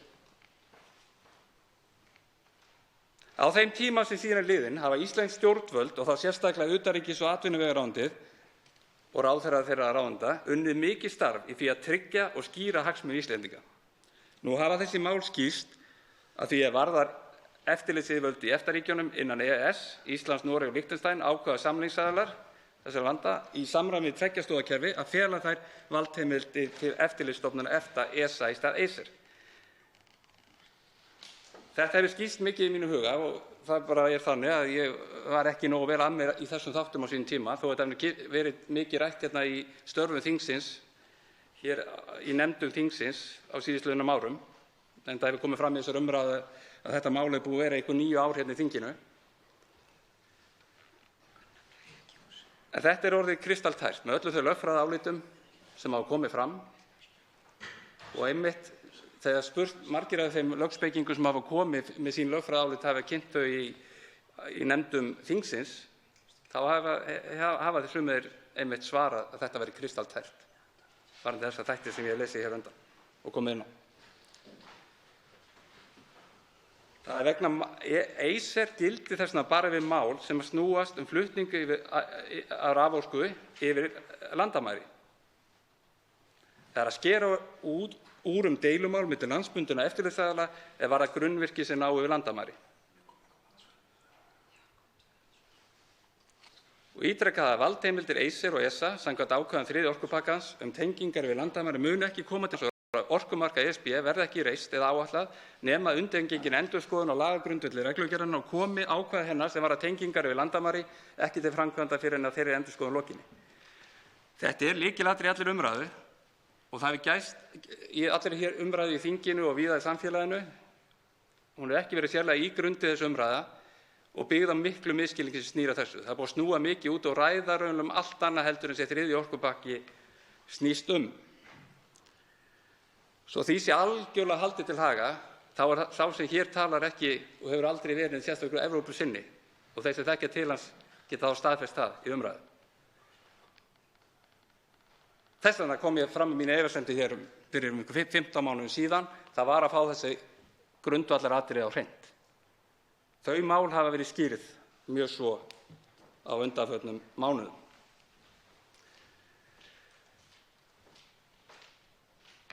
Það sem er kannski það jákvæðasta við þessa umræðu sem hefur farið fram hér þriðja orkupakkann er almennt umræðan orkumál í hinni víðustu mynd, vegna þess að menn hafa komið mjög víða við í þeirri umræðu.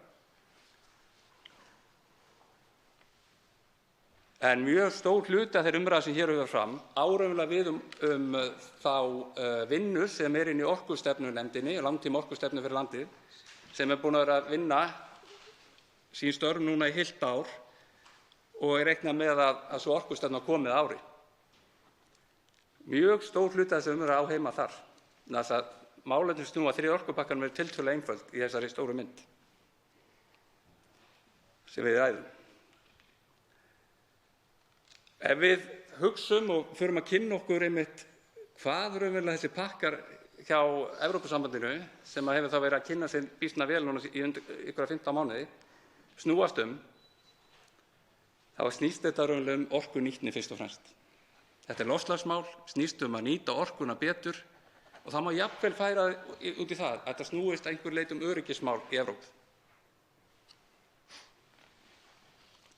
Nýta endurnýjanlega orku betur, vindorku, sólarpanela og slíka hluti sem þurfa raunverulega meira á að halda góðu raforkukerfi, flutningskerfi raforku.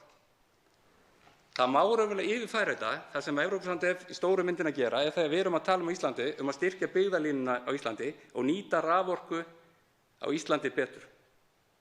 Það er það sem við erum að gera með styrkingu byggðalínunnar. Í staðinn fyrir að við getum flutt 3–4% af framleiddu rafmagni eða uppsettu afli virkjana á Íslandi, 3–4% í dag, þá viljum við færa það upp í 15–20%. Í sama horf að við getum flutt 15–20% af framleiddri orku með svipuðum hætti eins og þegar byggðalínan var lögð fyrir einhverjum 40 árum síðan. Það er raunverulega sama hugmyndafræði sem er verið að virkja inn í Evrópu með þessum pökkum, meðal annars. Það er að styrkja þetta.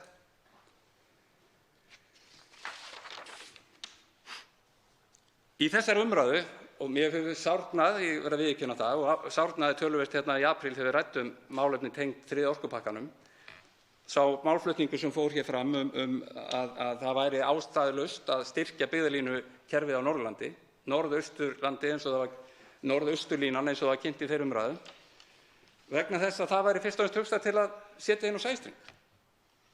Á sama tíma, og það samfélag sem þar er, býr við það í síðustu 10–15 ár að búa við orkuskort. Afhendingaröryggi hefur ekki verið til staðar og það er akkúrat einn af punktum í þessum þriðja orkupakka, það er afhendingaröryggi, meðal annars til almennings. Það er ekkert í lögum á Íslandi sem snýr að því. Þetta er alveg hluti af þessari samkeppnisvernd. Afhendingaröryggi. Það hafa alla verið minnst á þetta í þessari umræðu. Gott, Björn. Hv. þingmaður.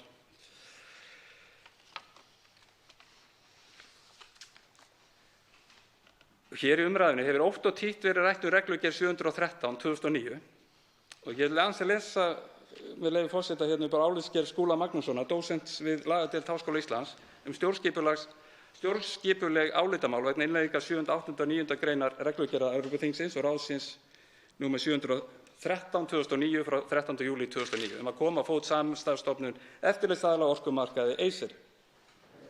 Og með leyfi forseta vitnaði hér í niðurstöðukaflann á blaðsíðu 39 í álitsgerð Skúla Magnússonar, þar sem segir í kafla 11: Vakin er athygli á því að umræddar gerðir þriðja orkupakkans og heimildir 7., 8. og 9. greinar reglugerðar nr. 713/2009 taka með engum hætti til ákvarðana tengingu fyrir flutning raforku til annarra ríkja, svo sem með lagningu sæstrengs. Því síður taka heimildina til ákvarðana eiginlega nýtingu auðlinda, til dæmis virkjana. Það er því niðurstaða mín að umfjöllun þess efni sem lúta afstöðu almennra reglna EES-samningsins til auðlindastjórnar falli utan þeirra álitamála sem mér hefur verið falið að fjalla og hafa þar af leiðandi enga þýðingu stjórnskipulega heimild til innleiðingar gerða svonefnds þriðja orkupakka. Þetta nokkuð skýrt. Við þurfum þegar við ræðum þriðja orkupakkann að halda okkur við meginefni þess máls. Það flutningur raforku við grunnvirki yfir landamæri.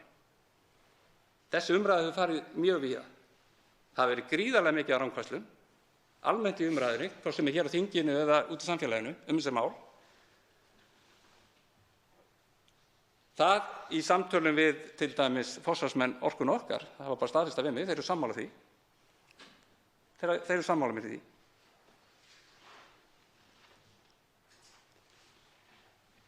Að lokum vil ég segja þetta. Lagning sæstrengs ávallt á forræði Íslendinga. Umræðan þriðja orkupakkann hefur tekið á sig ýmsar myndir sem dæmi hafa ýmsir í þessum þingsal hér dregið upp þá mynd að innleiðing pakkans hafi það í för með sér að ákvörðun um lagningu sæstrengs verði þá ekki lengur á forræði Íslands. Staðhæfingar í þessa veru eru einfaldlega rangar og gefa því tilefni til leiðréttingar. Í fyrsta lagi ber að nefna að ekkert í þriðja orkupakkanum skuldbindur Ísland til að leggja sæstreng til meginlands Evrópu, en slík ákvörðun verður á forræði Íslands. Í annan stað hefur verið lögð fram þingsályktunartillaga vegna þriðja orkupakkans, en hún tekur af öll tvímæli það að lagning sæstrengs verði ávallt háð samþykki Alþingis.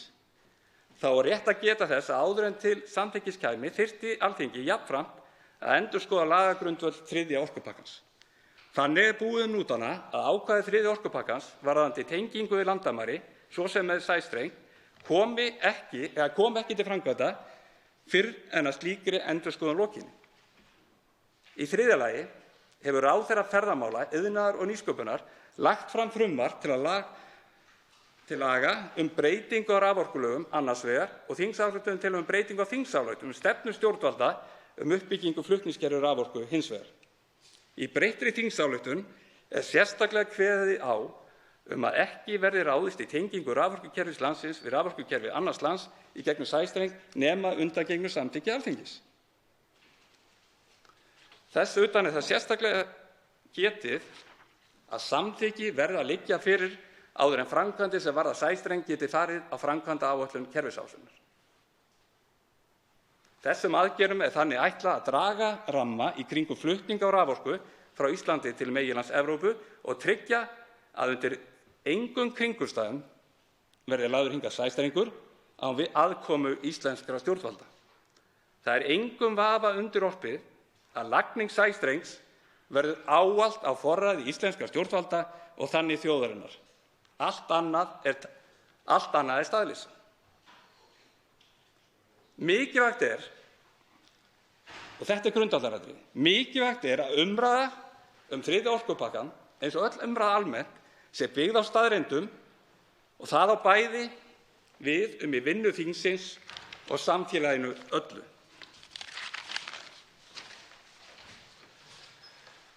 Nú háttar svo til að 4 hv. þingmenn hafa óskað eftir því að fá að veita andsvar og ræðutími því styttur í 1 mínútu í hvorri umferð sig og fyrstur til að veita andsvar hv. 11. þingmaður Reykjavíkurkjördæmis suður Björn Leví Gunnarsson. Virðulegi forseti.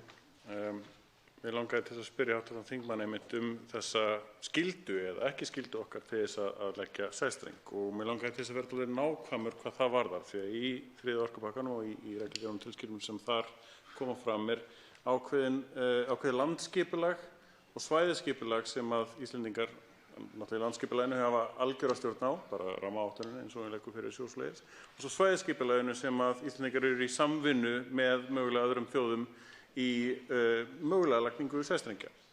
Það ekkert í þessu tvennu sem að segir, fyrsta lagi varðandi rammaáætlunina eða áætlun dreifikerfi sem að skyldar okkur til þess að það koma sæstrengur hérna að landinu.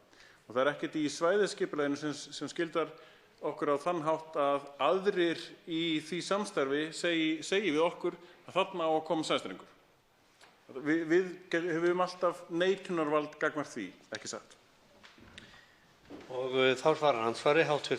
7. þingmaður Norðausturkjördæmis, Njáll Trausti Friðbertsson. Herra forseti, takk ansvarið. Halda með því virkilega fram. Þetta var eins og að segja, já, nú ætla bara Evrópusambandið, við viljum bara leggja veg á Íslandi eða flugvöll eða eitthvað annað. Til dæmis, það væri nú eitt, það er kannski að óska eftir því. En þetta er annað dæmi sem ég bara hef aldrei náð í þessari umræðu. Vegna þess að það eru engin fordæmi síðan að Acer hóf sína starfsemi 2011 það að það er skipað fyrir einhverju þjóðlandinu til þá að sinna svona orkuflutningum með þessum hætti eða virkja með þessum hætti og þessu orku að fara eitthvað. Þetta snýst bara grunnverk yfir landamæri. Þetta er ekkert flókið. Og halda þessu fram í umræðu. Menn hljóta bara að sjá hversu vitlaust þetta er. Hvers konar þvættingu það er að halda það að menn geti bara að einhver stofnun í Slóveníu segi við einhver þjóðlönd sem eiga bara þetta. Þið að flytja orku þangað því að framleiða hana eða eitthvað slíkt. Þetta er náttúrulega bara þvæla.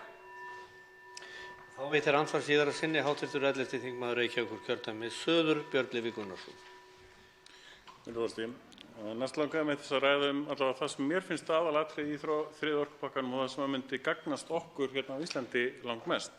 Það er einmitt tengt þessi landsáætlun og svæðisáætlun sem er tengt orkuörygginu sem slíku og þá aðeins að grafa í reynslu hv. þingmanns í Eyjafjarðarsvæði þar sem hefur verið ákveðinn orkuskortur. Og eitthvað eins og þessi landsáætlun sem að okkur er gert að búa til þess að stuðla að orkuöryggi. Það er sett ákveðin skylda á stjórnvöld að tryggja orkuöryggi í landinu, sem er bara mjög góð skylda. Að sjálfsögðu viljum við tryggja orkuöryggi alls staðar í landinu. Á þessum forsendum til ég allavega þriðja orkupakkan vera mjög góða viðbót í íslenska löggjöf. Og ég var að velta fyrir mig hvort að hv. þingmaður sjái eitthvað að þessari uppsetningu hjá mér að þetta sé í rauninni algjör viðbót við núverandi ástand. Og andsvarinu svarar nú hv. 7. þingmaður Norðausturkjördæmis Njáll Trausti Friðbertsson.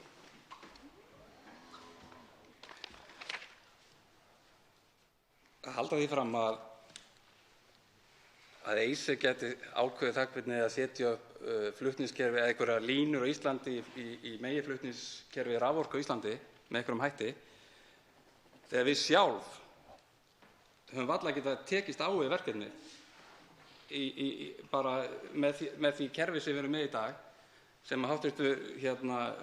Þingmaður kemur inn á eins og við erum að reyna að vinna með kerfisáætlunina og við tókum hann reyndar gegnum þriðja orkupakkann eins og við komum fram í þessari umræðu sem er ákveðið óskilgetið afkvæmi þriðja orkupakkans ef út í það er farið. En það er öllum ljóst. Það eru Íslendingar og skipulagsyfirvöld á Íslandi sem fara með þessi, hvort sem það verður þá landsskipulagsstefnan, kerfisáætlunin, einstök sveitarfélög, framkvæmdavald og annað. Það vita allir Íslendingar að þetta er flókið ferli og tekur langan tíma og menn hlaupa ekkert yfir það með auðveldum hætti eins og kannski sumir hafa lýst hér að væri auðvelt að gera. Og þá veitir andsvar hv. 3. þingmaður Suðurkjördæmis Birgir Þórarinsson.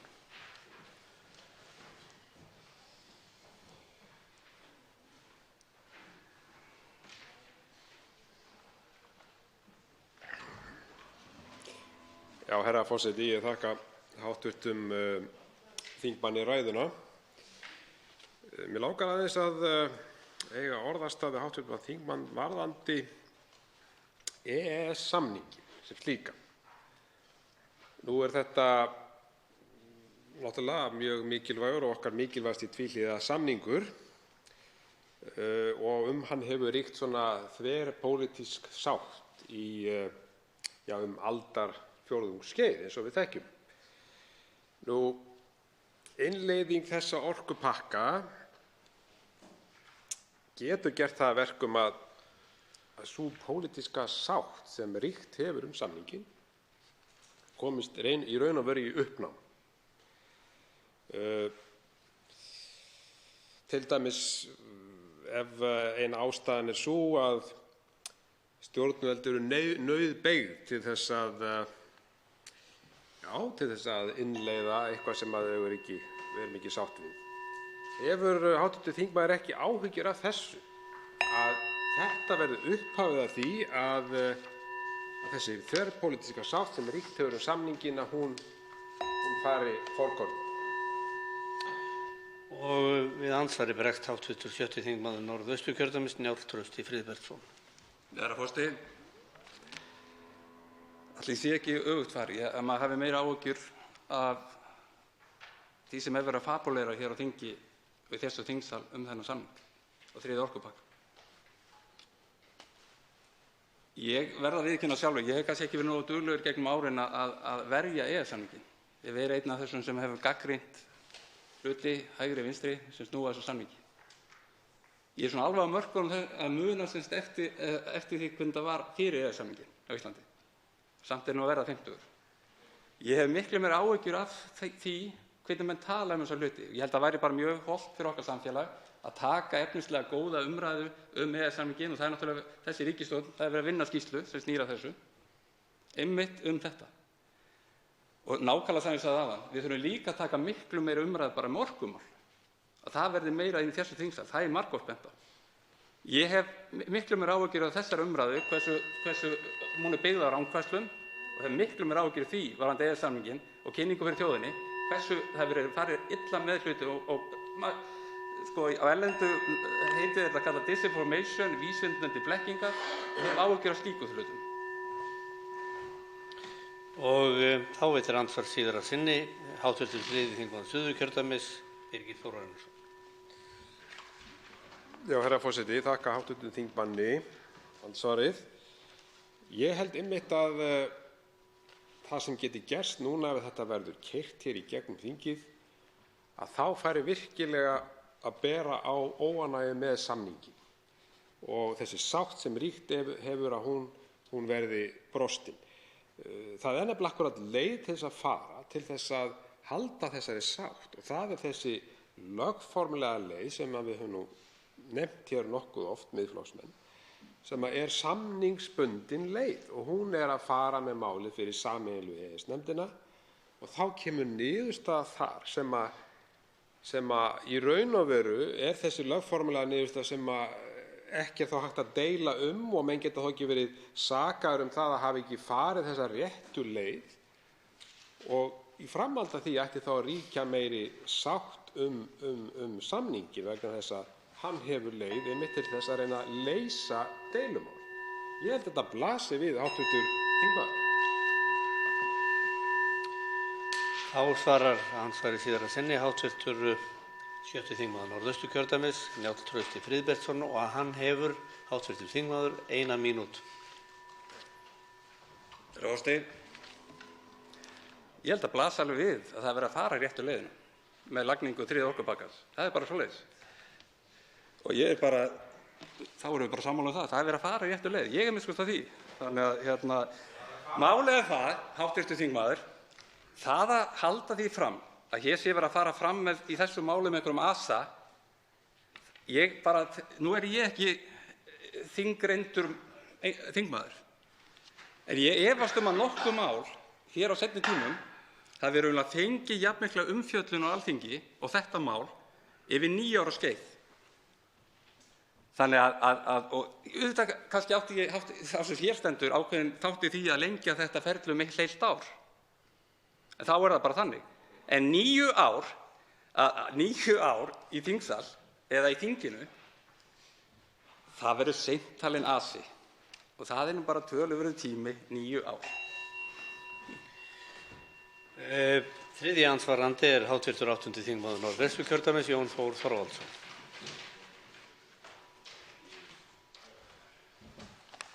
Hæstv. forseti, ég þakka hv. þingmanni fyrir ræðuna. Mig langar til að spyrja þingmanninn út í það að hér er verið að ræða 2 leiðir og ágreiningurinn stendur að miklu leyti, hefur gert hér í kvöld það.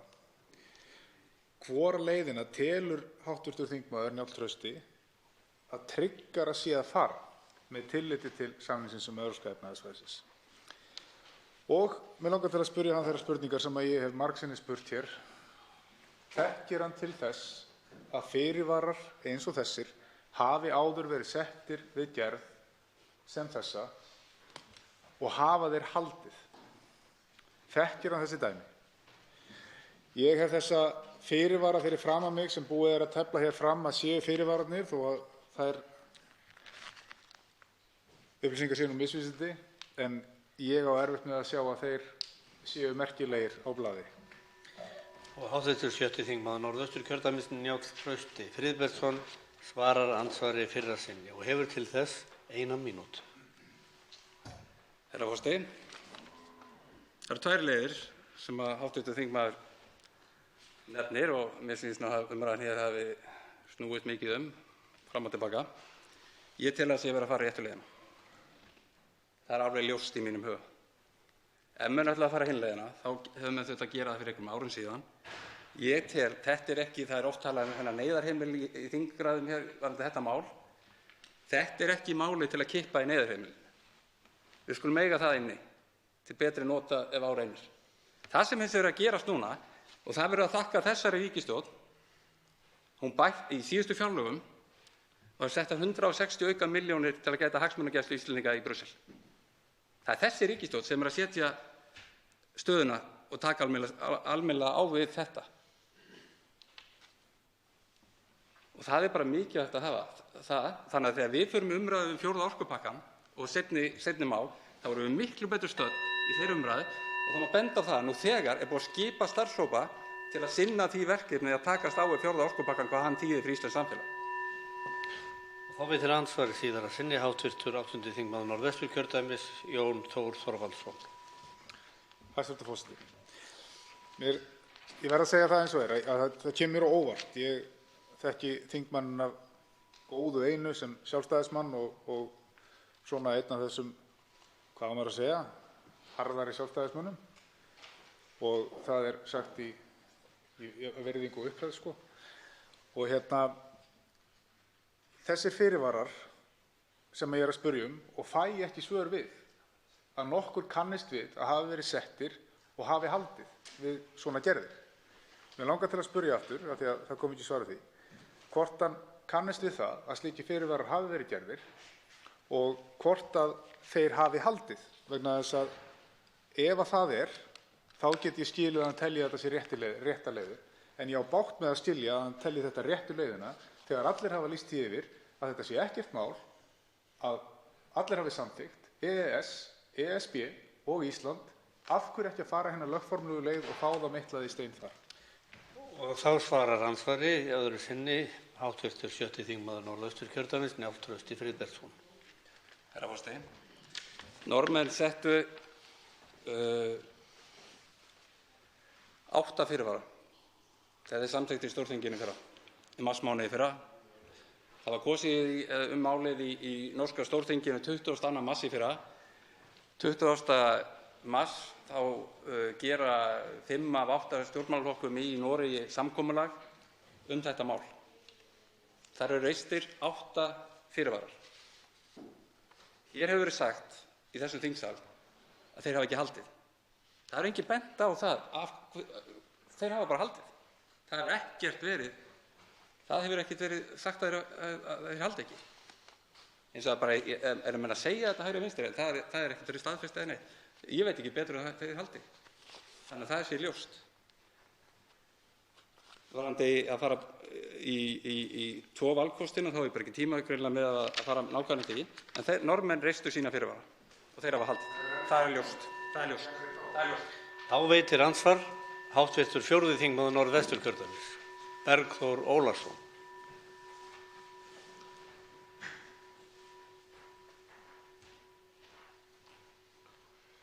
Virðulegur forseti, ég þakka hv. þingmanni Njáli Trausta Friðbertssyni fyrir ræðu sína.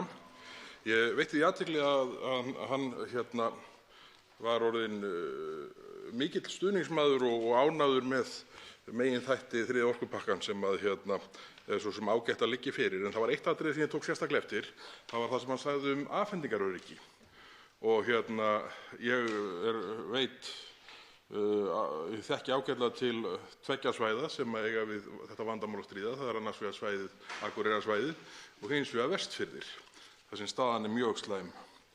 Er hv. þingmaður í alvöru að halda því fram að innleiðing þriðja orkupakkans muni hafa áhrif á afhendingaröryggi umfram það sem við erum að vinna í og verið er að vinna á hinum ýmsu stöðum stjórnsýslunnar þessa dagana og þessi misserin?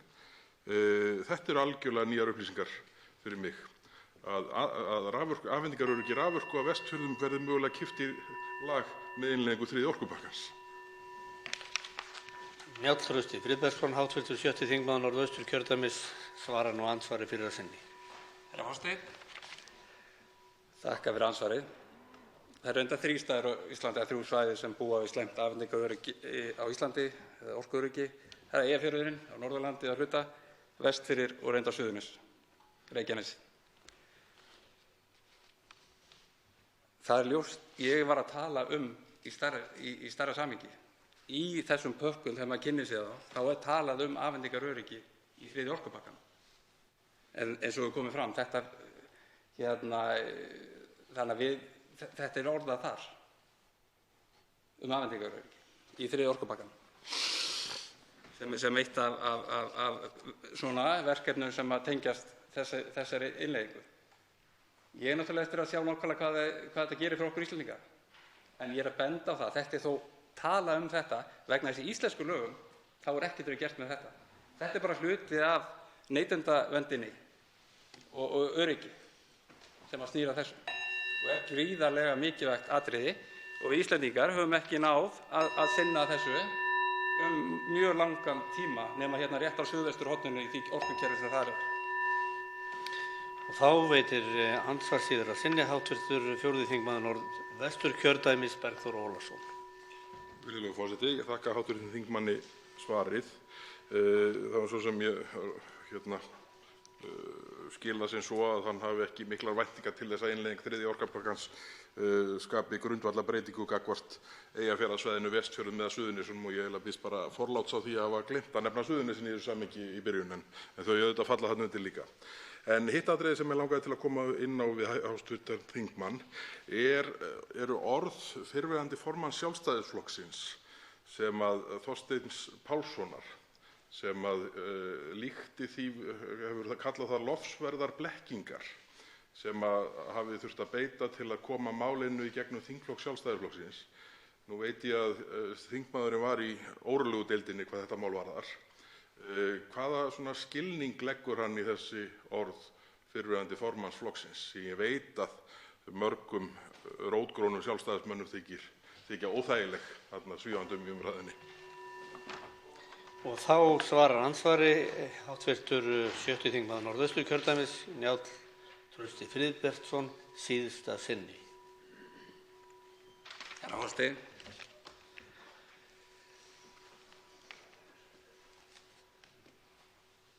ég hef enga sérstakar áhyggjur af þessu máli.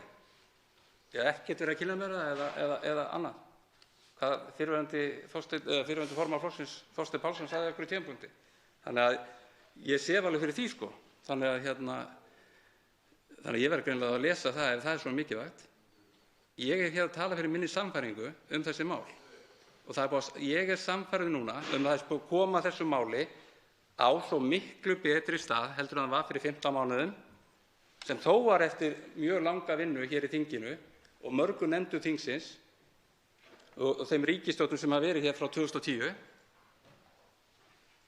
En málið hefur nefnilega bara breyst töluvert hér síðustu 15 mánuðina í umfjöllun þingsins. Og við sem vorum byrjaðir að hafa áhyggjur af þessu fyrir 14-15 mánuðum, með aðrir voru ekki komin langt í þeirrum áhyggjum, það er búið að breyta málinu fyrir okkur með þeim fyrirvörum manna sem búið að grípa inn í á þeim 14-15 mánuðum. Andsvörum er lokið. Til máls tekur hv. 3. þingmaður Norðausturkjördæmis, Sigmundur Davíð Gunnlaugsson.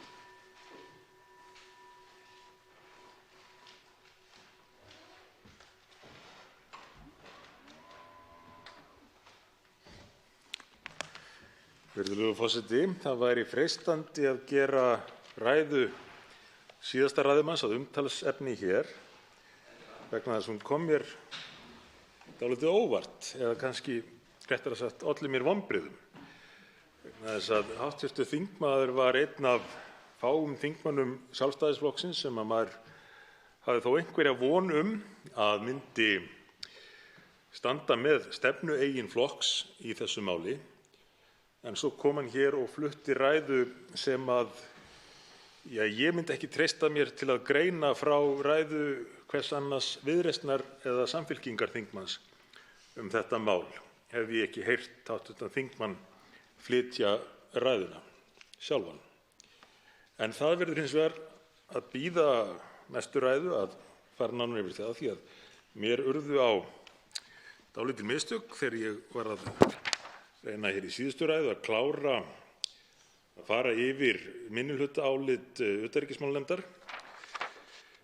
Ég byrjaði of aftarlega í álitinu og einn kafli, mikilvægur kafli, þeir eru raunar allir mikilvægir, en mikilvægur kafli datt út. Þess að nú ætla ég, virðulegur forseti, að klára þessa yfirferð minnihlutaálits í utanríkismálanefnd með því að fara yfir kaflann sem ber yfirskriftina áhrif á EES-samninginn, sem eins og menn þekkja sem fylgst hafa með umræðunni atriði sem hefur verið töluvert rætt.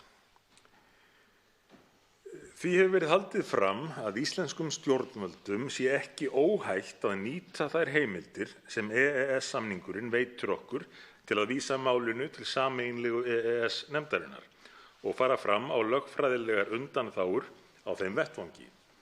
Slík viðhorf eru til þess fallin að vekja verulegar áhyggjur af því hvernig íslensk stjórnvöld nálgast samninginn. Sú staðreynd að Ísland hafi að mati ESB staðið sig vel við innleiðingu EES-reglugerða og einkum fyrri orkupakka hefur nú verið notuð sem rök fyrir því að undanþágur vegna þriðja orkupakkans séu óþarfar. Athygli er vakin á því að Karl Baudenbacher, fyrrverandi forseti EFTA-dómstólsins, lýsti því í greinargerð sem hann vann fyrir utanríkisráðuneytið að réttur Íslands til að vísa málum til sameiginlegu EES-nefndarinnar væri vissulega til staðar.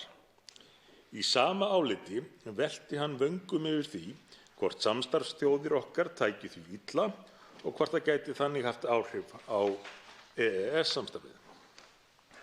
Því til rökstuðnings nefndi hann þá skoðun sína að Norðmenn litu á Ísland og Liechtenstein sem auka þáttakendur í EES-samningnum og að á þeim forsendum ætluðust þeir til að Noregur fengi að ráða ferðinni samstarfið. Augljóst má vera að íslensk stjórnvöld geti ekki leyft sér að taka undir slíka túlkun og veita fordæmi sem styrkja hann í sessi. Þvert á móti kallar þetta mat á að Ísland sýni að það telji sig þátttakanda í EES-samstarfinu á jafnréttisgrundvelli. Ofangreint auk þess áminning að mikilvægt sé að nýta þann rétt sem við höfum til að verja eigin þjóðarhagsmuni innan samstarfsins, enda sé annað túlkað sem eftirgjöf þeirra réttinda. Það að beita þeim rétti sem EES-samningurinn veitir okkur því til þess fallið að styrkja þátttöku Íslands í samstarfinu og samninginn sjálfan til framtíðar. Ljóst má vera að Ísland geti ekki verið aðili að alþjóðasamningi sem grundvallast á ótta við samstarfsaðilana, að því marki að íslensk stjórnvöld treysti sér ekki til að nýta þann rétt sem þó skrifaður í samninginn. Þess að ég ítreki það sem ég hef farið yfir hér, virðulegur forseti, þá má segja að það sé í raun nauðsynlegt upp á framhald EES-samstarfsins að gera að við sýnum það nú að við séum reiðubúin til þess að nýta þann rétt sem að samningurinn veitir okkur fremur en að búa til annars konar fordæmi, það fordæmi að við, eins og við höfum því miður heyrt í allt of mörgum ræðum í þessari umræðu, treystum okkur ekki til að nýta réttinn sem skrifaður í samninginn. Einn hv. þingmaður hefur óskað eftir því að veita andsvar. Það er hv. 4. þingmaður Norðvesturkjördæmis, Bergþór Ólason.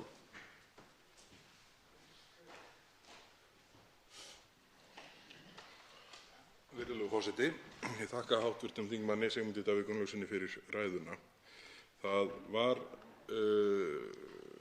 ég einmitt saknaði þessa kafla minnihlutaálitsins úr annarri ræðu þingmannsins og hv. þingmanns og það var ágætt að það sjónarmið eða sá hluti álitsins kom inn hér í kvöld. Það sem ég langaði til þess að spyrja hv. þingmann út í hvaða lærdóm af fyrri samskiptum við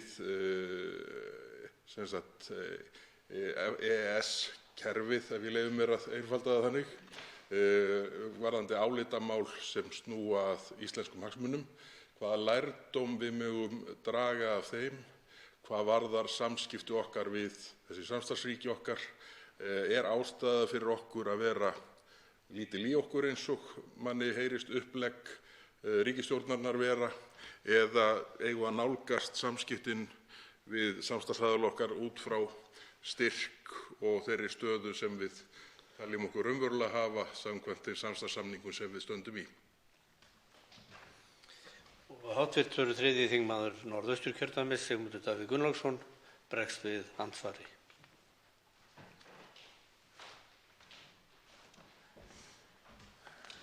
Virðulegur forseti. Stuðningsmenn, skulum segja áköfustu stuðningsmenn EES-samningsins, benda gjarnan á að samningurinn sé, eins og þeir orða það, lifandi plagg. Með því átt við að hann sé ekki alltaf eins og hann var þegar hann var samþykktur í upphafi, heldur þróist. Það augljóslega bætast stöðugt við hann reglugerðir, það þekkjum við, en þetta vísar líka til þess að það hvernig menn umgangast samninginn skapi fordæmi og hafi áhrif á framhaldið.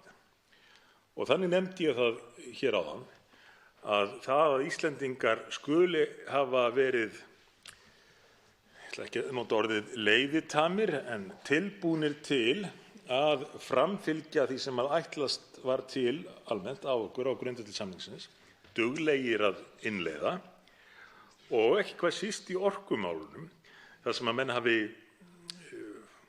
farið umfram það sem að krafa var að það hafi nú skapað það fordæmi að Íslendingar eigi ekki að þurfa á fyrirvörum að halda og undanþágum að halda nú.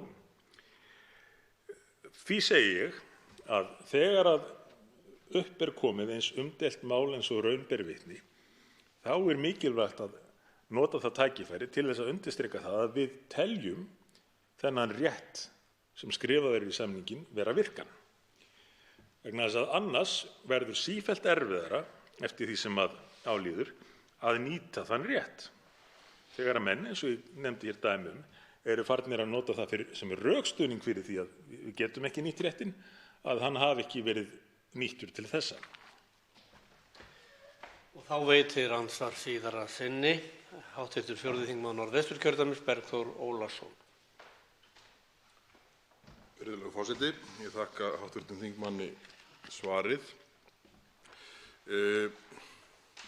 Þetta eru einmitt þessi tvö atriði sem að mig langaði að koma inn á í seinna andsvari mínu. Annars vegar þetta sjónarmið sem snýr að því að þetta ákvæði 102. greinar sem að við teljum vera virk og rétt okkar að vísa máli til EES-nefndarinnar, sameiginlegu EES-nefndarinnar til frekari vinnslu annars vegar, og hins vegar þetta atriði sem að mér sýnist hafa verið notað sem sérstakur rökstuðningur hvað það varðar að gera kröfu að Ísland innleiddi 3. orkupakkann eins og hann kemur fyrir. Og þá ég að vísa til þess að okkur hafi gengið svo vel að innleiða annan orkupakkann að við höfum bara innleitt hann með miklu svona meira afgerandi hætti heldur en raunverulega var gerð krafa til okkar Þetta hljómar allt dálítið þannig að eins og embættismannakerfin kerfin öll taki völdin af stjórnmálamönnunum og þetta mál eins og þetta öðlist sjálfstætt líf. Og það sjálfstæða líf í hugum margra mun síðan skila okkur væntanlega 4. og 5. pakkanum á færibandi. En spurningin í rauninni þessi sjónarmið að okkur hafi gengið svo, við höfum staðið okkur svo vel við að innleiða annan orkupakkann, að það sé ekkert annað í stöðunni heldur en að innleiða þann 3. annars vegar. Og hvernig þessi rök slá hv. þingmann og hins vegar það sjónarmið sem snýr að því að menn hafi ekki notað 102. greina hingað til, þá sé ekkert vit í að fara að nota hana núna. Og þá svarar andsvari hv. 3. þingmaður Norðausturkjördæmis Sigmundur Davíð Gunnlaugsson, síðar að sinni. Virðulegur forseti, þessi rök slá mig auðvitað illa en þau eru leið áminning mikilvægi þess að við séum reiðubúin til þess að setja fordæmi í rétta átt. Það er að segja, setja fordæmi sem undirstrikar það að við eigum þennan rétt, viljum halda honum og séum tilbúin til þess að beita honum þegar að tilefni er til. Þegar að svo bætast við athugasemdir eins og við heyrðum og lásum meðal annars frá Karli Baudenbacher, þá er það auðvitað áminning að þetta sé líka spurningum að undirstrika það að við störfum með félögum okkar EES-löndunum Noregi og Liechtenstein á jafnréttisgrundvelli. Ef við ætluðum okkur að fallast á þessa leið sem að ríkisstjórnin leggur til, eins gölluð og hún er, af þeim ástæðum að við viljum ekki styggja norska embættismenn, nú þá værum við að skapa afar skaðlegt fordæmi í samskiptum þessara 3 ríkja, EES-ríkjanna, EFTA-ríkjanna sem eru þátttakendur í EES, og með því leið að vekja samstarfið og samninginn til frambúðar.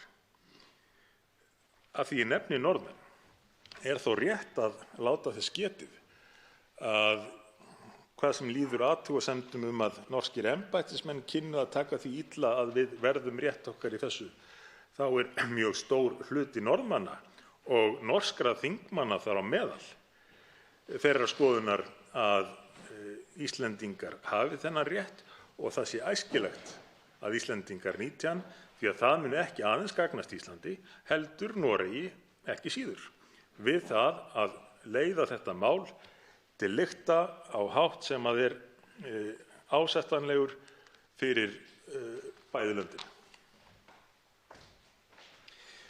Andsvörum er lokið. Til máls tekur hv. 4. þingmaður Norðvesturkjördæmis, hv. þingmaður Bergþór Ólason hefur óskað eftir að taka til máls fundarstjórn forseta.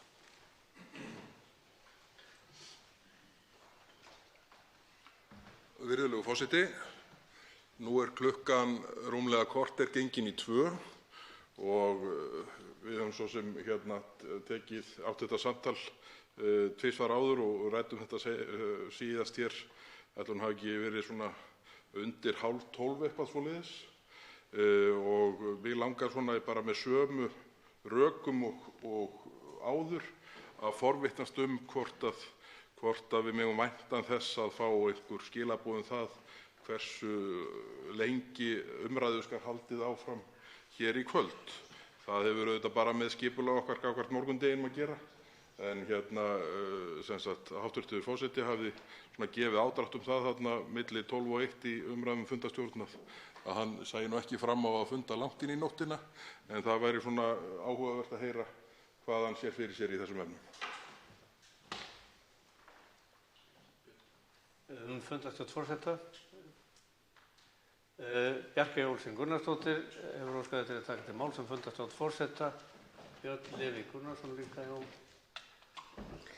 Já, herra forseti, eins og hér hefur komið fram þá hefur verið að ræða þessi mál núna í gær og í dag og mér sýnist þetta ganga ágætlega og sé ekki betur en að hér sé bara samræðurnar búnar að vera eins og við höfum vænst til, uppbyggilegar, og fólk hér að tala saman og skiptast á skoðunum þetta mál Og það saksa svona hægt og rólega á þessa mælendaskrá og ég held að það sé bara ágætt að við höldum því áfram og eitthvað svona svolítið áleiðis inn í nóttina, minnst okkur legg ég það til við forseta að gera það því að það veitir ekkert af tímanum eins og ég kom að hérna fyrir í kvöld að nýta hann vel og ég bara hvet forseta eindregið til þess að gefa þessu allavega einhvern lengri tíma enn sem komið er.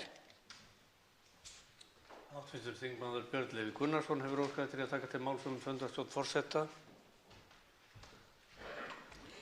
Virðulegur forseti, gott og blessað með það að láta þetta ganga eitthvað lengra og svo framvegis, en það er ekkert rosalega erfitt að segja til klukkan hvað þingfundur á að vera. Það er algjör óþarfi að halda því einhverju leyndarmáli. Hörðu, við erum bara svona eitthvað kannski 4, kannski 5, ég veit ekki alveg, bara eftir því með svona líður og hvernig tilfinningin er í gangi, einhver stemning hérna frammi, eru svona hlátrasköll og svo framvegis, já, þá langar mig kannski til þess að taka þátt í þeim og slípa þingfundi. Það bara, þetta er algjörlega óboðlegt að við séum bara svona einhvers staðar í ágiskun, hvað það er að vera lengi hérna fram eftir. Ja, eftir nóttu, þannig að ég til að vera rosalega til lítils ætlast ef að þingforseti segir einfaldlega bara klukkan hvað þingfundi á að ljúka, en svo venjulegt er rauninni. Hv. þingmaður Jón Þór Þorvaldsson hefur óskað eftir að taka til máls fundarstjórn forseta. Já, hæstv. Forseti, ég vil taka undir hérna með orðum hv. þingmanns Björns Leví Gunnarssonar að nú er þetta í þriðja skipti sem er farið í að ræða þetta mál undir liðnum fundarstjórn forseta og ekkert nema sjálfsögðu eðlileg krafa að því sé nú svarað hversu lengi þingfundur á að standa. Ég held að það getur nú ekki verið mjög afdrifarík ákvörðun sem ekki er hægt að snúa ofan af eða ekki verið tekin tilbaka að segja klukkan hvað á að ljúka fundi, vegna þess að hér er fólk meðal annars ég sem á að fara í nefndarstörf í fyrramálið klukkan 8:30 og ekki nema eðlileg krafa heldur að við getum þá undirbúið okkur undir þau störf, en á meðan þingfundur stendur þá er sjálfsagt og eðlilegt að vera hér, en ég myndi vilja fá svör við því til klukkan hvað þessi þingfundur á að standa.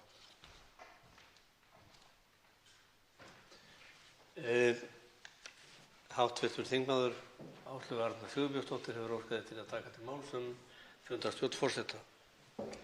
Já, virðulegi forseti, takk fyrir þetta. Mig langar að taka undir með hv. þingmanni Bjarkeyju Olsen Gunnarsdóttur af því að umræðan hér hefur verið afar góð og gagnleg og það hafa verið skiptar skoðanir og maður hefur komið hér uppi með alls konar sjónarmið aftur og aftur, þannig að auðvitað er umræðan að ganga vel og ekki neina ástæða nema þess en að halda henni samfleyttri til að ná betri árangri í þessari umræðu og ég held að það er alltaf erfitt að segja til það hversu lengi hún stendur. Nú vinnst vel á mælendaskrána, þannig að ég sé nú enga ástæðu og engin munur á því að klára hér núna eða eftir einhvern smá tíma.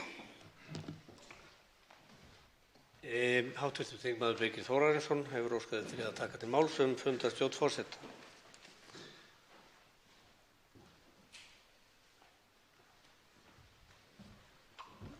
Herra forseti, ég taka hér undir með hv. þingmönnum Birni Leví Gunnarssyni og Jón Þór Þorvaldssyni að það væri nú ágætt svona að fá að vita hvað þetta á að standa lengi en ég get nú alveg upplýst stjórnarþingmönnum það að við Miðflokksmenn erum í góðum gír með þetta allt saman og getum haldið hérna áfram alveg fram undir morgun þess vegna. Þið eru ekki að neinar áhyggjur af því.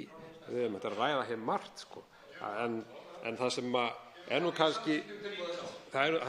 kannski athyglisvert við þetta er það að stjórnarþingmennirnir sko, þeir skuli hafa einhverjar áhyggjur af því að þetta megi ekki standa, eða þurfa að standa sem sagt þetta lengi. Ég skil ekki alveg hvað þeim gengur til með það, vegna þess að það er svona auðséð að þeir hafa áhyggjur af því að við ætlum að fara hér í einhvers konar málþóf en við erum bara hér með upplýstri umræðu en að sjálfsögðu þurfa menn náttúrulega að undirbúa sig fyrir morgundaginn og það snýst þetta mál.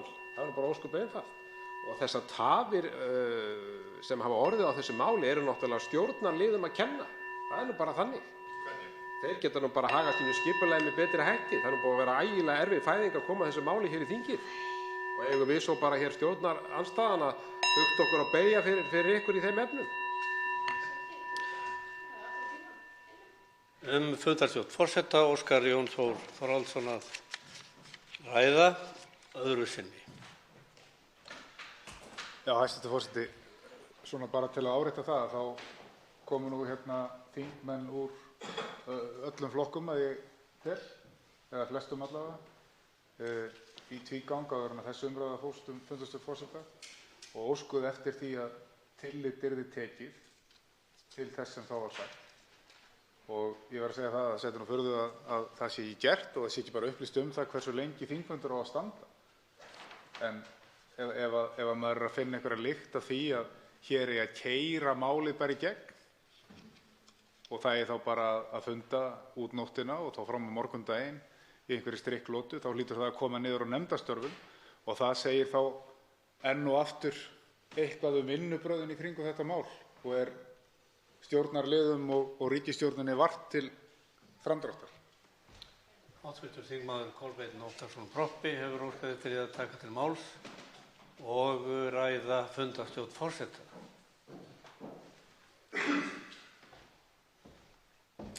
Virðulegur forseti, það liggur nú að ég bera með sakir eftir ræðu hv. þingmanns sem talaði hér undan mér. Ég kannast ekki við að hér hafi komið þingmenn allra flokka og kvartað eftir því að hér væri verið að funda fram á nótt. Ég vil, forseti, hrósa virðulegum forseta fyrir góða fundarstjórn. Ég skil ekki alveg þennan málflutning. Hér höfum við veitt færi á því að ræða þessi mál í þaula. Það er engin agnúast yfir því nema þeir sem vilja ræða þau mál í þaula. Hér talar hv. þingmaður Birgir Þórarinsson að hann og fleiri séu tilbúin að ræða þessi mál fram á morgun. Ég bara tek undir með hv. þingmanni að það er skynsamlegt að gera það, að við teljum málið að þeirri stærðargráðu, að við ræðum það áfram í þaula og vil aftur hrósa virðulegum forseta fyrir góða fundarstjórn. Hv. þingmaður Óli Björn Kárason hefur óskað eftir því sömuleiðis að taka til máls fundarstjórn forseta. Herra forseti, þetta er nú hvorki í fyrsta og alveg örugglega ekki í síðasta skipti sem að næturfundur er haldinn. Og ekkert óvenjulegt við það, allra síst þegar mikilvægt mál er að ræða. Það er auðvitað skiljanlegt að það sé spurt það hvenær hugsanlegt sé að þingfundi lýkur. Það er mér finnst bara eðlilegt að hún ljúki bara þegar umræðu ljúki og miðað við mælendaskrá og engin andsvör og þá eru það 90 mínútur ef ég tel rétt. Það eru 6 á mælendaskrá, sumir í fyrstu ræðu, aðrir í annarri ræðu og svo framvegis. Það eru 90 mínútur plús andsvör. Þannig að menn geta svona nokkuð nálgast það með þeim hætti og svo hugsanlega koma einhverju fleiri á mælendaskrá og þá lengist fundurinn í samræmi við það. Þetta er ósköp einfalt. Þetta er alltaf eins og ætíð undir okkur sjálfum komið. Hv. þingmaður Sigmundur Davíð Gunnlaugsson hefur óskað eftir því að taka til máls og ræða fundarstjórn forseta.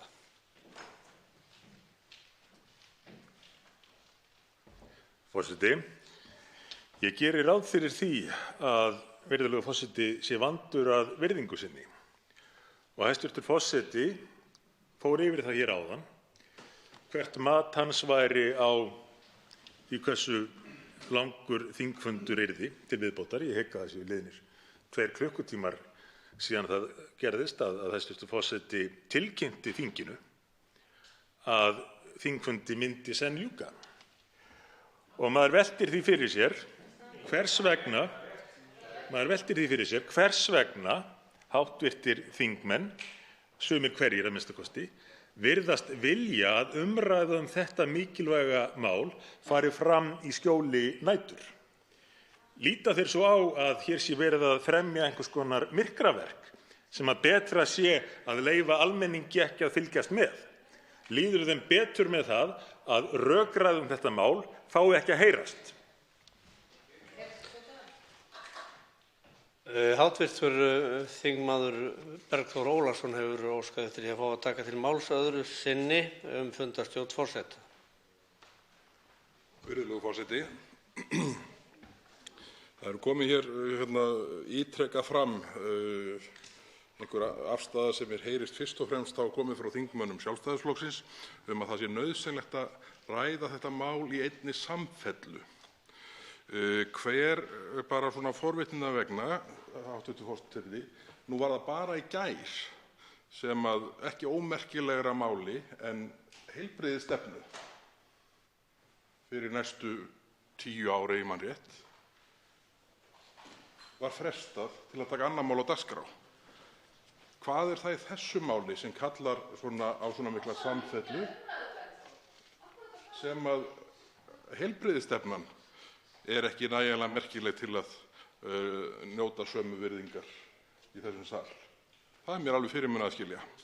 En ég auðvitað bara hvet hv. forseta til þess að stýra fundi í samræmi við það sem hann tilkynnti hér fyrir réttum tæpum 2 tímum síðan og vona að það verði bærileg sátt.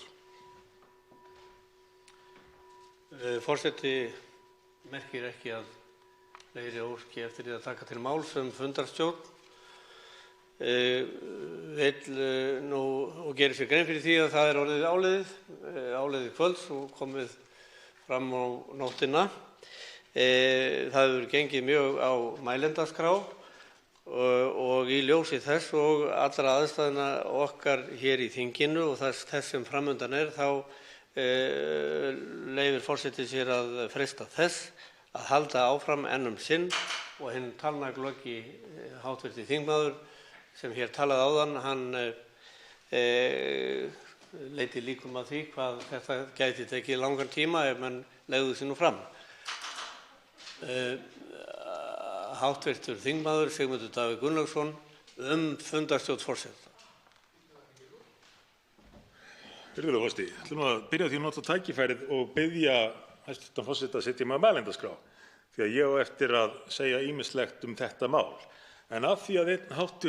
þingmaður nefndi tímastjórnun hér áðan, þá hvet ég virðulegan forseta til að velta því fyrir sér hvernig tímastjórnun hér á þinginu er best háttað.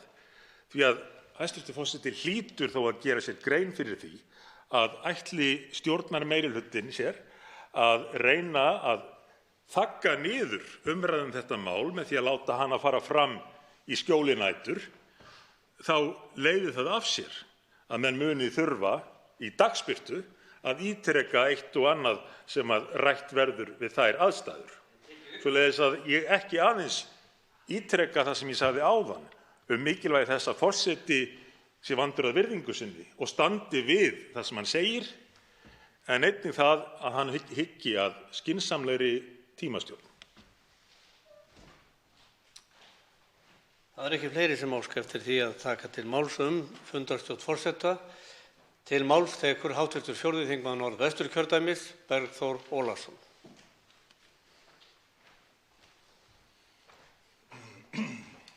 Virðulegur forseti. Ég kem hér í aðra ræðu mínu þetta mál og langar til þess að byrja á að ræða það sem hefur verið kallað hér í dag fyrirvarana eða hina meintu fyrirvara eða hvernig sem við orðum það. Það var núna sennilega klukkan 4, upp úr 4 í dag. Þá var hér upp fótur og fit meðal stjórnarþingmanna og fulltrúa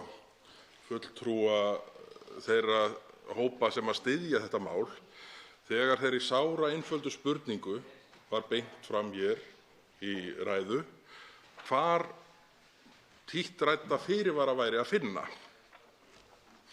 Menn skutust hér á milli herbergja og það var gripið til allra þeirra plagga sem fundust, en það má segja að 3 plögg hafi fyrst og fremst verið gripin til sem haldreipi.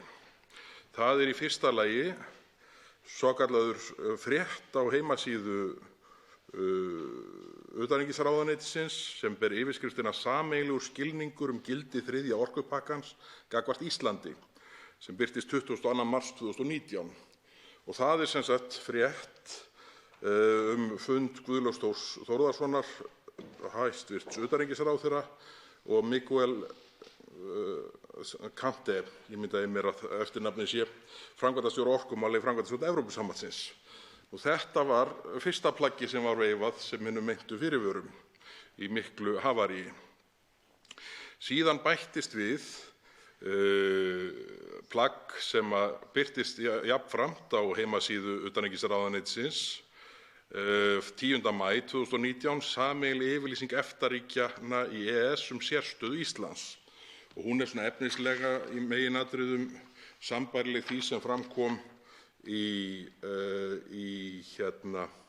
frétt utanríkisráðuneytisins á heimasíðu sinni þann 22. mars. Og síðan var þriðja plaggið sem var vísað til. Það var sem sagt þingsályktunartillagan sjálf, og eftir mikið jaml og fuður þá var lesin upp hér málsgrein á blaðsíðu 3 sem ég ætla með leyfi forseta að fá að lesa upp, og nú verða bara þeir sem á hlusta að meta það hvernig þeir upplifa þann fyrirvara sem hér er orðaður, og hefst á lesturinn með leyfi forseta. Lagt er til að Alþingi heimili ríkisstjórninni að staðfesta fyrir Íslands hönd umrædda ákvörðun sameiginlegu EES-nefndarinnar upptöku 3. orkupakkans í EES-samninginn á þeirri forsendu að engin grunnvirki yfir landamæri eru nú fyrir hendi á Íslandi sem gera mögulegt að flytja raforku á milli Íslands og orkumarkaðar ESB.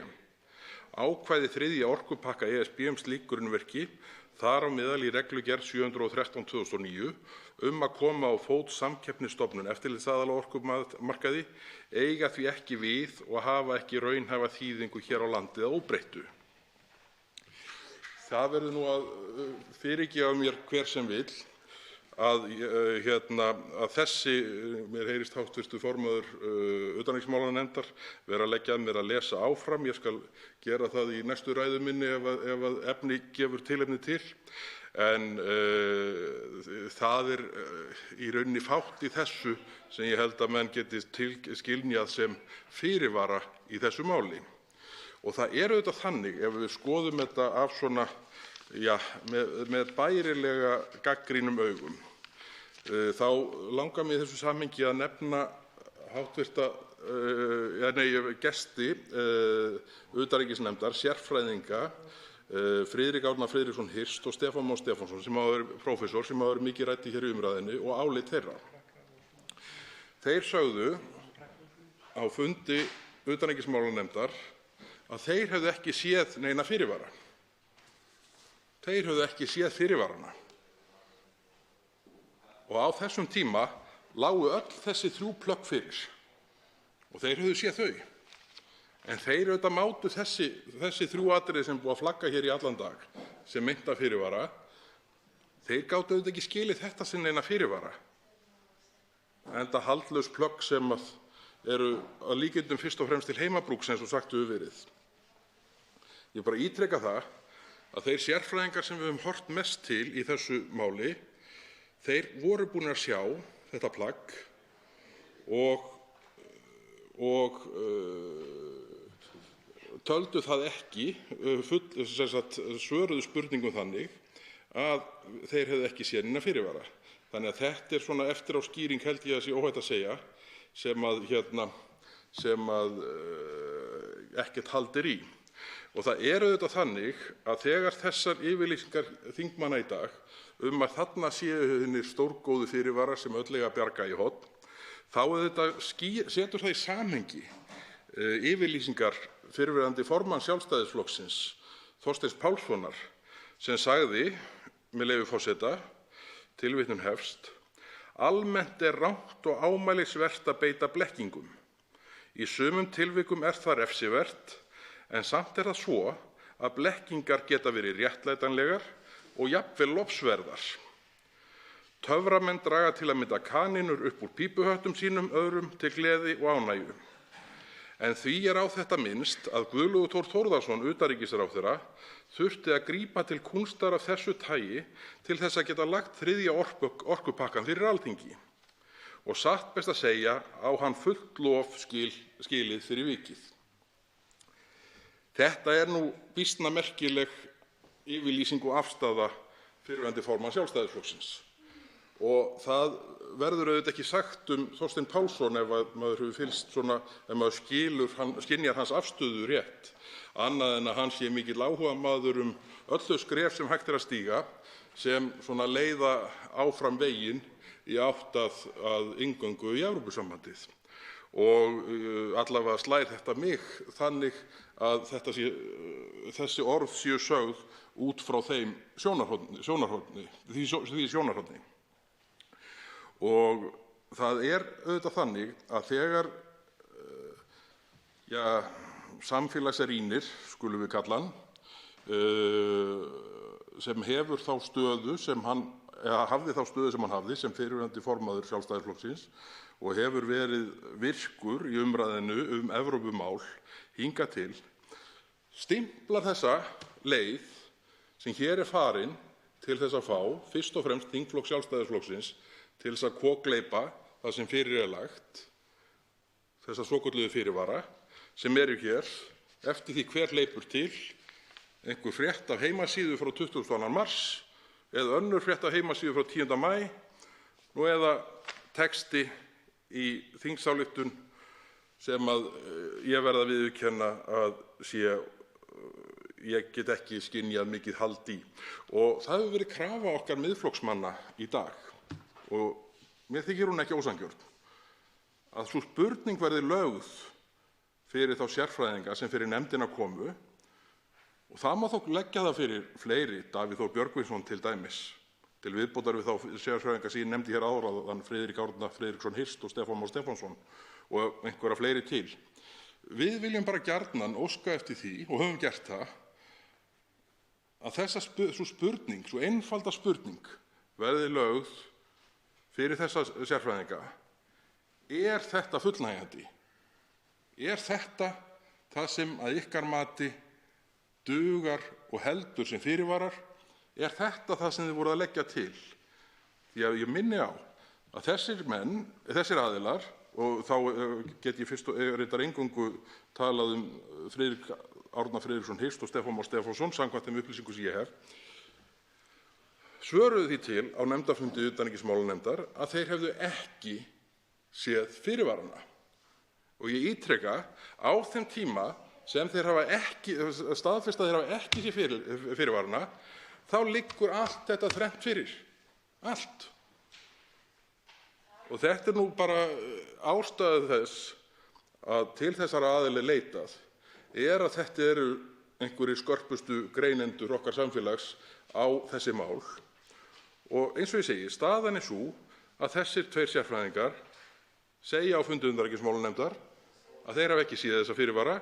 Þeir lágu allir fyrir á þessum tímapunkti, þessi meintu fyrirvarar. Af hverju má ekki?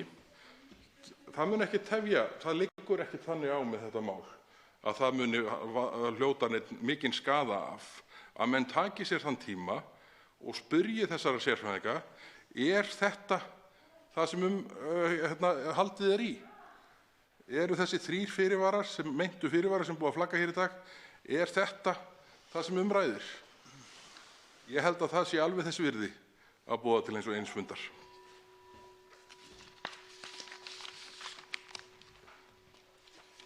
Svo háttar til að 3 hv. þingmenn hafa óskað eftir því að veita andsvar og ræðutíminn því styttur í 1 mínútu í síðari umferð. Fyrst veitir andsvar hv. 3. þingmaður Norðausturkjördæmis, Sigmundur Davíð Gunnlaugsson.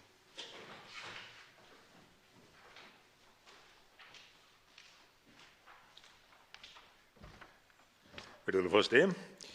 Í ljósi þess að hv. þingmaður nefnir hina svokölluðu lagalegu fyrirvara sem við höfum komist að í dag að virðast ekki vera til, velti ég fyrir mér hvort hv. þingmaður hafi lesið þær yfirlýsingar sem talsmenn þessarar tillögu kalla lagalega fyrirvara.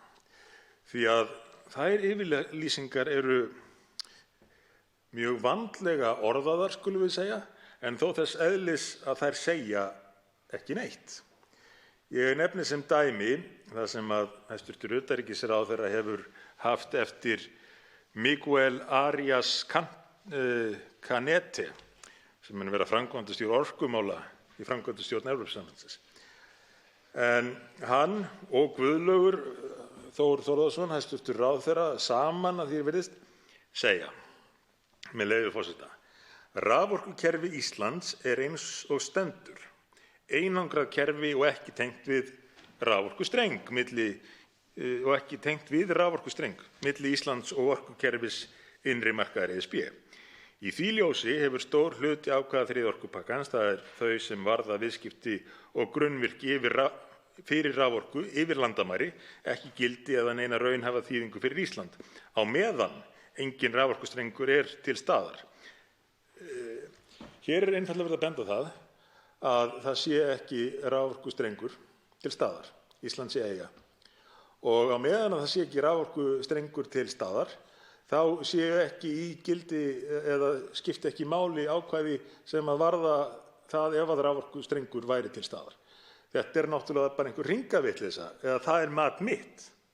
Er hv. þingmaður sammála mér? Þá svarar andsvari hv. 4. þingmaður Norðvesturkjördæmis, Bergþór Ólason. Virðulegur forseti, svörin við þessum tveimur spurningum eru já og já, og nú skal ég útskýra hvernig. Eins og sést hérna, þá eru einmitt þessar athugasemdir yfirstrikaðar með gulu sem að mér þótti svona sérst athyglisverðar þegar ég las þessar fréttatilkynningar á heimasíðu utanríkisráðuneytisins. Ef við byrjum nú bara á þeirri sem birtist þann 22. mars sameiginlegan skilning gildi þriðja orkupakkans gagnvart Íslandi, sem sagt eftir fund hæstv. ráðherra Guðlaugs Þórs Þórðarsonar og Spánverjans Canete. Við skulum nú reyna að finna út úr því hvernig á að bera nafn þessa ágæta manns fram svo við klæmumst ekki á því hérna í allan út. En það auðvitað vakti mikla athygli hjá mér að sjá svona orðað plagg sem einhvern halda á að vera í, þar sem eins og stendur: raforkukerfi Íslands er eins og stendur einangrað kerfi, með áherslu á eins og stendur. Þetta er auðvitað setning sem að menn eru alveg búin að hugsa hvernig þeir ætla að tala sig út úr síðar. Og svo er haldið áfram hérna: á meðan undanfari, og með leyfi forseta, ekki gildi eða neina raunhæfa þýðingu fyrir Ísland á meðan engin raforkusæstrengur er til staðar. Þetta auðvitað þýðir bara það að menn eru auðvitað að horfa eitthvað fram fyrir sig í tíma og auðvitað er mönnum alltaf hollt að spyrja sjálfan sig: og hvað svo? Hvað tekur við þegar búið er að stinga í samband? Sama er í yfirlýsingunni frá 10. maí, svokallaðri sameiginlegri yfirlýsingu EFTA-ríkja í EES sérsstöðu Íslands, þar sem sama orðanotkun er með smá krúsidúllum í kring, en það sem er eins og stendur og síðan á meðan engin raforkustrengur er til staðar. Þetta byggir allt undir það að menn eigi auðvelt með að tala sig út úr þessum heimatilbúnu skýringum þegar frá líður.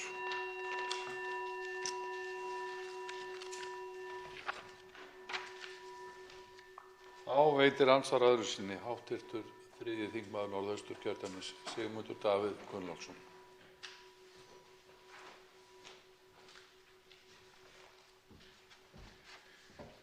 Herra forseti, þeir sögðu fleira sameiginlega, félagarnir hæstv. utanríkisráðherra og fyrrnefndur Canete. Þeir nefndu eftirlitsstofnun EFTA, ESA, í samhengi við ACER. Og þetta eru rök sem að stuðningsmenn málsins hafa mikið vísað til. En athugum hvernig það er orðað og stenst samanburði raunveruleikann.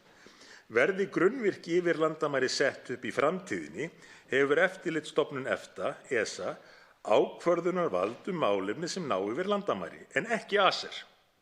Þetta hefur verið samþykkt í viðkomandi aðlögunartexta sameiginlegu EES-nefndarinnar nr.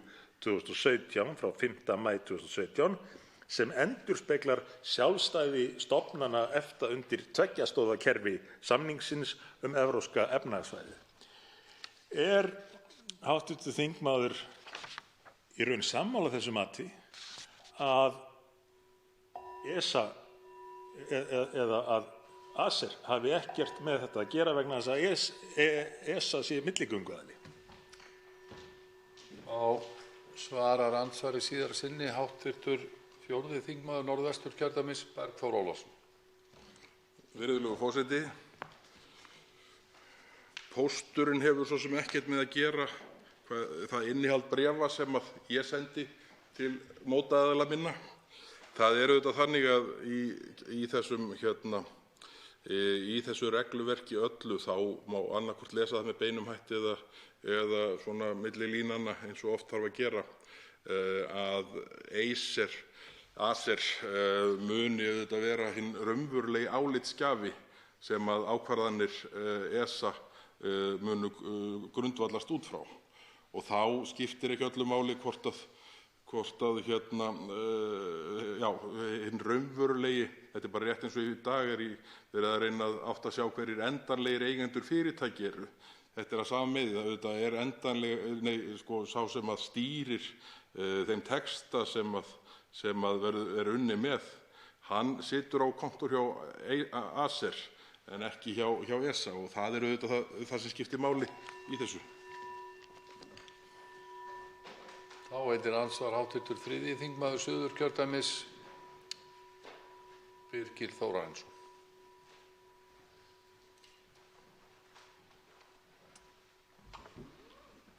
Já, herra forseti, ég þakka hv. þingmanni ræðuna og mig langar aðeins að eiga orðastað við hann varðandi sæstreng sem er mjög þýðingarmikið atriði í þessu öllu saman og hvort að það blasi ekki við að þessi fyrirvari, þessi, ef ekki að kalla hann bara týndi fyrirvarinn,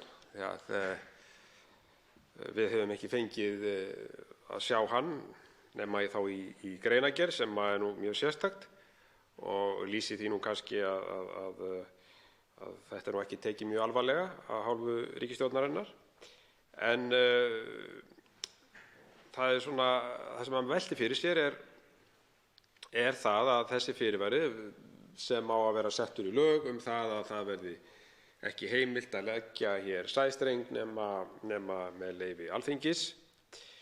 En blasir það ekki bara við, hv. þingmaður, að og leið og Landsvirkjun telur sér henta að selja orkuna yfir á þennan sameiginlega markað sem við erum að undirgangast með því að innleiða þessa tilskipun, að þeir muni sem sagt fara fram á það að lögin verði afnumin bara þegar að þeir sjá fram á það að það er arðbært fyrir fyrirtækið að selja orkuna sæstreng.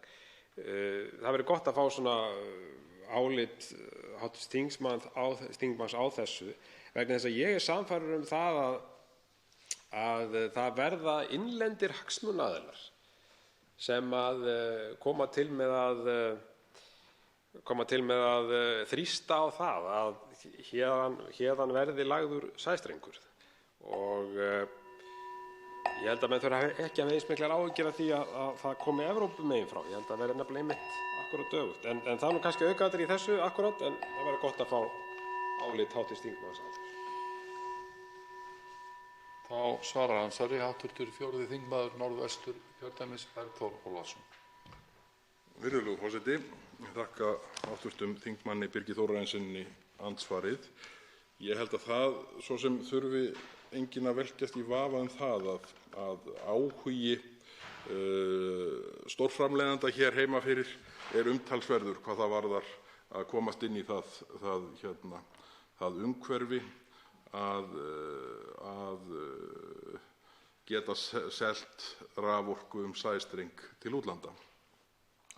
Og það er ég held að ég sammála þingmanninum hvað það varðar að ég tel líklegt að þrýstingurinn verði meiri hér heiman frá heldur en erlendis frá, en ég tel samt líklegt að þrýstingurinn verði töluverður erlendis frá. Og það má í rauninni segja að þessi staða setji í svona sérstakt samhengi það sem segir í reglugerð 713, þar sem, með leyfi forseta, segir: „Aðildarríkin skulu vinna náið saman og fjarlægja hindranir í vegi viðskipta með raforku og jarðgas yfir landamæri í því skyni að ná fram markmiðum bandalagsins á sviði orku.“ Það er auðvitað, því er haldið fram að það sé engin, ACER hafi enga stöðu til að þrýsta á að Ísland opni fyrir áhugasama aðila, en þegar því er beinlínis lýst í reglugerðinni að aðildarríkin skuli vinna náið saman og fjarlægja hindranir í vegi viðskipta með raforku, þá auðvitað skal nú engan undra að það sé ekki allir rólegir með þetta furðuverk.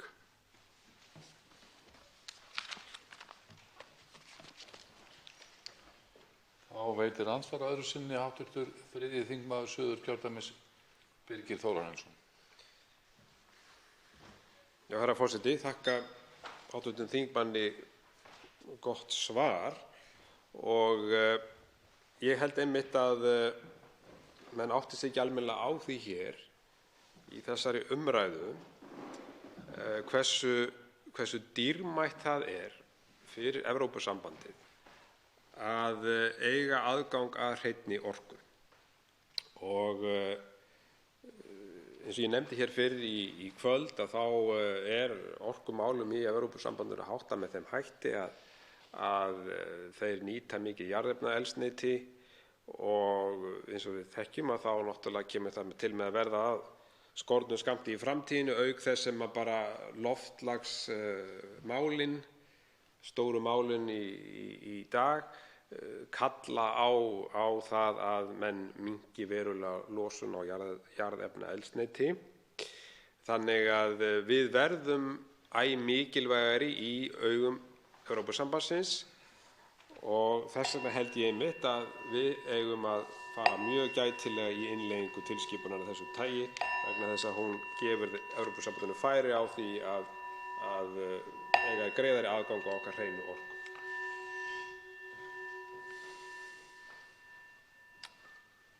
Þá svarar andsvari síðara sinni hv. 4. þingmaður Norðvesturkjördæmis, Bergþór Ólason. Virðulegur forseti, ég þakka hv. þingmanni Birgi Þórarinssyni sinni andsvarið.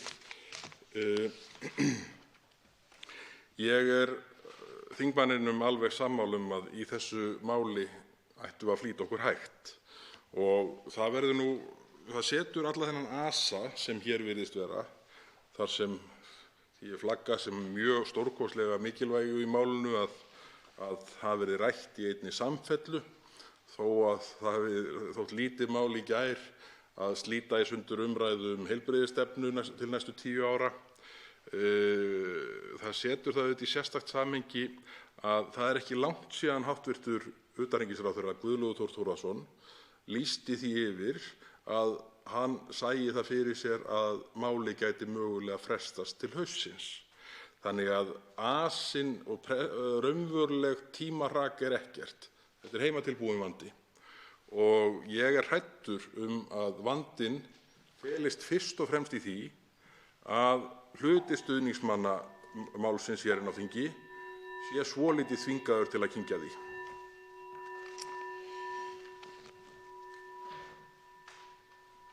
Þá veitir andsvar hv. 8. þingmaður Norðvesturkjördæmis, Jón Þór Þorvaldsson.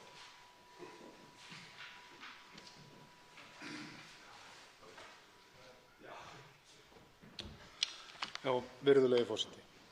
Þakka hv. þingmanni Bergþóri Ólasyni fyrir ræðuna. Ég verð að segja það að ég er nú ekki reyndur maður hér á þingi. Þó hef ég nú komið nálægt ýmsum störfum sem myndu teljast samfélagsmál eða félagsmál og sinnt trúnaðarstörfum fyrir ákveðin samtök hér í bæ nokkurt skeið. Og varðandi vinnubrögð þá verð ég nú að segja það eins og er að ég einhvern veginn bjóst nú við meiru af hinu háa Alþingi. Og mér langar til að ræða hér aðeins við hv. þingmann þessa fyrirvara. Hér búið að fullyrða í mín eyru að þeir liggi allir fyrir. Af stjórnarliðum, annars vegar sagt það eru yfirlýsingar, í annan stað sagt að það sé frumvarp til laga frá hv. iðnaðar í nefndarálitinu. Lagalega fyrirvara hef ég ekki séð í nokkrum samningi, nokkurn tímann, hefjast á orðum sem þessum: verði þessi tillaga samþykkt eða lagt til að Alþingi heimili umrædd ákvörðun sameiginlegu EES-nefndarinnar. Er ég alveg að misskilja þennan leik hérna með Alþingi og lagasetningu og formið, að það skipti máli? Eru þetta hinir lagalegu fyrirvarar? Er búið að bera þetta undir menn sem að raunverulega hafa vit á lögum og geta þá sagt okkur það? Hvað er þetta? Er þetta eitthvað sem að stenst? Er þetta eitthvað sem mun halda? Ég spurði hér áðan og það var þingmaður úr stjórnarliðinu sem að lýsti því í mín eyru að það hefði verið settir fyrirvara við sama mál hjá Norðmönnum. Það tekur ekki gildi fyrr en öll EES-ríkin hafa samþykkt þetta. Það hefur ekkert reynt á þá. Er hv. þingmaður sammála mér í þessu? Þá svarar andsvari hv. 4. þingmaður Norðvesturkjördæmis, Bergþór Ólason. Virðulegur forseti. Margt má meta út frá látbragði og viðbrögðum. Sú uppákoma sem varð hér miðjan dag, sennilega svona klukkan 4, þegar þingmenn, mér sýndist helst þingmenn Sjálfstæðisflokksins, hlupu hér á milli hliðarherbergja og salinn þveran og endilangan að leita fyrirvörum, bendi nú dálítið til þess að menn hafi þurft að finna þá upp dálítið á staðnum. Og sem skýrir auðvitað það að hálftíma seinna vorum við komin með 3 mismunandi fyrirvara. Menn bara flögguðu hér pappírum, bara hérna er fyrirvari og hérna við fórum á netið og fundum fyrirvara. Þetta var auðvitað allt saman mjög skrítið og ótrúverðugt. Og ég bara hreinlega trúi því ekki að menn séu á þeim stað, þingmenn, að vilja klára þetta mál án þess að kalla eftir áliti sérfræðinga á því hvort þetta geti verið það sem að er að ræða. Þetta er auðvitað þannig að þessir okkar góðu sérfræðingar sem komu fyrir nefndina og ég held að þingheimur allur beri töluvert mikið traust til, Friðrik Árni Friðriksson Hirst og Stefán Már Stefánsson, samkvæmt mínum upplýsingum þá bara sögðu þeir á utanríkisnefndarfundi að þeir hefðu ekki séð neina fyrirvara. Og þetta lá allt fyrir á þeim punkti þegar þeirri spurningu var svarað. Og ef þeir meta þetta ekki sem fyrirvara, þá treysti ég mér ekki til þess að telja hald í þessu. Það er nú bara þannig. Þá veitir andsvar öðru sinni hv. 8. þingmaður Norðvesturkjördæmis, Jón Þór Þorvaldsson. Já, hæstv. forseti. Ég er afar hugsi yfir þessu vegna þess að, eins og ég segi, ef að þingflokksformaður Sjálfstæðisflokksins, sem er nú flokkur utanríkisráðherra, bendir í aðra áttina og á sama tíma bendir formaður utanríkisnefndar, sem er jú stjórnarliði og sjálfstæðismaður, í aðra átt. En svo kemur þriðji maðurinn úr Sjálfstæðisflokki og veifar frumvarpi til laga frá öðrum ráðherra úr Sjálfstæðisflokki og allir upp á standa það að þetta sé fyrirvarinn. Þetta sé fyrirvarinn. Þá veit ég ekki hvað ég á að halda og ég verð að fullyrða það eftir allar þær ávítur sem við höfum setið undir hér Miðflokksmönnum að ala á ótta. Þá er það nú bara hjóm eitt, þær spurningar sem við höfum borið hér upp með að við þessi vinnubrögð. Hér er raunverulega verið að ala á ótta. Hvernig á fólk að geta treyst því að þetta séu vinnubrögðin sem búast má við að finna á Alþingi? Ég spyr hv. þingmann, getur verið að þetta sé svona í fleiri málum? Fyrir hv. þingmann að virða tímamörk. Þá Þá svarar andsvari síðara sinni hv. 4. þingmaður Norðvesturkjördæmis, Bergþór Ólason. Virðulegur forseti. Ég hef nú svarað svona svipaðri spurningu eða komið inn á svipað efni í ræðu hér áður og ég því miður hef oft á tilfinningunni að mál sem tengjast innleiðingum mála sem eru eiga upphaf sitt að rekja til EES-samningsins, Evrópusambandsins, þau virðast oft vera svona fara skauta létt í gegn. Það þarf ekki annað en að fara í gegnum og skoða hvernig umræðum háttað flest þessi mál. Þetta mikil færibandavinna og stimplað, því miður. Þannig að ég veit ekki hvort menn reiknuðu með því að þetta færi í gegn með einhvern sambærilegum hætti, en bara því maður fylgdist með úr fjarska þegar var verið að forma fyrirvara í tengslum við fyrstu lagasetninguna sem snerti á Icesave ábyrgðum. Þá var slíkt unnið með allt öðrum hætti heldur nú verið að gera. Og það var sem sagt lagalegu fyrirvari sem var þá verið að smíða inn í frumvarp. Andsvörum lokið. Til máls tekur hv. 3. þingmaður Suðurkjördæmis, Birgir Þórarinsson.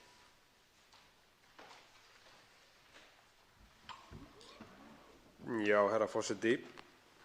Ég ætla þá að halda hér áfram frá þess sem frá var horfið í minni fyrri ræðu.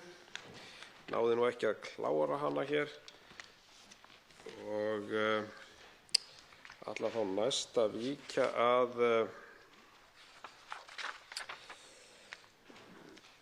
því sem lítur að orðum iðnaðarráðherra sem sagði hér þessa fyrirvara og það er að segja að þetta kom ekki til með að hafa áhrif þar sem að það verði fyrirvari í lögum það að það verði ekki lagður sæstrengur nema með heimild Alþingis. Og það sem líka náttúrulega athyglisvert við þessi orð hæstvirts iðnaðarráðherra að með þessu ráðherra í raun að lofa upp í ermina á öðrum stjórnmálaflokkum sem hafa fallið gagnrýnislaust, má segja, fyrir þessum 3. orkupakka og samþykkja hann, og þar eru flokkar eins og Samfylkingin og Viðreisn og Píratar. Nú síðan það náttúrulega mjög athyglisvert í þessu öllu saman að sumir stjórnmálaflokkar í raun og veru lýstu stuðningi sínum við þennan orkupakka og þessa þingsályktunartillögu áður en málið var lagt fram hér á Alþingi og áður en þingskjöl litu dagsins ljós. Og það er náttúrulega alveg ótrúleg vinnubrögð, ég var nú að segja það, herra forseti. En ef við víkjum að þessa reglugerð Evrópuþingsins og ráðsins, þessa númer 713 frá 2009, sem eitt af þessum fylgigögnum sem með orkupakkanum, að þá segir, og hefur svo sem komið fram hér, að aðildarríki skulu vinna náið saman og fjarlæga hindranir í vegi viðskipta með raforku og jarðgas yfir landamæri í því skyni að ná fram markmiðum bandalagsins á sviði orku. Skýrara getur það nú ekki verið að fjarlæga hindranir. Og það rætt að ná fram markmiðum bandalagsins á sviði orku. Og hver eru þessi markmið? Jú, þau eru þessi sameiginlegi markaður, sameiginlegi orkumarkaður Evrópu sem stefnir hraðbyri í það að þurfa mjög nauðsynlega að fá hreina orku. Og það er ekki síst þess vegna sem við erum að sjálfsögðu mjög álitlegur kostur í augum Evrópusambandsins að héðan í framtíðinni komi þessi hreina orka sem þeir koma svo sannarlega til með að þurfa vegna þess að þeir eru í Evrópusambandinu að reyna markvisst að draga úr jarðefnaeldsneyti, notkun jarðefnaeldsneytis og eru að kljást við loftslagsmálin eins og við öll. Og þetta hefur við séð bara með því að Evrópusambandið hefur teiknað upp kort þar sem að sjá má sæstreng frá Íslandi og til Evrópu. Og þetta er búið að stimpla með stimpli frá Brussel og væntanlega þá með samþykki stjórnvalda hér á þess að það hafa nú komið hvergi fram, en ég held að Evrópusambandið gerir nú ekki svona kort nema að ráðfæra sig við Íslendinga áður, eða íslensk stjórnvöld áður. Þannig að þarna eru þessi markmið bandalagsins okkur greinilega ljós og í því sambandi þá verðum við að hafa í huga að þarna og með þessari innleiðingu erum við einmitt að greiða fyrir þessu markmiði Evrópusambandsins að þeir fái aðgang á okkar hreinu orku. Í því felst þessi orkupakki. Hann hefur í sjálfu sér ekki þessa þýðingu akkúrat núna, en hann kemur til með að skipta verulegu máli þegar sæstrengur verður lagður og það styttra í það heldur en margur heldur og tækninni fleytir fram í þessum efnum og ég hef líka rætt það hér að ég tel að þessi þrýstingur komi auk þess héðan heima frá Íslandi, að það verði hagsmunaaðilar hér á Íslandi sem að þrýsti á það að það verði lagður sæstrengur og ég er sammála hv. þingmanni Bergþóri Ólasyni með það að sá þrýstingur verður einnig frá Evrópu en hann verður ekki síst héðan. Ég er alveg sannfærður það og við sjáum bara þetta ferli, herra forseti, átti sér stað í kjötmálinu. Við sjáum það greinilega að það er þessi þrýstingur hagsmunaaðila hérna á Íslandi, það er að segja verslunin og heildsalarnir og svo framvegis, samtök verslunar og þjónustu börðust fyrir því að hingað kæmi hrátt kjöt frá Evrópusambandinu og unnu að endingu sigur. Þetta tók það bil 10 ár og sem sýnir það að þessi barátta hún ber árangur og ég er alveg sannfærður að þetta verður á svipuðum nótum með sæstrenginn. Hann mun koma á ef ekki segja næstu 10-12 árum eða svo og jafnvel fyrr og þá er engar hindranir vegna þess að við erum búin að undirbúa jarðveginn og ef það verður þá eitthvað lagaákvæði sem á að vera þessi lagalegi fyrirvari sem er nú mjög óljós, ef hann verður þá til staðar þá held ég að sé nokkuð ljóst að það verður verulegur þrýstingur hér heiman frá að þeim lögum verði einfaldlega breytt og þá erum við búin að fórna þessum dýrmætu gæðum okkar Íslendinga að búa við hreina og ódýra orku og þá er það grátlegt til þess að hugsa að við séum búin að fórna því í okkar harðbýla landi. Svo er það síðan þessi helstu rök þeirra sem styðja þetta mál, að rök eins og að málið skipti okkur ekki máli, eins og það hljóma nú undarlega, en samt er lögð þessi mikla áhersla á það að flýta innleiðingu þessa máls og ég tek heils hugar undir það sem sagt hefur verið hér að stór mál eins eins og heilbrigðisstefna sem búið að bíða eftir í áraraðir, að hún bara sett til hliðar til þess að sé hægt að ræða þetta mál og hér inn í nóttina, og eins og komið hefur fram, mjög einkennilegt að hér eigi að halda þessari umræðu langt fram á nótt í skjóli myrkurs, umræða sem skiptir þjóðina verulegu máli og þjóðin hefur sýnt að hún engan veginn sammála því sem lagt hér upp með af hálfu ríkisstjórnarflokkanna og þeirra meðreiðar sveina sem eru jú Samfylkingin og Píratarnir og Viðreisn.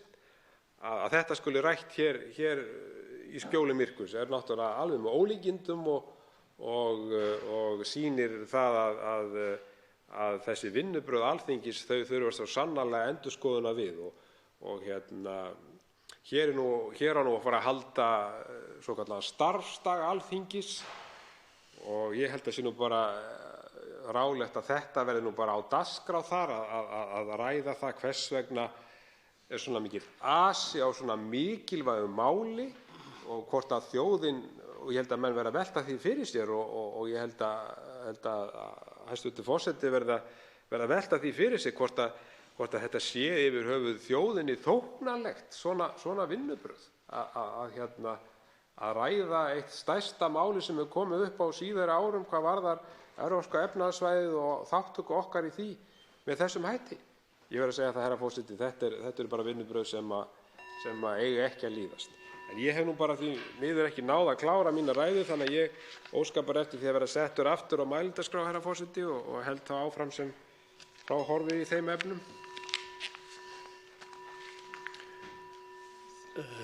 Þá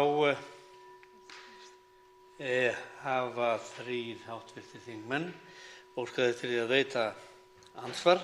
Fyrstur til að veita andsvar er hv. 8. þingmaður Norðvesturkjördæmis, Jón Þór Þorvaldsson.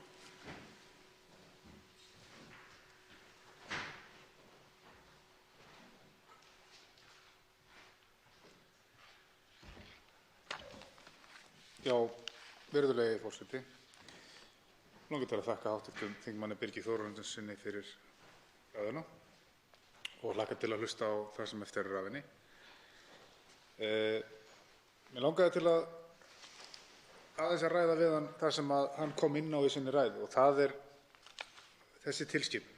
En í 36. grein tilskipunarinnar stendur að eftirlitsvald, með leyfi forseta, skuli gera allar viðeigandi ráðstafanir til að ná eftirfarandi markmiðum innan ramma skyldna þeirra og valdsviðs: að afnema takmarkanir í viðskiptum með rafmagn milli aðildarríkjanna, þar með talið þróa viðeigandi flutningsgetu yfir landamæri til að anna eftirspurn og auka samþættingu landsmarkaða sem getur auðveldað raforkuflæði innan bandalagsins.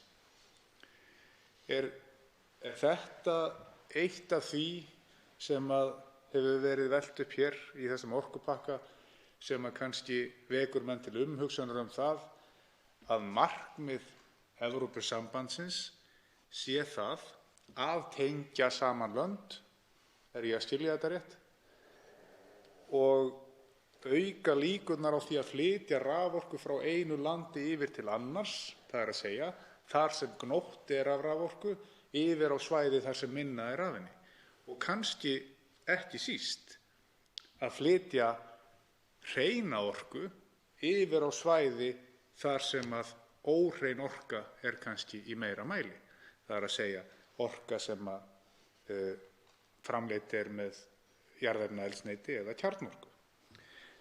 Ég kannski kem inn á það í seinna ansvari.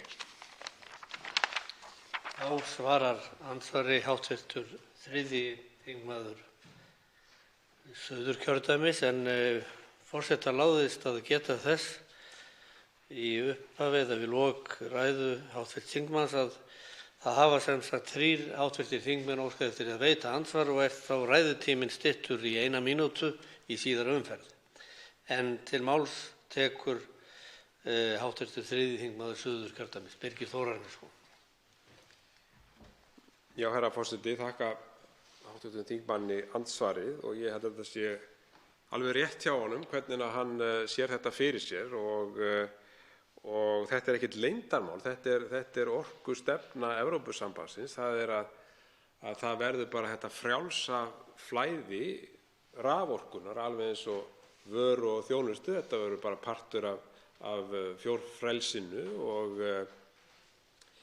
en ég held að kjarni málsins í þessu sé sá að hvað okkur varðar sérstaklega að það er einmitt hreina orkan og hún verður bara æ dýrmætari með degi hverjum. Við þekkjum það tengist náttúrulega bara loftslagsbreytingunum sem allar þjóðir er að glíma við og mengunarkvótar og annað slíkt fer hækkandi með hverju árinu og þess vegna skiptir afar miklu máli að hafa aðgang að hreinni orku og eins og ég hef rakið hér í ræðu minni að þetta er markmiðið. Þetta er markmiðið með þessum orkupakka og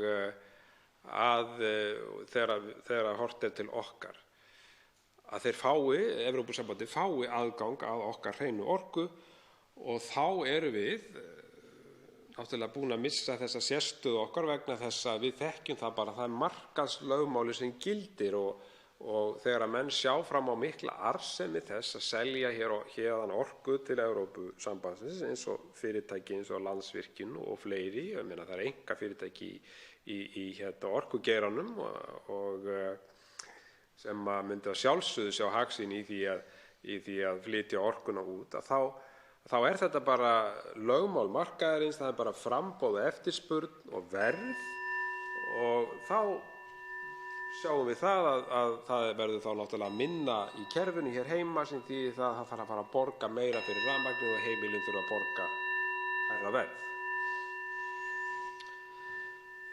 Þá veitir andsvar síðar að sinni háttvirtur 8. þingmaður Norðvesturkjördæmis Jón Þór Þorvaldsson.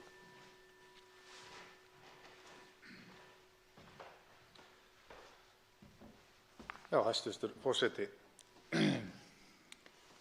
Veitti því athygli að í ræðu hv. þingmanns Birgis Þórarinssonar þá talaði hann þrýstinginn á lagningu sæstrengs og kom inn á það í framhaldi af ræðu hv.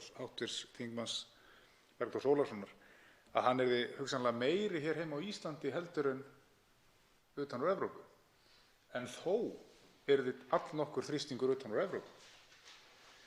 Þar myndi ég telja að væri orðin kjörskilyrði eftir innleiðingu 3. orkupakkans ef að það er orðin töluverður þrýstingur beggja vegna frá það að leggja sæstreng að þá sé nú orðið lítið haldreipi í því hjá stjórnvöldum að þráast við með það að leggja sæstrenginn. Getur verið að þetta sé kannski eitthvað sem að verður þess valdandi að hér er ýtt meira en góðu hófi gegnir og meðal annars af hæstv. Forseta að klára málið með hraði þrátt fyrir að enginn sé asinn. Og þá svarar andsvari hv. 3. þingmaður Suðurkjördæmis Birgir Þórarinsson. Já, herra forseti, þakka hv. þingmanni. Ég held að þetta sé alveg rétt athugað hjá hv. þingmanni að það er, og maður veltir því fyrir sér, herra forseti, hvers vegna þetta mál er keyrt svona í gegn. Er einhver þrýstingur hér í samfélaginu á það að keyra þetta mál í gegn frá einhverjum aðilum sem hafa hagsmuna að gæta? Auðvitað vonar maður að svo sé ekki, en maður getur heldur ekki komist hjá því að velta því fyrir sér vegna þess að við sjáum það bara hér í þessum sal að ræða þetta mikilvæga mál sem að snertir alla þjóðina til framtíðar og komandi kynslóðir skuli rætt hér inn í nóttina og öðrum málum eins og við höfum nefnt hér heilbrigðisstefnu ýtt til hliðar. Hér þurfa þingmenn að mæta í nefndastörf í fyrramálið klukkan 8:30, klukkan orðin að verða 8:30 á nóttu og þessi vinnubrögð eru bara með þeim hætti að þau vekja óneitanlega þessar spurningar. Það verður bara að segjast eins og er, herra forseti. Þá veitir andsvar hv. 3. þingmaður Norðausturkjördæmis, Sigmundur Davíð Gunnlaugsson.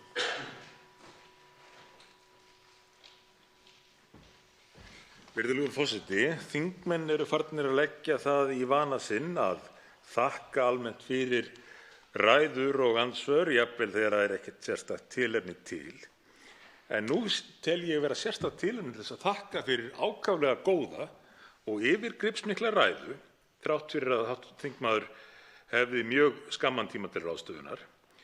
Og raunar var hún það yfirgripsmikil og vakti það margar spurningar hjá mér að ég veit eiginlega varla hvar ég á að byrja.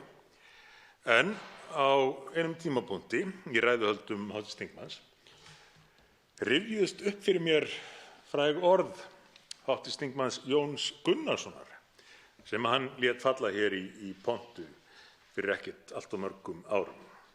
Þá sagði hv. þingmaður Jón Gunnarsson: þegar kommúnisminn og frelsið mætast, þá þarf frelsið að víkja. Ég vona ég fari rétt með, hv. forseti. Ástæðan fyrir að þetta rifjaðist upp fyrir mér er að hv. þingmaður nefndi markmið Evrópusambandsins og hvað eru tilbúin til þess að ganga langt til þess að tryggja að þau nái fram að ganga. Og nú er ég ekki með þess að líka Evrópusambandinu við Sovétríkin, en við höfum bara svo oft séð að þegar Evrópusambandið er búið að setja sér markmið, þá að minnsta kosti óljósir fyrirvarar í fylgiskjali eða greinargerð, ef maður ímyndar sér að það þurfi að víkja þegar það mætir markmiðum Evrópusambandsins. Er hv. þingmaður sammála þessum mati mínu að í ljósi þess hversu mikla áherslu Evrópusambandið leggur einmitt á orkumálin og að auka aðgengi að hreinni orku og tengja saman orkukerfi Evrópu, að þá muni þessir svokölluðu fyrirvarar mega sín lítils gagnvart þeim hagsmunum? Og þá svarar andsvari fyrir að sinni hv. 3. þingmaður Suðurkjördæmis, Birgir Þórarinsson. Já, herra forseti, þakka hv. þingmanni og ég er honum alveg hjartanlega sammála í þessu og það þekkjast nú bara yfir höfuð ekki dæmi þess að Evrópusambandið sé yfir höfuð hrifið af svona fyrirvörum almennt. Og ef þeir eru veittir þá eru þeir nánast eingöngu veittir gegnum þessa sameiginlegu EES-nefnd. Þannig að í mínum huga þá eru þetta nú draumórar í hugum ríkisstjórnarinnar að ætla sér þess að einhverjir fyrirvarar verði samþykktir möglunarlaust af vegum Evrópusambandsins. Það mun ekki vera. Það er alveg klárt í mínum huga. En það sem er annað merkilegt við þetta er það að ég held einmitt að vegna þess, og ég sannfærður það, vegna þess hversu þetta er mikilvægt verkefni Evrópusambandsins, að þetta frjálsa flæði raforkunnar Evrópu verði að veruleika og eitt markaðssvæði og þeir hafi aðgang að hreinni orku, þá held ég einmitt að þeir líti á okkur sem mikla bandamenn í þessum efnum og þeir mun ekki fara að styggja okkur ef við förum með þetta mál fyrir sameiginlegu EES-nefndina og óskum eftir undanþágu þar. Þeir munu þvert á móti reyna að vinna með okkur í þeim efnum og til þess að sjá til þess að við förum einfaldlega ekki bara út úr samningnum. Það er eitthvað held ég sem það er mikið áfall fyrir Evrópusambandið, sérstaklega í ljósi orkumálanna ef við færum út úr þessum samningi. Hann skiptir okkur máli og hann skiptir þá máli. Og þess vegna held ég að þessi hræðslu áráður ríkisstjórnarinnar það að samningurinn sé í uppnámi og svo framvegis, að þetta er eitthvað sem á ekki við nokkur rök að styðjast að mínu mati. Þannig að ég tek bara undir með hv. þingmanni hvað þetta varðar. Þá veitir andsvar síðar að sinni hv. 3. þingmaður Norðausturkjördæmis, Sigmundur Davíð Gunnlaugsson.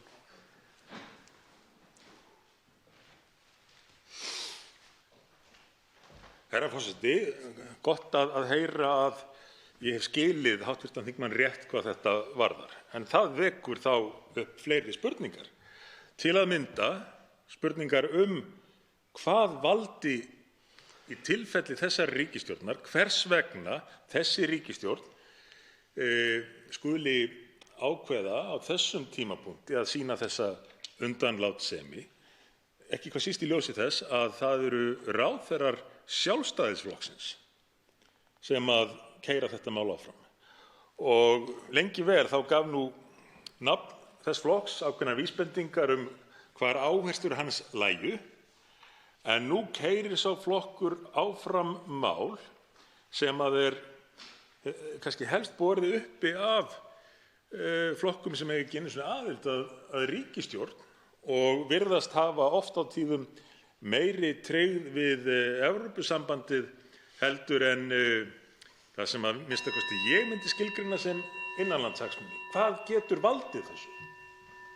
Og þá svarar andsvari hv. 3. þingmaður Suðurkjördæmis, Birgir Þórarinsson.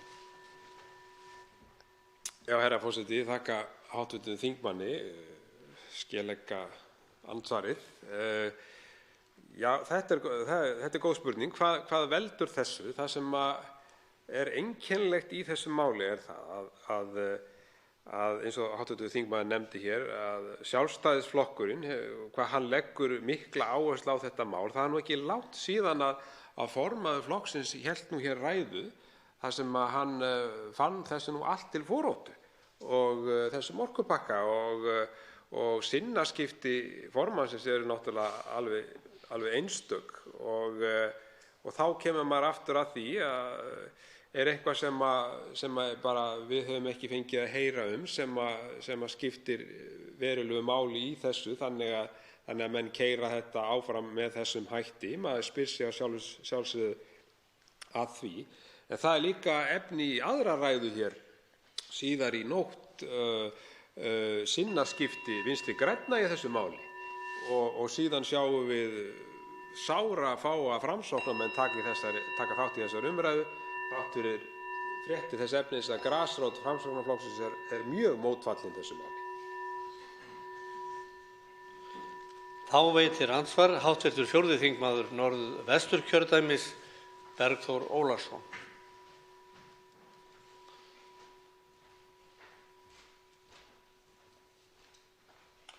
Virðulegur forseti, ég þakka hv. þingmanni Birgi Þórarinssyni fyrir ræðuna. Ég var ánægður með þann kafla og með ræðuna alla en kaflinn þar sem hann kom inn á ástæður þess að menn hefðu áhyggjur af viðbrögðum Evrópusambandsins. Þá fór ég að hugsa hræðsluáróðurinn sem var rekinn hér á landi í tengslum við Icesave-máli fyrir núna rétt 10 árum síðan, þar sem ýmis menn töluðu að Ísland yrði Kúba norðursins, einhver nefndi Norður-Kóreu og svona einhver fleiri af svona vansælustu svæðum þessa heims, að það væru örlögin sem biðu okkar. Mér hefur þótt hræðsluáróðurinn, hann er ekki kominn á þennan stað ennþá sem betur fer í þessu máli en lengi skal manninn reyna, það er ekki öll nótt úti enn. En mér hefur þótt svona býsna mörgum þykja það meginrök í málinu, kjarnaatriðið, að EES-samningnum verði settur í hættu ef að við bugtum okkur ekki og beygjum eins og kommissararnir óska. Hvað þingmaðurinn hv. kom hér svona að hluta til inn á þetta en metur hann svona þróun í röksemdafærslunni vera í þá átt að við eigum mögulega inni einhver komment sambærileg við Kúbu norðursins og Norður-Kóreu og hann var nú býsna til dæmis álitsgerð Karls Baudenbacher. Það var viðvörunartónn út í gegn sem virðist algjörlega á skjön við afstöðu hans sem kom fram í tengslu við Icesave-málið. Þannig að það er verið að setja upp einhverja sviðsmynd sem að mér persónulega hugnast ekki fyrir afstaða þingmannsins. Og þá svarar andsvari hv. 3. þingmaður Suðurkjördæmis, Birgir Þórarinsson. Já, herra forseti, þakka hv. þingmanni andsvarið og ég hef einmitt velt þessu fyrir mér hvers vegna menn keyra þetta áfram með þessum hætti og leggja í þá vegferð að svona bara hræða þjóðina svolítið til hlýðni í þessu máli sem að mér finnst vera mjög dapurlegt.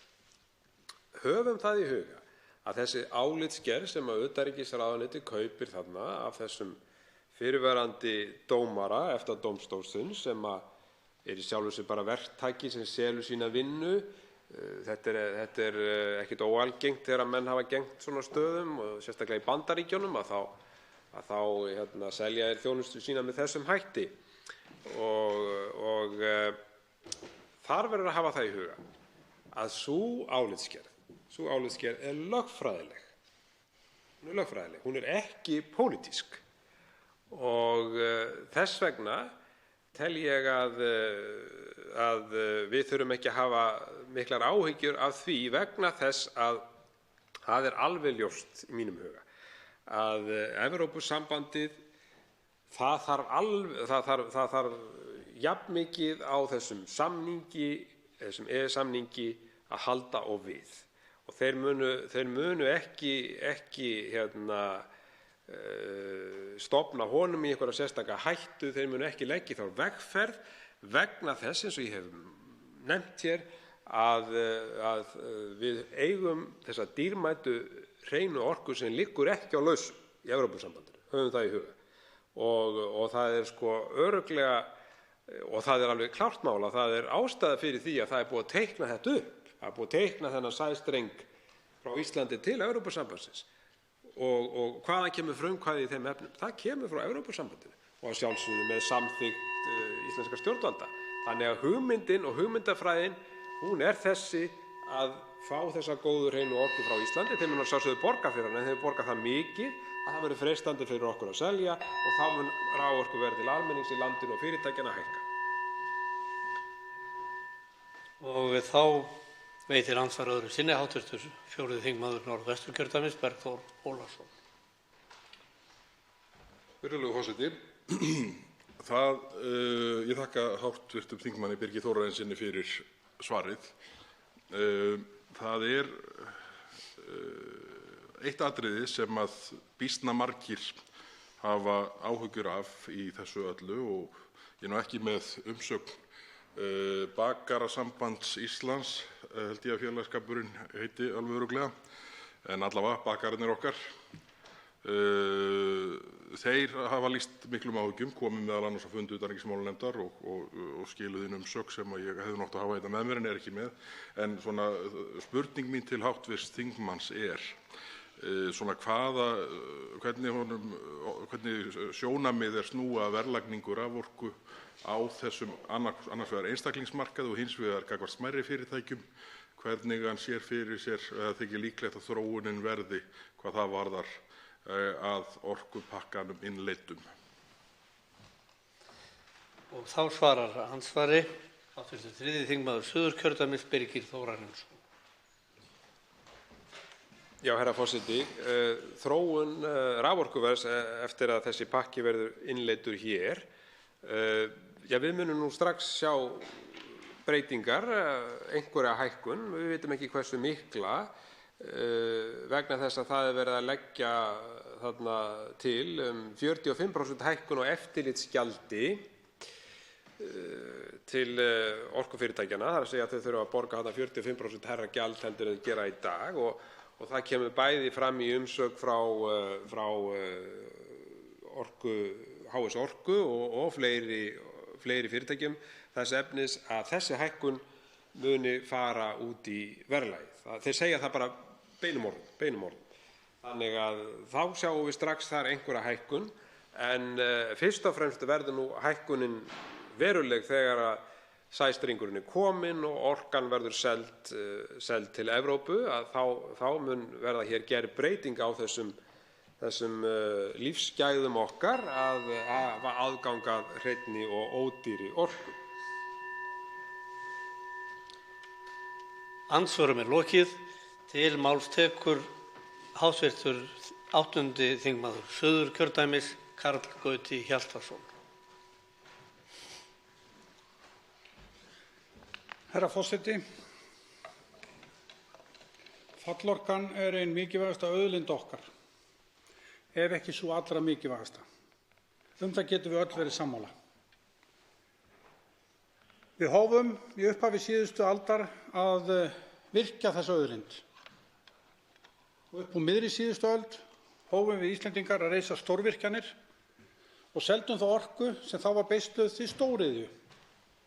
Hugmyndin var allt frá upphafi að þegar þessi fjárfesting, sem var risavaxin í samanburði við okkar litla þjóðfélag á þessum tíma, þegar þessi fjárfesting væri uppgreidd myndi þjóðin njóta ávaxtanna og íbúarnir horfðu fram á bjartari tíð og lægri orkureikninga. Síðar komu fleiri stórvirkjanir og fleiri stóriðjur, reyndar flestar að framleiða sömu vöruna. En við féllumst á að þetta væri í raun fórnir sem vert var að færa þar sem næstu kynslóðir myndu njóta góðs af.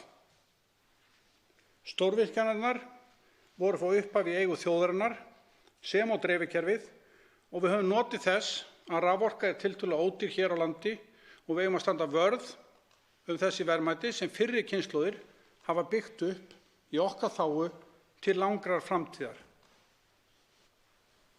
Herra forseti, nú liggur fyrir hér á Alþingi þingsályktun að innleiða 3. sendinguna af orkulöggjöf Evrópusambandsins.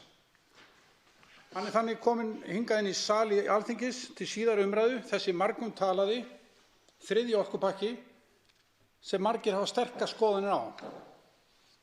Þessi pakki, ef við má nota það orð yfir þær tillögur til þingsályktunar og frumvörp sem við fjöllum nú er hreint ekki auðleysinn og þaðan að síður auðskilinn.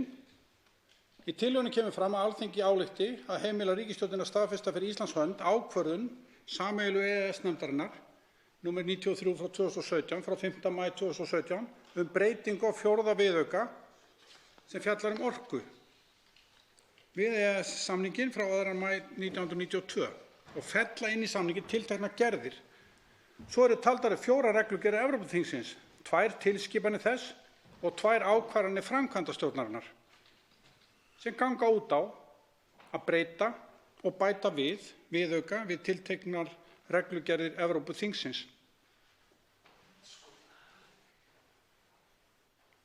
Hér með þessari þingsályktunartillögu er verið að aflétta svokölluðum stjórnskipulegum fyrirvara. Þingsályktunartillagan sem hér liggur frammi er að efni sínu yfirlýsing Alþingis að Ísland skuldbindi sig til að aflétta þeim stjórnskipulega fyrirvara sem við gerðum fyrir sameiginlegu EES-nefndinni. Þessi stjórnskipulegi fyrirvari gengur út á það að Ísland hafði flaggað fyrir EES-nefndinni til að sýna að með því að taka upp viðkomandi gerðir þurfi aðkomu löggjafarþings landsins, þar að segja samþykki Alþingis.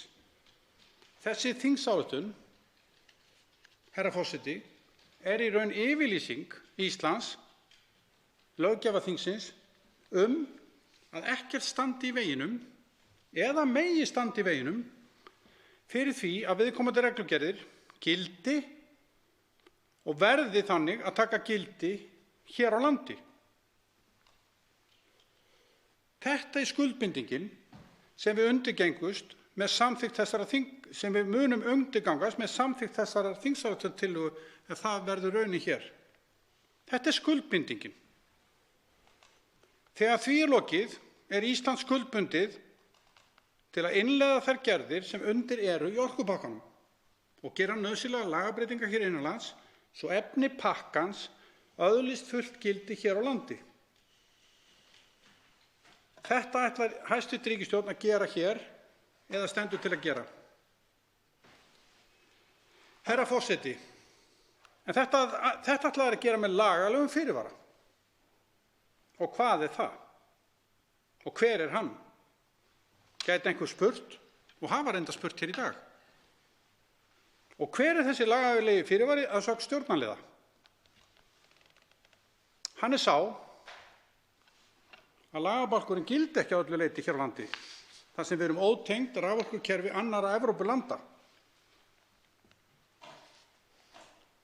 Þar er helst vísað til þess að framkvæmdastjóri orkumála í framkvæmdastjórn Evrópusambandsins hafi sagt að Ísland væri eyja og með hliðsjón af því hafi stór hluti ákvæða 3. orkupakkans ekki gildi eða raunhæfa þýðingu fyrir Ísland á meðan enginn raforkustrengur er til staðar og reglugerðin, þar að segja reglugerð nr. 713/2009, eigi ekki að hafa nein merkjanleg áhrif á fullveldi Íslands í orkumálum.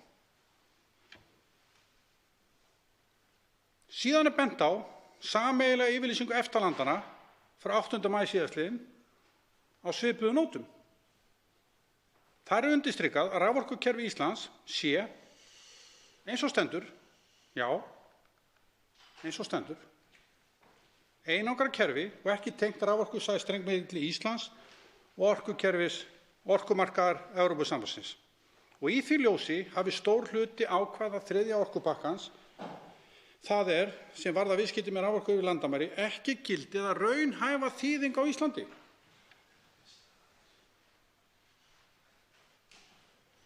Það er ekki neitt vafi á því, herra forseti, að þessar yfirlýsingar sem ég var hér að nefna, þessar 2 yfirlýsingar sameiginlegan skilning eru ekki þjóðréttarlega skuldbindandi skjöl. Til þess að svo geti verið er nauðsynlegt að bæði ESB, Evrópusambandsins og EFTA-löndin komist að samkomulagi og það samkomulag verður að vera sett sem viðauki við EES-samninginn. Áður en það er hægt er að samningsaðilarnir sem eru öll aðildarríki Evrópusambandsins og EFTA-löndin að fjalla um málið. Þetta ferli hefur ekki átt sér stað og yfirlýsingarnar því í hæsta falli loftkenndir óskadraumar sem munu ekkert vægi að hafa hjá ESA, ESB-dómstólum eða EFTA-dómstólum. Er mönnum alvara? Er þetta boðlegt, herra forseti, að selja þjóðinni innleiðingu á þessu regluverki og segja svo við fólk í einhvers konar friðþægingarskyni að settu sér lagalegu fyrirvari sem er í raun ekkert nema að benda þá staðreynd að Ísland sé eyja og þannig þurfum að leggja sæstreng svo við tengjum sameiginlegum raforkumarkaði í Evrópu. Herra forseti, er mönnum alvara? Er þetta lagalegi fyrirvari? Á ég að trúa því? Er þetta lagalegi fyrirvarinn sem átti að slá á allar áhyggjur fólks? Ef ég er að misskilja eitthvað, þá auglýsi ég hér með eftir því hver þessi lagalegi fyrirvari er og hvar hann er að finna. Herra forseti, eitt er víst að með því að fella brott stjórnskipulega fyrirvarann erum við skuldbundin að innleiða regluverk 3. orkupakkans.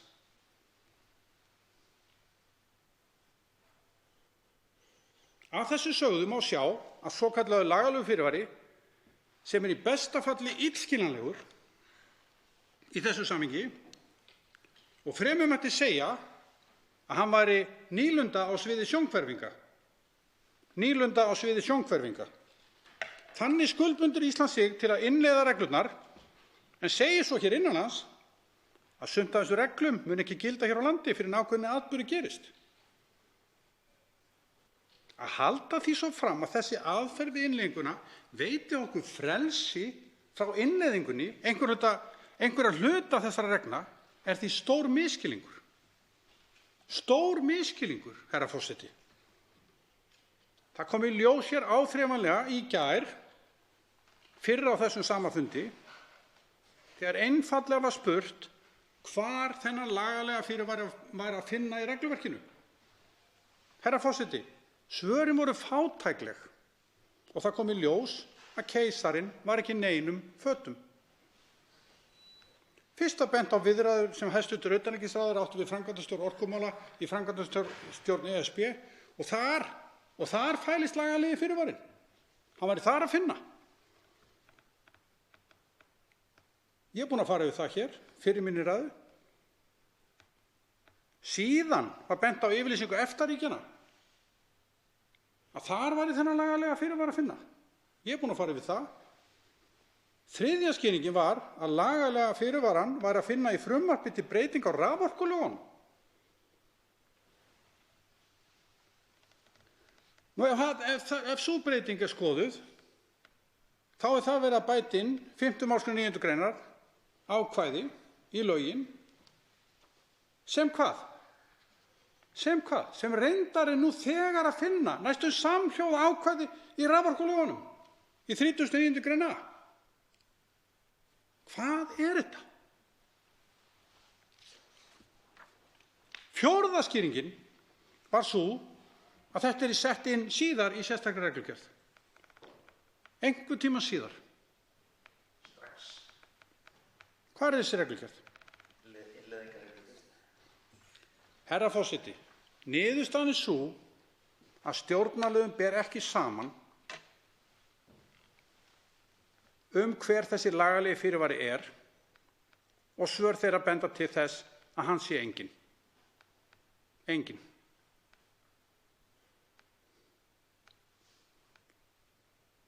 Svo virðist sem hér sé verið að beita orðskrúði til að setja málið í meira aðlaðandi búning og þegar skrúðunum er flett frá er ekkert innihald.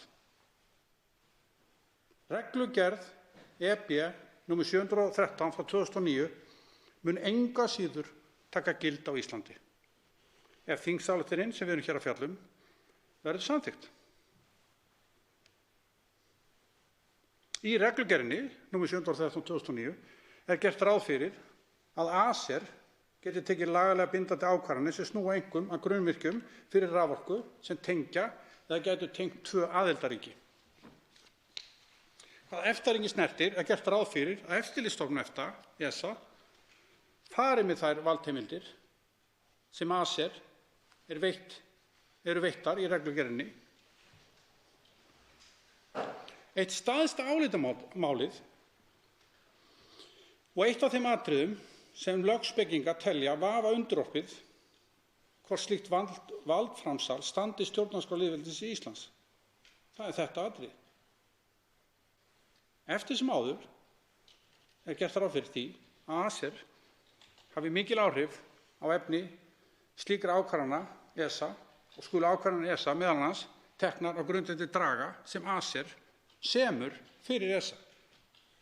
Þetta er eitt af þeim stóru vafamálum varðandi það hvort að regluverki standist stjórnarskrá lýðveldisins Íslands. Það er það að vera hvort sé verið að gefa alþjóðlegri stofnun slíkt vald sem ég var að nefna. Að þessi stofnun sem við höfum enga aðkoma að, ACER, taki í raun þessar ákvarðanir. Varðandi samninga, herra forseti. Það má segja samninga, stóra sem smáa. Þeir eru alla jafna gerðir báðum samningsaðilum í hag og báðir samningsaðilar séu sæmilega sáttir. Stór samningur eins og samningurinn EES-svæðið er hagfelldur öllum aðilum hans og öllum sem að honum koma. Það að halda því fram að jafn stór samningur sé í uppnámi samþykkjum ekki í reglugerð sem samin er löngu eftir upphaflegi samningurinn gerður er fásinna. Eins og staðan er í dag er hann til hagsbóta fyrir alla að mestu leyti. Því skyldi hann vera í uppnámi þó að við, Íslendingar, séum efins og viljum vera þess fullviss að viðaukar við hann samrýmist okkar stjórnarskrá og leitum eftir undanþágum þar sem að hlutaregluverkinu kann ekki eiga við hér á landi. Er það eitthvað óeðlilegt? Við höfum gert það. Af hverju var ekki gert í þessu máli? Fyrst, einmitt fyrst, að það er ekki sæstrengur hingað.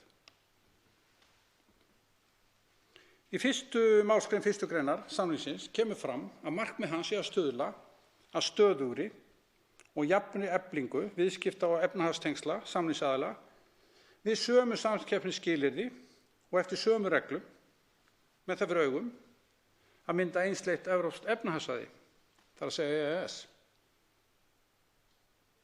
Herra forseti, Alþingi Íslendinga sem löggjafavald aðildarríkis EES-samningsins er ekki rétti vettvangurinn til að gera breytingar, setja undanþágur eða lagalega fyrirvara varðandi innleiðingu ESB-gerðanna sem ekki koma fram í ákvörðun sameiginlegu EES-nefndarinnar. Það er bara svo einfalt. Þannig að allt tal lagalega fyrirvara á ekki við, ekki hér á þessum stað. Ekki nema sé búið að ganga frá því á vettvangi nefndarinnar. Það er bara svo einfalt. Undanþágur eru veittar ríkjum varðandi gildi gerðanna eingöngu í ákvörðunum sameiginlegu EES-nefndarinnar. Þær verða ekki gerðar með lagalegum fyrirvörum í landsrétti ríkjanna. Það er nefndin sem kveður á það í sinni ákvörðun ef ESB-gerð á ekki að hafa gildi gagnvart einstökum ríkjum, eins og mörg dæmi og hafa verið nefnt hér í fyrri ræðu, eins og með járnbrautir og skipaskurði og gasleiðslur og allt hvað eina sem á ekki við hér á landi, og þetta hefur ekki verið tekið upp í íslenskan rétt. Við höfum fengið undanþágur. Og af hverju ekki á þessu sviði, þar að segja sviði raforku á milli landa, þegar staðreyndin er sú, herra forseti, að hingað liggur engin sæstrengur sem leitt getur rafmagn og er ekki í augsýn svona alveg á næstunni. Hví erum við þá að innleiða þetta regluverk? Herra forseti, í 4. málsgrein 102.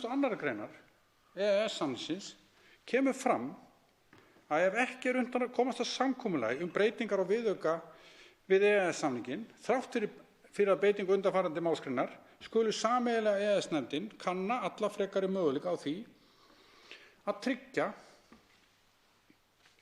áframhaldandi góða framkvæmd samningsins og taka nauðsynlegar ákvarðanir þar að lútandi. Meðal annars að viðurkenna að löggjöf sé sambærileg, taka verið slíka ákvörðun eigi síðan við lok 6 mánaða tímabils frá því að málinu vísað til sameiginlegu EES-nefndarinnar eða á gildistökudegi samsvarandi löggjafar bandalagsins ef sá dagur er síðar. Herra forseti, af hverju nýtum við okkur ekki þessa leið? Er það ekki augljóst? Að segja það hafi aldrei verið gert í 25 ára sögu samningsins er fyrirsláttur. Það er ofureðlilegt, herra forseti, að aðilar EES-samningsins nýti þau úrræði sem er að finna í samningnum sjálfum. Jafnvel þótt þau aldrei verið nýtt áður.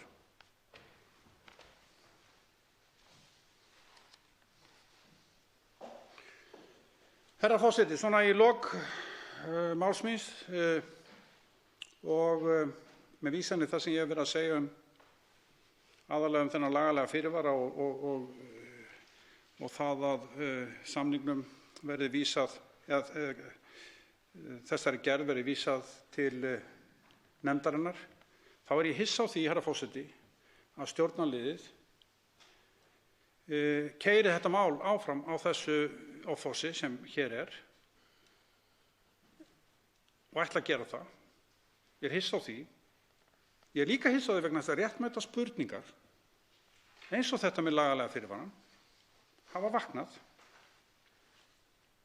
og ég hef skýrt það í mínu máli hvað ég sé ekki. Ég sé ekki hennar lagalega fyrirvara, ég hef ekki fengið skýringar á því. Málið er keyrt í gegn, jafnvel þótt langflestar umsagnir til utanríkismálanefndar voru neikvæðar. Þær sem voru jákvæðar voru aðalega stofnana umsagnir. Og jafnvel þótt heilmikil andstaða er meðal þjóðarinnar, eins og kemur fram í skoðanakönnunum, jafnvel þótt heilmikil andstaða sé innan stjórnarflokkana, stuðningsmanna stjórnarflokkana við þetta, jafnvel þótt mikil andstaða sé meðal stuðningsmanna þeirra stjórnarandstöðuflokka sem styðja þó málið, þá er þetta mál keyrt svona í gegn og á að keyra í gegn núna að næturlagi. Forseti áréttar við hv. þingmenn að þeir virði tímamörk. Nú er staðan þessi að 3 hv. þingmenn hafa óskað eftir því að veita andsvar og er ræðutíminn því styttur í 1 mínútu í síðari umferð. Fyrst til að veita andsvar er hv. 8. þingmaður Norðvesturkjördæmis Jón Þór Þorvaldsson.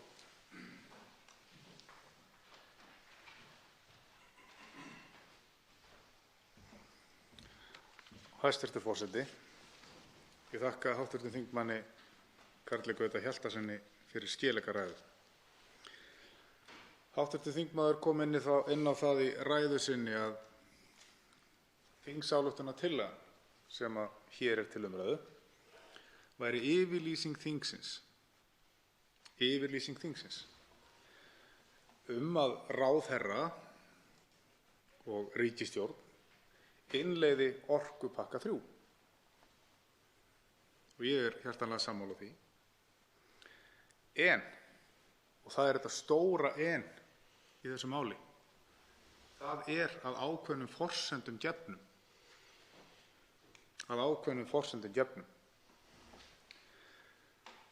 Og forsendurnar eru þær að það eru lagalegir fyrirvarar við hluta af þessari innleiðingu. Og hv. þingmaður kom hér inn á það mjög skilmerkilega að þessir lagalegu fyrirvarar eru í skötu líki. Þótt svo að þingmenn séu búnir að keppast við það að koma hér í pontu eða ræðustól við stafsökunarorðfærinu og lýsa því yfir að þeir séu algjörlega skotheldir og augljósir. Ég get ekki séð það, hæstv. forseti, að þessir lagalegu fyrirvarar sem hefur verið teflt hér fram séu í fyrsta stað skýrir eða skotheldir og því síður að stjórnarliðum beri saman hverjir þeir eru. Og eitt er alveg víst að hæstv. utanríkisráðherra hefur ekki komið hér og lýst því hverjir þeir séu. Og ef að þetta sem að kallaðir eru lagalegi fyrirvarar hér á blaðsíðu 3 eru fyrirvarar sem á að taka orðrétt upp í innleiðingarreglugerð, þá eru gleypt brugðið. Er hv. þingmaður sammála mér um það? Forseti áréttar enn að hv. þingmenn virði knöpp tímamörk. Þá svarar andsvari hv. 8. þingmaður Suðurkjördæmis Karl Gauti Hjaltason. Herra forseti, ég þakka hv. þingmanni Jóni Þór Þorvaldssyni fyrir spurninguna. Lagalegu fyrirvarnir, ef að má skilja það sem svo að þeir felist í yfirlýsingum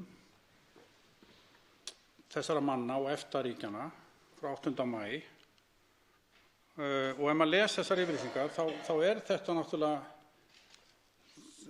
svona í besta falli svona almennt spjall það að Ísland sé nú einangrað og þangað liggi nú ekki sæstrengur og ekki svona fyrirsjáanlegt og svo framvegis. Þannig að menn eiga ósköp auðvelt að mínu mati með að fullyrða ýmislegt það að þetta mun ekki gilda á Íslandi og fyrir þetta verði og svo framvegis. Að sjálfsögðu virkjast ekki einhver ákvæði eitthvað sem ekki er til. Þetta væri bara svo svipað, við myndum taka upp reglugerð Evrópusambandsins skógarbirni og segja svo að þetta væri gert með lagalegum fyrirvara vegna þess að hér var engir skógarbirnir. Auðvitað myndi hún virkjast leið og fyrstu slíku birnirnir myndu koma hingað. Við getum ekkert sagt, við erum með fyrirvara. Það gildir ekki. Auðvitað tekur hún gildi leið og við föllum frá stjórnskipulega fyrirvaranum varðandi slíka gerð. Alveg eins og í þessu máli. Leið og kemur upp sæstrengur, beiðni það, þá virkast þetta af fullum krafti og þá lendum við þessum vandræðum með ACER eins og ég var að nefna hér í minni ræðu og ESA og samhengi þar á milli og samspilið milli þessara tveggja stofnana sem er varasamt. Þá veitir hv. 8. þingmaður Norðvesturkjördæmis Jón Þór Þorvaldsson andsvar síðara sinni. Hæstv. forseti. Hér hefur verið teflt fram þeim rökum að ástæðan fyrir því að þessi leið sé valin, það er að segja gallaða leiðin eða sú sem er ekki gallalaus, fremur heldur en sú sem lögformlega er staðfest í EES-samningnum, sé sú að þetta hefur aldrei verið gert í 25 ára sögu samningsins. En hvað erum við að gera hér? Hvað erum við búin að innleiða orkupakka 3 oft í 25 ára sögu samningsins? Er þessi samningur ekki lifandi skjal sem tekur breytingum og er ekki óhætt að áætla það að þrátt fyrir að það hafi ekki verið gert áður að senda málið aftur til sameiginlegu EES-nefndarinnar, þá geti það ákvæði virkjast því sem næst hvenær sem ákvæði samningsins, ný eða gömul, eru til umræðu hér? Þá svarar hv. 8. þingmaður Suðurkjördæmis Karl Gauti Hjaltason andsvari síðara sinni. Herra forseti, jú, það er alveg rétt hjá hv. þingmanni Jóni Þóri Þorvaldssyni að síðari leiðin var valin. Það er alveg hárrétt. Á álitsgerð Stefáns Más Stefánssonar, prófessors, og Árna Friðrikssonar Hirst, þá leggja þeir til þá leið að þessu er einfaldlega bara hafnað og farið aftur og hún er send aftur í sameiginlegu nefndina og þess freistað að ná undanþágu og það er enn tækifæri til þess og ég hvatti til þess í minni ræðu að máli færi þangað og mér finnst það eðlilegt og við stöndum hérna frammi fyrir mjög alvarlegum spurningum, herra forseti, og mér finnst þetta alveg ótækt að við séum að gera þetta núna klukkan 4:00 margir þingmenn létu taka sig á mælendaskrá hér fyrir í kvöld og þetta mál er órætt miklu leyti. Þá veitir andsvar hv. 4. þingmaður Norðvesturkjördæmis Bergþór Ólason.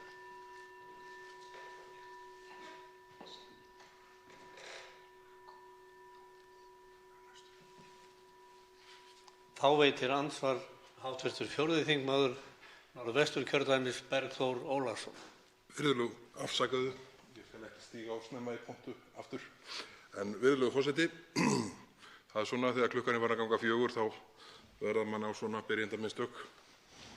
En ég vil þakka hv. þingmanni fyrir virkilega góða ræðu og það er eiginlega synd að jafn efnislega rík og góð ræða þessi sé flutt svona að næturlagi, það sem leiða má líkur því að færri sé að fylgjast með heldur en kannski þegar dagsbirta er. En það voru nokkur atriði í ræðu hv. þingmanns sem að ég vildi gjarnan fara inn á, en það eru þó 2 atriði sem að ég hjó hvað mest eftir og í fyrra andsvari mínu langar maður að spyrja hv. þingmann út í það sem hann sagði. Hann fór aðeins í svona setti í sögulegt samhengi uppbyggingu Landsvirkjunar, raforkudreifikerfis og þar fram eftir götunum. Og við sjáum þá heyrum út í samfélaginu að það eru miklar áhyggjur af þessu máli hjá almenningi. Og ég velti fyrir mér hvort að hluti af þessum áhyggjum fólks sé ekki einmitt þetta sem að virðist svona vera alltumlykjandi í þróun þessa markaðar, að enda markmiðið sé það að Landsvirkjun verði ekki lengur í ríkiseigu. Slíkt markmið er auðvitað ekki skrifað inn í nokkurt plagg sem tengist orkupakka 1, 2, 3, 4 eða 5 eða hvað þeir verða margir. En slíkt markmið getur verið undirliggjandi lengi og svona jafnt og þétt tekin smá skref í átt að því. Mig langar að heyra afstöðu hv. þingmanns til þess hvort hann telji þetta geta verið hluti af því að andstaða almennings er svona einörð við þetta mál. Þá svarar andsvari hv. 8. þingmaður Suðurkjördæmis, Karl Gauti Hjaltason. Herra forseti, já, ég þakka hv. þingmanni Bergþór Ólasyni fyrir spurninguna. Það er alveg hiklaust rétt hjá hv. þingmanni að sögulega var þetta auðvitað átak. Það voru mikil átök hér á 7. áratugnum þegar ákveðið var að ráðast í stórvirkjanir og veita orkunni til stóriðju.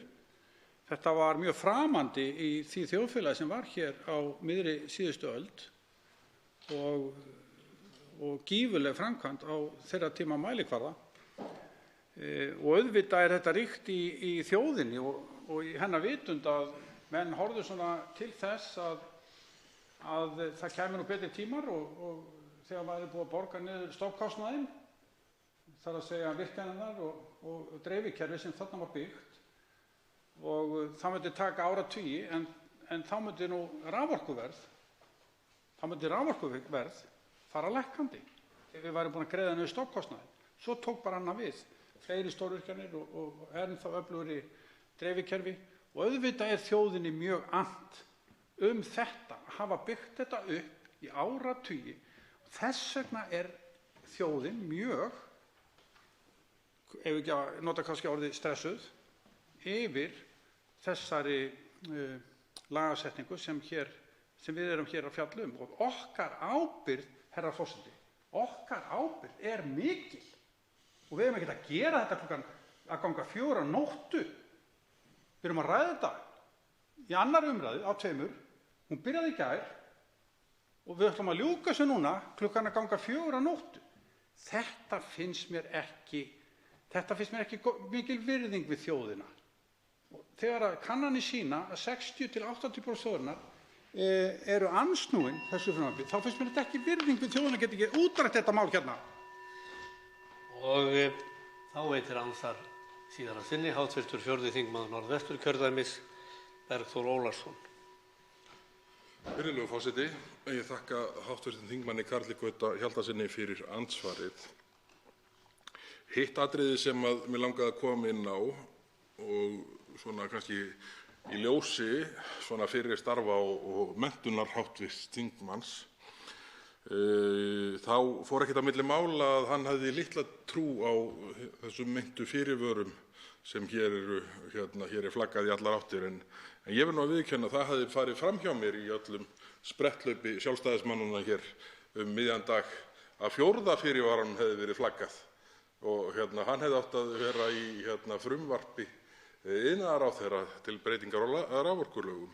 Það var auðvitað svektur út í sjálfum mig að hafa ekki veitt í athygli, en kannski stuttlega að fá að heyra svona afstöðu þingmannsins til þessa viðbótar 4. fyrirvara meinta og hvort hann sé viðlíka þunnildi og hinir eru. Hv. 8. þingmaður Suðurkjördæmis, Karl Gauti Hjaltason, svarar nú andsvari síðar að sinni. Herra forseti, já, ég er nú hissa á því ef það er búið að poppa upp hérna með 1 fyrirvara enn. Ég nefndi held í 4. Eru þið fleiri? Nei, það er 4. Það er svona uppástungur, ég myndi ekki vilja kalla þetta fyrirvara, ekki nema við fáum það bara alveg kristaltært hérna, eins og við höfum kallað eftir herra forseti, fá hérna sérfræðinga sem geta leiðbeint okkur í þessu. Við erum búin að fá uppástungur minnst okkur 4 lagalega fyrirvara. Frá trúlega 4 mismunandi þingmönnum stjórnarliðanna. Þeir hafa komið hér upp í pontu, hver á fætur öðrum, í allan dag og stungið upp á því hvað þessi fyrirvara og hvað hann að finna. Þetta er svolítið spaugilegt, herra forseti.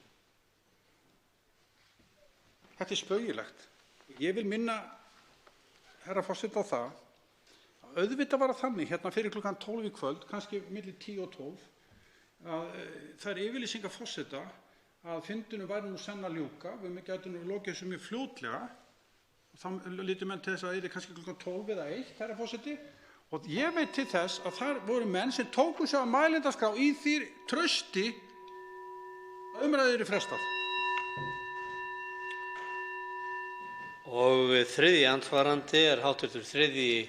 þingmaður Suðurkjördæmis, Birgir Þórarinsson.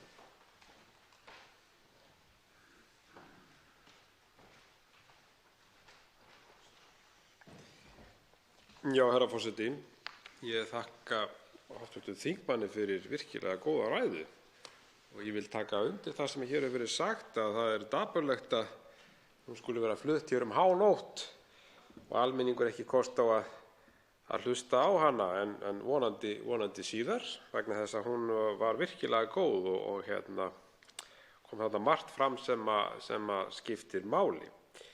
Það sem að ég vildi svona víkja hér aðeins og fá svona smá hugleiðingar frá hv. þingmanni hvað það varðar, að það er þessi sameiginlega yfirlýsing og þessar yfirlýsingar sem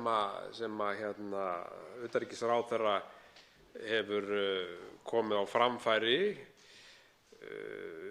þessi sameiginlega yfirlýsing sem sagt utanríkisráðherra og framkvæmdastjóra orkumála í framkvæmdastjórn Evrópusambandsins, og hún lýtur að þessu gildi 3. orkupakkans gagnvart Íslandi. Og svo er þarna einnig sameiginleg yfirlýsing EFTA-ríkjanna og svona kannski í ljósi náttúrulega þinna fyrri starfa sem sýslumaður, hv. þingmaður í fjölda ára og lögfræði menntaður. Hvernig virka svona fyrirvarar á þig gagnvart þessu? Nú er ljóst að er ekki afar hæpið að svona fyrirvarar haldi ef verður látið á þá reyna, að hafa eitthvað gildi gagnvart til dæmis bara dómstólum ef svo ber undir, vegna þess að þetta ber svolítið einkennilega að allt í einu þá birtast þessar yfirlýsingar, held ég, á vef utanríkisráðuneytisins og mætti svona ætla að þetta hafi verið svona einhvern veginn eitthvað svona pínulítið panik ástand af hálfu ráðuneytisins og hæstv. ráðherra að koma þessu frá sér. Og svarar andsvari hv. 8. þingmaður Suðurkjördæmis, Karl Gauti Hjaltason. Herra forseti, ég vil þakka hv. þingmanni Birgi Þórarinssyni fyrir spurninguna. Já, varðandi fyrirvarana, einn þeirra, það er auðvitað spaugilegt, herra forseti, að við erum hérna að velta fyrir okkur hvar þessi lagalegi fyrirvari er að finna. Það koma 4 til greina, ég ætla að nefna nú einn og lesa hans upp úr honum. Það er þessi fyrirvari sem kom á fundi hæstv. Utanríkisráðherra og framkvæmdastjóra orkumála í framkvæmdastjórn Evrópusambandsins 20. mars 2019, Mikael. Það segir: raforkukerfi Íslands er eins og stendur einangrað kerfi og ekki tengt við raforkusæstreng milli Íslands og orkukerfis innri markaðar ESB. Í því ljósi hefur stór hluti ákvæða 3. orkupakkans, það er þau sem varða viðskipti og grunnvirki í raforku í landamæri, ekki gilda en eina raunhæfa þýðingu fyrir Ísland á meðan engin raforkustrengur er til staðar. Er þetta lagalegi fyrirvarinn, herra forseti? Ég er ekki að sjá það. Hvað þýðir þetta? Ísland er eyja, það er engin strengur hingað. Er þetta lagalegi fyrirvarinn? Ef svo er, þá endurtekið það sem ég sagði áðan, þá er keisarinn í engum fötum. Þetta er bara staðreynd, þetta er engin fyrirvari. Háttvirtur þingmaður nefndi líka að hversu fyrirvararnir voru margir og þá vil ég nefna það að það er ekki bara spaugilegt hversu margir fyrirvararnir eru sem við erum að velta fyrir okkur hvað stjórnarliðarnir meina, hvor þeirra er þessi fyrirvari sem þeir eru alltaf að meina og tala um. Það er líka spaugilegt ef að upp og við þurfum að segja, herðu, við erum með lagalegan fyrirvara, þetta gengur ekki hér. Það er líka spaugilegt vegna þess að svona fyrirvarar sem við erum búin að lesa hér upp eru spaugilegir í sjálfu sér. Þá veitir andsvar síðara sinni hv. 3. þingmaður Suðurkjördæmis Birgir Þórarinsson. Já, herra forseti, ég þakka hv. þingmanni andsvarið og hann fór vel yfir þessa fyrirvara sem ég er alveg sammála að þegar á reynir þá koma þeir náttúrulega ekki til með að halda nokkurn skapaðan hlut vegna þess að það er bara ein leið, hún er í gegnum sameiginlegu EES-nefndina. En mér langaði svona aðeins að koma inn á eitt að það er þessi sameiginlega yfirlýsing EFTA-ríkjanna. Hún er líka dæmi eitthvað sem hefur enga þýðingu vegna þess að auðvitað hefði þá Evrópusambandið átt að vera með í þeirri yfirlýsingu. Það er bara annar samningsaðilinn með í þeirri yfirlýsingu. Þannig að þessi vinnubrögð svona eru mjög einkennileg og þetta svona einkennist af svona hroðvirkni og einhverju svona stressi að nú sé þetta bresta á, þetta sé að koma loksins í þingið og þá verður það að hafa einhverjar yfirlýsingar sem að koma svo ekki til með að halda nokkurn skapaðan hlut. Þá svarar andsvari síðara sinni hv. 8. þingmaður Suðurkjördæmis Karl Gauti Hjaltason. Herra forseti, ég þakka fyrir þessa spurningu frá hv. þingmanni. Þá er komið að sameiginlegu yfirlýsingu Íslands, Noregs og Liechtenstein á fundi 8. maí, það sé EFTA-ríkjanna.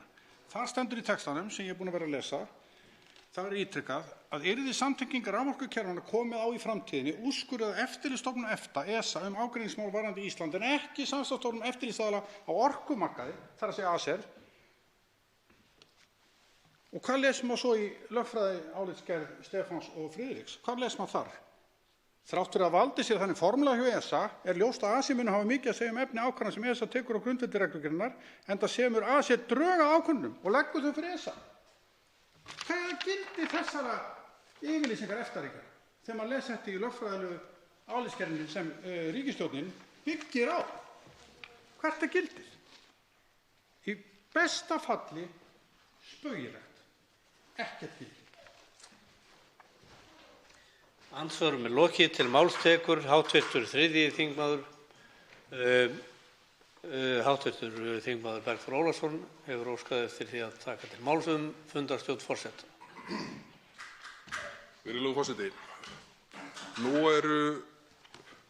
reiknast mér til 2 tímar síðan hv. þingmaður Óli Björn Kárason kom hér í pontu og sagði að hann teldi að þetta mál yrði útrætt eftir sirka 90 mínútur, eftir 1,5 tíma. Og nú eru liðnir 2 og það hefur fækkað samanlagt 1 á mælendaskrá síðan þetta var og það skýrist nú fyrst og fremst bara því að stjórnarliðar hafa tekið sig af mælendaskrá. Í þessu ljósi og hafandi í huga að í ljósi ummæla hæstv. Forseta hér á 12. tímanum þá er staða okkar í Miðflokknum sú að við þurfum að fara að láta fólk vita af því sem var upplýst að umræðu yrði frestað og henni haldið áfram síðar, að það þurfi að mæta hér aftur til þess að halda þær ræður sem það vildi koma þeim sjónarmiðum á framfæri sem þau vildu koma á framfæri. Þannig að nú verði ég aftur 2 tímum seinna eftir að talið var að þetta myndi klárast á 90 mínútum að spyrja hæstv. Forseta hvert er planið? Þá hefur hv. þingmaður Sigmundur Davíð Gunnlaugsson óskað eftir því að ræða fundarstjórn forseta.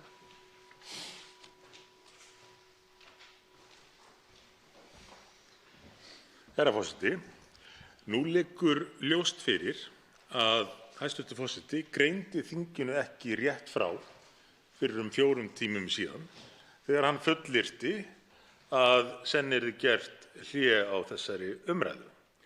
Og maður hlýtur að velta því fyrir sér hvað valdi. Bárust hugsanlega skilaboð frá Stokkhólmi, beint eða óbeint? Hvað gekk hæstv. Forseta til með yfirlýsingu fyrir 4 tímum síðan sem að reynst hefur röng? Áttu þetta hugsanlega að vera að mati hæstv. Forseta lofsamlegar blekkingar? Hæstv. Forseti að taka þátt í þeim stóra blekkingarleik sem að þetta mál allt saman með því að fullyrða við þingið eitthvað sem að svo ekki staðið við? Ég kalla eftir því að hæstv. Forseti útskýri þetta. Þá hefur hv. þingmaður Karl Gauti Hjaltason óskað eftir því að ræða fundarstjórn forseta.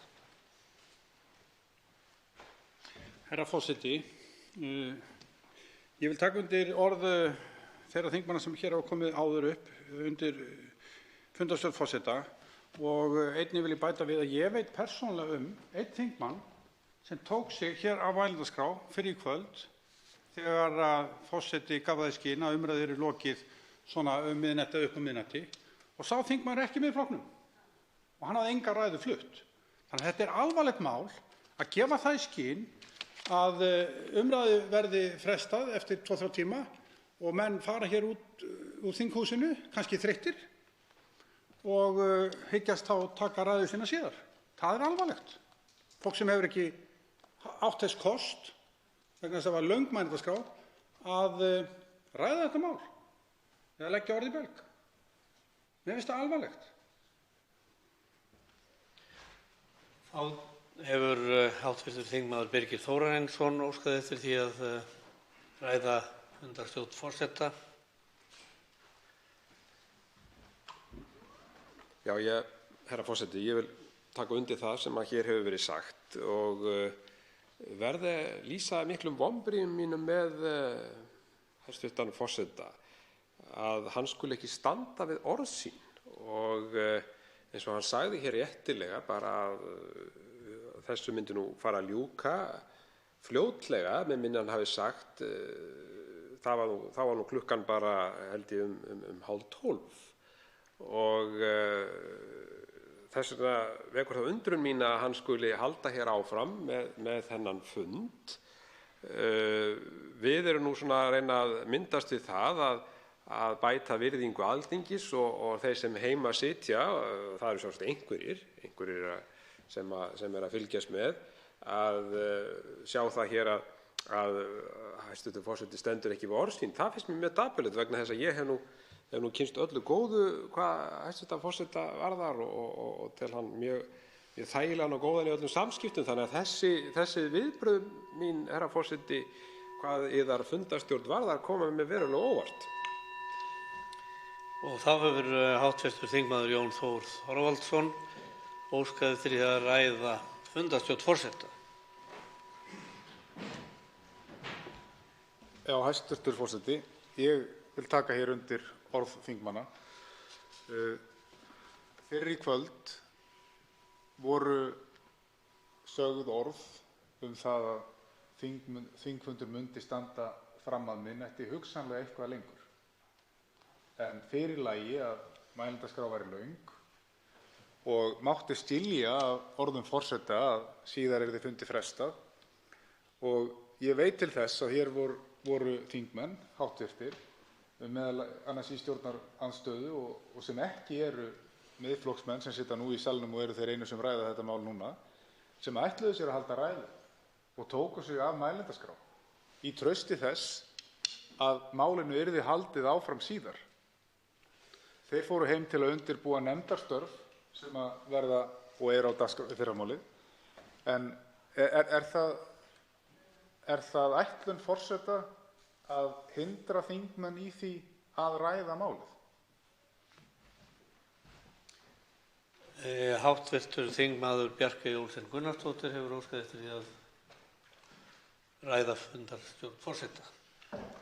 Já, herra forseti, ég ætla nú bara að segja að ég lýsi ánægju minni með fundarstjórn forseta og segi nú hér bara enn og aftur að mér þykir menn taka svolítið stórt upp í sig hér þegar þeir eru að brigsla hér forseta óheilindi og bið fólk bara að anda með nefinu og tala varlega. Ég held að það sem ég hef allavega heyrt og hlustað á hér í kvöld, að þá velti ég nú fyrir mér að menn spyrja sjálfa sig sömu spurningana hér ítrekað, hvorn annan.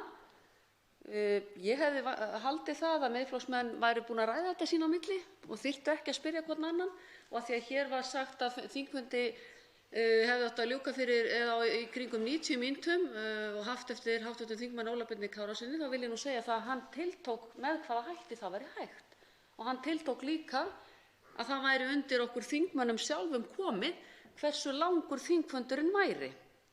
Og það bara tel ég sé alveg hárrétt mat. Miðflokksmenn sem hér eru í samtali við sjálfan sig geta að sjálfsögðu ákveðið hvort að þeir haldi því áfram eða ekki, en ég hvet forseta til þess að klára hér þessu umræðu. Þá hefur hv. þingmaður Bergþór Ólason óskað eftir því að ræða fundarstjórn forseta öðru sinni.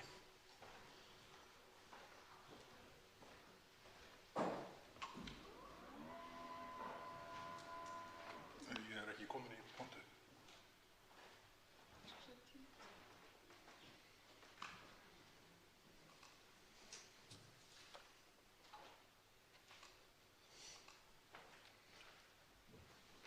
Virðulegur forseti, þetta var nú sérstök ræða hv. þingmanns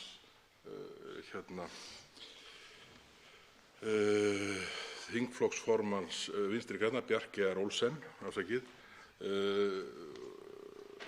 hún virtist ekki meta það sem svo að hæstv. forseti réði í lengd fundar, heldur þingmenn Miðflokksins.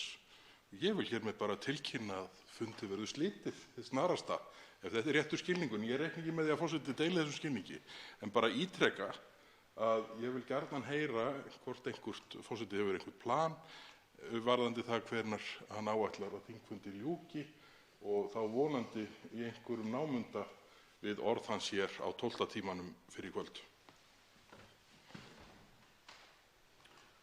Ekki hafa fleiri óskað eftir því að ræða fundar. Já, það eru fleiri. Það er Jón Þór Þórhallsson, hv. þingmaður.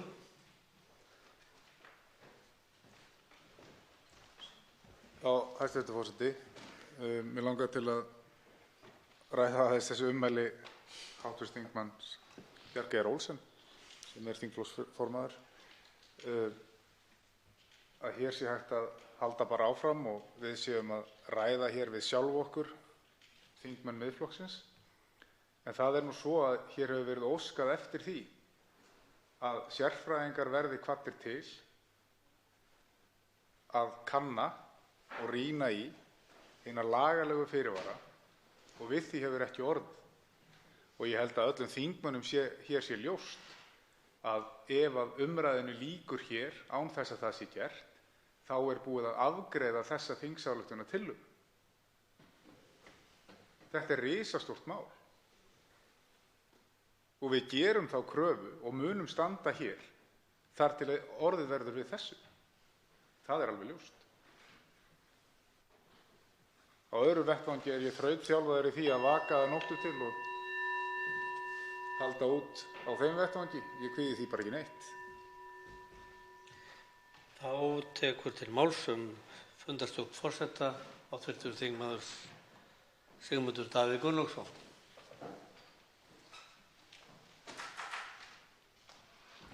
Forseti, ég ítreka beiðni mína að virðulegur forseti útskýri mál sitt. Var hæstv. forseti viljandi að blekkja þingið þegar hann fyrir 4 tímum síðan lýsti því yfir að sennilega gert hlé á fundi? Það eru ekki margar ræður í viðbót. Eða stjórnar hæstv. forseti ekki þessum fundi í raun? Er það krafa stjórnarmeirihlutans, einhverra fulltrúa hans, að þessi umræða fari eins mikið og kostur er fram í skjóli myrkurs? Var hæstv. forseta gert að ganga á bak orða sinna, svoleiðis að umræðan gæti haldið áfram í skjóli myrkurs fremur en að eiga sér stað að degi til þegar að almenningur hefur tækifæri til þess að fylgjast með henni? Hv. þingmaður Karl Gauti Hjaltason hefur óskað eftir því að ræða fundarstjórn forseta. Herra forseti, já, ég tek undir orð þingmanna sem hér hafa komið upp að herra forseti gefa okkur upp hvenær hann ætla að ljúka þessum fundi og fresta málinu, eins og hann var orðaði hér fyrir í kvöld að hann myndi gera svona vonbráðar eða svona, það væri allavega ekki mjög langt í það. Hér stórt mál að ræða. Það mikil andstaða meðal þjóðarinnar við þetta mál, eins og kannanir hafa bent á, jafnvel upp í 80%, og að afgreiða þetta, byrja að ræða þetta hérna í gær og afgreiða þetta núna í nótt, klukkan að verða 4 að nóttu, finnst mér ekki sæmandi þessu máli vegna stærðar þess og mikilvægi fyrir þjóðina, eins og við hefur komið fram hérna í ræðum fjölmargra hv. þingmanna.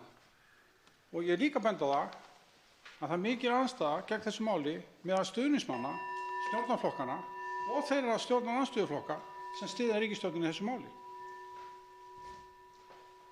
Eru fleiri hv. þingmenn sem óska eftir því að ræða fundarstjórn forseta? Ef ekki, þá leyfir forseti sér að tilkynna það að það er fyrirhugað að freista þess að ljúka þessari umræðu. Henni hefur undið fram með ágætum í kvöld, en nú háttar svo til að það eru nokkrir þingmenn háttvirtir eftir á mælendaskrá og þannig háttar til að þeir eru allir úr sama þingflokki og hafa raunar rætt hér þetta málefni oft og lengi, og það er rík ástæða til þess að ætla að botn ætti að geta fengist í umræðuna fyrir en síðar, en það er auðvitað undir háttvirtum þingmönnum komið sjálfum. Næstur á mælendaskrá er háttvirtur þingmaður Sigmundur Davíð Gunnlaugsson, 3. þingmaður Norðausturkjördæmis. Forseti, ég get nú ekki annað en byrjað ræðu mína á að gera mjög alvarlegar athugasemdir við einstaklega sérkennilegar yfirlýsingar hæstv. forseta áður en hann kynnti mig hingað í ræðustól. Í fyrsta lagi staðfesti hæstv. Forseti að það hefði ekkert verið að marka sem hann sagði fyrir í kvöld, og í öðru lagi var ekki annað að heyra á hæstv. Forseta en að hann ætlaðist til þess að hv. þingmenn Miðflokksins hættu að ræða þetta mál. Ég þarf þá væntanlega ekki að spyrja aftur spurningarinnar sem ég spurði hér áðan hvort hæstv. Forseti stjórni raunverulega þessum fundum eða ekki. En ég á svo sannarlega eftir að segja eitt og annað þetta mál, hæstv. Forseti, og það getur tekið sinn tíma. Ég ætla að byrja á því að ræða aðeins enn eitt misræmið í málflutningi stjórnarmeirihlutans þetta mál. Það felst í þeirri fullyrðingu sem við höfum heyrt aftur og aftur, bæði hér í þingsal og í almennri umræðu, að í rauninni hafi þetta mál engin áhrif. Augljóst er hversu undarlegt það er að fullyrða slíkt í ljósi þess hversu mikið kapp stjórnarmeirihlutinn leggur á að koma þessu máli í gegn, að því marki að hæstv. Forseti virðist ekki einu sinni hafa stjórn á fundum þingsins og vera gert að láta umræðu fara fram hér í skjóli nætur. En svo sjáum við líka fjölmargar yfirlýsingar sem að staðfesta að jú, þetta hafi einmitt töluverð áhrif. Ég nefni sem dæmi yfirlýsingar forstjóra Landsvirkjunar, Harðar Árnasonar, sem að heldur því fram, hefur gert bæði í fjölmiðlum og fyrir nefnda mér skilst, að verði 3. orkupakkinn ekki samþykktur, þá muni það veikja samningsstöðu fyrirtækisins gagnvart viðskiptavinum þess álframleiðendum. Hvernig er hægt að túlka þessi orð öðruvísi en svo að forstjórinn geri sér grein fyrir því að afleiðing af samþykki þessa orkupakka verði að landið verði tengt raforkumarkaði Evrópu með sæstreng og þar með bjóðist fyrirtækjum að selja orkuna á hærra verði. Það er að minnsta kosti ljóst af þessari yfirlýsingu forstjóra Landsvirkjunar að það hefur áhrif að samþykkja þennan orkupakka.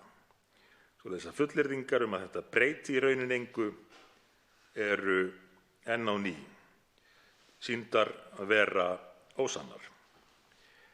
En leið er ríkisstjórnin eða stjórnarmeirihlutinn og stuðningsflokkar hans að leggja fram frumvarp að breyta eðli Orkustofnunar sem lið í þessari innleiðingu.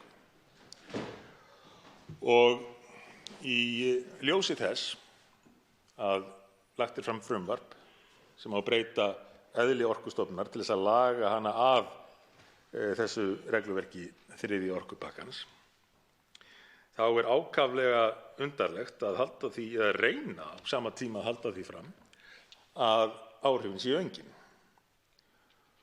Og skoðum þetta tiltekna dæmi fyrir sig. Breytingar á eðli Orkustofnunar. Út af hvað gengur það?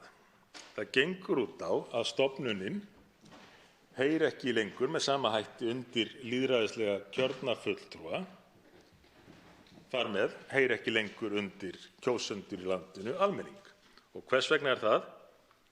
Jú, það þarf ekki annað en að líta í reglur Evrópusambandsins hlutverk orkustofnana ríkjanna samkvæmt þriðja orkupakkanum, sem að þá skulu frjálsar frá hinum lýðræðislega kjörnu stjórnvöldum í hverju landi, svoleiðis að þessar stofnanir geti lotið boðvaldi, tekið við drögum, framfylgt vilja ACER, Orkustofnunar Evrópusambandsins.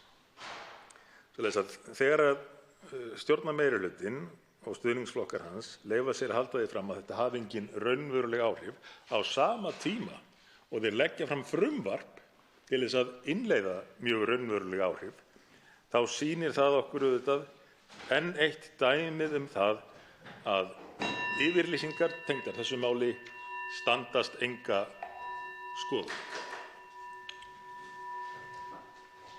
Þá veitir andsvar hv. 4. þingmaður Norðvesturkjördæmis, Bergþór Ólason.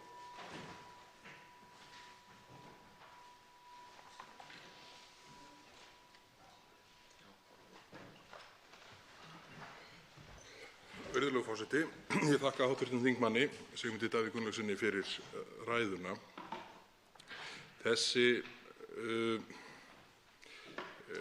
Þessi breyting á skipulagi Orkustofnunar og í rauninni skipting hennar upp í tvo hluta, ef svo má segja, er þetta og svo í rauninni þau skil sem verða á milli stofnunarinnar, þeirra sem við þekkjum í dag og þess hluta sem verður undir fullu sjálfstæði frá hinu opinbera. Eru þetta í rauninni nálgun sem við þekkjum úr öðrum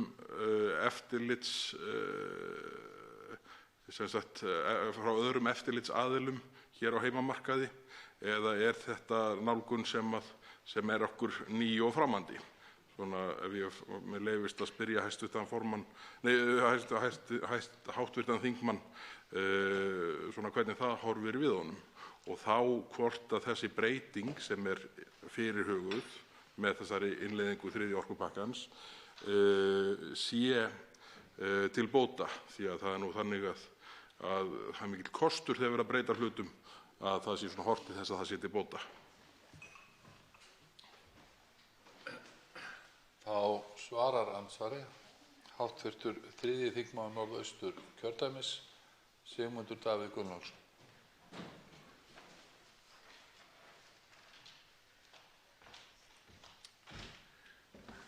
Virðulegur forseti, ég geri ráð fyrir því að það megi nefna dæmi milligöngu ESA fyrir hönd EES-samningsins og þar með í rauninni Evrópusambandsins.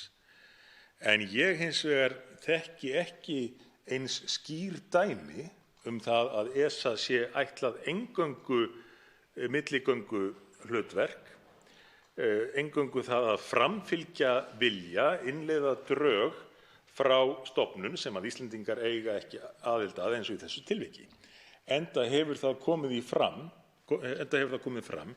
í band ACER og ESA í til að mynda margumræddri álitsgerð Stefáns Más Stefánssonar og Friðriks Árna Friðrikssonar Hirst og nefnt sem svoleiðis að jú, þó að það sé til samspil milli ýmissa stofnana og ESA, þá mun þetta vera einsdæmi að stofnunin einfaldlega ráði í raun ferðinni og ESA sé ætlað eingöngu að skila bréfum eins og hv. þingmaður orðaði það fyrr í kvöld. Þá veitir andsvar öðru sinni hv.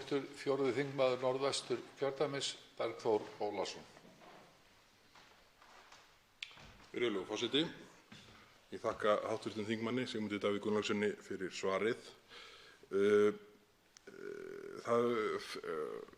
Telur hv. þingmaður að þessi þróun mála gæti haft áhrif, mögulega neikvæð, á stöðu ESA gagnvart því regluverki sem að það höndlar nú þegar með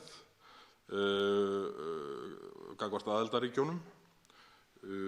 Það að vera sett í þá stöðu að vera svona, ég vona ég móðgi ekki marga, en einhvers slags bréfberi, framsendingarmiðstöð fyrir skilaboð ACER. Telur hv. þingmaður að þessi þróun mála gæti grafið undan þeirri stöðu sem ESA hefur og hefur haft alllangt skeið og geti þar með í rauninni verið svona upphafið að því eða fyrsta upptakturinn af því að undan þeirri stofnun byrja að molna. Það væri áhugavert að heyra sjónarmið þingmannsins gagnvart þessu. Þá svarar andsvari síðara sinni hv. 3. þingmaður Norðausturkjördæmis, Sigmundur Davíð Gunnlaugsson.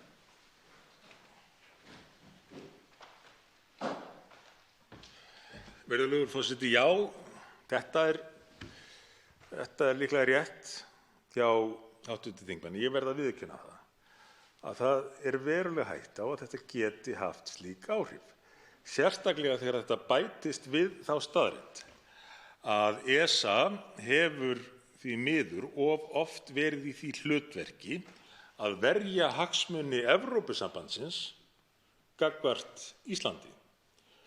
Og nægir þar að nefna framgöngu stofnunarinnar varðandi Icesave og svo nýjasta dæmið sem varðar innflutning á hráu kjöti og ógerilsneyddum matvælum. Svoleiðis að þegar þetta bætist við þá hlýtur það að vera áhyggjuefni hvað varðar viðhorf til þessarar stofnunar hér á Íslandi. En þar með ekki öll sagan sögð, því að það sem ég óttast er að þetta muni ekki einungis hafa neikvæð áhrif á ESA, heldur á sjálfan EES-samninginn. Ef að stjórnvöld halda þannig á málum að þau fara að leyfa þá túlkun á EES-samningnum að hann heimili yfirráð erlendrar stofnunar, raunveruleg yfirráð þó hún sé í gegnum millilið, og noti ESA með þeim hætti, þá er bara mjög raunveruleg hætta á því að það geti haft í för með sér neikvæðri viðhorf í garð EES-samningsins.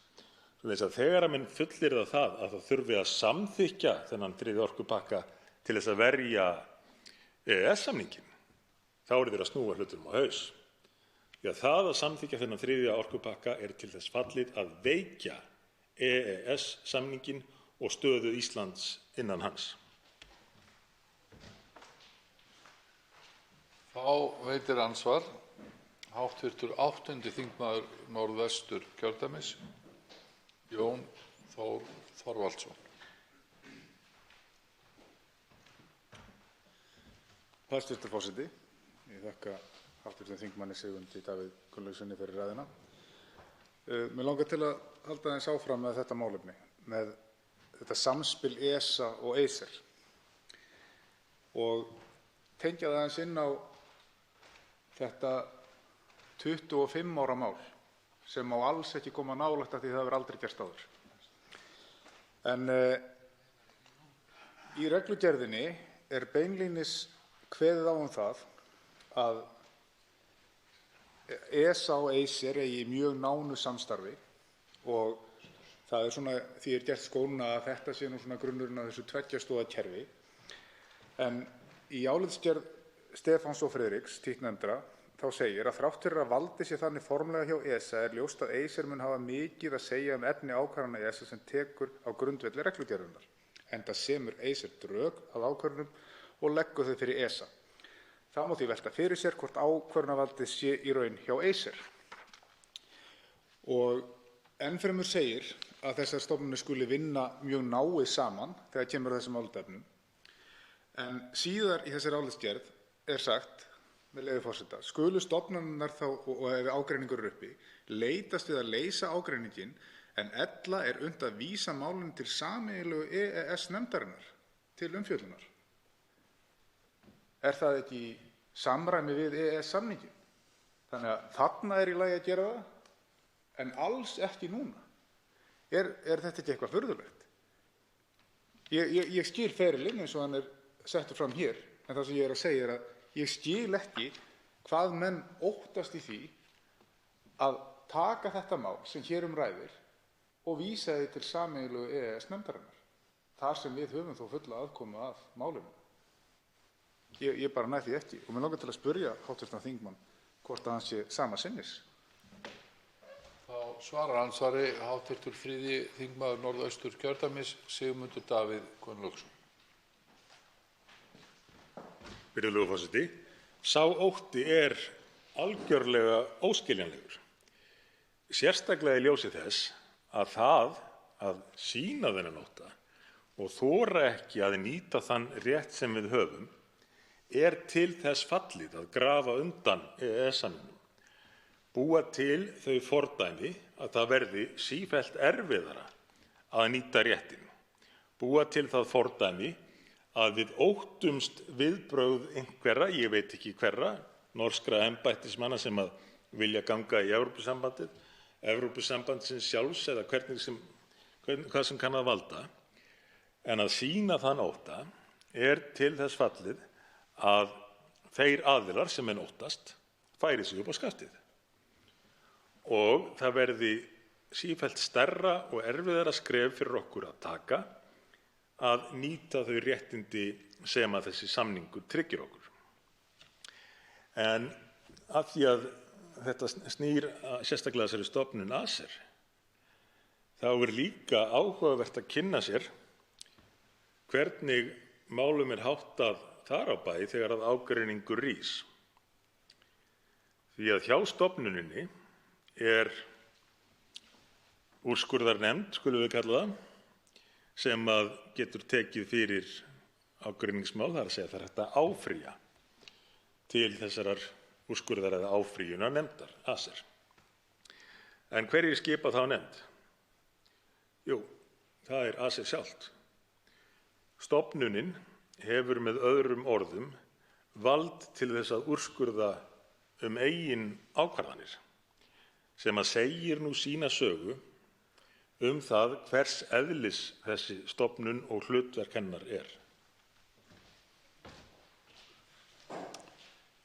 Þá veitir andsvar öðru sinni hv. 8. þingmaður Norðvesturkjördæmis, Jón Þór Þorvaldsson.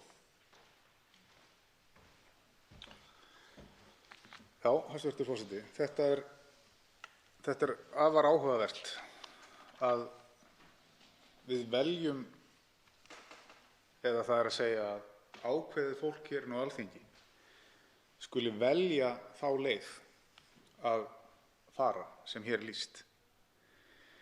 Svo ég haldi nú áfram með þetta mál, að þá tala þeir félagar það að þetta breytir ekki því, þrátt fyrir að þetta eigi að vera hinn svokallaða tveggja stoða kerfi, að ákvörðunin í grunninn samin af Acer og áhrif Acer á efni þessara ákvarðana séu því veruleg. Þannig að ef maður skilur þetta rétt, þá er í raun og veru þessi álitamál sem geta komið upp, er í raun og veru drögin eru samin af Acer. Acer segir ESA hvernig eigi að bregðast við og ef upp kemur ágreiningur, að þá er því vísað aftur til Acer. Þannig að er það svo að það sé sami aðilinn sem raunverulega hefur megin drögin að því að semja álitið og síðan aftur að úrskurða það ef ekki er ágreining, ef ekki er gagnkvæmur skilningur eða sátt það sem að frá nefndinni kemur, eða er ég að misskilja þetta? Ég verð að segja það að ég bara næði ekki af hverju þessi leið er valin. Þetta virðist allt svona lykta af því að fyrr eða seinna skuli Evrópusambandið, þá fyrr eða seinna, hafa megin ítökin, þrátt fyrir að EES-ríkin hafi valið það að standa utan Evrópusambandsins en eiga náin tengsl við það samband. Þá svarar andsvari síðara sinni hv. 3. þingmaður Norðausturkjördæmis, Sigmundur Davíð Gunnlaugsson. Virðulegur forseti. Ég heyrði hér áðan á meðan að hv. þingmaður flutti sitt andsvar að fulltrúar Sjálfstæðisflokksins sem hér eru staddir í húsi voru eitthvað ósáttir við spurninguna og ég hvet þá eindregið til þess að halda hér ræðu og gera grein fyrir því hvað þeir voru ósáttir við í nálgun hv. þingmanns. En það er algjörlega ljóst ef menn einfaldlega kynna sér þessa stofnun, Acer, og hvernig hún starfar, hvaða reglur gilda áfrýjanir þar. Hv. þingmenn Sjálfstæðisflokksins kunna að vera að rugla saman við það þegar að málum er vísað til sameiginlegu EES-nefndarinnar sem þá fyrstu viðbrögð væntanlega Íslendinga verður ósáttir við það sem að berst fyrir milligöngu ESA frá Acer. En þá hlýtur maður nú að spyrja sig, myndu menn þora því í slíku tilviki? Því það virðist vera gríðarleg hræðsla ríkjandi við að vísa málum til sameiginlegu EES-nefndarinnar, þrátt fyrir þann rétt sem við höfum til þess. Og það mál sem við ræðum einmitt núna er skýrasta dæmið það.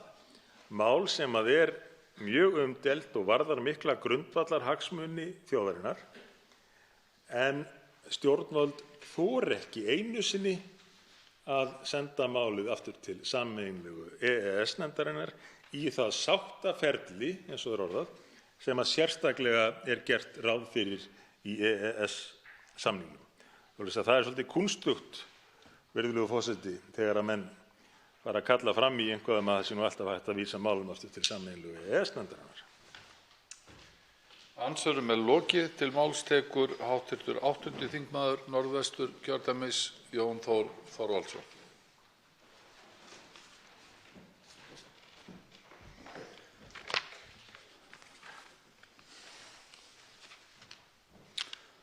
Hæstvirtur forseti. Nú er klukkan að slá 4 og við ræðum hér þingsályktunartillögu innleiðingu á orkupakka 3. Og slíkur er asinn, slík er neyðin að það þarf að gera þetta á nóttunni og slík er neyðin að forseti Alþingis hefur hér gefið í skyn að hér yrði talað fram til miðnættis, kannski eitthvað lengur, og í ljósi þess að margir þingmenn voru á mælendaskrá þá yrði umræðan ekki kláruð. og þingmenn létu því taka sig af mælendaskrá í trausti þess að þeir myndu geta flutt sínar ræður og svarað andsvörum seinna í umræðunni eftir að henni yrði frestað. En það er ýmislegt hér sem að liggur sennilega meira á heldur en þetta mál. Því að ég sé ekki að það sé neitt að brenna hér í orkumálum þó að þessi tiltekna gerð verði ekki innleidd hið snarasta. Mig langar til að nefna hér samgöngumál. Samgönguáætlun ríkisstjórnarinnar hefur ekki enn litið dagsins ljós, þó svo að því hafi verið lýst yfir að það þoli enga bið og meðal annars þar verið að tala um slys á fólki sem að nemur 50 milljörðum á ári að ótöldum sársauka og missi. En það má bíða. Það liggur ekkert á því. Heilbrigðisáætlun til langs frama. Við getum frestað henni. Hverjum liggur á því? Heilbrigðiskerfið í toppstandi. Fjármálaáætlun ríkisstjórnarinnar. Og við frestum henni. Því að það liggur ekkert á henni, það. En mér langar líka til þess að ræða hér áfram, af því að það er nú efni fundarins, fyrirvarana sem að hafa verið ræddir hér áður. Og því hefur verið lýst hér að ef að ekki verði farin þessi leið sem hér er búið að leggja fram, þá verði engin vettlingatök sem muni gilda ef við ákveðum að vísa málinu í hinn formlega farveg og eins og er í samræmi við samninginn sem að við erum þó aðilar að. Nú, hv. þingmaður Áslaug Sigurbjörnsdóttir, sem er nú formaður utanríkisnefndar, lýsti því yfir að það væri mikil pólitísk óvissa og það væri ekki víst hvernig þetta myndi fara. Mér þætti vænt að því að ég veit að hún er í húsi, að hún myndi stíga hér í pontu og upplýsa okkur það hvort að hún hafi fengið einhver skilaboð þess efnis eða hvort að það hafi verið gefið í skyn við annaðhvort hæstvirtan utanríkisráðherra eða við ríkisstjórn landsins eða við einstaka þingmenn, nefndarmenn,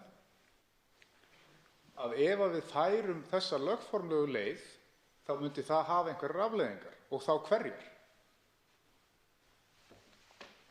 Ég held að það væri afar fróðlegt að vita hverjar þær afleiðingar ættu að vera. Nú, auðlindin sem að hér ræðir, við eigum hana saman, íslenska þjóðin, og arðurinn rennur til þjóðarinnar og það var fyrirséð í upphafi að hann myndi ekki fara að skila sér fyrr en að umtalsverðum tíma liðnum.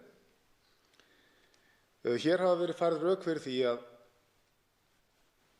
það megi ætla að hluti af til að mynda Landsvirkjun gæti verið einkavæddur á þeirri forsendu að Landsvirkjun hafi ráðandi stöðu hér á markaði og þeir sem að koma nýir inn á markað gætu fundið að því að þeir ættu erfitt uppdráttar í skugga svo stórs fyrirtækis. En við þær aðstæður má gera ráð fyrir því að viðskiptalegar forsendur þeirrar uppskiptingar myndi gera ráð fyrir því að það yrði aukin krafa á arðsemi fjárfestingarinnar á styttri tíma og að það myndi þrýsta upp verði á orkunni. Ég held að þetta sé ekki galin útleiðsla á rökum. Og maður spyr sig þá að því hverjir væru það helst sem að gætu komið til. Hverjir væru það helst sem að gætu komið til og keypt sér virkjun eða keypt sér nægt landrými og vatnsréttindi eða landrými undir vindorkugarð til þess að geta stundað slík viðskipti. Ég held að það sé nokkuð ljóst að það verður ekki þessi meðaljón sem býr hér á Íslandi. Það verða einhverjir stærri aðilar. Og þeir munu gera þá kröfu að arðurinn skili sér á styttri tíma en þjóðin gerði þegar við réðumst í það að stofna Landsvirkjun hér á 7. áratug síðustu aldar. Og mig langar líka til að koma inn á það að í þessu máli eitt sem hefur svona vakið athygli mína. Hér í ríkisstjórn Sjálfstæðisflokkur á Íslandi og utanríkisráðherra Sjálfstæðisflokksins sem að allavega eitt sinn átti kjörorðin gjörrétt, þolei órétt. En hverjir eru það sem að harðast berjast hér fyrir því að þetta nái fram að ganga á þeim forsendum sem hér hefur verið lýst? Það eru einkum vinstri flokkar eins og Viðreisn og Samfylking sem að hafa heitið ríkisstjórninni stuðningi við það að koma þessu máli í gegn. Og ég er þó svo gamall að ég er minnugur þess að þetta eru sömu flokkar, Viðreisn var reyndar ekki til á þeim tíma, en sömu einstaklingar í mörgum tilfellum og harðast börðust fyrir Icesave.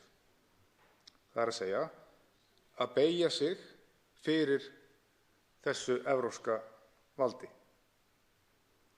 Að standa ekki í lappirnar og berjast ekki fyrir hagsmunum Íslendinga. Vegna þess að þrátt fyrir það að við séum hér í samstarfi þjóða og eigum í viðskiptum við bandalög eða í gegnum tvíhliða samninga, þá erum við jú aðilar að þeim samningum og við viljum vera í því, en við hljótum fyrst og fremst að hugsa hér hagsmuni Íslendinga. Nú, þeir sem að leiða þessa vinnu eru, að ég vil meina, að falla á því prófi. Vegna þess að eitt einkenni góðra leiðtoga er að sætta sjónarmið. Og það sem er svolítið merkilegt í þessu, að þegar menn sætta sjónarmið, þá taka menn upplýstar ákvarðanir. Og hér liggur alveg fyrir í mínum huga, nema að menn og konur jafnvel meina ekki það sem þeir eru að segja, að þingið er sammála það að orkupakki 3, eins og hann liggur fyrir, verði ekki innleiddur í íslenska löggjöf án breytinga. Hann verði ekki innleiddur án breytinga. Það er forsenda þingsályktunartillögunnar. Og hér hafa komið margir háttvirtir þingmenn og sagt að þeir hafi verið efasemdamenn, en vegna breytingana þá séu þeir tilbúnir að fylgja málinu eftir. En breytingarnar eru þær að það skuli settur lagalegur fyrirvari við innleiðinguna. Og við komum aftur að því, lagalegi fyrirvarar sem að því miður eru svo þunnir og raunverulega ekki einu sinni alveg ljóst hverjir þeir eru. Það er búið að benda á nokkra staði, en ég hugsa að maður þurfi nú að taka orð formanns utanríkismálanefndar fyrir því að þeir séu hér á blaðsíðu 3 í nefndarálitinu, en ég verð að segja það að lesa þetta yfir, að þetta verði tekið orðrétt upp og sett inn í innleiðingargerðina, það er eitthvað mjög skrítið við það. Ég get bara ekki séð að þetta geti skoðast sem lagalegi fyrirvarar. Og ég kalla eftir því að við sem hér stöndum og höldum hér ræður verðum heyrðir með það, herra forseti, að það verði fengið lagalegt álit á því hvort að þessir fyrirvarar séu fyrirvarar fyrir það fyrsta og þá í annan stað hvort þeir halda. 3 háttvirtir þingmenn hafa óskað eftir því að veita andsvar og er ræðutími því styttur í 1 mínútu í síðari umferð. Fyrst veitir andsvar háttvirtur 3. þingmaður Norðausturkjördæmis, Sigmundur Davíð Gunnlaugsson.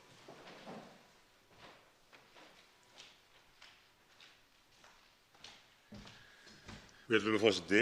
Ég var nú búinn að móta með mér spurningu út frá því sem hv. þingmaður byrjaði á því að tala um, sem að mér lá mjög á hjarta að fá svar við hjá honum. En svo kom hann inn á risastórt mál sem í rauninni alveg órætt hérna. Og ég hafði reyndar hugsað mér að fjalla í ræðum síðar.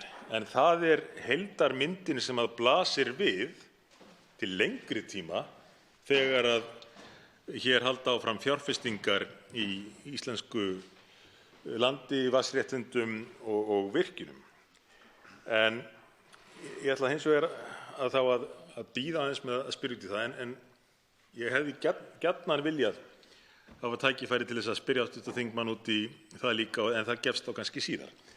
Vegna þess að ég verð að fá hv. þingmann til þess að reyna að útskýra aðeins betur fyrir mér það sem hann kom inn á í upphafi og svo í lok ræðu sinnar, sem þessi undarlega staða sem við erum í hér, að stjórnvöld eru tilbúin til þess að fresta risastórum málum, eins og hv. þingmaður nefndi. Það spyrst ekki til samgönguáætlunar sem átti að vera löngu komin.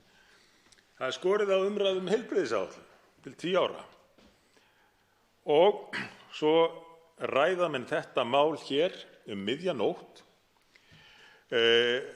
að því marki að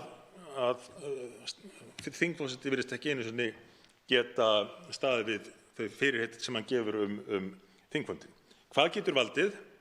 Getur verið að þetta stafi af því að menn séu einfaldlega svona hræddir við kerfið, að stjórnmálamennirnir sem að ráða hér för þori ekki að stjórna og þeir fyrir vikið hlýði einfaldlega fyrirmælum kerfisins í Brussel eða annars staðar.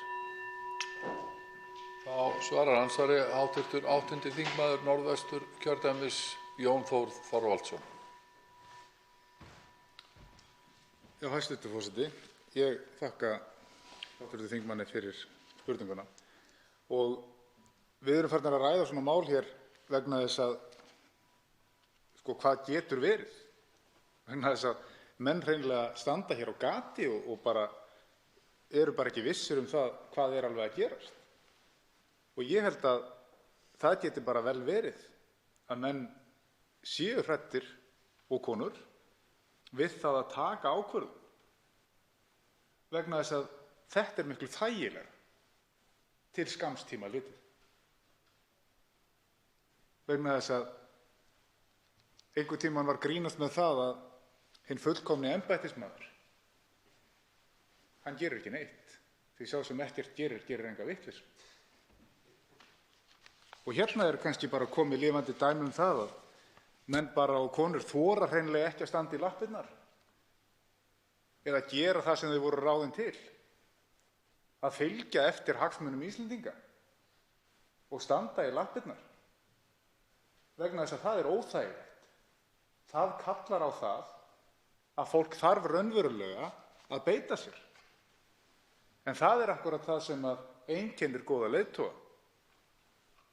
Góður leiðtogi þarf að standa fremstur í flokki og sýna fram á það að hann sé tilbúinn að ríða á vaðið, vaða eldinn og vaða brennisteininn, því að þannig sannfærir hann fylgjendur sína um það að það sé óhætt að fylgja. Sá sem stendur baka til og sigar fólki eða etur á foraðið, það ekki leiðtogi, ekki í mínum huga allavega. Og ég held að það geti bara vel verið að staðan sé sú að menn bara hreinlega þora ekki og hugsi sem svo, já, í svipinn gerist ekki neitt og ég verð kannski komin eitthvert annað og þægilegri stað þegar raunverulegar afleiðingar hellast yfir þjóðina. Þá veitir andsvar öðru sinni hv. 3. þingmaður Norðausturkjördæmis Sigmundur Davíð Gunnlaugsson. Virðulegur forseti, þetta einmitt það sem ég óttast. En þá spurningin þessi: hvað segir það okkur framhaldið ef að menn á þessum tímapunkti, þegar að réttur okkar þó algjörlega skýr og mjög margt sem mælir með því að við nýtum þann rétt ekki bara vegna eðlis málsins, sem er augljóst að mínu mati, heldur líka einfaldlega til þess að stimpla það inn að við eigum þennan rétt og séum tilbúin til þess að nýta hann, þegar að menn treysta sér ekki til þess við þessar aðstæður, hvað munu hinir sömu þá gera í framhaldinu þegar að næsta sneið verður tekin af fullveldinu, þegar að næsti áfangi í þessum stóru markmiðum orkupakkans á að nást? Munu þessir sömu aðilar þá þora að segja hingað og ekki lengur? Aðilar sem að þora ekki einu sinni að senda mál aftur til sameiginlegu EES-nefndarinnar, hafandi þó skýran rétt til þess. Þá svarar andsvari síðar sinni hv. 8. þingmaður Norðvesturkjördæmis Jón Þór Þorvaldsson. Já, hæstv. Forseti, þetta er ágætispunktur vegna þess að ég var mjög hugsi hér í fyrri umræðu þetta mál. Þá var umræðan hér á því stigi að utanríkisráðherra hæstvirtur hafði mælt fyrir þingsályktunartillögunni og hann var spurður af þingmanni sem ég man í svipinn ekki hver var, hvað hann myndi gera ef til þess kæmi að beltið margfræga og axlaböndin myndi ekki halda. Og hann er eini maðurinn, hæstvirtur utanríkisráðherra, sem hefur sagt það hér, þó að mörgum öðrum, þar á meðal undirrituðum, hafi verið bríkslað það að vilja ganga út úr EES-samstarfinu. Hann er eini maður sem ég hef heyrt tala það að þrautaraðurinn væri sá að segja upp EES-samningnum. Segja honum bara upp. En mér þætti gaman að sjá það hvort að menn þori því þegar á hólminn er komið. Þá veitir andsvar hv. 4. þingmaður Norðvesturkjördæmis Bergþór Ólason.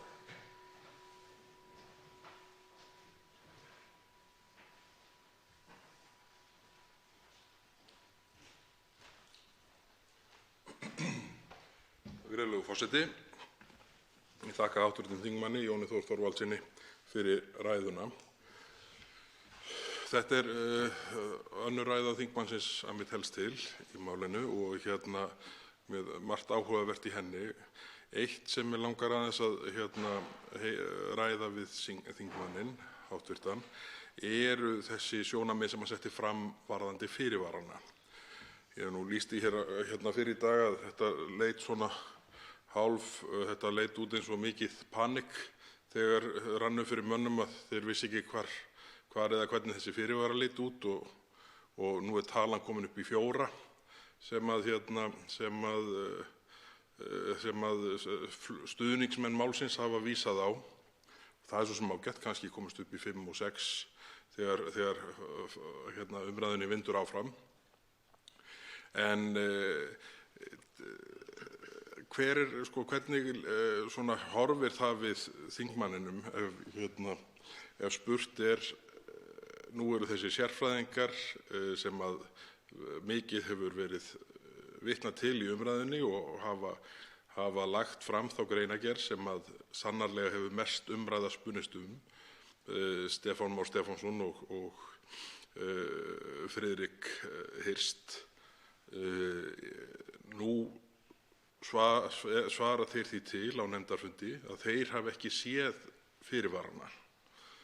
Nú liggur fyrir að allir þessir 4 meintu fyrirvarar lágu fyrir á þeim tímapunkti, þannig að það er fullvíst að þeir hafi séð þau tilteknu textabrot. Les hv. þingmaður eitthvað í það að þessir mestu sérfræðingar okkar í þessum málum telji sig ekki á að sé neina fyrirvara?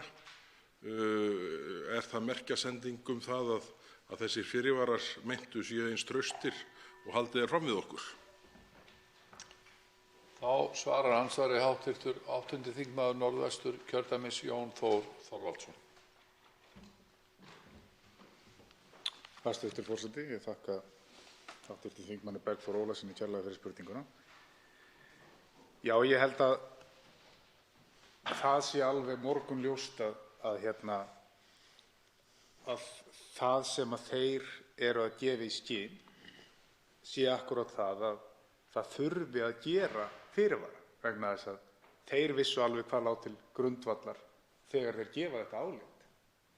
Og allavega eins og ég skil það, að þá var það ekki þeirra skilningur að þetta væru hinir lagalegu fyrirvarar, heldur voru þeir að gefa leiðbeiningu með það að ef að fólk vildi fara þessa tilteknu leið, þá þyrfti að gera lagalega fyrirvara sem væru ekki framkomnir. Og það er einmitt ástæða þess að við erum búin að kalla eftir því hér að við verðum þá leiðréttir og munum þá éta það ofan í okkur ef að hér koma doktorar í lögfræði og segja okkur það að það sé alveg hárrétt hjá hv. þingmanni Áslaugu Örnu að þetta séu hinir lagalegu fyrirvarar og þeir verði settir inn í innleiðingargerðina óbreyttir og orðréttir frá því sem hér stendur og muni halda. Það er aðalmálið, að þeir haldi.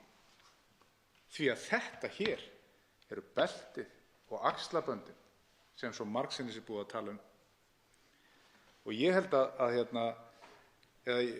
ég allavega ætla fullyrða það að það er afskaplega hæpið fyrir hvern sem er að lesa þessar málsgreinar hér á blaðsíðu 3 í nefndarálitinu og telja það fullgilda lagalega fyrirvara í samningi þegar í sama frumvarpi eða í sömu tillögu er sagt að það verði innleidd þessi reglugerð sem að mestur styrinn stendur á hefðbundinn hátt.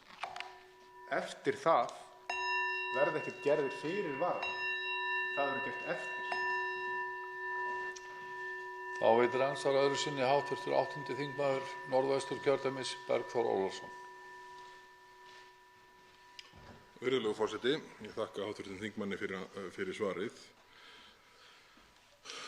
Ég er svo sem í meginatriðum sammála þessum skilningi þingmannsins en hef furðað mig á því í allan dag hversu einarðir stuðningsmenn eða stuðningsmenn málsins eru og sérstaklega þeir sem að tilheyra ríkisstjórnarflokkunum, hvað það varðar að virðast ætla að setja hausinn undir sig og keyra á þá skýringu að þetta sé allt fullnægjandi og haldi og menn geti treyst þessu alla leið.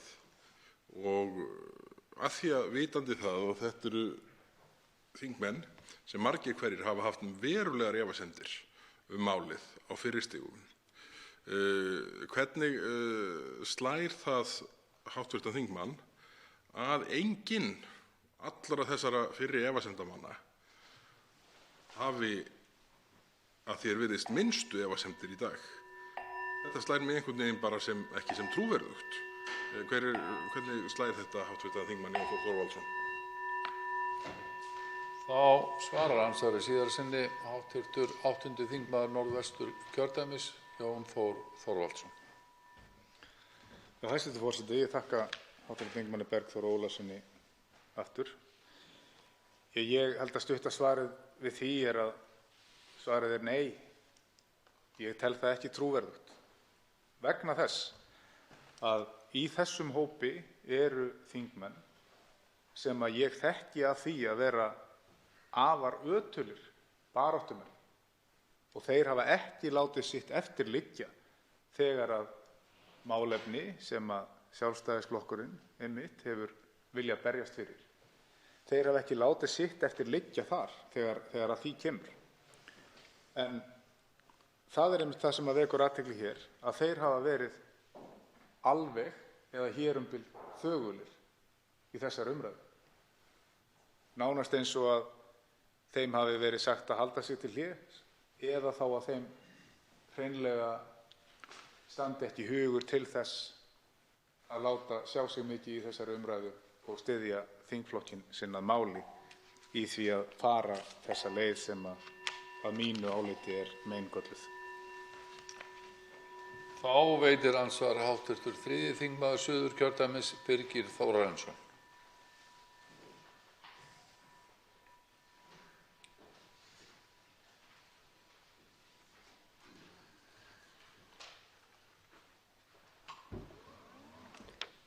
Herra forseti, ég þakka hv. þingmanni ræðuna. Það er svolítið fróðlegt að bera saman umhverfi raforkumarkaðinn á Íslandi og svo umhverfið í Evrópu. Og það er mikilvægt að skoða einmitt þessar ólíku aðstæður í þessari umræðu. Og við þekkjum það að orkuverðið í Evrópusambandinu er hátt, en það er tiltölulega lágt á Íslandi og mun lægra heldur en í Evrópu. Nú, það er skortur á raforku í Evrópusambandinu en Ísland á nóg á raforku. Og það ríkir svona óstöðugt verðlag á raforkumarkaði í Evrópu, en hér á landi búum við stöðugt verðlag á raforku. Það er þekkt til dæmis í Evrópu að rafmagnsverðið að verðið á raforkunni er mun dýrara að vetri til, svo dæmi sé tekið. Nú, síðan ekki síst þá er það náttúrulega markaðurinn sjálfur, hann snýr að 28 ríkjum með 500 milljónir íbúa, en hér á landi er náttúrulega markaðurinn mjög lítill eins og við þekkjum og 340.000 manns. Þannig að þessar aðstæður eru allar gjör ólíkar og má því ekki segja það, og þetta ekki sammála mér í því, hv. þingmaður, að þessir hagsmunir okkar, þeir fara ekki saman. Ég held að menn sjái það allir. Hér á landi eru 90% af virkjununum í eigu hins opinbera, var að segja sameign þjóðarinnar. Nú, já, það væri svona gott að fá svona álit hv. þingmanns á þessu mikla mun sem liggur þarna á milli og hvað honum finnst hvað það varðar. Þá svarar andsvari hv. 8. þingmaður Norðvesturkjördæmis, Jón Þór Þorvaldsson. Hæstv. forseti, ég þakka hv. þingmanni Birgi Þórarinssyni fyrir fyrirspurnina. Ég er alveg sammála því að í þessu tilfelli er að ræða annars vegar meginlandshugmyndafræði Evrópusambandsins, þar sem aðstæður eru allt aðrar og gjörólíkar því sem hér er. Og einmitt þess vegna hefur maður nú farið yfir það hér í ræðum að á Íslandi erum við eyja norður í hafi. Nú, hér er ýmislegt annað sem á ekki við og það hefur reynst átakalaust að sækja undanþágur fyrir hlutum sem ekki eiga hér við. Járnbrautir, skipaskurðir til að mynda, vegna þess að þær eiga ekki við á Íslandi. Nú, hér eru heldur ekki grunnvirki yfir landamæri og ef að mönnum stæði þá hugur til þess að setja þessa fyrirvara sem er nú orðið ljóst, væri þá ekki auðvelt að sækja undanþágurnar fyrir því líka inn í sameiginlegu EES-nefndinni. En þetta er einmitt stórt mál að í Evrópu eru orkuverin sem að stórum hluta eru þá kjarnorka og jarðefnaeldsneyti og minna vatnsfallsvirkjanir eða þar sem menn eru að nýta hauggas eða vindorku, að þar er staðan allt önnur. Þetta eru fyrirtæki sem að stærstum hluta til í einkaeigu og keppa þar á markaði innan þessa svæðis. En því er ekki svo farið hér á Íslandi og maður spyr sig að því, er þá tilgangurinn sá að tengja okkur við þennan innri markað Evrópusambandsins? Ég held að það sé nokkuð ljóst að það sé, og ég held að það væri nú bara heiðarlegt af fólki að koma þá hér fram og segja það bara berum orðum að það vilji inn í Evrópusambandið. Þá veitir andsvar öðru sinni hv. 3. þingmaður Suðurkjördæmis, Birgir Þórarinsson. Já, herra forseti, þakka hv. þingmanni svarið og þetta er nefnilega mjög athyglisvert. Orkupakki 3, eins og við ræðum hér og innleiðing hans felur í sér að löggjafarvald, framkvæmdavald og dómsvald í orkumálum flyst úr landi þegar sæstrengur verður lagður og verður að veruleika. Og hann verður að veruleika. Við þurfum bara að horfast í augu við það. Þannig að upplegg ríkisstjórnarinnar í málinu er að banna sæstreng til Evrópu til þess að geta samþykkt 3. orkupakkann. Og þá spyr maður sig hvers vegna á að undirgangast stjórnunarvald Evrópusambandsins á raforkumarkaði í okkar litla landi þegar að bannað verður að tengjast honum. Þetta er svona eitthvað sem að ríkisstjórnin verður að sjálfsögðu að svara en kjarni málsins er þessi. Það er þessi hringlandaháttur. Og erum við svona hrædd það að verða kærð eða hvað er málið?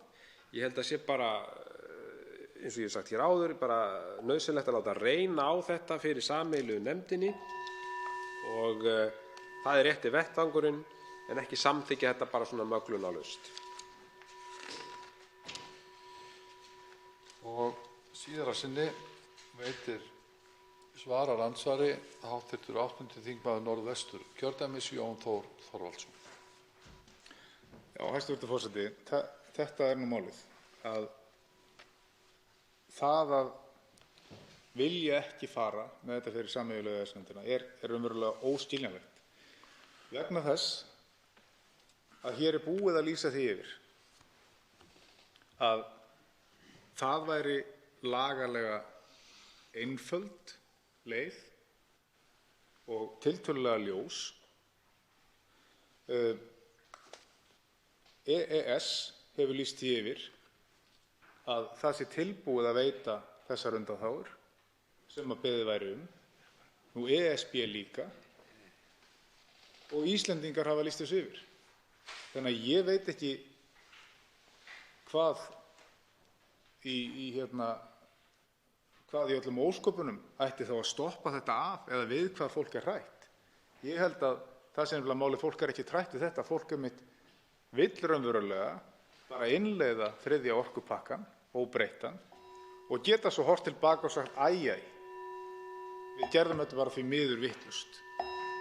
Og þess vegna er hann hér eins og hann stendur. Andsvörum er lokið. Til máls tekur hv. 4. þingmaður Norðvesturkjördæmis, Bergþór Ólason.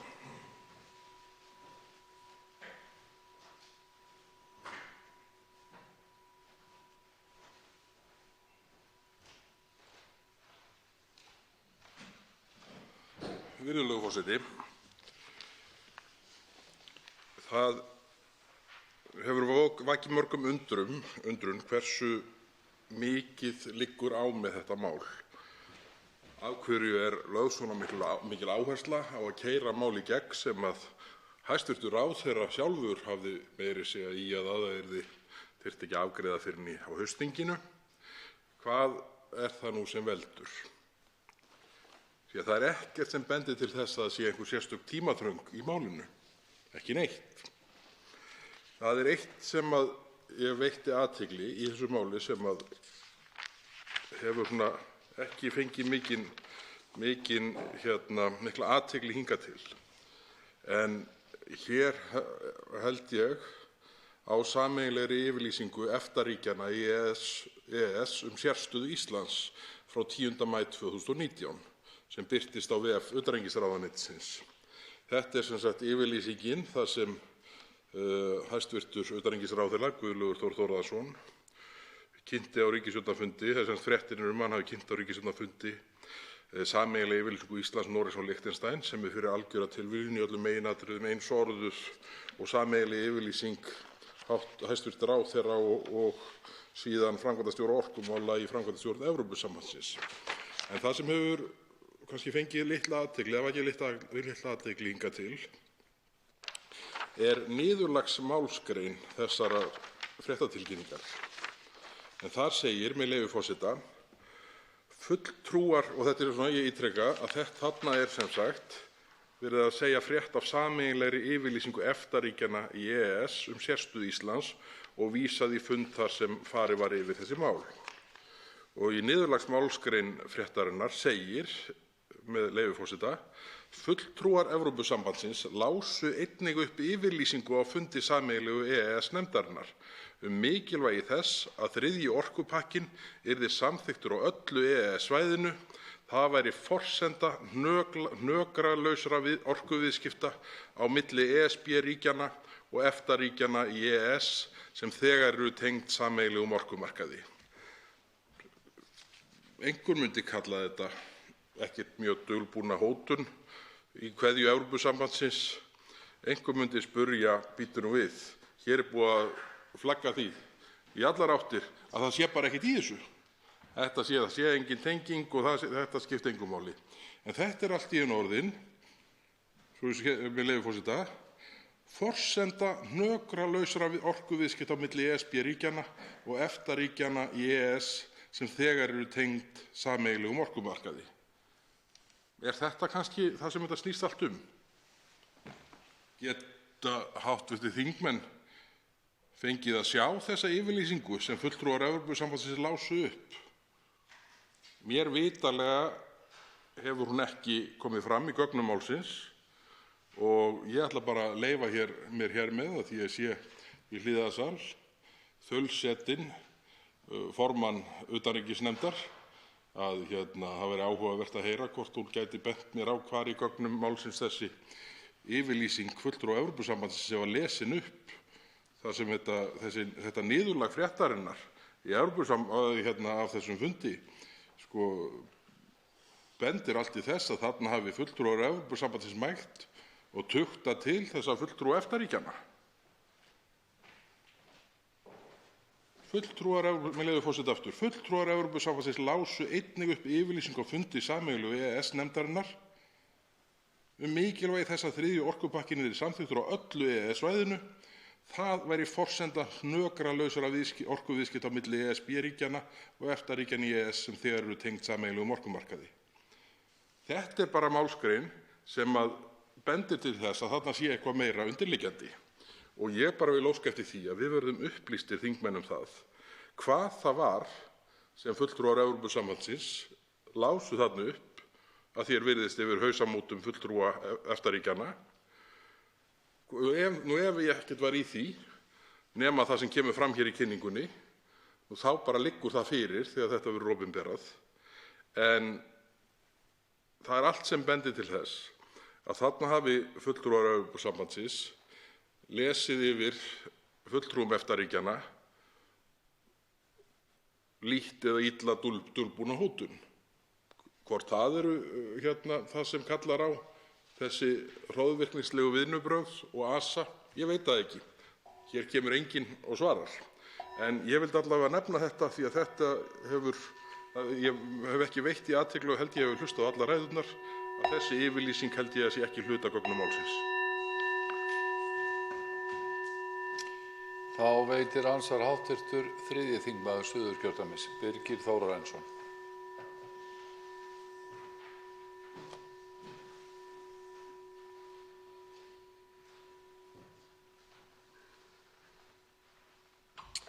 Já, herra forseti, ég þakka hv. þingmanni ræðuna. Það er eitt sem ég hefði svona áhuga að fá álit hjá hv. þingmanni. Það er það sem vekur náttúrulega sérstaklega athygli við þetta mál allt saman er þessi ríka áhersla að innleiða þennan orkupakka og þau vinnubrögð sem hafa verið viðhöfð hér í þinginu, sem við höfum nú verið að ræða þetta hérna undir morgun. Nú er klukkan orðið 8:45 að morgni og nefndarfundir hefjast klukkan 8:30. Hér er verið að ræða mál sem varðar alla þjóðina, komandi kynslóðir og hér undir morgun. Það er náttúrulega mjög einkennileg vinnubrögð, herra forseti, svo vægast sagt sé. En það sem er athyglivert við þetta líka er það að það er sem sagt afstaða meirihluta stuðningsmanna ríkisstjórnarflokkanna. Og við sjáum það að 80% landsmanna eru andvíg því að aukið vald yfir orkumálum á Íslandi verði fært til Evrópu.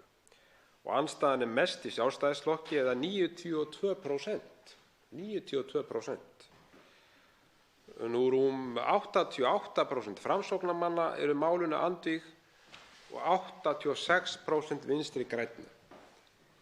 Samt skal málið barið í gegn. Og ég held nú bara, satt best að segja, herra forseti, að formenn þessara stjórnmálaflokka átti sig nú bara ekki alveg á því hvað þeir eru að gera og hvaða afleiðingar þetta getur haft fyrir þessi stjórnmálaflokka að keyra mál í gegn sem hefur svona verulega mikla andstöðu. Það væri gott að heyra frá hv. þingmanni þetta, hvað hann haldi að liggi þarna baki að keyra þetta mál svona í gegn við alla þessa andstöðu. Og þá svarar andsvari hv. 4. þingmaður Norðvesturkjördæmis, Bergþór Ólason. Virðulegur forseti, ég þakka hv. þingmanni Birgi Þórarinssyni fyrir andsvarið. Það er nú gaman frá því að segja að ég var að velta því hreinlega fyrir mér að því nú sé ég að fulltrúar Sjálfstæðisflokksins sem hafa setið hér í hliðarsal lengstum í kvöld, þeir eru farnir. En ég var nú að velta fyrir mér með hvaða hætti við gætum náð þeim hér inn til umræðunnar. Og einn möguleikinn í þeim efnum væri auðvitað að fara yfir efnislega afstöðu flokksins í gegnum tíðina og þess hvernig bakland flokksins, eins og það er stundum kallað, hvernig sýn þeirra kemur fram í skoðanakönnunum. Og það hlýtur að vera auðvitað mjög skrítið samband milli stuðningsmanna og þingflokks þessa dagana. En þetta á auðvitað ekki bara við Sjálfstæðisflokkinn, þetta á við Framsóknarflokkinn sem virðist vera ganga beint gegn svona ályktunum þess sem þeir kalla grasrót sína. Og síðan eru auðvitað Vinstri grænir kapítuli út af fyrir sig sem hafa verið harðir á móti fyrst og öðrum orkupakkanum en kúvenda nú, og það kannski ræðum við það hér á eftir til að sjá hvort að einhver fulltrúi Vinstri grænna, því að hv. þingmaður Bjarkey Olsen, þingflokksformaður, hún virðist að minnsta kosti vera í húsi, hún mætir alltaf í fundarstjórn. Kannski verður það upptakturinn af því að fá þau hér til samtals við okkur. En ég vil nú koma kannski betur að því í seinna svari mínu, en það hvernig þetta mál er rekið áfram, það gerir ekkert annað en að ýta undir þær grunsemdir sem eru varðandi það að það sé eitthvað þarna sem menn treysta sér ekki til að rökræða. Fari gegnum á opinn og gegnsæjan máta, það er sú tilfinning ágerist jafnt og þétt. Þá veitir andsvar síðara sinni hv. 3. þingmaður Suðurkjördæmis, Birgir Þórarinsson. Já, herra forseti, ég þakka hv. þingmanni andsvarið og ég er alveg sammála honum í þessu að þessi gríðarlega andstaða innan þessara flokka, grasrót þessara flokka, og síðan þessi aðferðafræði þessa stjórnmálaflokka við að keyra þetta mál í gegn, þvert á þessa andstöðu og hlusta ekki á grasrótina. Ég held að þessi flokkar séu bara ekkert almennilega að gera sér grein fyrir hvað þeir eru að gera þjóðinni og sjálfum sér sem stjórnmálaöflum. Ég nefni Framsóknarflokkinn sem dæmi. Ég hef tekið eftir því hvað hann hefur haldið sig mjög til hlés í þessari umræðu hér. Ég nefni sem dæmi líka að þingmaður flokksins, fyrrverandi þingmaður flokksins, Frosti Sigurjónsson, er ötull baráttumaður og hefur ötull baráttumaður gegn innleiðingu þessa orkupakka og hefur nú skipulagt undirskriftasöfnun þar sem skorað er á þingmenn að hafna þessum orkupakka og ég held að hann og fleiri aðilar sem stóðu að undirskriftasöfnun hafi einmitt afhent þingforseta þessar undirskriftir hér í vikunni. Þannig að það sýnir bara hversu veruleg andstaða innan þessara flokka gagnvart þessu máli.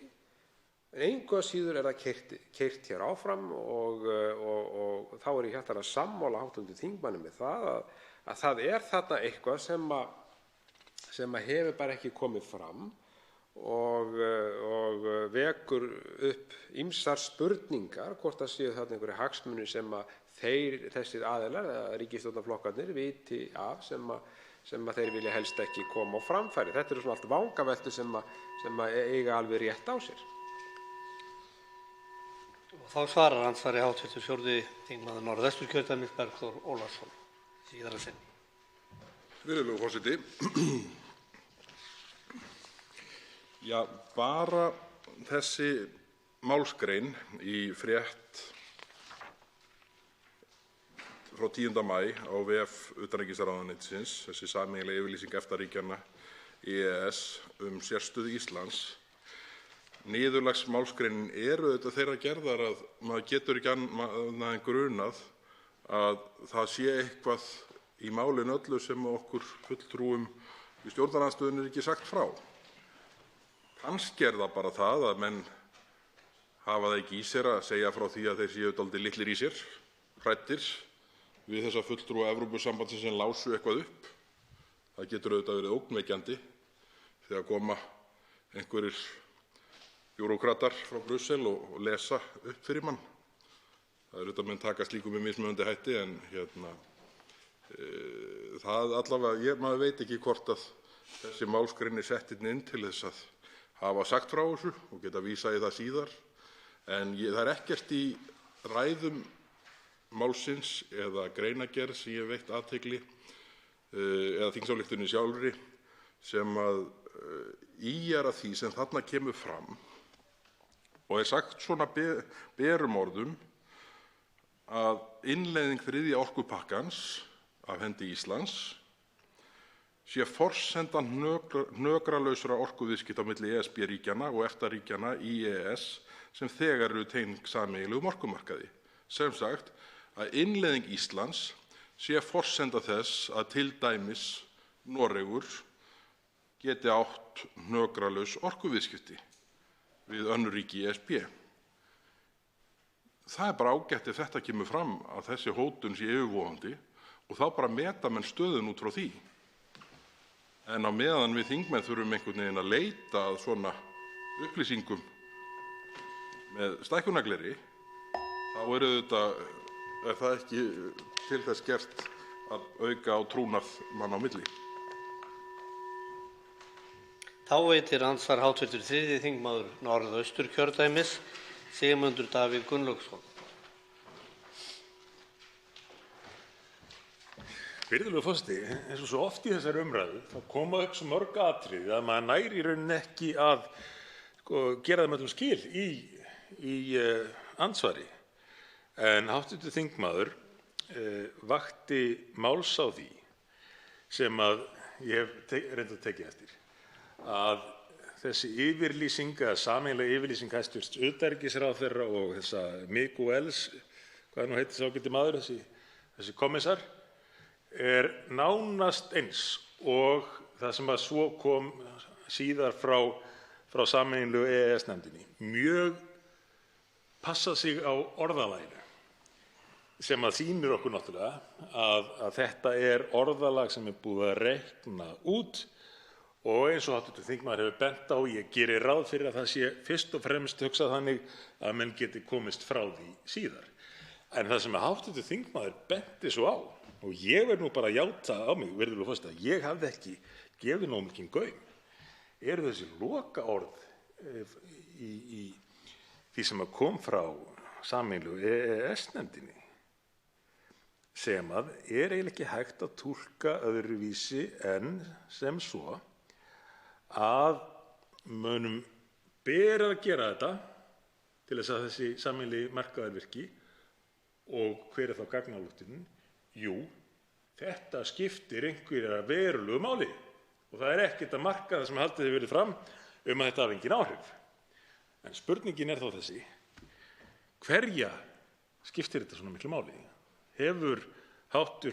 þingmaður svör við því eða getur hann hugsanlega getið sér til það hverra hagur það er fyrst og fremst að þetta fari hér í gegn, helst auðvitað samkvæmt vilja virðulegs forseta miðja nótt, það sem fæstir sjá til. Og þá svarar andsvari hv. 4. þingmaður Norðvesturkjördæmis, Bergþór Ólason. Virðulegur forseti, þetta er, þegar stórt er spurt, þetta er áhugaverð vangavelta og hagsmunirnir þarna. Í þessu samhengi dettur mér nú helst til hugar óteljandi greinar, ætla ég nú að leyfa mér að segja, bloggpóstar hér og þar á internetinu sem hafa haldið því fram að þessar efasemdir okkar þingmanna Miðflokksins gangi allar út á það að flytja hér skilaboð norskra stjórnvalda inn í íslenska stjórnmálumræðu. Ég átta mig í sjálfu sér ekki á því að öðru leyti en að ef að hagsmunirnir þarna eru hinir norsku hagsmunir, sem ég ímynda mér að séu mestir og stærstir, þá er aldeilis orðið omvendt staða okkar í Miðflokknum samanborið við það sem hefur verið haldið svo ákveðið að fólki. Kannski eru þetta hagsmunir einhverra af þjóðunum sem taka við orku frá Noregi, sem ég gef mér að sé nú stærsti útflutningsaðili orku af EFTA-ríkjunum sem eru tengdir hinum sameiginlega orkumarkaði. Þannig að böndin beinast þangað, en það setur auðvitað í allt annað samhengi þessar ávirðingar eða hvað sem við hægt að kalla það, þessar stöðugu yfirlýsingar það að við séum hér að ganga erinda Norðmanna, hvað sem það nú þýðir. Ekki hef ég verið í sambandi við neina Norðmenn í þessu máli öllu, þó þeir séu auðvitað hinn prýðilegasta þjóð og góðir vinir okkar. En ég get ekki boðið upp á betra svar heldur en að upplýst gisk væri að hagsmunirnir lægju mestir hjá orkuútflytjendum í Noregi. Þá veitir andsvar síðar að sinni hv. 3. þingmaður Norðausturkjördæmis, Sigmundur Davíð Gunnlaugsson.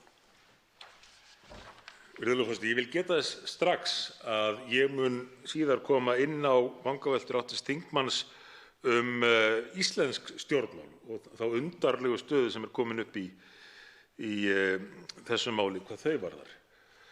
En að Noregi, ég með kenningu og nú langar mig að bera þá kenningu undir hv. þingmann í ljósi orða hans í ræðu hér áðan.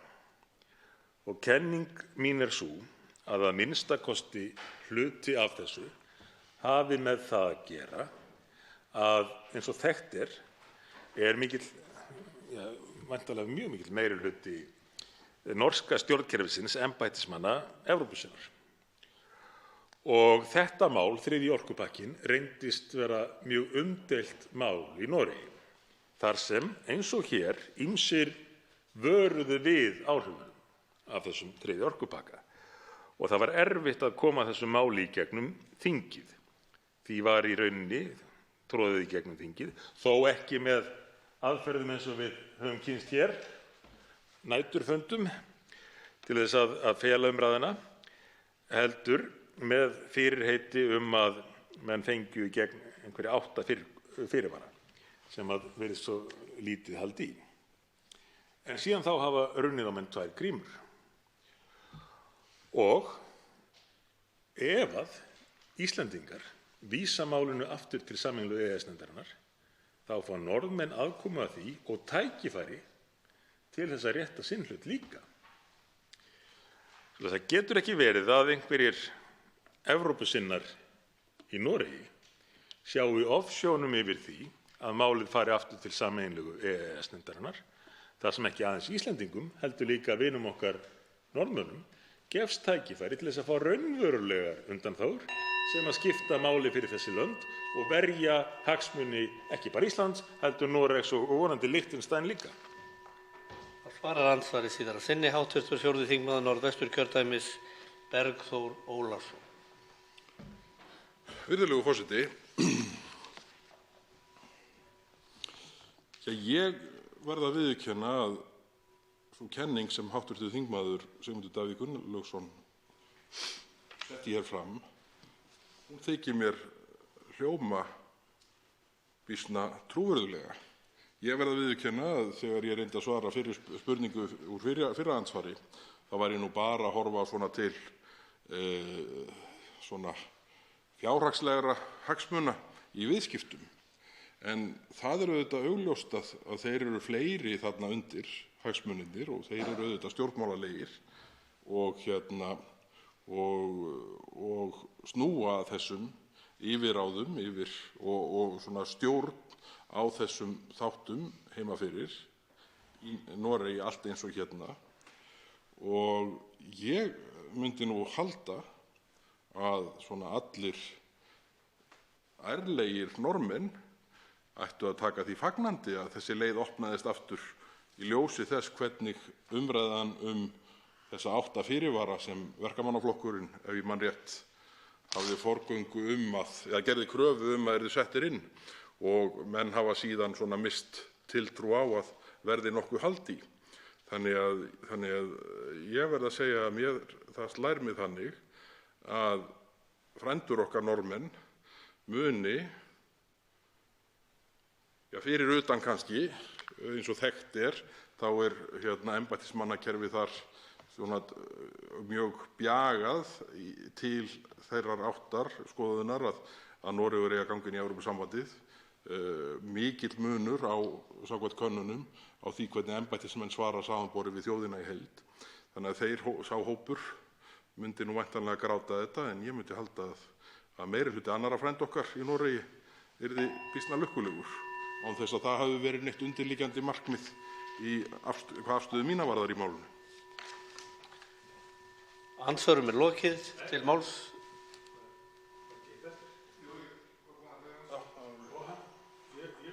Það hefur ekki verið skráð, en það sjálfsagt að verða við því við elskum málfrelsið og tjáningarfrelsið.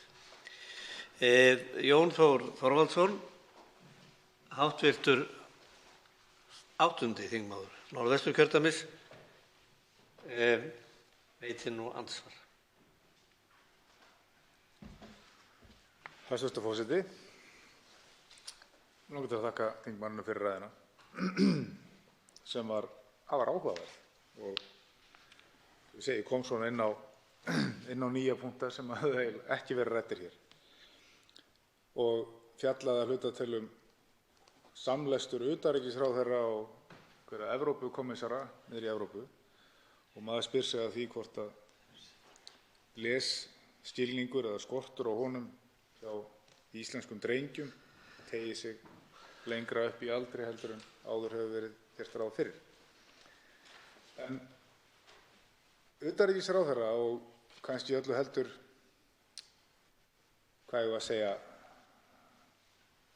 sú staðreynd að hann ekki á svæðinu, vekur athygli mína. Hann var hér í fyrri umræðu stutt, las hratt og flýtti sér svo frá því. Hann hefur ekki sést hér í seinni umræðu eigin þingsályktunartillögu og hefur lýst því fjálglega að þetta sé algjört núllmál. Þetta skipti engu máli, þetta hafi engin áhrif, þetta skipti engu. En þessu sjónarmiði algjörlega hafnað af hálfu Stefáns og Friðriks Árna. Þetta skipti ekki máli, þetta skipti nefnilega verulegu máli. Og ég velti því fyrir mér og langar til að spyrja hv. þingmann hvort að það geti verið að það sem að okkur hefur verið brigslað hér að vera ekki lesnir eða hafa ekki skoðað hluti, hvort að þetta sé lesið allt á control find þetta skjal og skjölin sem fylgja álitsgerðinni, vegna þess að það virðist vera sem það hafi verið stokkið á niðurstöðuna og sagt það eru 2 leiðir, við tökum þá verri, án forsendna. Og tíminn nú að renna út hérna, en ég kannski kem nánar inn á það í seinni ræðu minni. hvað ég er að benda á akkúrat þá. Þá svarar andsvari hv. 4. þingmaður Norðvesturkjördæmis, Bergþór Ólason.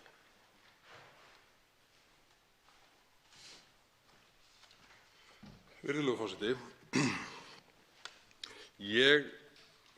Eftir þessa 2 daga sem að þetta mál hefur verið hér í síðari umræðu, þá hef ég ekki á tilfinningunni að þingmenn Miðflokksins séu þeir sem hafi lesið sér minnst til málið.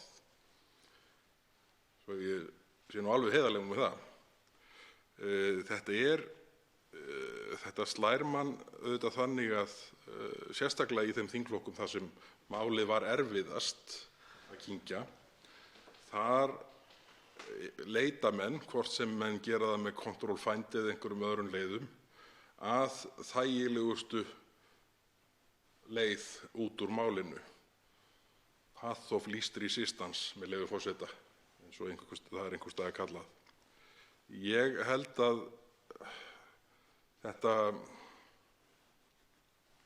ég held við bara getum ekki annað, þingmenn Miðflokksins, annað en að vinna málið þannig áfram að við náum fram svörum við þeim spurningum sem hafa vaknað hér í umræðunni í dag. Og það kom mér nú dálítið óvart, verð ég að viðurkenna, þegar hv. þingmaður Jón Þór Þorvaldsson segir hér frá því að því þingmaðurinn var sem varamaður fyrir mig hér inni þegar fyrri umræðan fór fram. Þá var ég staddur erlendis á vegum þingsins. Þannig að ég mistaði henni og ég verð að viðurkenna að ég bara gaf mér að hæstv. Utanríkisráðherra hefði setið hér í gegnum umræðuna alla og svara öllum þeim spurningum sem komu upp. Þannig að það kemur á óvart að ef hann gerði það ekki þá kemur í raun enn meira á óvart að hann sjáist ekkert í umræðunum hérna. Og enda sjálfsögð spurning sem kom upp úr 4 í dag. Við höfum ekki ennþá fengið svar með henni nema þessum furðu spretti hérna þegar menn voru að leita fyrirvörunum og fundu 4 þegar þeir ætluðu að finna 1. Þá veitir andsvar öðru sinni hv. 8. þingmaður Norðvesturkjördæmis, Jón Þór Þorvaldsson. Já, hæstv. forseti. Ástæða þess að ég spurði um þetta er að í álitsgerð téðra manna segir að engin heimild til þess, með leyfi forseta, að taka í lög ákvæði sem ekki fá staðist íslenska stjórnarskrá, þó svo að svo standi á að ekki reyna á umrædd lagaákvæði svipinn. Verður því að telja rökrétt og raunar óhjákvæmilegt að tekin sé afstaða til stjórnskipulegra álitaefna sem tengjast 3. orkupakkanum nú þegar og það áður sem er lykilorð, áður en Alþingi samþykkir 3. orkupakkann. En það er akkúrat það sem verið er að reyna, og ég biðst forláts, að böðla hér í gegn miðja nótt. Vegna þess að þegar þessari umræðu lýkur hér, þá verður það samþykkt í óþökk Miðflokksmanna að þessi gerð verði innleidd. En þá er verið að taka í lög ákvæði sem brjóta í bága við íslenska stjórnarskrá. Og það sætir furðu að hæstv. ráðherra sé ekki hér á svæðinu, eða þá aðrir ráðherrar ríkisstjórnarinnar, forsætis til að mynda, sem ber þó ábyrgð á þessu starfi. Ég bara kemst ekki alveg yfir það að það sé hægt að vinna þessi mál svona hér á hinu háa Alþingi og svo er á tyllidögum hægt að tala um það að auka veg og virðingu Alþingis. Að hér sé nú allt í sóma og við ætlum að leiða starf í þjóða í heiminum og hafa áhrif. Það hafa verið haldnar innblásnar ræður hér um það. Hver ætli vilji fá okkur í forsvar til þess að leiða nokkurn skapaðan hlut nokkurs staðar þegar við höfum okkur svona? Og þá svarar andsvari síðara sinni hv. 4. þingmaður Norðvesturkjördæmis, Bergþór Ólason. Virðulegur forseti, til að svara síðustu spurningunni fyrst, þá eru það væntanlega þeir einir sem vilja láta leiða sig út í skurð sem myndu óska slíkrar forystu. En þetta, ég verð nú eiginlega ég kem að svörum við spurningunni á eftir, en þessi umræða viðveru ráðherrans við 1. umræðu og algjör skortur á viðveru við 2. umræðu velti því upp að ráðherrann gæti þetta bara komið hérna til okkar og útskýrt fyrir okkur hvern fyrirvarana 4 hann hafði hugsað sér að nota. Það væri auðvitað hægt að kalla hæstv. Iðnaðarráðherra Þórdísi Kolbrún Reykfjörð Gylfadóttur á svæðið. Hún er ábyrg fyrir einum af þessum 4 meintu fyrirvörum sem fundust. En ég beini því hér með til forseta að hlutast til það að hæstv. utanríkisráðherra verði kallaður hér á svæðið svo að við getum átt orðastað við hann þrátt fyrir að sé að ræða 2. umræðu en ekki hina 1. Það er algjörlega óboðlegt að okkur sé boðið upp á það að í 13 klukkutíma, það eru 13 klukkutímar síðan þessi spurning kom upp. Og eina svarið sem við fáum að Miðflokksmönnum sé það í sjálfsvald sett að ljúka þessum fundi með því að hætta að tjá sig. Á sama tíma og þingmenn fóru heim í trausti þeirra orða forseta að fundi yrði ekki haldið áfram hér fram á nótt og þeir kæmust að með sín sjónarmið þegar umræðan yrði opnuð aftur. En ég bið afsökunar á því, ég á lítið eftir af tímanum. Ég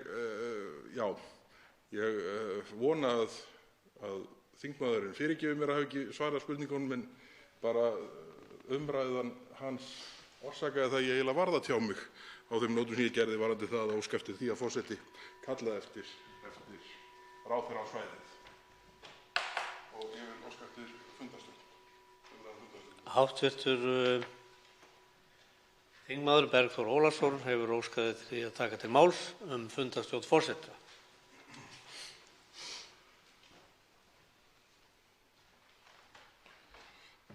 Virðulegur forseti, ég ætla nú fyrst að gera atlögu að því að spyrja hæstv. forseta hvort að möguleiki sé á því að hann hafi skipt aftur skoðun eftir það sem hægt var að heyra á orðum hans hér á 12. tímanum, að ekki yrði fundað nema stutt nokkrir ræðumenn teknir til viðbótar og þá fóru þingmenn auðvitað í þann að fara heim og leggja sig til að koma hér undirbúnir í nefndastörf þar fram til götunum, vitandi að þeir kæmust ekki að eins og mælendaskránni lá. Mig langar núna, þegar klukkan að ganga 6, að forvitnast það hvort að hæstv.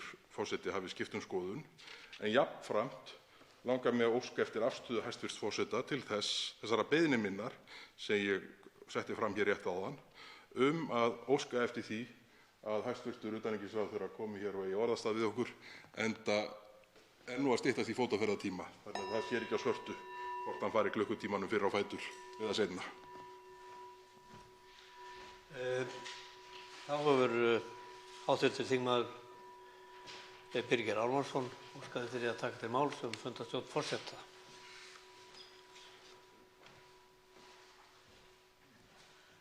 Herra forseti, ég vildi nú fyrst geta þess að hæstv. utanríkisráðherra var nú hér drjúgt í gær og fyrri part þessa fundar sem ennþá stendur, og ég hygg hann hafi nú ekki fengið neina fyrirspurn eða neinn hafi beint máli sínu til hans, þannig að ég hygg að það skýri nú fjarveru hans á þessum fundi núna. Ég verð að segja að ég miðað við það hvernig dagskráin stendur, að það eru örfáar stuttar ræður eftir, að þá held ég að það ætti nú að vera leikurinn að ljúka þessum þingfundi og myndi nú vilja hvetja forseta til þess að kanna það hvort að það sé ekki hægt að ljúka þessari umræðu núna með þeim hvað 1 10 mínútna ræðu og 3 5 mínútna ræðu með eitthvað svoleiðis sem mælendaskrán gefur til kynna. Allir þeir sem eru hér á mælendaskrá hafa talað áður og sumir oft, þannig að ekki verður sagt að þeir hafi ekki fengið tækifæri til að koma sjónarmiðum sínum á framfæri. Þá tekur til máls fundarstjórn forseta Jón Þór Thorvaldsson, hv. þingmaður. Hæstv. forseti, Ég þarf nú eiginlega að grípa þá á lofti hér sem að hv. þingmaður Birgir Ármannsson sagði, að hér hefðu allir þingmenn fengið að tjá sig og koma sjónarmiðum sínum á framfæri og því væri rétt að stytta í þessu og slíta. En staðreyndin sú að forseti Alþingis, hæstvirtur, gaf það í skyn hér fyrr í kvöld að hér yrði ekki haldið áfram í gegnum nóttina og það eru þingmenn sem eru ekki í húsi sem að tóku sig af mælendaskrá í trausti þess að þeir gætu fengið að tjá sig málið. Og ég get ekki séð annað en að með þeirri ráðagerð væri komið aftan að því fólki sem að getur nú varla verið að forseti hafi ætlað sér eða hvað. Þá tekur til máls fundarstjórn forseta hv. þingmaður Sigmundur Davíð Gunnlaugsson.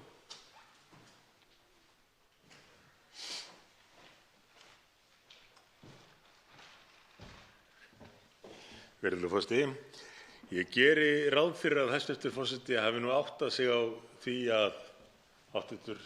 þingmaður Birgir Ármannsson var að slá í létta strengi hér, því að við vitum að hv. þingmaður er glöggur maður og gerir sér grein fyrir því að þessi umræða er í rauninni rétt að hefjast. Ég hef nú sjálfur lýst því nokkrum sinnum hversu mörg atriði ég eigi eftir að ræða hér í síðari ræðum án þess að það væri nein heildarupptalning.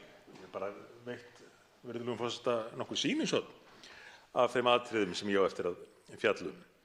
Svoleiðis að ég minni hæstv. forseta aftur á mikilvægi tímastjórnunar og hvernig þessar ræður nýtast best. Við getum sem best forðast að þurfa aftur í dagsljósi, það er þetta byrjað að birta til, en á þeim tíma þegar fólk hefur tækifæri til þess að fylgjast með, að forðast að við þurfum þá að ítreka það sem að menn kunna hafa misst af við þessar aðstæður sem að hæstv. forseti býður upp á hér.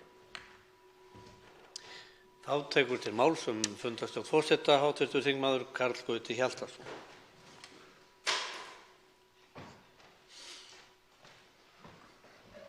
Herra forseti, já, ég velti þessu svolítið fyrir mér hvað er mynd með þessu næturfundi. Hér er mikilvægt mál að ræða, herra forseti. Við erum búin að benda á þetta með lagalega fyrirvara sem ekki finnst og við erum búin að fá 4 tillögur hvar hann er að finna og við áttum okkur ekki alveg á því hver þeirra sé hinn rétti sem stjórnarliðar telja vera þennan lagalega fyrirvara. Við höfum líka bent á það að lausnin felst í 7,5 línu í álitsgerð Stefáns Más Stefánssonar og Friðriks Árna Friðrikssonar Hirst. Hún felst í 7,5 línu sem ríkisstjórnin hefur ákveðið að fara og við þessi leið hefur ekkert verið rannsökuð. Það liggur engin álitsgerð þessa leið, þessa 7,5 línu. Það er allt og sumt, 7,5 lína. En þessi leið er farin og það liggur engin rannsókn á því hvað hún getur haft í för með sér. Hv. þingmaður Birgir Ármannsson hafði beðið að fjalla fundarstjórn forseta öðru sinni. Hæstv. forseti, í ljósi orða hæstv. forseta ætla ég að forðast að fara í efnisleg svör við ræðu hv. þingmanns Karls Gauta Hjaltasonar en verð þó að geta þess að sú lausn sem hann nefnir er niðurstaða lögfræðilegrar álitsgerðar eins og margoft hefur komið fram. Ég verð að segja það að í tilefni af orðum hv. þingmanns Sigmundar Davíðs Gunnlaugssonar að það hefur að því virðist ekkert staðið í veginum fyrir því að hv. þingmenn Miðflokksins væru að endurtaka sig þetta. Þeir hafa verið hér önnum kafnir við að koma hér í andsvör til þess að lýsa sig sammála ræðumanninum og hafa tekið hér undir hver með öðrum í allmörgum ræðum og andsvörum og ánægjulegt að fylgjast með þeim samhug sem þar ríkir. En ég veit ekki hvort það gerir mikið fyrir umræðuna að hlusta á meira af því. En auðvitað verður málfrelsið ekki skert að því leyti en ég bara velti fyrir mér hvort að það þjónar einhverjum tilgangi fyrir umræðuna. Og Hv. þingmaður Birgir Þórarinsson hefur óskað eftir því að fá að taka til máls fundarstjórn forseta. Já, herra forseti, við komum hér enn og aftur á ræðum fundarstjórn forseta. Það er í fersku minni að forseti sagði það rétt fyrir miðnætti að þessu færi nú senn að ljúka og nú er klukkan orðið korter yfir 6. En það sem ég vildi nú benda sérstaklega á, herra forseti, að það komu hér fjölmargir þingmenn og í kringum miðnætti og óskuðu eftir því að fundi yrði frestað. Fjölmargir. Það voru held ég 2 frekar en 3 þingmenn stjórnarliðsins sem óskuðu eftir því að fundi yrði áfram haldið. Og þá spyr ég, hverra erinda er forseti að ganga í þessari fundarstjórn hér þegar hann ákveður að halda hér fundi til streitu? Er hann að ganga erinda stjórnarliðsins í þessum efnum? Er forseti ekki þingforseti allra þingmanna? Og er ekki rétt að horfa þá í það að það voru mun fleiri þingmenn sem óskuðu eftir því að fundi yrði frestað? Hvers vegna var ekki horft í það? Er það þingflokksformaður Sjálfstæðisflokksins sem ræður hér og segir forseta fyrir verkum? Er það svo, herra forseti? Þá hefur hv. þingmaður Sigmundur Davíð Gunnlaugsson óskað eftir því að taka til máls fundarstjórn forseta.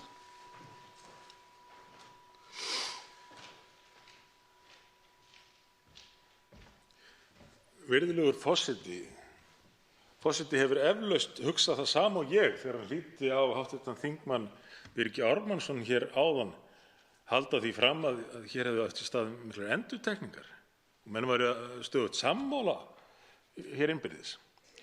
Hæstv. forseti hefði nú getað bent hv. þingmanni á það, hafandi væntanlega fylgst með umræðunni, sem að hv. þingmaður Birgir Ármannsson virðist ekki hafa gert það vel, að hér hafa þingmenn hvað eftir annað komið upp og velt upp mjög stórum atriðum, í sumum tilvikum sagt A en ekki B, og það hefur þurft að fá nánari skýringar á því hvað þingmenn hafa verið að fara og reyna að komast til botns í málum, því að ekki berast nein svör frá stjórnarmeirihlutanum sem að heldur þessu máli hér gangandi. Þess virðulegur forseti, ég ítreka beiðni sem kom fram hér áðan mikilvægi þess að hæstv. forseti kalli á hæstv. utanríkisráðherra. Þá hefur hv. þingmaður Karl Gauti Hjaltason óskað eftir því að taka til máls fundarstjórn forseta. Herra forseti, já, ég geti alls ekki sagt mér það að ég sé að endurtaka mig. Ég er búinn að halda eina ræðu í þessu máli. Eina ræðu. Ef ég hef endurtekið mig í þeirri ræðu, þá verður bara að hafa það. Ég hef nóg annað meira að segja hér heldur en ég kem fyrir einni ræðu.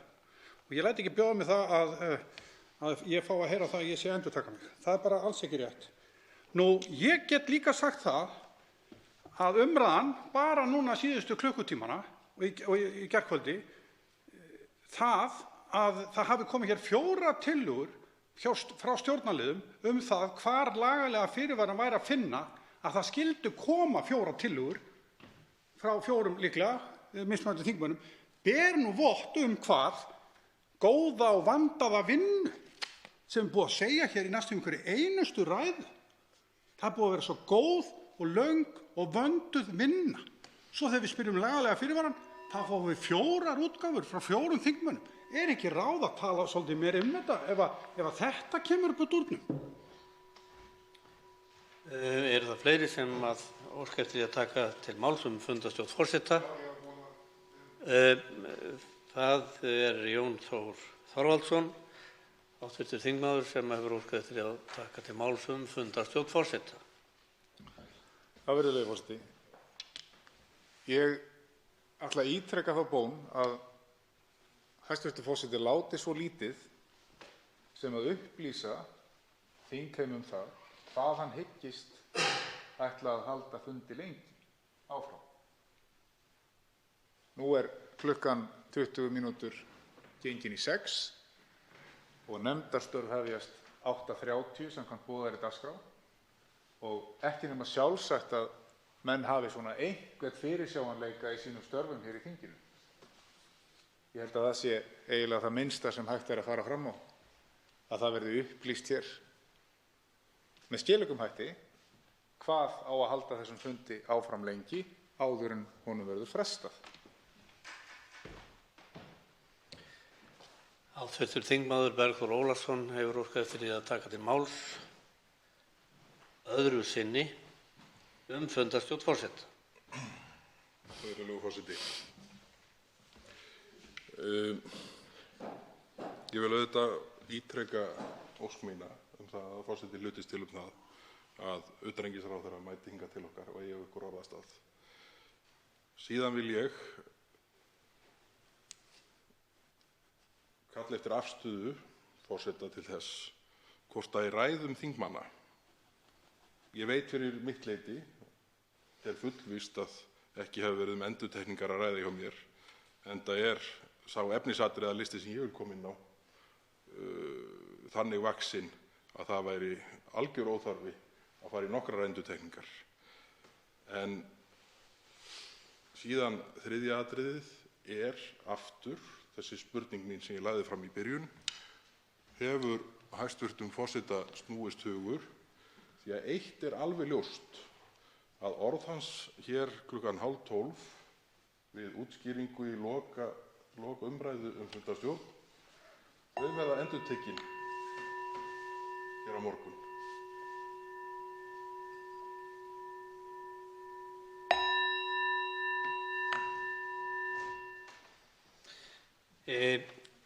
Fleiri hafa ekki óskað eftir því að taka til máls fundarstjórn forseta. Forseti vill upplýsa að haft hefur verið samband við hæstv. utanríkisráðherra. Hann að fara erlendis í þessum töluðum orðum eftir því sem við fáum upplýst og á því ekki heimangengt. Það farið að örla af degi og forseti hyggst gefa fundarmönnum, ræðumönnum kost á að flytja mál sitt áfram, en við gerum okkur grein fyrir því að nefndarfundir hefjast klukkan 8:30. Það væri auðvitað freistandi að ætla að hægt var að ljúka umræðunni fyrir þann tíma, og ef að vel nú haldið á spilunum þá ætti að vera möguleiki til þess. En næstur á mælendaskrá hv. 3. þingmaður Suðurkjördæmis, Birgir Þórarinsson.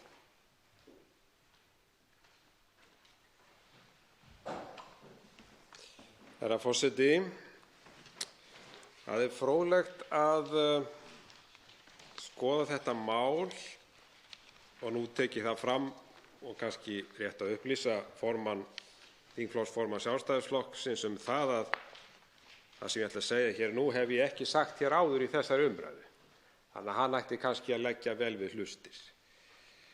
En það er fróðlegt að bera þetta mál saman við Brexit-málið. Við erum hér að samþykkja markaðsreglur og neita að tengjast markaðnum, sem ekkert annað en pólitískt klúður í takt við Brexit.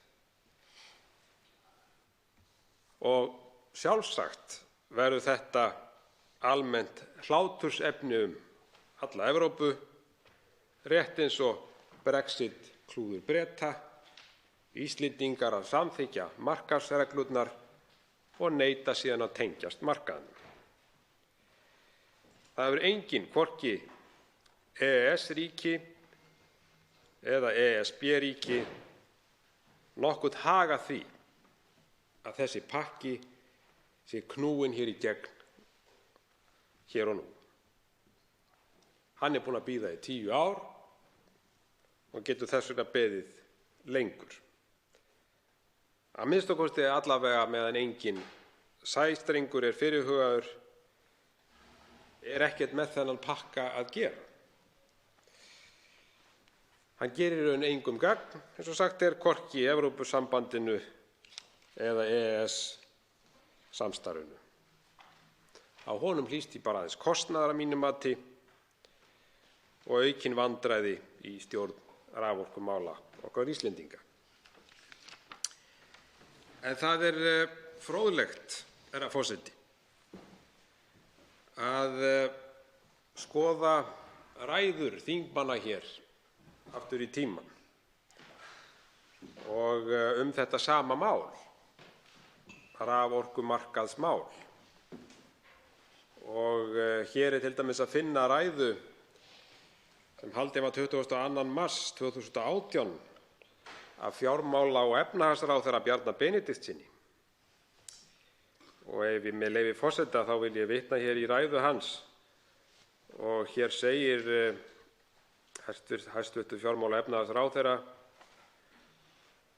og tilvitnun hefst: Hvað í ósköpunum liggur mönnum á að komast undir sameiginlega raforkustofnun Evrópu á okkar einangraða landi með okkar eigið raforkukerfi? Hvers vegna í ósköpunum hafa menn áhuga á því að komast undir boðvald þessa stofnana? Þetta nú bara flutt hér fyrir réttu ári síðan af fjármála- og efnahagsráðherra, sem núna í ríkisstjórn stendur fyrir því að koma okkur með offorsi undir sameiginlega raforkustofnun Evrópu. Og ég spyr, herra forseti, er það nokkur nema von að Alþingi Íslendinga njóti nú ekki mikils trausts meðal landsmanna þegar við sjáum og heyrum ræðu af þessu tagi og sjáum svo hvernig þessi sömu aðilar gera þvert á það sem þeir hafa talað hér og boðað. Þannig að ég segi eins og herra forseti, að það er dapurlegt, það er bara dapurlegt að horfa upp á þetta, horfa upp á þessi vinnubrögð og hvernig menn geta bara borið svona hluti á borð fyrir þjóðina, sagt í einu orðinu hvers vegna í ósköpunum okkur liggi á að komast undir sameiginlegt raforkumarkaðskerfi Evrópu og í hinu orðinu og vinna þeir hörðum höndum að því að koma okkur undir þetta sameiginlega raforkumarkaðskerfi. Því miður þá held ég að stjórnmálamenn sem koma svona fram með þessum hætti gagnvart sinni þjóð, að þeir njóti ekki mikils trausts meðal almennings og lífdagar þeirra í stjórnmálum verði ekki langir. Herra forseti, ég náði nú ekki að klára ræðu mína hér og óska því eftir að vera settur aftur á mælendaskrá. Þá veitir andsvar hv. 4. þingmaður Norðvesturkjördæmis, Bergþór Ólason. Virðulegur forseti, ég þakka hv. þingmanni Birgi Þórarinssyni fyrir ræðuna. Þetta hafði nú farið fram hjá mér, þessi ræða hæstvirts fjármálaráðherra Bjarna Benediktssonar. Ég gæti nú þurft að fá að stela blaðinu frá hv. þingmanni á eftir og lesa þetta aftur. En þessi kúvending að því virðist hjá þessum öfluga stjórnmálamanni fær mig til að hugsa nú veit ég að eins og ég á mér fortíð í hinum ágæta Sjálfstæðisflokki, þá veit ég að hv. þingmaður var áður í Framsóknarflokknum og þessi breytta afstaða formanns Sjálfstæðisflokksins orsakaði það að ég fór að hugsa hvernig Framsóknarmenn stæðu núna. Og hefur hv. þingmaður, getur hann gert sér í hugarlund hvað orsakar það að flokkur sem var jafn einarður á móti með, samkvæmt því sem ég hef fylgst með, ávallt ályktað gegn innleiðingu sem þessari og nýlega hefur grasrót flokksins gert það á vettvangi sem ég kann nú ekki að nefna en ég veit að þótti mikilvæg ályktun. Getur þingmaðurinn, á hann einhverja svona skýringu eða kenning á því hvað veldur þessari algjöru kúvendingu heils þingflokks? Því að mér til efs að það hafi margir úr þingflokknum talað fyrir innleiðingunni hér fyrir einhverjum misserum síðan, en þó það ekki útilokað auðvitað. Á svarar andsvari hv. 3. þingmaður Suðurkjördæmis, Birgir Þórarinsson. Herra forseti, þakka hv. þingmanni andsvarið og þetta að sjálfsögðu mjög athyglisvert og ég held að þetta sé bara ágætis rannsóknarefni og eins og til dæmis bara í stjórnmálafræði, hvernig menn geta skipt svona skoðun í þessum efnum án þess að færa fyrir því haldbær rök.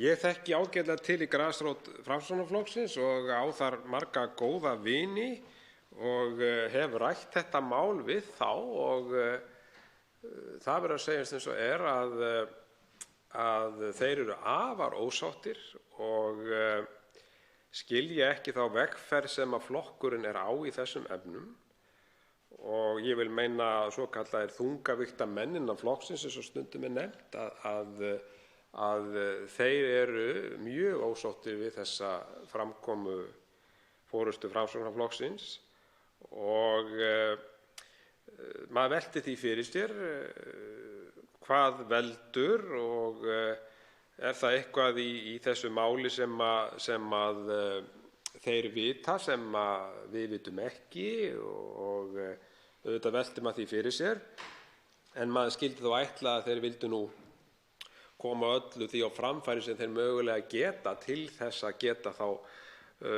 rökstudda fyrir sínu fólki og almenningi hvers vegna ber að fara í þessa vegferð sem að svo margir eru á móti og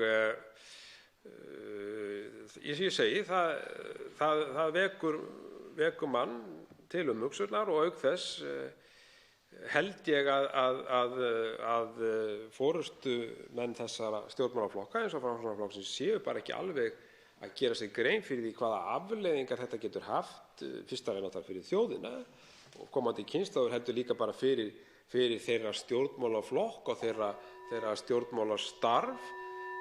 Þeir kannski vakna bara upp í vondan draum einn góðan daginn þegar sjá það að flokkurinn er bara horfinn. Þá veitir andsvar öðru sinni hv. 4. þingmaður Norðvesturkjördæmis, Bergþór Ólason. Virðulegur forseti. Já, það eru sannarlega ekki einfaldar skýringarnar á þessum mikla viðsnúningi með einum öðrum hætti innan allra ríkisstjórnarflokkanna. En það er auðvitað þannig að Vinstri grænir hafa með svipuðum hætti, þó annars eðlis sé, tekið uppbeygju í stóru mynd þessa máls. Ef ég man rétt þá voru Vinstri grænir, þingmenn þess flokks, allir á móti innleiðingu fyrsta orkupakkans og ég held að ég muni það rétt að þeir hafa allir verið á móti innleiðingu annars orkupakkans. Hefur hv. þingmaður heyrt eitthvað í málflutningi fulltrúa Vinstri grænna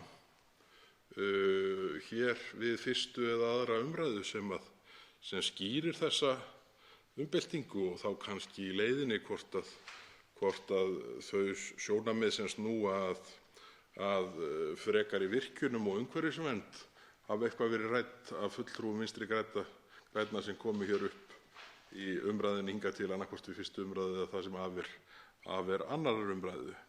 Ég held að ég hafi séð allar ræðurnar í fyrstu umræðu og ég veit að ég hef fylgst með þeim í annar umræðunni en ég man ekki eftir neinu sérstöku sem útskýrir þá skoðun Vinstri grænna að þriðji orkupakkinn sé fullkominn og frábær, en hinir tveir hafi verið ómögulegir nema vera skyldi það eina atriði að nú eru þeir í ríkisstjórn.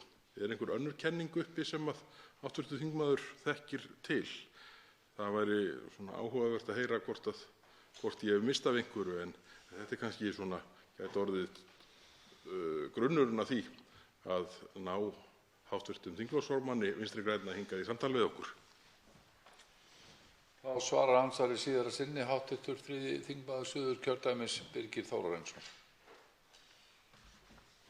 Já, herra forseti, ég þakka hv. þingmanni andsvarið og get nú glatt hann með því að ég er nú ekki kominn svo langt í þeim ræðum sem ég hef flutt hér að ég ætlaði sérstaklega að rifja upp feril Vinstri grænna þegar kemur að þessum orkupakkamálum, og það er mjög athyglisvert að skoða ræður þingmanna eins og til dæmis hv. þingmanns Steingríms J. Sigfússonar, og ég mun rifja það hér upp á eftir, að sú mikla andstaða sem kemur fram í þeim ræðum gegn orkupakka 1 og 2 er náttúrulega mjög athyglisverð, og maður spyr sig hvernig er það hægt að hv. þingmaður sem flytur svo kröftugar og langar ræður gegn sameiginlegum raforkumarkaði Evrópusambandsins, orkupakka 1 og orkupakka 2, hvernig hann getur umpólast og skipt skoðun við það eitt að flokkur hans er kominn í ríkisstjórn. Það náttúrulega það vekur svo mikla undrun að maður á varla orð til að lýsa því, og sýnir að menn hafa ekki þá miklar áhyggjur af því að málið varði þjóðina þegar þeir geta skipt svona snögglega skoðun og umpólast algjörlega. Ég mun rifja þetta upp hér á eftir í ræðu, en ég hef líka tekið eftir því að það fer lítið fyrir Vinstri grænum í þessari umræðu. Eflaust vita þeir náttúrulega upp á sig skömmina að hafa talað mjög gegn þessum orkupökkum 1 og 2 og ætla svo að keyra í gegn hér orkupakka 3 eins og ekkert sé.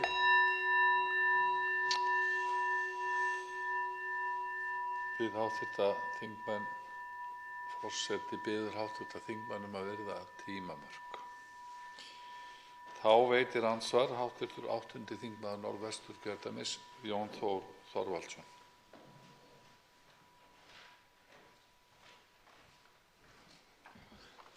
Hæstv. forseti, ég þakka hv. þingmanni Birgi Þórarinssyni fyrir ræðuna. Þetta er ágætt að taka þessa umræðu vegna þess að ég held að fólkið, þjóðin, sé svolítið hugsi yfir þessu. Að hér situr ríkisstjórn 3 flokka og þessir 3 flokkar höfðu, að því ég best veit, allir lýst því yfir að þeir myndu ekki fara í þessa vegferð. En svo snýst hugur og maður spyr þá hvaðan kemur það ekki, er þetta hluti af ríkisstjórnarsáttmálanum að þetta skuli gert, eða kemur þrýstingur einhvers staðar annars staðar frá sem að ríkisstjórnin telur sig þurfa að láta undan en upplýsir ekki um. Og það sem og kom hér fram áðan í ræðu var það að jafnvel hörðustu fylgismenn og jafnvel núverandi og fyrrum leiðtogar þessara flokka hafa lýst því yfir að í þessa vegferð liggi nú ekkert á að fara, og það vakti athygli landsmanna í fyrradag þegar fyrrum ráðherra og formaður Sjálfstæðisflokksins, Davíð Oddsson, skrifaði í Morgunblaðið slíka grein að hann taldi að með þessari aðgerð myndi eða það mátti lesa út úr þeirri grein allavega, að þá gæti Sjálfstæðisflokkurinn hreinlega þurrkast út, en að var að því að þó kannski myndu þeir ná manni á þing í niðurlagi greinarinnar. Er eitthvað annarlegt sem býr hér að baki, eða er það eitthvað sem er hægt að útskýra og væri hægt að kalla eftir? Þá svarar andsvari hv. 3. þingmaður Suðurkjördæmis, Birgir Þórarinsson.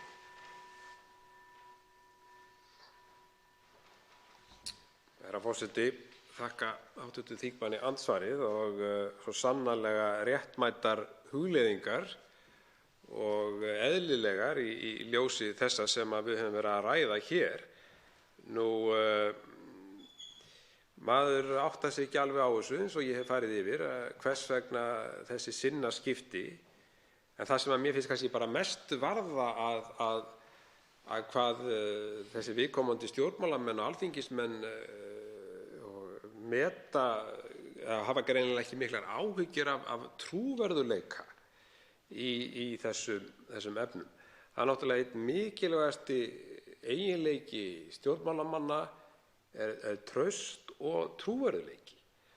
Og þegar að menn halda langar ræður, kröftugar og miklar ræður og sumar hverjar bara haldnar fyrir réttu ári síðan, þess efnis að þessi orkupakki, að þennan orkupakka eigi nú ekki að innleiða og hvað ríki Evrópusambandsins, hvað þau hafa okkar málefni að segja og svo framvegis, finna þessu allt til foráttu, að síðan þurfa ekki annað að setjast í ríkisstjórn og þá bara breyta menn skoðun og eins og ekkert sé og hafa engar áhyggjur af því sem þeir sögðu fyrir jafnvel bara tæpu ári síðan. Þetta er mér, herra forseti, algjörlega hulin ráðgáta. Hvernig stjórnmálamenn geta bara leyft sér að koma svona fram við þjóð sína. Ég verð nú bara að segja það. Það er engin rök sem að mæla með því að menn komi fram með þessum hætti. Vissulega geta menn skipt skoðun, en þetta er sama málið. Þetta er sama málið. Þetta er orkupakki 1 og orkupakki 2 og orkupakki 3. Þá veitir andsvar síðara sinni hv. 8. þingmaður Norðvesturkjördæmis, Jón Þór Þorvaldsson. Hæstv. forseti, ég þakka þingmanninum svarið. Nú er svo statt fyrir mér að ég er nú tiltölulega ný kominn hér inn sem varaþingmaður og hef litlum tíma eytt hér á þingi og í starfi í nefndum. En einhvern veginn var það minn skilningur að í nefndarstarfinu væri það svo að nefndir Alþingis kölluðu fyrir nefndina hagsmunaaðila og umsagnaraðila eftir atvikum til þess að fá sjónarmið fólks, sjónarmið þjóðarinnar og vinna síðan úr þeim upplýsingum sem þar kæmi fram, og ég vil endilega í sér leiðréttur ef ég fer rangt með, og að útbúa síðan nefndarálit hvert mál fyrir sig, sem að síðan kæmi til kasta Alþingis að vinna með og eftir atvikum forma þingsályktunartillögu eða lög. Og nú háttar svo til að í þessu tiltekna máli að þá er það orðið nokkuð ljóst að meginþorri þjóðarinnar virðist ósáttur við vinnubrögðin eða þá niðurstöðu sem verið er að tefla fram hér. Og 70% álitsgjafa sem komu fyrir utanríkisnefndina lýstu sig andsnúna því sem verið er að leggja hér fyrir í dag. Eru það alvannaleg vinnubrögð að farið sé gegn vilja þeirra og meirihluta þeirra sem koma fyrir nefndir þegar að nefndarálit eru unnin eins og hér ræðir? Þá Þá svarar andsvari síðara sinni hv. 3. þingmaður Suðurkjördæmis, Birgir Þórarinsson. Já, herra forseti, þakka hv. þingmanni andsvarið og þetta er náttúrulega sláandi tölur sem að hv. þingmaður nefndi hér og ég er nú bara satt best að segja, vissi ekki að svo hátt hlutfall gesta sem komu fyrir utanríkismálanefnd lýstu sig andsnúna þessum áformum ríkisstjórnarinnar og þessum orkupakka innleiða hann. Þannig að þetta eru sláandi tölur, 70%, og sem segir nú sína sögu og bara ótrúlegt að ríkisstjórnin skuli ekki taka tillit til þessa og fara betur yfir málið, minnsta kosti fresta því þá bara fram á haustmánuði og fara betur yfir það, frá fleiri gesti og svo framvegis og sýna í verki vönduð vinnubrögð. En við sjáum þessi vinnubrögð bara í fleiri málum. Við sáum þetta í fóstureyðingamálinu þar sem að Miðflokkurinn óskaði sérstaklega eftir því að fá fleiri gesti. Á það var ekki hlustað. Meira að segja stjórnarþingmenn og að minnsta kosti einn stjórnarþingmaður óskaði sérstaklega eftir því að það yrði farið nánar yfir og reynt að ná sáttum varðandi viknafjöldan sem við ræddum hér mikið. Á það var heldur ekki hlustað, þannig að þessi vinnubrögð eru mjög einkennileg og þinginu alls ekki til framdráttar. Við þingmenn og forseti þingsins verðum að sameinast það að bæta nú stöðu okkar gagnvart almenningi, að almenningur fái nú aukið traust á störfum Alþingis, en hér er allt gert í þveröfuga átt við það. Og þessi vinnubrögð og eins og bara þessi þingfundur hér og hvernig þingforseti hefur hundsað okkur í þessum efnum varðandi fundatímann er náttúrulega bara til að sýna almenningi það að hlutirnir fara nú bara versnandi hér ef eitthvað er. Andsvörum er lokið. Til máls tekur hv. 8. þingmaður Suðurkjördæmis, Karl Gauti Hjaltason. Herra forseti, nú er að birta að morgni. Vormorgnar eru oft fallegir í kyrrð sinni. Ég labbaði hér á milli húsa áðan og hitti fyrsta morgunhanan á sinni morgungöngu og það er óeðlilegt auðvitað að vera að ræða þetta mál á þessum tíma sólarhrings, en ég kveinka mér ekki undan því. Við ræðum hérna mikilvægt mál sem sannarlega snertir þjóðarsálina. Á fyrri hluta síðustu aldar hófum við Íslendingar að virkja og gera smávirkjanir víða um land, sérstaklega á Suðurlandi. Síðan jókst þetta með árunum þangað til við tókum upp á því að virkja stærri ár og síðan fljót og síðan þessar stóru fallvötn, jökulárnar, upp úr miðri síðustu öld. Þá byrjuðum við að reisa þessar stórvirkjanir og seldum þá orku sem við beisluðum með því móti til stóriðju. Það var auðvitað þarna sem það greyptist í þjóðarvitundina að við værum virkilega svo lánsöm að eiga næga orku í þessu landi. Og það er ef til vill ástæðan fyrir því að mikill meirihluti þjóðarinnar hefur sterkar skoðanir á orkuauðlindinni, ráðstöfun hennar og geldur varhuga við því ef að menn boða einhvers konar grundvallarbreytingar á skipan þeirra mála, að sjálfsögðu. Menn þekkja átökin fiskveiðiauðlindina sem hafa staðið nú í áratugi.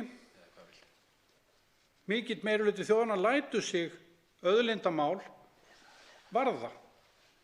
Fallorkan er ein mikilvægasta auðlind okkar, ef ekki svo allra mikilvægasta. Það getum við öll verið sammála. Frá upphafi var auðvitað hugmyndin að þegar þessi fjárfesting sem var risavaxin í samanburði við okkar litla þjóðfélag væri uppgreidd, myndi þjóðin njóta ávaxtanna og íbúarnir horfðu fram á bjartari framtíð og lægri orkureikninga. Síðar komu fleiri stórvirkjanir og fleiri stóriðjur, reyndar flestar að framleiða sömu vöruna, en íbúarnir féllust á að þetta væri í raun fórnir sem vert var að færa þar sem næstu kynslóðir myndu njóta góðs af. Stórvirkjanirnar frá upphafi voru í eigu þjóðarinnar sem á dreifikerfið og við höfum notið þess að raforka er tiltölulega ódýr hér á landi og við eigum að standa vörð um þessi verðmæti sem fyrri kynslóðir hafa byggt upp í okkar þágu til framtíðar. Það hefur verið stefna íslenskra stjórnvalda, alveg sama hver hefur verið við stjórnvöldin, til margra áratuga að nýta raforkuauðlindir landsins til uppbyggingar atvinnulífs á Íslandi og til þess að styrkja byggð í landinu. Það hefur verið grundvallarstefna stjórnvalda í viðleitni þeirra í að auka fjölbreytni í efnahagslífi þjóðarinnar sem hefur verið mjög einhæft og mjög háð til dæmis fiskveiðum. Þessi stefna stjórnvalda sem mestmegnis hefur verið samstaða hefur gengið undir nafninu stóriðjustefna á sér 50 ára sögu. Stóriðjustefna felur í sér að vatnsfallsvirkjanir á Íslandi eru byggðar til að framleiða rafmagn sem selt er innanlands ódýru verði til stóriðju í eigu erlendra aðila. Og þetta hafa menn gert og neyðst til að gera, að selja þetta fremur ódýrt í þeirri fullvissu að arðurinn myndi koma til þjóðarinnar síðar og þá var hægt að lækka verð raforku. Þetta er svona svipað og það sem olía finnst í litlu landi, fámennu landi, að auðvitað er olía á slíkum stöðum mjög ódýr og íbúarnir njóta þess, njóta auðlindanna. Þannig var nú hugsunin þegar við hófum að byggja þessar virkjanir og selja hana til stóriðju, að við myndum borga þetta niður og njóta góðs síðar meir. Búrfellsvirkjun sem var tekin í notkun á 1969 markar upphaf stóriðjustefnunnar en hún var fyrsta stórvirkjun Íslendinga og byggð til að sjá álveri í Straumsvík fyrir rafmagni. Síðan hafa nokkrar stórvirkjanir verið reistar.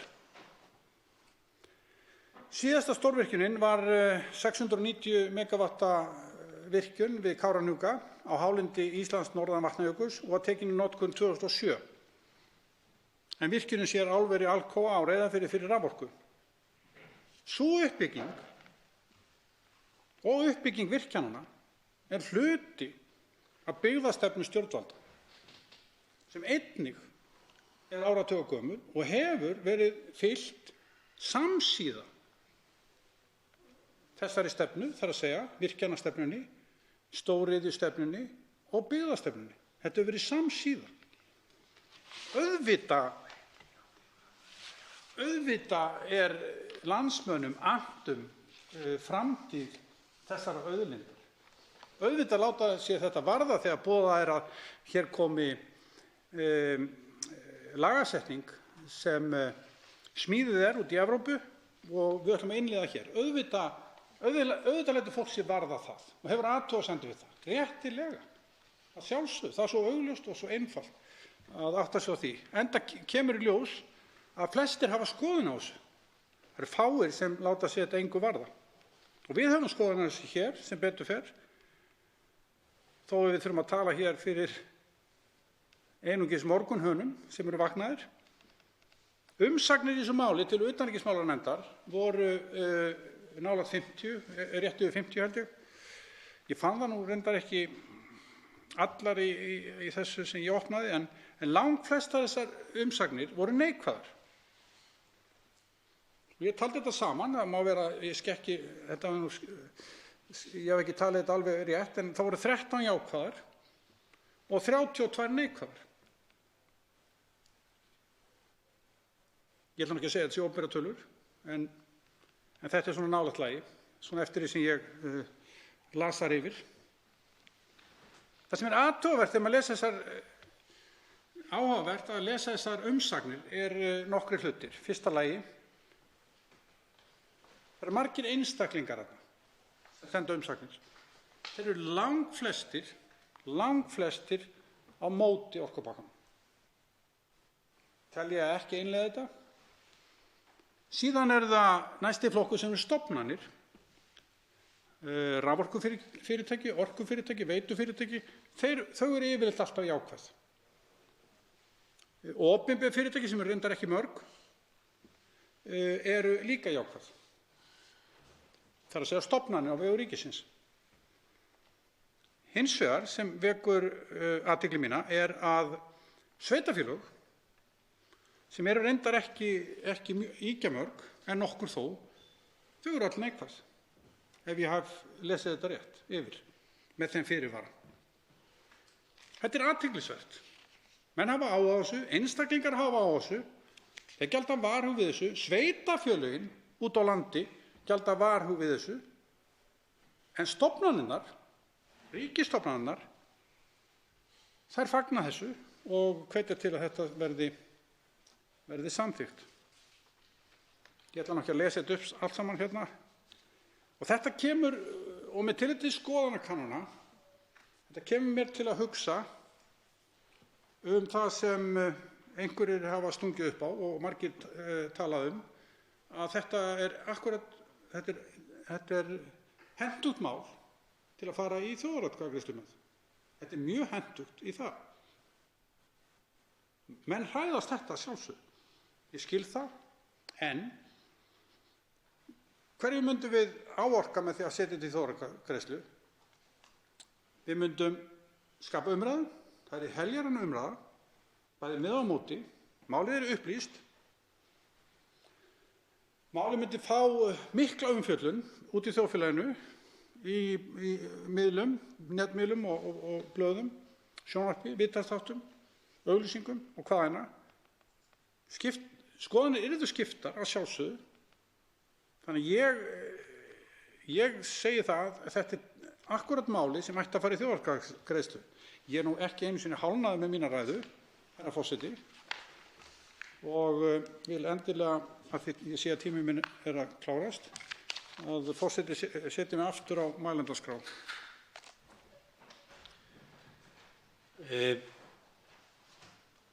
Svo vill til að 2 eða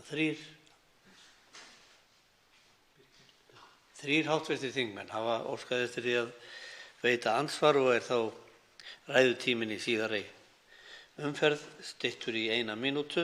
Fyrstur til að veita andsvar háttvirtur 3. þingmaður Norðausturkjördæmis, Sigmundur Davíð Gunnlaugsson.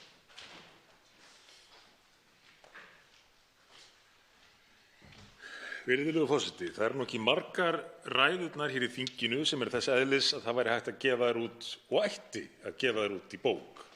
En þetta var ein af þeim ræðum. Ég vil þakka hv. þingmanni Karli Gauta Hjaltasyni sérstaklega fyrir þessa einstaklega áhugaverðu sögulegu upprifjun sem setur orkumálin í samhengi við byggð í landinu, í samhengi við efnahagsþróun landsins og mikilvægi þess að nýta orkuna til þess að byggðir landsins alls blómstri. En þessi góða ræða, sem mun nú bara vera hálfnuð í mesta lagi, vekur hins vegar ýmsar spurningar með tilliti til þess sem við ræðum hér nú. Og þá komum við að því sem að ég impraði örlítið á áðan og á eftir að halda að minnsta kosti eina ræðum hér á eftir. En það stóra myndin, framtíðarsýnin, ef að þessi orkupakki nær í gegn og nær að skila því sem að ætlast til af honum af hálfu Evrópusambandsins. Það er að segja, ef hann leiðir til þeirrar myndar sem að hann hannaður til. Þá óttast ég, og nú spyr ég hv. þingmann eftir þessa prýðisgóðu yfirferð hans, hann sammála því að þá gæti blasað við okkur að í stað þess að orkan, íslenska orkan, sé nýtt til þess að efla atvinnulíf og byggðir landsins, þá verði það erlend fyrirtæki sem að nýti þessa orku Við höfum séð uppkaup á landi og vatnsréttindum og fleiru. Erlend fyrirtæki sem nýti þessa orku, selja hana til útlanda, þar sem hún nýtt í atvinnuskyni, fái fyrir það greiðslu sem að skila sér aldrei til landsins. Svoleiðis að þessi mikilvægasta auðlind okkar jafnvel, hún muni hafa nánast ekkert að segja fyrir byggðirnar í landinu og íslenskt efnahagslíf ef þetta gengur til enda með þessum hætti. Þá svarar andsvari fyrir að sinnið hv. 8. þingmaður Suðurkjördæmis, Karl Gauti Hjaltason. Herra forseti, ég þakka hv. þingmanni fyrir spurningarnar. Það má velta þessu fyrir sér. Ég tel að virkjun fallvatnanna sé nátengd byggðaþróun í landinu. Það er líka nátengd atvinnuþróun. Hann talar stóru myndina, framtíðarsýnina. Ég vil nú ekki og vil nú ekki venja mig á það, og alls ekki, og forðast það, að mála framtíðina í svörtum litum. Ég vil ekki gera það. En við höfum auðvitað bara okkar líftíma hér séð svo mikla breytingar og framfarir í tækni að einhver sæstrengur á milli landa, þó það sé nú yfir þennan spott að fara, eins og frá Íslandi til Bretlands, að það má alveg hugsa sér að þetta verði auðveldar eftir því sem tímanum framvindur. Og við höfum séð það bara í alls kyns tækniframförum að vegalengdir styttast mjög hratt þegar að tækni fleygir hratt fram. Þannig að það gæti komið fyrr en varir upp á okkar borð að einhverjir vilji leggja sæstreng hér frá Íslandi. Það gæti gerst miklu fyrr en við höldum út á tækniframförum, fyrsta lagi. Og þá er ég sammála hv. þingmanni með það að þessar reglugerðir, þessi pakki, orkupakki, hann veitir okkur sýn inn í framtíð sem er kannski ekki svo æskilegasta fyrir okkur hér varðandi það að jafna raforkuverð, hleypa mönnum í gegnum þetta eftir einhverjum ákvörðum út í Evrópu. Auðvitað er það ekki, það gæti leitt til, augljóslega, gæti það leitt til hærra raforkuverðs hér heima ef menn standa ekki í lappirnar. Og þá veitir andsvar síðar. Sinni hv. 3. þingmaður Norðausturkjördæmis, Sigmundur Davíð Gunnlaugsson. Forseti, gott og vel. Hv. þingmaður er bjartsýnismaður og ég kann sannarlega meta það. Ég skal þá endurorða spurninguna. Getur hv. þingmaður tekið undir það að ef að þau markmið sem lýst í þessum orkupakka samtengingu evrópska raforkukerfisins ná til Íslands og Ísland verður hluti af þessu samtengda kerfi, að þá sé veruleg hætta á því að sú saga sem að hv. þingmaður lýsti í ræðu sinni, þar sem að orkan hefur verið notuð til þess að byggja upp atvinnulíf, ýmis svið atvinnulífs, að minnsta kosti verulegur hluti þessarar orku rynni úr landi og nýttist þar af leiðandi ekki til uppbyggingar hér heima og að tekjurnar af því, væri þetta í eigu erlendra aðila, rynnu úr landi líka. Þá svarar andsvari síðar að sinni hv.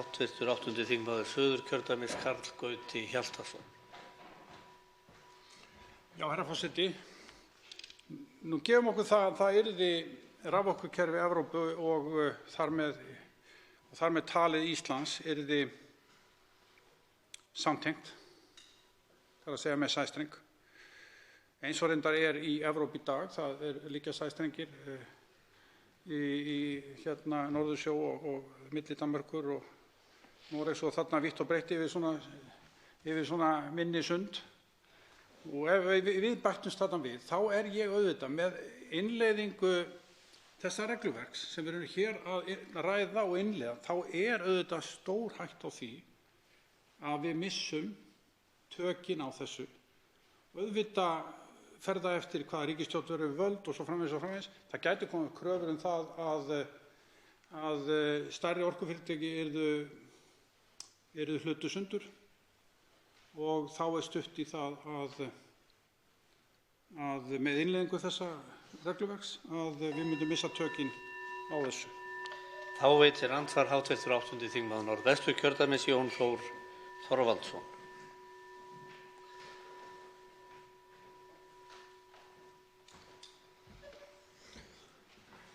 Já, virðulegi forseti, mig langar til að þakka hv. þingmanni Karli Gauti Hjaltasyni fyrir mjög góða ræðu sem var, eins og áður kom fram hér, söguskýring og kannski útskýring á því hvernig orkan okkar hefur haft áhrif á þjóðina og framvindu hagsældar hér á landi. Og þetta hefur verið kynnt hér sem algjört núllmál og að þetta skipti ekki nokkru máli, þessi innleiðing, ekki nokkru. Það sé í raun og veru algjört formsatriði sem að snýr að, ég eiginlega veit ekki hverju ef þetta skiptir engu máli, vegna þess að í mínum huga skiptir þetta máli. En ég hjó eftir því að þingmaður ræðir hér hvað ef við missum tökin á þessu. Tökin á hverju? Jú, það er þá væntanlega yfirráðin og stjórnin á þessari orkuauðlind okkar, á auðlindinni. Við höfum fleiri auðlindir, eins og til dæmis fiskistofnana og auðlindir hafsbotnsins í kringum Ísland og jarðvarmann, möguleikann á djúpborunum, möguleikinn á því að reisa vindorkugarða á vindasömum svæðum. Og mér langar svolítið til þess að kannski fá það betur fram hjá hv. þingmanni. Hvað telur hann að gerist? Verðum við þá eins konar þróunarþjóð sem að selur orkuna, auðlindina, óunna úr landi án þess að virðisaukin verði eftir innanlands? Er það sem hann óttast eða er það eitthvað annað? Og þá svarar andsvari hv. 8. þingmaður Suðurkjördæmis Karl Gauti Hjaltason. Herra forseti, ég þakka hv. þingmanni Jóni Þór Þorvaldssyni fyrir spurninguna og hrósið fyrir þessa ræðu sem á að vera svo góð, hún ætti að gefa undir bókin og kannski alls ekki sammála því. En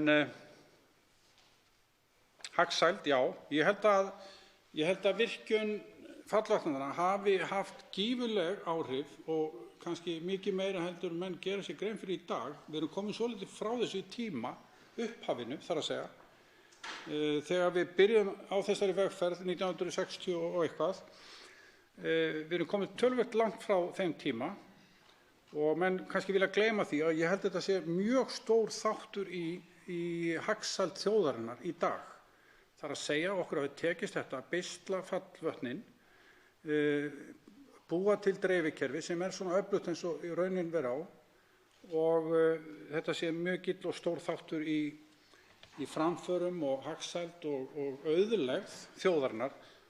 Og þá kem ég kannski að spurningu hv. þingmanns hætturnar. Við missum auðvitað aldrei þessi vötn frá okkur, þau verða alltaf á Íslandi, það er enginn sem tekur þau. Það sem við gæti gengið kaupum og sölum þá frekar nýtingarrétturinn og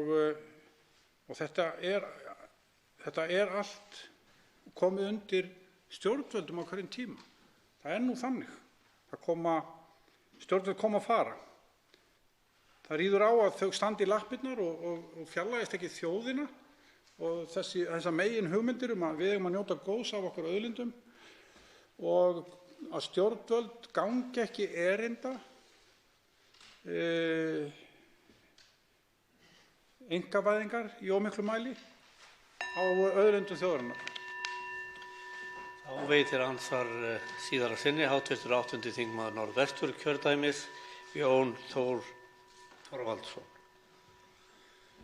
Já, hæstv. Forseti, ég þakka hv. þingmanni Karli Gauti Hjaltasyni fyrir svarið. Þá erum við komin að því að ræða það hvernig myndum við missa þá þennan nýtingarrétt frá okkur eða skilgreiningan á honum. Erum við komin á þann stað að ef svona færi að hér væri í raun og veru eitthvað sem að væri ekki nógu vel skilgreint, ekki nógu vel afmarkað. Er búið að skilgreina og afmarka nógu vel hvernig í raun og veru nýtingunni eða ráðstöfun orkulindanna er háttað, og er það gert þá, að því gefnu að það sé gert, á þann hátt að við séum sátt við það. Það er að segja þjóðin, þegar við tölum að þetta sé orkuauðlindin okkar. Eru þetta skýrar og vel afmarkaðar heimildir til nýtingar á þessum auðlindum? Þá svarar andsvari hv. 8. þingmaður Suðurkjördæmis, Karl Gauti Hjaltason, síðara sinni. Herra forseti, já, takk fyrir þessar spurningar. Þess vegna benti ég á það í minni ræðu að varðandi yfirráð yfir auðlindunum og yfirráð yfir nýtingarréttinum og að þetta var einmitt mál sem við ættum að setja í þjóðaratkvæði. Leyfa þjóðinni að ráða þessu,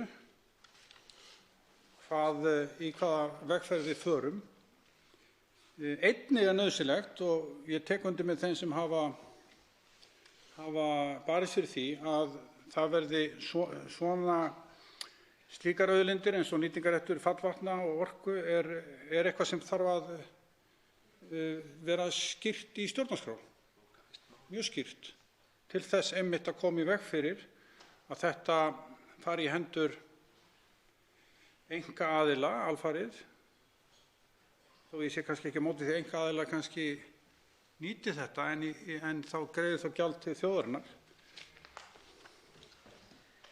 Þá veitir andsvar hv. 3. þingmaður Suðurkjördæmis, Birgir Þórarinsson.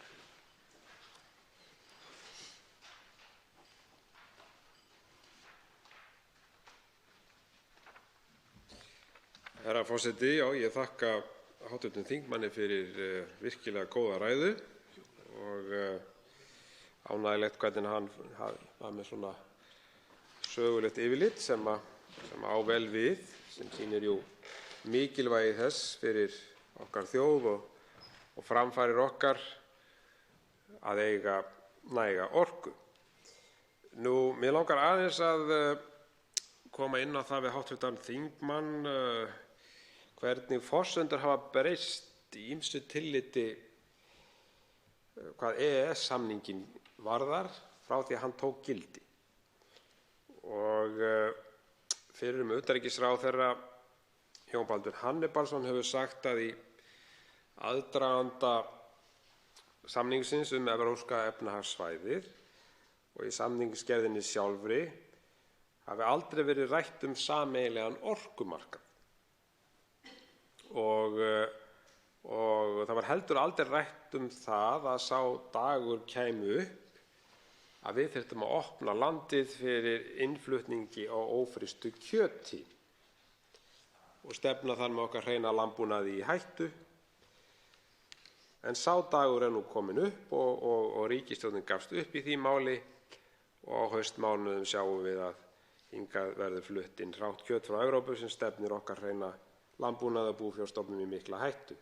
En kjarni málsins er þessi: sá EES-samningur sem var samþykktur hér í þinginu fyrir 25 árum er ekki sá EES-samningur sem við erum aðilar í dag, og það kannski kristallast akkúrat í þessu stóra máli sem við erum að ræða hér nú. Og því spyr ég, eigum við bara að taka við þessu möglunarlaust þrátt fyrir það að það hafi ekki verið lagt upp með þetta í upphafi? Ef hv. þingmaður gæti svona aðeins svarað því. Þá svarar andsvari hv. 8. þingmaður Suðurkjördæmis, Karl Gauti Hjaltason. Herra forseti, ég þakka hv. þingmanni Birgi Þórarinssyni fyrir spurninguna. Já, EES-samningurinn hefur verið að þróast. Honum er undið fram. Það hafa, og eins og við verðum nú við hér í þinginu, það eru gerðir teknar upp stöðugt og mikið magn í íslenska rétt. Nú varðandi það að þetta regluverk, þriðji orkupakkinn,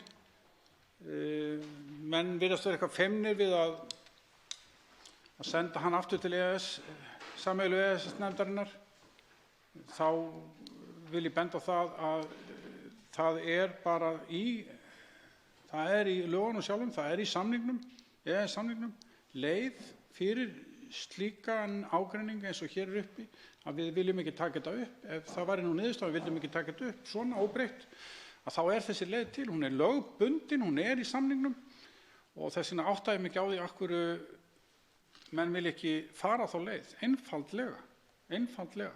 Himinn og jörð mun ekki farast við það og fræðimenn hafa einmitt nefnt það að þó einhverjir hafi einhvern efasemdir að það geti valdið einhvern óróa pólitískt eða sett samstarfið í eitthvað uppnám, þá tel ég ekki svo vera. Þetta er í samningnum og við eigum þessa leið og við eigum rétt á því að leita þessar leiðar. Þannig ég hef ekki neina, ég tel að það sé bara mjög vel fær leið. Nú varðandi það sem að Jón Baldvin á að hafa sagt að orkumálin hafi ekki verið hluti af upphaflega í EES-samstarfinu. Ég hef auðvitað ekki kannað það sjálfur og ég myndi gjarnan bara vilja fá svar við því, en hann hefur haldið þessu fram. Þá veitir andsvar síðar að sinni hv. 3. þingmaður Suðurkjördæmis, Birgir Þórarinsson. Já, herra forseti, ég þakka hv. þingmanni svarið og greina gott svar.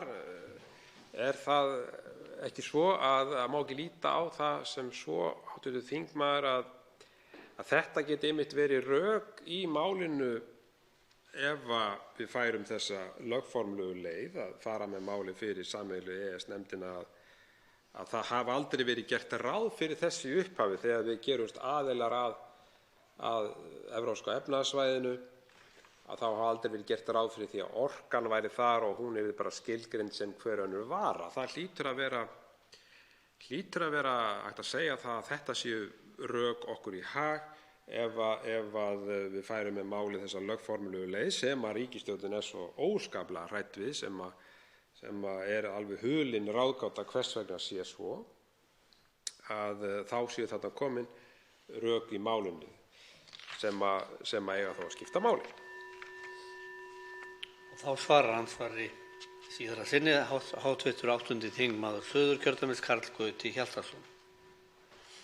Herra forseti, ég vil taka undir með hv. þingmanni Birgi Þórarinssyni með þetta. Auðvitað eru það mikilsverð rök ef að það er raunin sem að Jón Baldvin Hannibalsson heldur fram, og ég hef nú svona tilhneigingu til að trúa því sem hann heldur fram varðandi einmitt þennan samninginn. En ég hugsa að það sé nú einfalt fyrir klára menn á þessu sviði að fletta þessu upp einfaldlega og við þurfum þá ekki að velkjast í vafa um þetta. En ef það er þannig að þetta var ekki upphaflega samningnum og ekkert á þetta minnst, að þá er þetta auðvitað rök fyrir því að senda þetta inn í sameiginlegu nefndina aftur. Mjög veigamikil rök. En það er ekki síður veigamikil rök að við getum auðvitað bent á það að þetta er mjög mikilsverð og mikilvæg auðlind sem er í sameign þjóðarinnar og hefur verið það alveg frá því að við byrjuðum að virkja þessi stóru fallvötn. Andsvörum er lokið. Nú verður umræðu 5. dagskrármálið frestað og málið tekið af dagskrá. Útbýtt á fundinum á þingskjali 1535 rafrettur og áfyllingar fyrir rafrettur, frumvarp, flutningsmaður Ólafur Þór Gunnarsson og fleiri. Dagskrármálin frá 6 til og með 12 eru tekin af dagskrá. Fleira liggur ekki fyrir þessum fundi. Til næsta fundar verður boðað með dagskrá. Fundi slitið.